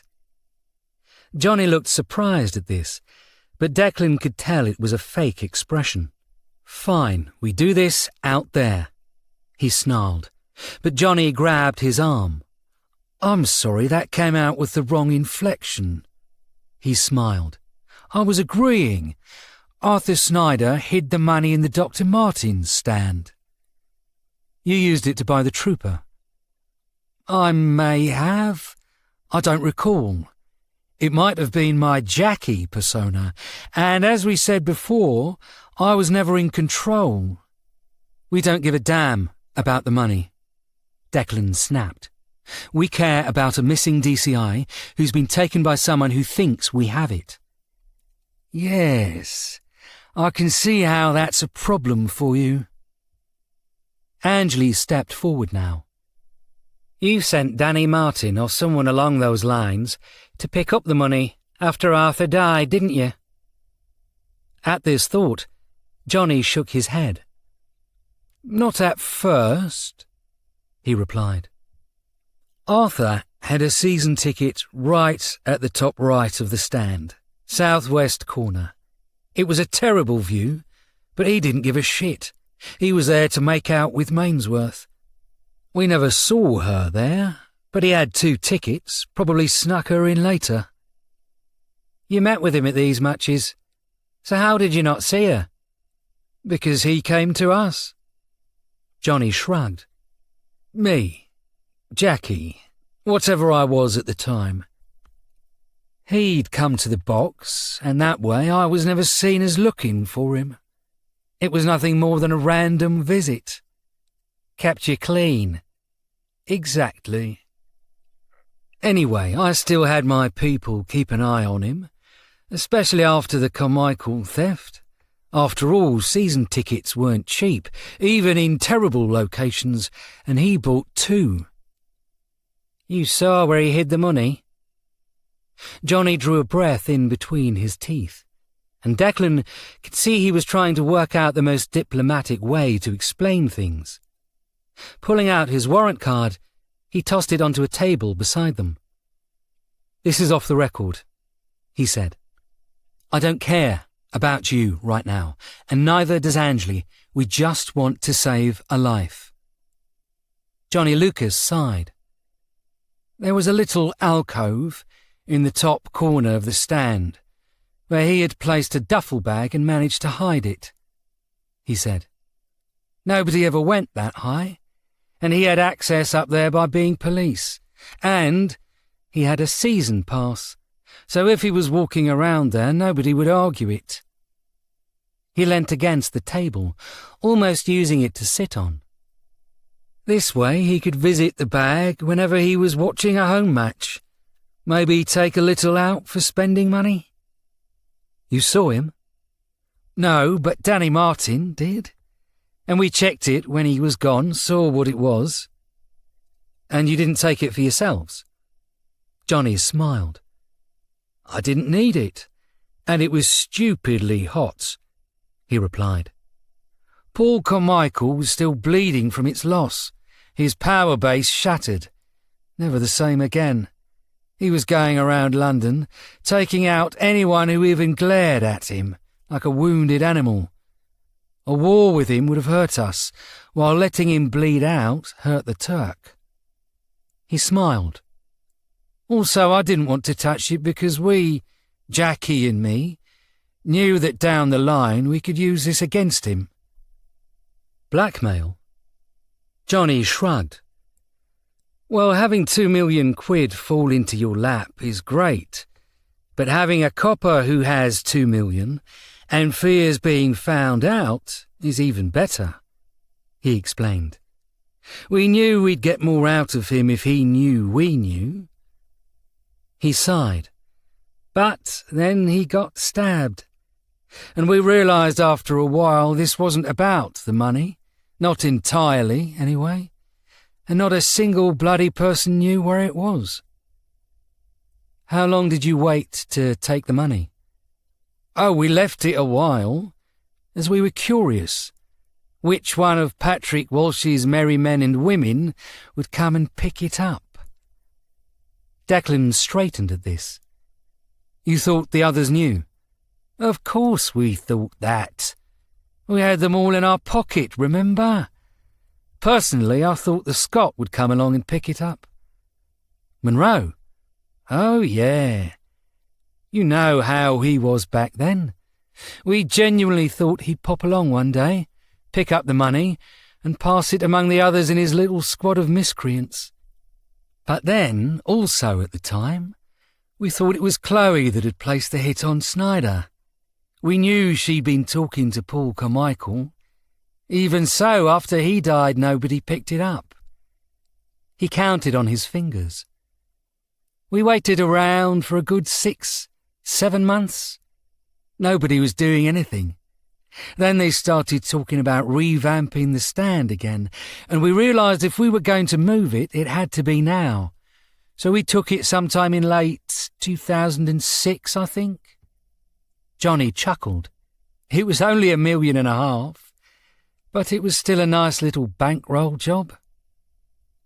As he finished, he straightened up, grabbing the lapels of his jacket in the way a barrister might grab the hems of his robes while speaking in court. I will point out to you, though, that we found that money fair and square.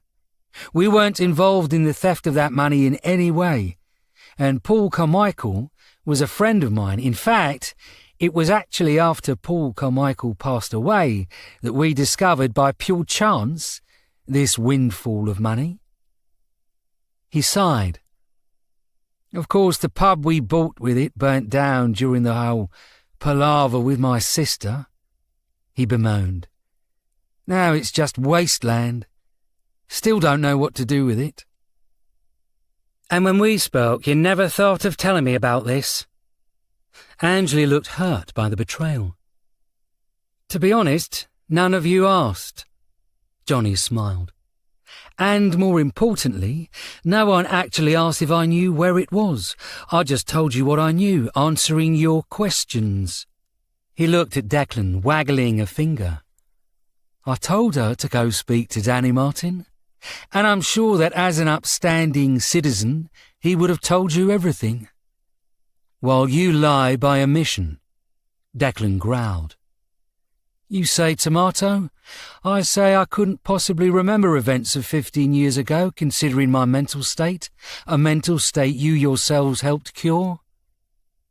Declan looked at Angela for a moment before turning back to Johnny. You have become a politician, he muttered, his voice cold. I don't think it's for the better. Well, I guess we'll know next week. Johnny started for the door once more. But don't worry, when I'm MP for the area, I'll be sure to help up the pay for the police. You do such a good job. He opened the door, looking back at Declan. I'm sure I'll be seeing you again, he said. Actually, you might see me earlier than you thought, Declan said, working through what Johnny had just said. What time do you finish all this? I'm almost done. Johnny frowned. But these buggers can drink, so I might be here until midnight. Why? Because I think I know a way you can not only help free DCI Farrow, but do something good with that plot of land. Declan smiled. Trying to be my guardian angel now, Declan? Johnny smiled in response. The conscience sitting on my shoulder? Who knows about the purchase? Declan asked. It was cash, so it's off the books, right? Well, we bought it through third parties, but we have all the paperwork. Literally, right? Declan's smile returned. All paper, no digital copies, because a friend recently told me you can't hack a book. Am I supposed to know what you're talking about? Oh, you will when the time's right, Declan replied, as, with a resigned sigh, Johnny Lucas left the hallway they now stood in and returned to his press conference, likely explaining how he'd saved the police or something. Pulling out his phone, Declan called Billy. "Boss?" Billy replied, and for a moment Declan thought the old Billy was back again. "I need the number Angley found on Jennifer Carmichael's phone," he said. "Also tell Monroe that Snyder had seats in the southwest corner, which means it's Chapman House, and we'll meet him there." "I'll text you the number, but Monroe's already left." "What do you mean he's already left?" Billy paused, possibly because he was typing a number to be sent, or more likely because he was caught in the middle of something. 5 minutes after you disappeared, he decided he couldn't wait around, got in a car and drove off alone.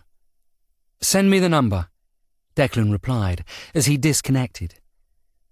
"Monroe's already gone there," he said to Angley, "but he wouldn't know which building to aim at."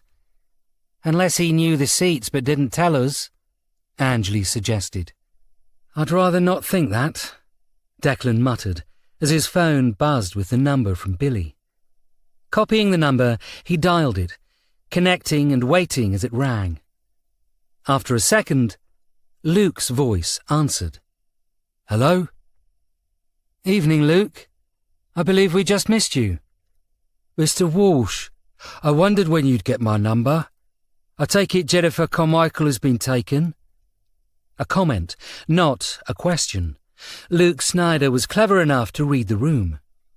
"Yeah, she's under police arrest," Declan replied. "And we were this close to catching you too. I'm guessing it was Charlie that called." "I received a text." The voice was uncertain now, and Declan stroked at his chin as he listened. He didn't know Mainsworth had his mother yet. "So is this you gloating?" Luke continued. "Actually, no." Declan glanced at Angley as he spoke. "The meat is still on. It's been changed somewhat. You wanted me to meet you at Bunhill Fields, and I was going to give you the lighter, but as you know, it was a play." "I thought as much," Luke replied, cautious where this conversation was going. "Let me guess, you spoke loudly in front of my mother, so she would think that was the truth?" "Yes," Declan admitted. "The original plan was to get you to go to Charlie Mainsworth's house and look for the lighter, all while we were waiting for you. We thought we could gain access to DCI Farrow through Carmichael while you were doing this."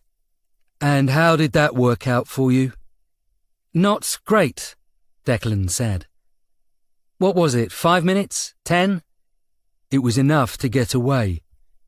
And fear not, DCI Farrow is still with me at the moment," Luke said, with a hint of smugness. "So I'm guessing you want to apologise or change the deal?" "Well, we definitely want to change the deal, because the agreement has changed," Declan explained. "Charlie Mainsworth has your mother hostage, and they've gone to find the location of the missing millions." "She knows where it is?" There was no concern for his mother in the words, and Declan realised when Luke had first spoken of her, on how it had all been business, that it hadn't been an act. Apparently she's always known. It's just that she didn't realise the money was there. It's where Upton Park used to be, on the roof of the southwest side of the buildings that replaced it. "Why are you telling me this?" Luke was still suspicious. Because an officer of the law is about to take things into her own hands and kill your mother, probably by throwing her off the roof, Declan explained. I'd rather she didn't do that, because that's a dark path to go down. I'd rather we made a swap, your mother for DCI Farrow. And I'm assuming you'd want to arrest me as well? Luke's voice had lost the mocking edge, and the severity of the situation finally weighed down on him. It's over, Luke. The money's gone, Declan pleaded. It's been gone for over 15 years now. Nobody has the money anymore, and I think you've got enough revenge. There was a long pause, followed by a low growl down the line. This wasn't about the money, Declan, Luke said. This was about that bitch destroying my father's marriage. But I should get something out of this. Then don't punish Henry Farrow because of something that happened 20 years ago. Declan slumped. To be honest, all I care about is getting Farrow and my father's body back, he said.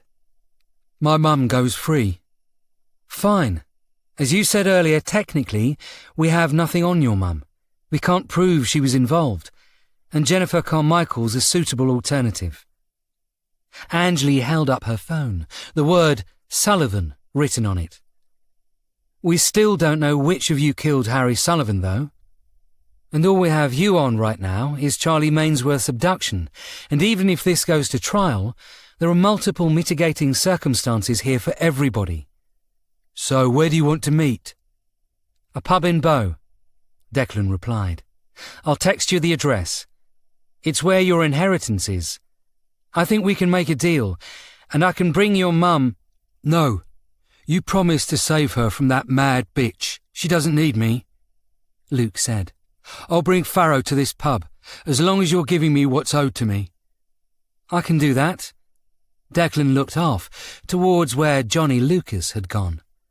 But be aware, Carmichael will come after you for it. I have no fear of Peter Carmichael. Luke almost laughed. I've been sleeping with his daughter for weeks now. This is the daughter you just left in a house you knew we were heading towards, yes? Declan replied calmly. Your dad stole his dad's money, and now you've just got his daughter arrested under accessory to murder. I'm sure Peter will have no issues with you right now. There was a long pause. Text me the address, and no police. I will. And your mother will... Declan started, but stopped as he realised the call had ended. Right then, he said, checking his watch. They still had 15 minutes until 12. Take the car, get to Monroe, and make sure he doesn't do something stupid. What about you? I'm going to chat with Johnny again, Declan replied, putting his phone away. I have a way to finish this bastard once and for all. He sighed. And in the process, guarantee Johnny Lucas next week's election.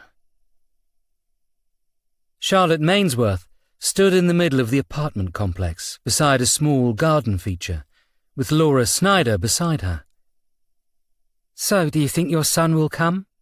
She grumbled, her head continually on a swivel, expecting to be caught at any moment. Laura shrugged.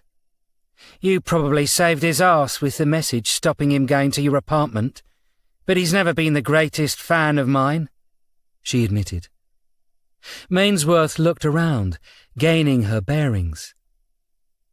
There, she said, pointing at Chapman House to the south.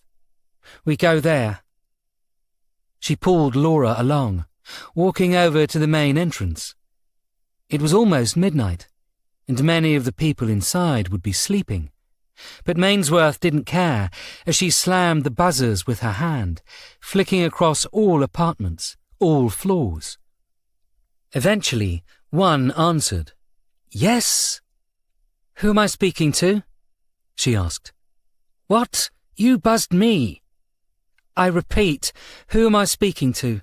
This is PC Charlotte Mainsworth of the City of London Police, Mainsworth said, showing her warrant card to the camera. I need access to your roof. Oh, Dave Proust.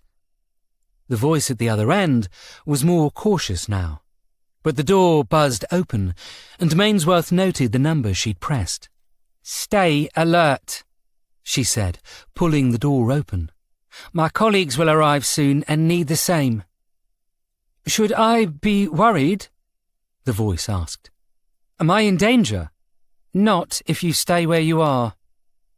Mainsworth was already walking through the door, Laura with her. Stopping beside the elevator, she pressed the button as she pulled out her phone. The number was there.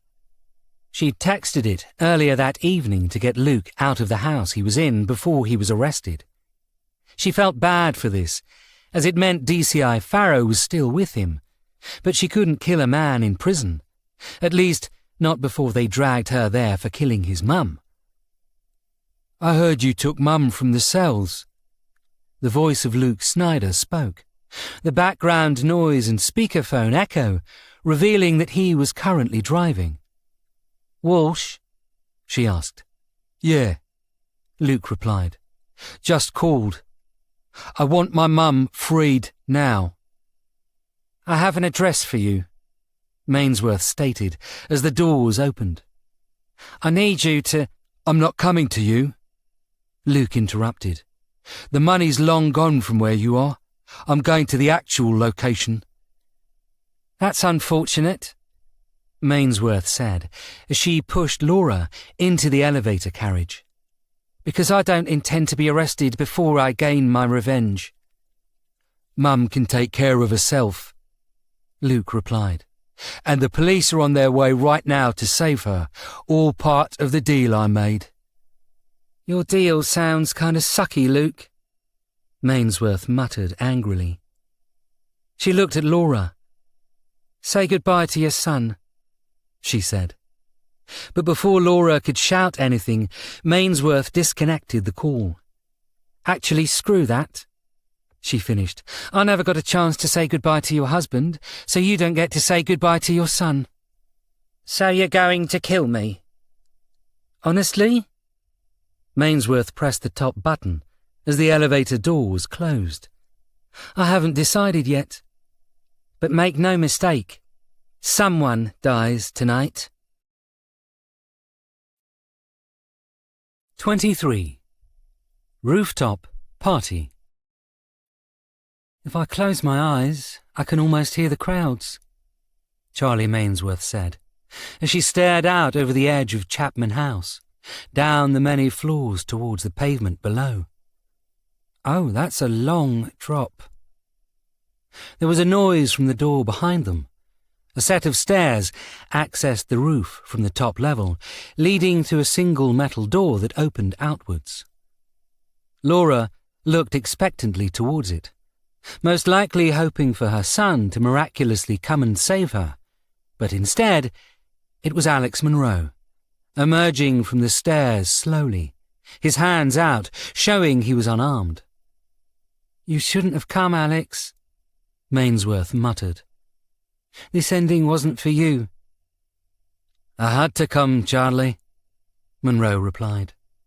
You've gone too far, and now it needs to be stopped. I haven't gone far enough, Mainsworth snapped back angrily. That's the problem. All these years I've sat patiently waiting for someone, anyone, to give the actual reasons for Arthur's murder, to find the person who actually did it and bring them to justice. She pointed the scalpel, which had up to that point been resting against Laura's neck, at Monroe. Did you do it? She barked. No, it took me being abducted for you to do it. It took his son trying to kill me for you to do it. I apologize for that. Monroe spoke calmly, moving closer still. But now we have enough to put Luke Snyder away.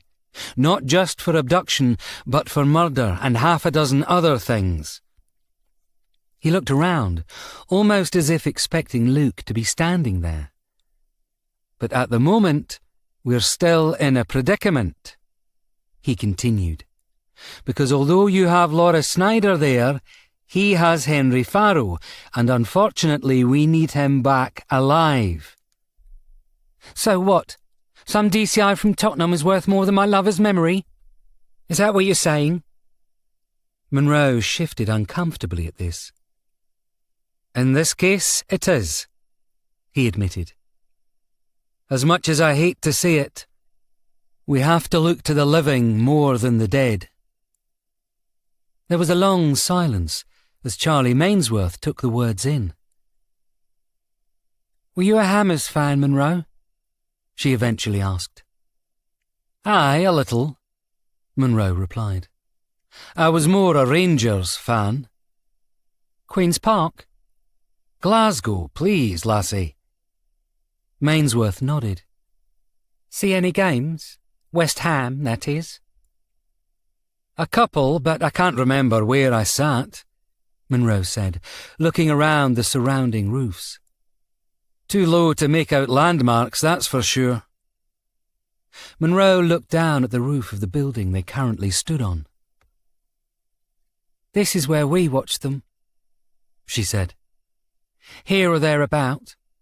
Southwest corner, up in the rafters. We would sit up here, and when we did, we were the rulers of the world looking down on the stadium, on the thousands of people beneath us." She choked back a tear. "Rulers of the world, Alex. And we knew that one day we would rise high on our own merits. We sat up here talking about the future. We didn't care about the match which was going on. The two of us talked about what we would do together. Did you know we were going to move to America?" Monroe shook his head. "He'd spoken of it, but I didn't know he intended to take you." "We were going to start a new life, one with the money Arthur had squirreled away," Mainsworth replied. "By squirreled away, you mean—" "Stole? Yes." Mainsworth smiled wistfully. "I mean acquired by whatever means necessary. But then this woman—" She stopped, pulling back her anger as she stared at Laura, the scalpel drawing a small pinprick of blood. "She caused his death more than anybody else." "You were having an affair with my husband," Laura snarled, angering as she listened to the confession. "Arthur didn't love you, and you knew it," Mainsworth argued back. "He told me you'd both been unhappy for years. He didn't want to be with you anymore. And when my mum found out what was going on, she tried to stop us from seeing each other." Mainsworth turned to Monroe now. "She shouted at me. I wouldn't listen, and when she realised I was going to run away with him, she came to Laura, and they both worked together on a plan, and then they killed Arthur." "Sorry, lassie, but no." Monroe sadly shook his head. "For all intents and purposes, you killed Arthur." He held his hands up quickly, pausing any reaction from the angry police officer. "You kept this affair secret for so long. You both knew the moment it came out, it would cause problems. And your mum? Aye, she had every right to be annoyed. She was being accused of having an affair with Arthur when she was actually having one with Patrick Walsh." He sighed. She didn't understand why people thought she and Arthur were seeing each other, but she heard the rumours. There was no smoke without fire, and she was a good detective. He stepped to the side. "You could have denied it. You could have found ways of convincing her nothing was going on," he continued, "but you didn't. One night you sat down and told her everything. You wanted to hurt her. You wanted her to know how much you didn't need her." His voice was tightening now, the anger barely restrained. "That night You told Chloe Mainsworth every single thing about you and Arthur Snyder, and in the process, signed his death warrant. I think this is a bad idea. It's going to destroy my election chances, and I'm going to publicly nail you to the wall for this if it shits in my face. Johnny Lucas grumbled as they sat in the car. Noted. Declan smiled winningly. But if it goes well, you save a loved police officer and use a location you've lost money in. He looked at his watch. Almost midnight, he whispered. I hope Anjali made it okay. You and her doing all right? Johnny asked. Caught a bit of tension there. We're surviving. Declan was tight-lipped. The last thing he wanted to do was discuss relationships with Johnny Lucas. You should be doing more than that, Johnny replied knowingly. She can do better than you, and you know it. Declan did know it, and he sighed. But before he could respond to this, he saw a car driving towards them. Heads up, he said, as he climbed out of Johnny's car.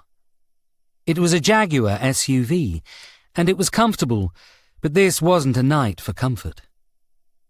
The car pulled up under a streetlight, around 20 yards away, and Luke Snyder climbed out. DCI Farrow? Declan asked, as he walked over towards him.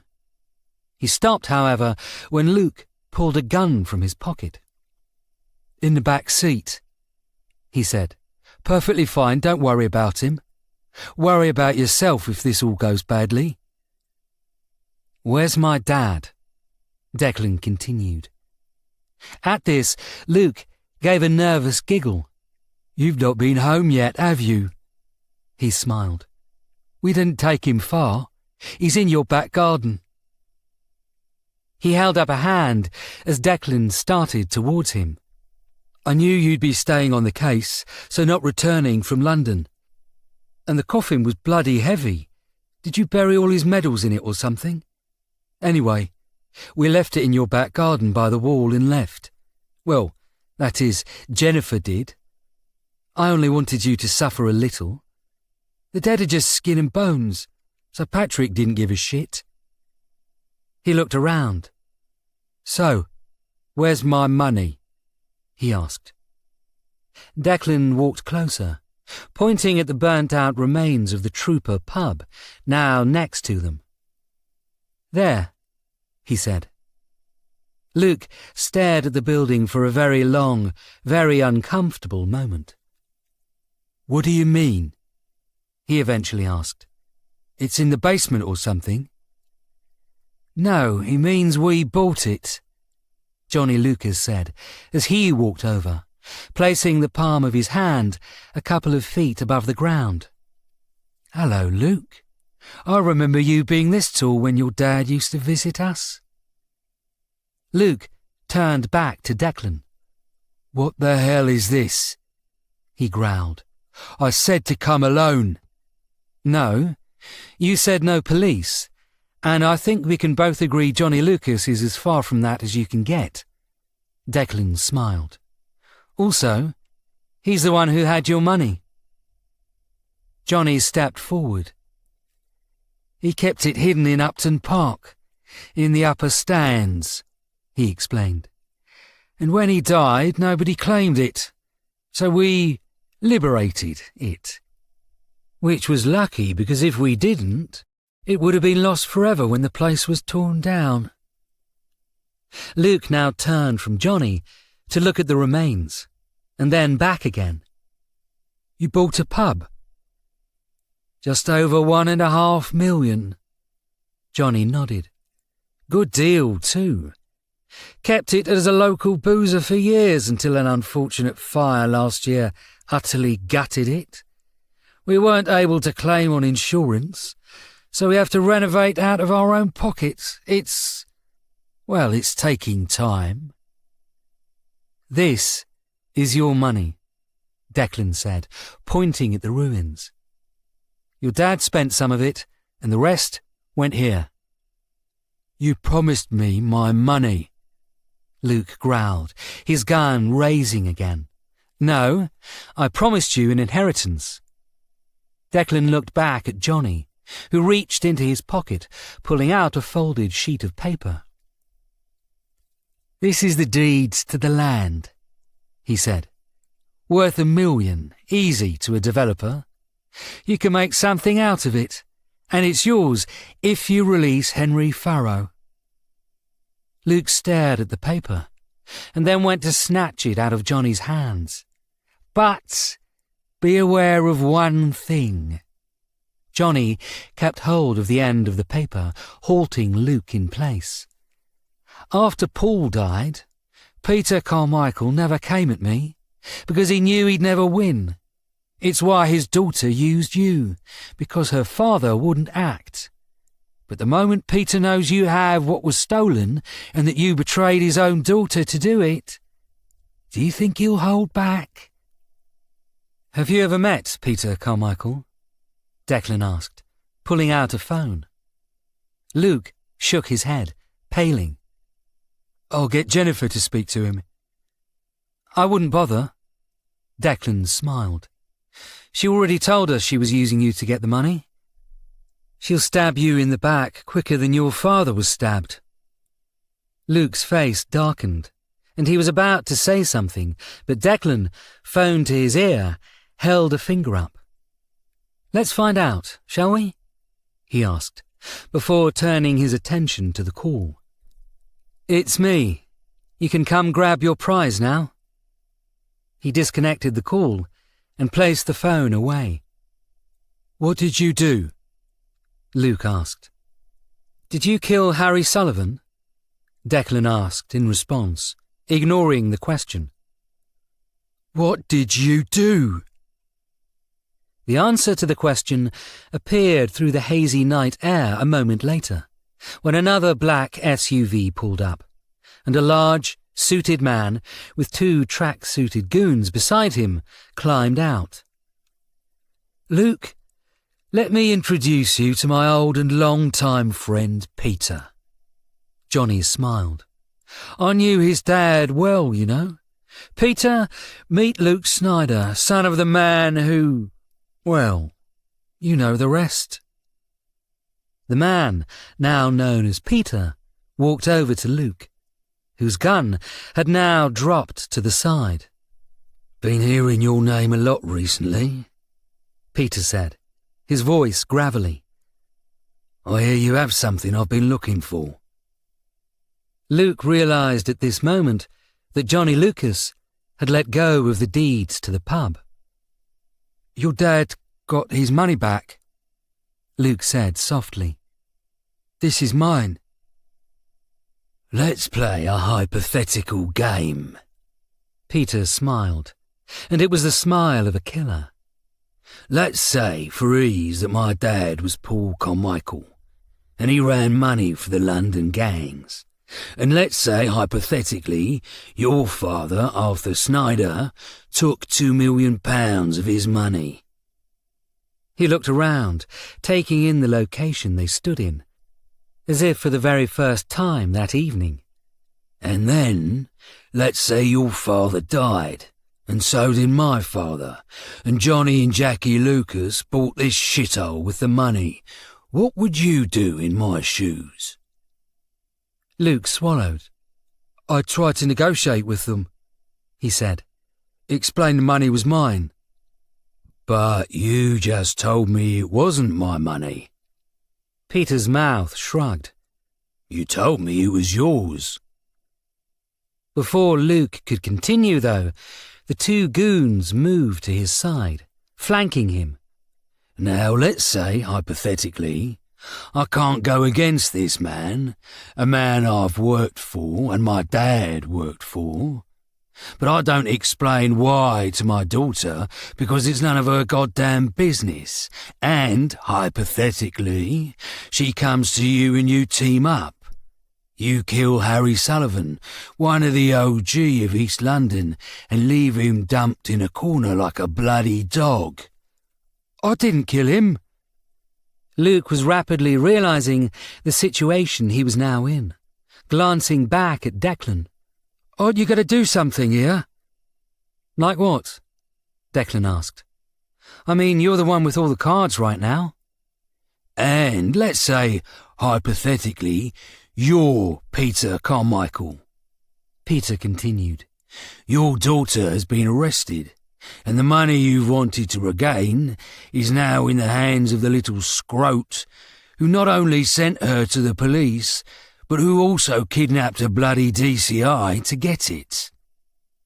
He leant in, taking the gun from Luke's terrified fingers. The money isn't with the Lucas twins anymore, he whispered. It's now in the hands of a corrupt little wannabe lawyer with mummy issues, who has nobody left to save his arse when I come for it. Come for him. With this, he raised the gun, aiming at Luke's face. Declan, however, took this moment to step in the way of Peter. I'm still an officer of the law, he said, and this is something you shouldn't be saying or doing in front of me. He looked back at Luke. So, let me free DCI Farrow and we'll get out of your way. You can't do that, Luke almost screamed. He'll kill me. You dug up my dad, kidnapped my police officer and then my ex-boss, possibly killed Harry Sullivan and attempted to blackmail the police. Declan spun on Luke. This is all on you. All of this, everything here, it's the end point of every step you took. He waved off vaguely in an eastwards direction. Right now, your mother is being held on a roof in Upton Park by the woman you kidnapped and tortured. And my officers, the same ones you also targeted, are trying to save her life. He tapped the sheet of paper in Luke's hand. All because of this, he said. All because of a stupid bloody lighter and an affair 20 years ago. He turned, walking off. I'm done here, he said. When the rest of you have finished with him, scrape him off the pavement and send DCI Farrow back home. I'm off to stop Charlie Mainsworth from being stupid. You can't do this, Luke screamed out. You can't leave me with them. Declan stopped, turning back to face Luke, standing in between the two devils. Watch me, he said. 24. Chekhov's Hammer. Charlie stared angrily at Monroe. She was always telling me I was too young for him, she muttered. She said I was only 16, like this was important. I could join the army if I wanted to. I could get married, I could smoke, I could have a child, and no one would bat an eyelid, and there she was telling me I was still too young to do what I wanted to do. She looked at the floor. She said I was making a big mistake. I'd regret for the rest of my life. She might have had your best interests at heart. Did she have my best interests at heart? Mainsworth yelled suddenly, cutting Monroe off. When she told his wife about me? Did she have my best interests at heart when she worked with her to arrange a hitman? We didn't arrange the hitman. The voice was calm and collected as Laura spoke the words. Aye, we assumed as much, Monroe replied carefully. We thought it might be Carmichael. It was Paul Carmichael. Laura lifted her chin up defiantly. We wanted Arthur stopped. So all we did was tell Paul what you told Chloe. What did I tell her that would lead to this? That I loved him? Mainsworth stared at Laura. I didn't tell you anything. You told your mother you were going to leave. Go to America and start a new life with the money Arthur had. You told her he had millions put aside. What did you honestly think Carmichael was going to do? Laura looked at Monroe now. He wasn't supposed to die, she admitted. He was supposed to be taken, dragged somewhere, and forced to give away the location of the money, but instead he was taken down at the worst possible moment, as Casey Smith stabbed him, not realising at the time he was giving a killing blow. Laura pulled away a little from Mainsworth as she tried to turn and face the younger woman, her neck gaining another small nick from the scalpel. But everything that happened was because of you, Charlotte, she said icily. Everything that happened after his death, the problems that came afterwards, were because you spoke to your mother, because you couldn't keep your mouth shut. Laura crossed her arms, glaring across the rooftop at Monroe again. She killed him, not us, and I'll be damned if I become the surrogate death for her own bloody conscience. There was the sound of footsteps hurrying up the stairs, and Laura smiled. Luke's here, she said triumphantly.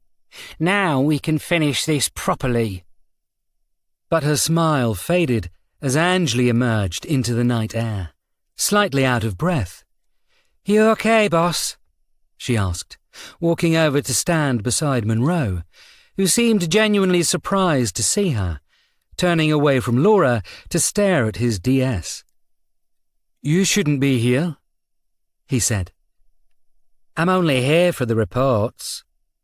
Angley forced a weak smile, waving around the roof as she did so. You know how the suits get when they find a report where everyone involved is there and there's no plausible deniability? She pointed at Mainsworth. She's a surviving officer who has a personal stake in this, but so are you, sir. Monroe grimaced. You don't want to be here for this, he said. With all respect, boss, but I think of the two of us, that's you needing to be told that. She looked across at Charlie Mainsworth and Laura Snyder. Your son's not coming, she said to the latter. He's in Bow, believing he's getting his money. He left you to us, expecting us to fix whatever this is. She emphasised the last part by waving a hand at both Mainsworth and Laura. PC Mainsworth, this woman caused you great pain, and you're probably suffering from PTSD right now. Angley stepped closer. Come any closer and I slice her throat open, Mainsworth snarled, waving the scalpel. What, this woman's throat? Angley smiled. Good. She attacked PC Cooper with a kitchen knife. I couldn't give a shit about her. She took another step. But I do give a shit about you, she said. Why? Mainsworth muttered. You don't know me. No, you're right, I don't. Angley nodded. But Esme Cooper does, and she vouches for you. Well, she shouldn't. Well, she does. Angley folded her arms. She said when you put your mind to it, you're a good copper. So put your mind to it and be a good copper. And even though you tasered Billy, he's not pressing charges. She leant in slightly, holding her hand to her mouth, as if whispering conspiratorially. Apparently he was a little hungover from something called a bong and accidentally tasered himself. Mainsworth straightened, shocked by this. He did this for me, she whispered. He doesn't even know me. He doesn't need to. Angley shrugged. Your last chance saloon. That's all he needs to know. Mainsworth looked from Angley to Laura. Give me a reason why I should let this bitch go, she muttered. They left me there. They tasered me and tried to kill me, and I can't get vengeance for that. No, Monroe said now. We don't do vengeance. We're the police. But we can give you justice. I'll be arrested too, Mainsworth replied angrily. There's no way I'm keeping my job after this. Charlie, have you seen the Last Chance Saloon? Angley laughed at this. I mean, really seen it? We're all on our third or even fourth strikes here. The Gov there was so screwed we had to blackmail a sitting Prime Minister to pardon him. She stopped, becoming serious. We can fix this, she said. PTSD, a sting operation to get Luke to reveal himself, a dozen other ideas, and you can go back to being a PC. And if I don't want to? Then bloody quit, Monroe snapped. But stop with all this bollocks already. If you were going to kill her, you'd have done it already, and we all know you'd rather be here with your knife at Luke's neck anyway, or even your mum. Mainsworth looked away. I let her down, she said. No, lassie. Monroe spoke softly. She let you down. We all did, back then, and for that I'm sorry. I should have been there for you. He held a hand out. Let me be there for you now, he offered. Mainsworth stared up at him, biting her lip as she considered the words. And you're capturing Luke? She asked. Oh, I can guarantee you Luke Snyder is having an absolutely terrible time right now. Angley laughed. Please, Luke pleaded. He'll kill me. You need to do something.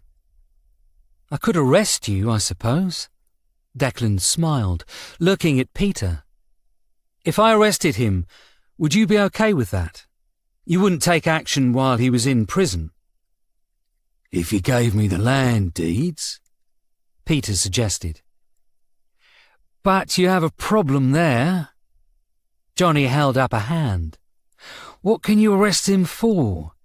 Kidnapping an officer? Kidnapping a DCI? I know I could get someone out in a couple of years for that. He's right. Declan looked back at Peter. If Luke was released in a couple of years, would you go after him? Hell yes. Peter smiled. He's about to have Jennifer put down for murder. That's true. Declan looked back at Luke. Did she kill Harry Sullivan? Because the witnesses only saw you and your mum. Luke paled. I demand a solicitor. That's your right, Declan said, although they aren't that common around here at midnight. Luke leant his head back and howled in anger. It was Mum, he eventually admitted. She killed Sullivan. Can you prove that? Luke shook his head. I wasn't there, he replied. She told me she did it. Interesting, but easy to disprove, Declan replied. Show me your right forearm. Why? Because when you came to see Monroe, you were scratching at it. I don't know what you mean. Do it, or I'll do it for you, Peter snarled. And you won't like it when I do that, believe me. Slowly, Luke removed his jacket and pulled his shirt sleeve back, revealing a thin scratch, a small red line that was now coming up in a vicious-looking bruise. The killer of Harry Sullivan left DNA under his nails. Declan smiled. We'll have the DNA match soon. If it was your mum, we'll know. Likewise, we'll know if it was you. Luke slumped a little. He deserved it, he muttered. He'd been sniffing around for years looking for the money, and when he turned up yesterday, I didn't know he'd been sent by Monroe. I thought he'd been told by Jennifer about the money, and that he was working for, well, him. He nodded his head at Peter. I tried to shut him up, but in the struggle he tried to strangle me with a length of packing cord he picked up. I took it from him, being scratched in the process, and finished the job. I didn't mean to kill him. It was self-defence, I swear. It was only after that, though, that Mum suggested leaving him as a message. I should have checked his nails first, though. He looked over at Peter now. I don't want to die, he said, passing across the papers. Here, let's call this an end between us, yeah? He held out his hands, and Declan dutifully cuffed them. Open the door, he said, nodding at the car. With great difficulty, Luke pulled a remote out of his pocket and clicked it. The car beeped, and Declan walked over to the back door, opening it. There, dazed and probably drugged, his hands cuffed together, was DCI Henry Farrow, his glasses skewed, and his hair wild, as if he'd been sleeping rough, the little tufts at the side giving him the look of a sleepy owl. "You okay, Gov?" Declan asked, as he leant in, uncuffing Farrow. "This is a shite stag night." Farrow forced the words out. "Stay here. I'll call an ambulance." Declan smiled, looking back at Luke, now sitting dejectedly on the pavement. There was a buzz, and Declan pulled out his phone. From Anjali Kapoor. Mainsworth stood down. Laura in custody again. Coming home. How are you? Your mum's safe. Not that you cared, Declan said. Then, nodding to Peter, "Thanks for coming, Pete." You kidding? Peter smiled, loosening his tie. I've been bodyguarding that bugger all week. It's been a chance to do something new. Luke frowned at this, his face not comprehending the sudden shift in his reality. "Oh, Luke, I've been remiss." Johnny smiled as Peter passed the paperwork back to him. "This is Pete. He's one of my trainers at the gym, and he runs security for me when I'm at events." "No, he's Peter Carmichael." Luke shook his head. "Yeah, no, he's not." Johnny shook his head. "Peter Carmichael lives abroad somewhere." "But you called him that." "Did they?" Declan asked.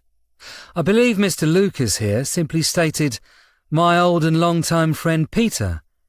And when he spoke to you, he said—" Let's play a hypothetical game. Pete grinned as he repeated his earlier words. Let's say for ease that my dad was Paul Carmichael and he ran money for the London gangs. He never said he was Peter Carmichael. Declan pulled Luke to his feet. He said for you to play a hypothetical game, one that never ended. He didn't even call Jennifer my daughter, instead simply naming her. I thought you'd have worked it out when he did that, if I'm honest. Yeah, sorry about that, Pete replied sheepishly. It just came out like that. And the deeds? Luke glanced at Johnny, the look of betrayal on his face almost pitiful. Just the menu for a talk I did tonight. Johnny tossed the papers aside. If you'd bothered to look, you'd have noticed. Luke sobbed, but Declan realised after a moment it was actually laughter. And as DCI Farrow finally emerged, shaky-legged from the car, Luke took one look at him and started to uncontrollably belly laugh. All this was for nothing, he said, looking back at Declan. You win again, the bloody golden child. You think this is a win for me? Declan grabbed Luke by his jacket collar. You dug up my bloody father. You kidnapped friends. You murdered a man. Declan, as the senior officer here, please, I need to ask you to step away, Farrow said calmly. You're too close to this. Henry, I know what he did, Farrow replied, and I'm asking you to stand down. Reluctantly, Declan let go of Luke's lapel. stepping back. Farrow walked up to Luke, stared at him for a moment, and then punched him hard in the face, sending the younger man stumbling backwards, blood streaming from his nose. "Oh, I'm sorry," Farrow said with mock realization. "You're handcuffed. I thought you had a weapon. My bad." Declan looked back at Farrow, who was watching him expectantly. "Oh, yes, sorry, Gov. Absolutely looked like a weapon. My apologies for not mentioning the handcuffs." Johnny Lucas started laughing. "It's never dull with you," he said to Declan, while offering his hand to Farrow. "We've met, haven't we? Either way, we'll be talking more. In particular during tomorrow's press conference, where I explain in detail how I risked danger to take down a vicious madman and save a DCI's life." Declan glanced at Farrow, who slumped against the car's bonnet. "Can I sleep first?" he asked, pulling off his wire-framed glasses and cleaning them with a microfiber cloth. "It's been a really long day, and I'm getting married tomorrow." "Of course, Gov." Declan smiled. "But I'd suggest calling Liz first. She's worried sick about you." And, this suggestion made, Declan called for an ambulance and a squad car to take Luke Snyder back to the cells, while Johnny Lucas had Pete take photos of him beside the now stunned and bleeding Luke. It was only then when he realized it had passed midnight and was now Saturday. "Oh shit," he blurted. "You get married today?" Farrow smiled weakly. "As I said, shittest stag night ever. Still, at least I was handcuffed, so that's a start." Epilogue. Declan hadn't gone to the wedding. It was well past 1 in the morning when he brought Henry Farrow back to Liz's house, his ex-wife glaring balefully from the door as the police car arrived. Farrow had hugged his wife-to-be, said everything was fine, and even gave Declan credit for saving him. But as he entered the house, too tired to argue, Liz turned her attention to Declan. "You know he was targeted because of his relationship with you," she said. "I know," Declan apologized. It won't happen again?" Liz raised a finger to stop him. "You're damn right it won't happen again. You had Jess in danger, Henry in danger, hell, you even had me go to friends' houses once to make sure I wasn't in danger, and you know why? One word: Walsh." Declan said nothing. "Tomorrow I change that for good," Liz snapped. "Tomorrow I become Liz Farrow. And if Jess had any sense, she'll follow suit. Because being a Walsh is bad for your health." "Liz, don't you Liz me," she half shouted. "It's Mrs. Farrow from now on. You're the father of my child, and you'll always be a part of her life, but you don't have to be a part of mine. We're done, Declan." Declan looked up at the night sky. "I got him back," he said. "Doesn't that count for something? That's the only reason I'm not taking out a restraining order on you, keeping you away from the whole family." Liz turned to enter the house. "I get married in less than 12 hours. And until half an hour back, I didn't even know if my fiancé was alive. You're toxic, Declan. Everything you touch turns to shit." "No." The word was soft, but set in stone. Liz paused as Declan leant in. "You've wanted me out of your life since the divorce, and I get it," he said. "You wanted Jess to cut all ties with me, and I get that too, but you don't dare say that. Angie is the best thing that ever happened to me, and I will not have you label her as I didn't say she was anything." Liz replied, her tone softening. "I said everything you touch turns to shit. And it will. Believe me, you can't help yourself. You love Anjali? Do her a favour and walk away before you destroy her life too. Don't come later. Your invite's been rescinded." And with the door slammed in his face, Declan turned and walked back to the squad car. De Geer, the driver for the journey, pretended he hadn't seen anything, and Declan appreciated that. "I know you heard that," he said, sliding into the passenger seat. "I deserved it." "No, sir, you didn't," was all De Geer said as he started the squad car. "And in time she'll realise it." Declan looked out of the window at the house, at one time his house, as they drove off. Liz Walsh, no, the soon-to-be Liz Farrow, was taking charge of her own life. He needed to do the same with his life now. "Did you hear about Eden Storm?" Anjali looked up from the newspaper she was reading. "Apparently he's now dating his assistant. You met her, Amanda." Declan smiled. "I suggested that," he said. "Of course you did," Anjali mocked gently. "Look at you giving relationship advice to billionaires." Declan knew better than to argue this and glanced over at Billy. His hair was freshly groomed, probably costing more than Declan had spent in haircuts over the last year, and his three-piece suit looked brand new and bespoke. "And how are you doing?" "Not bad," Billy smiled. "Getting better over the last couple of weeks, mainly as I've been taking apart Copper Dropper." "I thought we were keeping it going." Declan looked around the office. Bullman, sitting next to Monroe, shook her head. "It was tempting, but it's too anonymous," she said. "I'd rather it was gone. And yes, they'll start new ones, but we'll stop those too." "Rosanna is furious, though," Monroe said. "She always wanted her own account there." "I can make her one if she wants," Billy suggested. "It'll take a week or two to fully end it.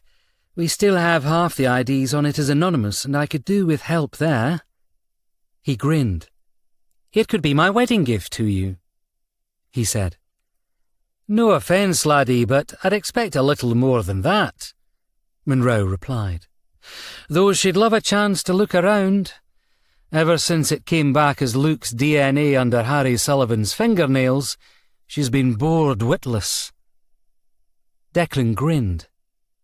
Following the wrapping up of the Snyder case, with the bodies being returned to their rightful places, and the administrational hassle of all that, the unit had been unusually quiet.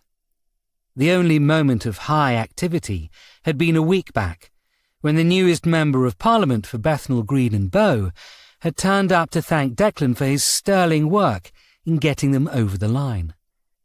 Johnny Lucas and DCI Farrow had been all over the papers, detailing how the former had helped with the detailed sting operation to rescue the latter once the police ran out of options, and how he'd also decided to use a burnt-out pub as a new community centre, which of course meant he could now use council funding to fix it up. It hadn't been the landslide Declan had expected, though. Many people remembered Johnny's criminal past, and Declan knew he'd have an uphill battle. But Johnny had started a new journey, and he would be churlish to wish harm on him. But, apart from that, things had been quiet. They charged Luke Snyder with 2 counts of kidnapping and 1 count of murder, while his mum and Jennifer Carmichael had been charged with being unknowing accessories, charges that any good lawyer could get them out of. Arthur Snyder's body had been quietly reburied, and only Anjali and Declan had been there for the reburying of Patrick Walsh, a week after he'd been removed. Declan had spent some time alone at the grave afterwards, talking to his father. He had explained how he understood his adultery, even if he could never accept it, and promised he would do better in his own life, before returning to his house and Angley, and to a quiet time at the Temple Inn crime unit. In fact, the only exciting moment in weeks was one that was about to happen, and this was the reason everyone was in the office. Angley was at her desk, Declan at his, Billy at the monitor station, and Bullman, Monroe and De Geer were standing around, loitering even. As Dr. Marcos opened the door, they all stood up. "Congratulations!" they shouted out, as Esme Cooper brought Charlotte Mainsworth into the office. Mainsworth, seeing the audience, grimaced. "Set up?" she muttered. "Absolutely," Monroe smiled, walking over to her and shaking her hand. "We'll miss you, but London's loss is Scotland's gain." It had been a quick decision, but apparently one long considered. PC Charlie Mainsworth had been given a new lease of life, career-wise, and had received a verbal warning for kidnapping Laura Snyder from her cell, but also had received a written commendation for her actions in helping take down her kidnappers and torturers as part of the same sting that caught Luke Snyder. But even with her career saved, and a spot waiting for her at the Last Chance Saloon, Mainsworth had decided London was filled with too many memories, especially ones with Arthur Snyder's name on. And, a couple of days after the night on the roof, she'd applied for a transfer, in her words, as far from here as possible. Monroe had worked his magic, reminding DCI Hendrick in Edinburgh that there was still a debt owed after he helped take down Lenny Wright the previous year. And now, in 1 week, PC Charlotte Mainsworth was starting her new life in the Edinburgh Police. As Mainsworth received hugs and handshakes from everyone, Declan stood on his chair, raising his mug of coffee. He'd wanted to do this with champagne, but to be honest, they'd all forgot to go get some. "Everyone?" he said, using his metal tactical pen to tap against the side of the mug. "That's not all." This hadn't been expected, and the clamour of voices dropped. "Detective Chief Inspector Monroe, if you will." Declan toasted Monroe as he, too, climbed onto a table. "Aye, so we had a wee chat and spoke to the Gov." He nodded at Bullman, who leant back in her chair. "That's me. I'm the Gov, me." "Aye, yes, she is. Anyway, we had a talk, and then we spoke to Scotland Yard, and based on D.I. Walsh's recommendations, we have agreed on principle the following rank changes." He looked at Billy. "Detective Constable William Fitzwarren, you are hereby promoted to the rank of Detective Sergeant," he said to a stunned reaction, followed by rapturous applause. But holding a hand up, he then looked over at Angley. "Detective Sergeant Angley Kapoor, for sterling service and going beyond the call of duty, you are hereby promoted to the rank of Detective Inspector." "Beyond the call of duty?" Angley was stunned, but confused. "Aye, keeping that Egypt in line." Monroe pointed at Declan. "Both promotions are in accordance with guidelines passed to us by the National Police Promotion Framework and are currently temporary 12-month promotions. In the next year, both of you will require a work-based assessment leading to professional qualification in police management, but I doubt these will be a problem." He raised his own mug. "Congratulations, D.S. Fitzwarren and D.I. Kapoor." As the others in the office raised their own mugs, or imaginary glasses to this, Declan climbed off the chair, patting Billy's shoulder. "You deserve this," he said with a smile. "Don't let us all down by being a miserable drunken sod any time soon." Billy grinned, but was already being pulled to his feet by Cooper, kissing him on the cheek as she dragged De Geer into a three-way hug. Angley, noting Declan's expression, pulled him aside. "You didn't get me promoted just to keep me with you, right?" she said, half joking. "No," Declan replied honestly, smiling. "It was the right thing to do. You've both deserved this rise for a long time, and I've been aware I've kept you back." "Who said this to you?" Angley frowned. "Sean Donnell, back during the mistletoe case," Declan explained. "Said some things that made sense." And they had made sense. Sean had seen exactly what had happened. "But while you don't go for DCI, what about the others? The DS over there, or the young blonde DC who was outside Devonshire House that day? Are you stopping them from progressing by not doing it yourself?" Declan smiled. "You still need to pass the tests," he said. "I can't do everything for the pair of you." "And you?" Angley asked. "You'll try for DCI?" "No, I'm fine here," Declan replied.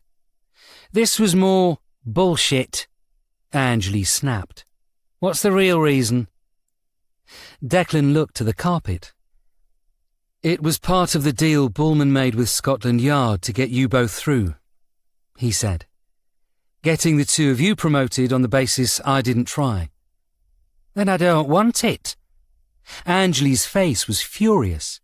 "And when Billy hears, he won't. Monroe's fighting it." Declan shook his head. "And this isn't about me. Take the win. We can always look at my promotion after yours is official." Angley frowned, watching Declan, as if waiting to see if he was lying.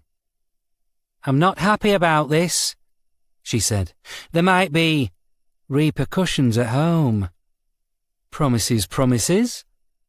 Declan embraced Angley, kissing her. "You really did deserve this. Now go call your mum.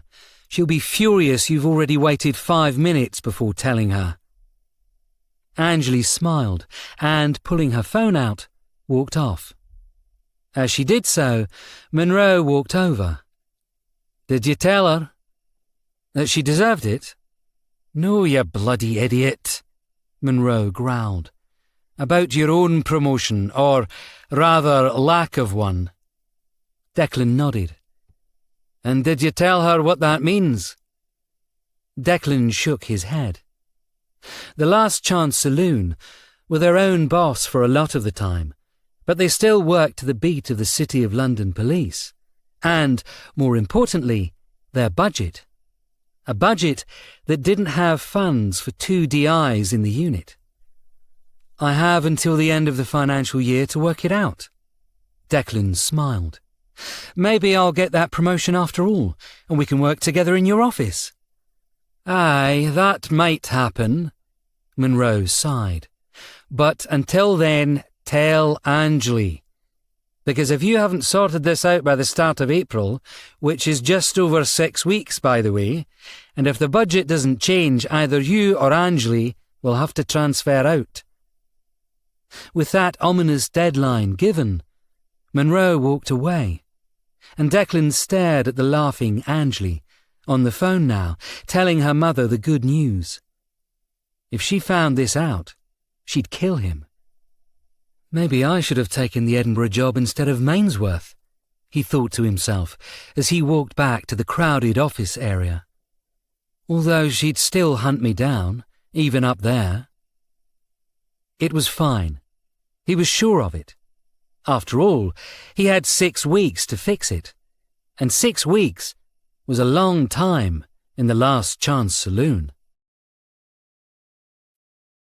You've been listening to Beneath the Bodies by Jack Gatland, narrated by Robin Lane, published by Quest Audiobooks an imprint of W.F. Howes Limited.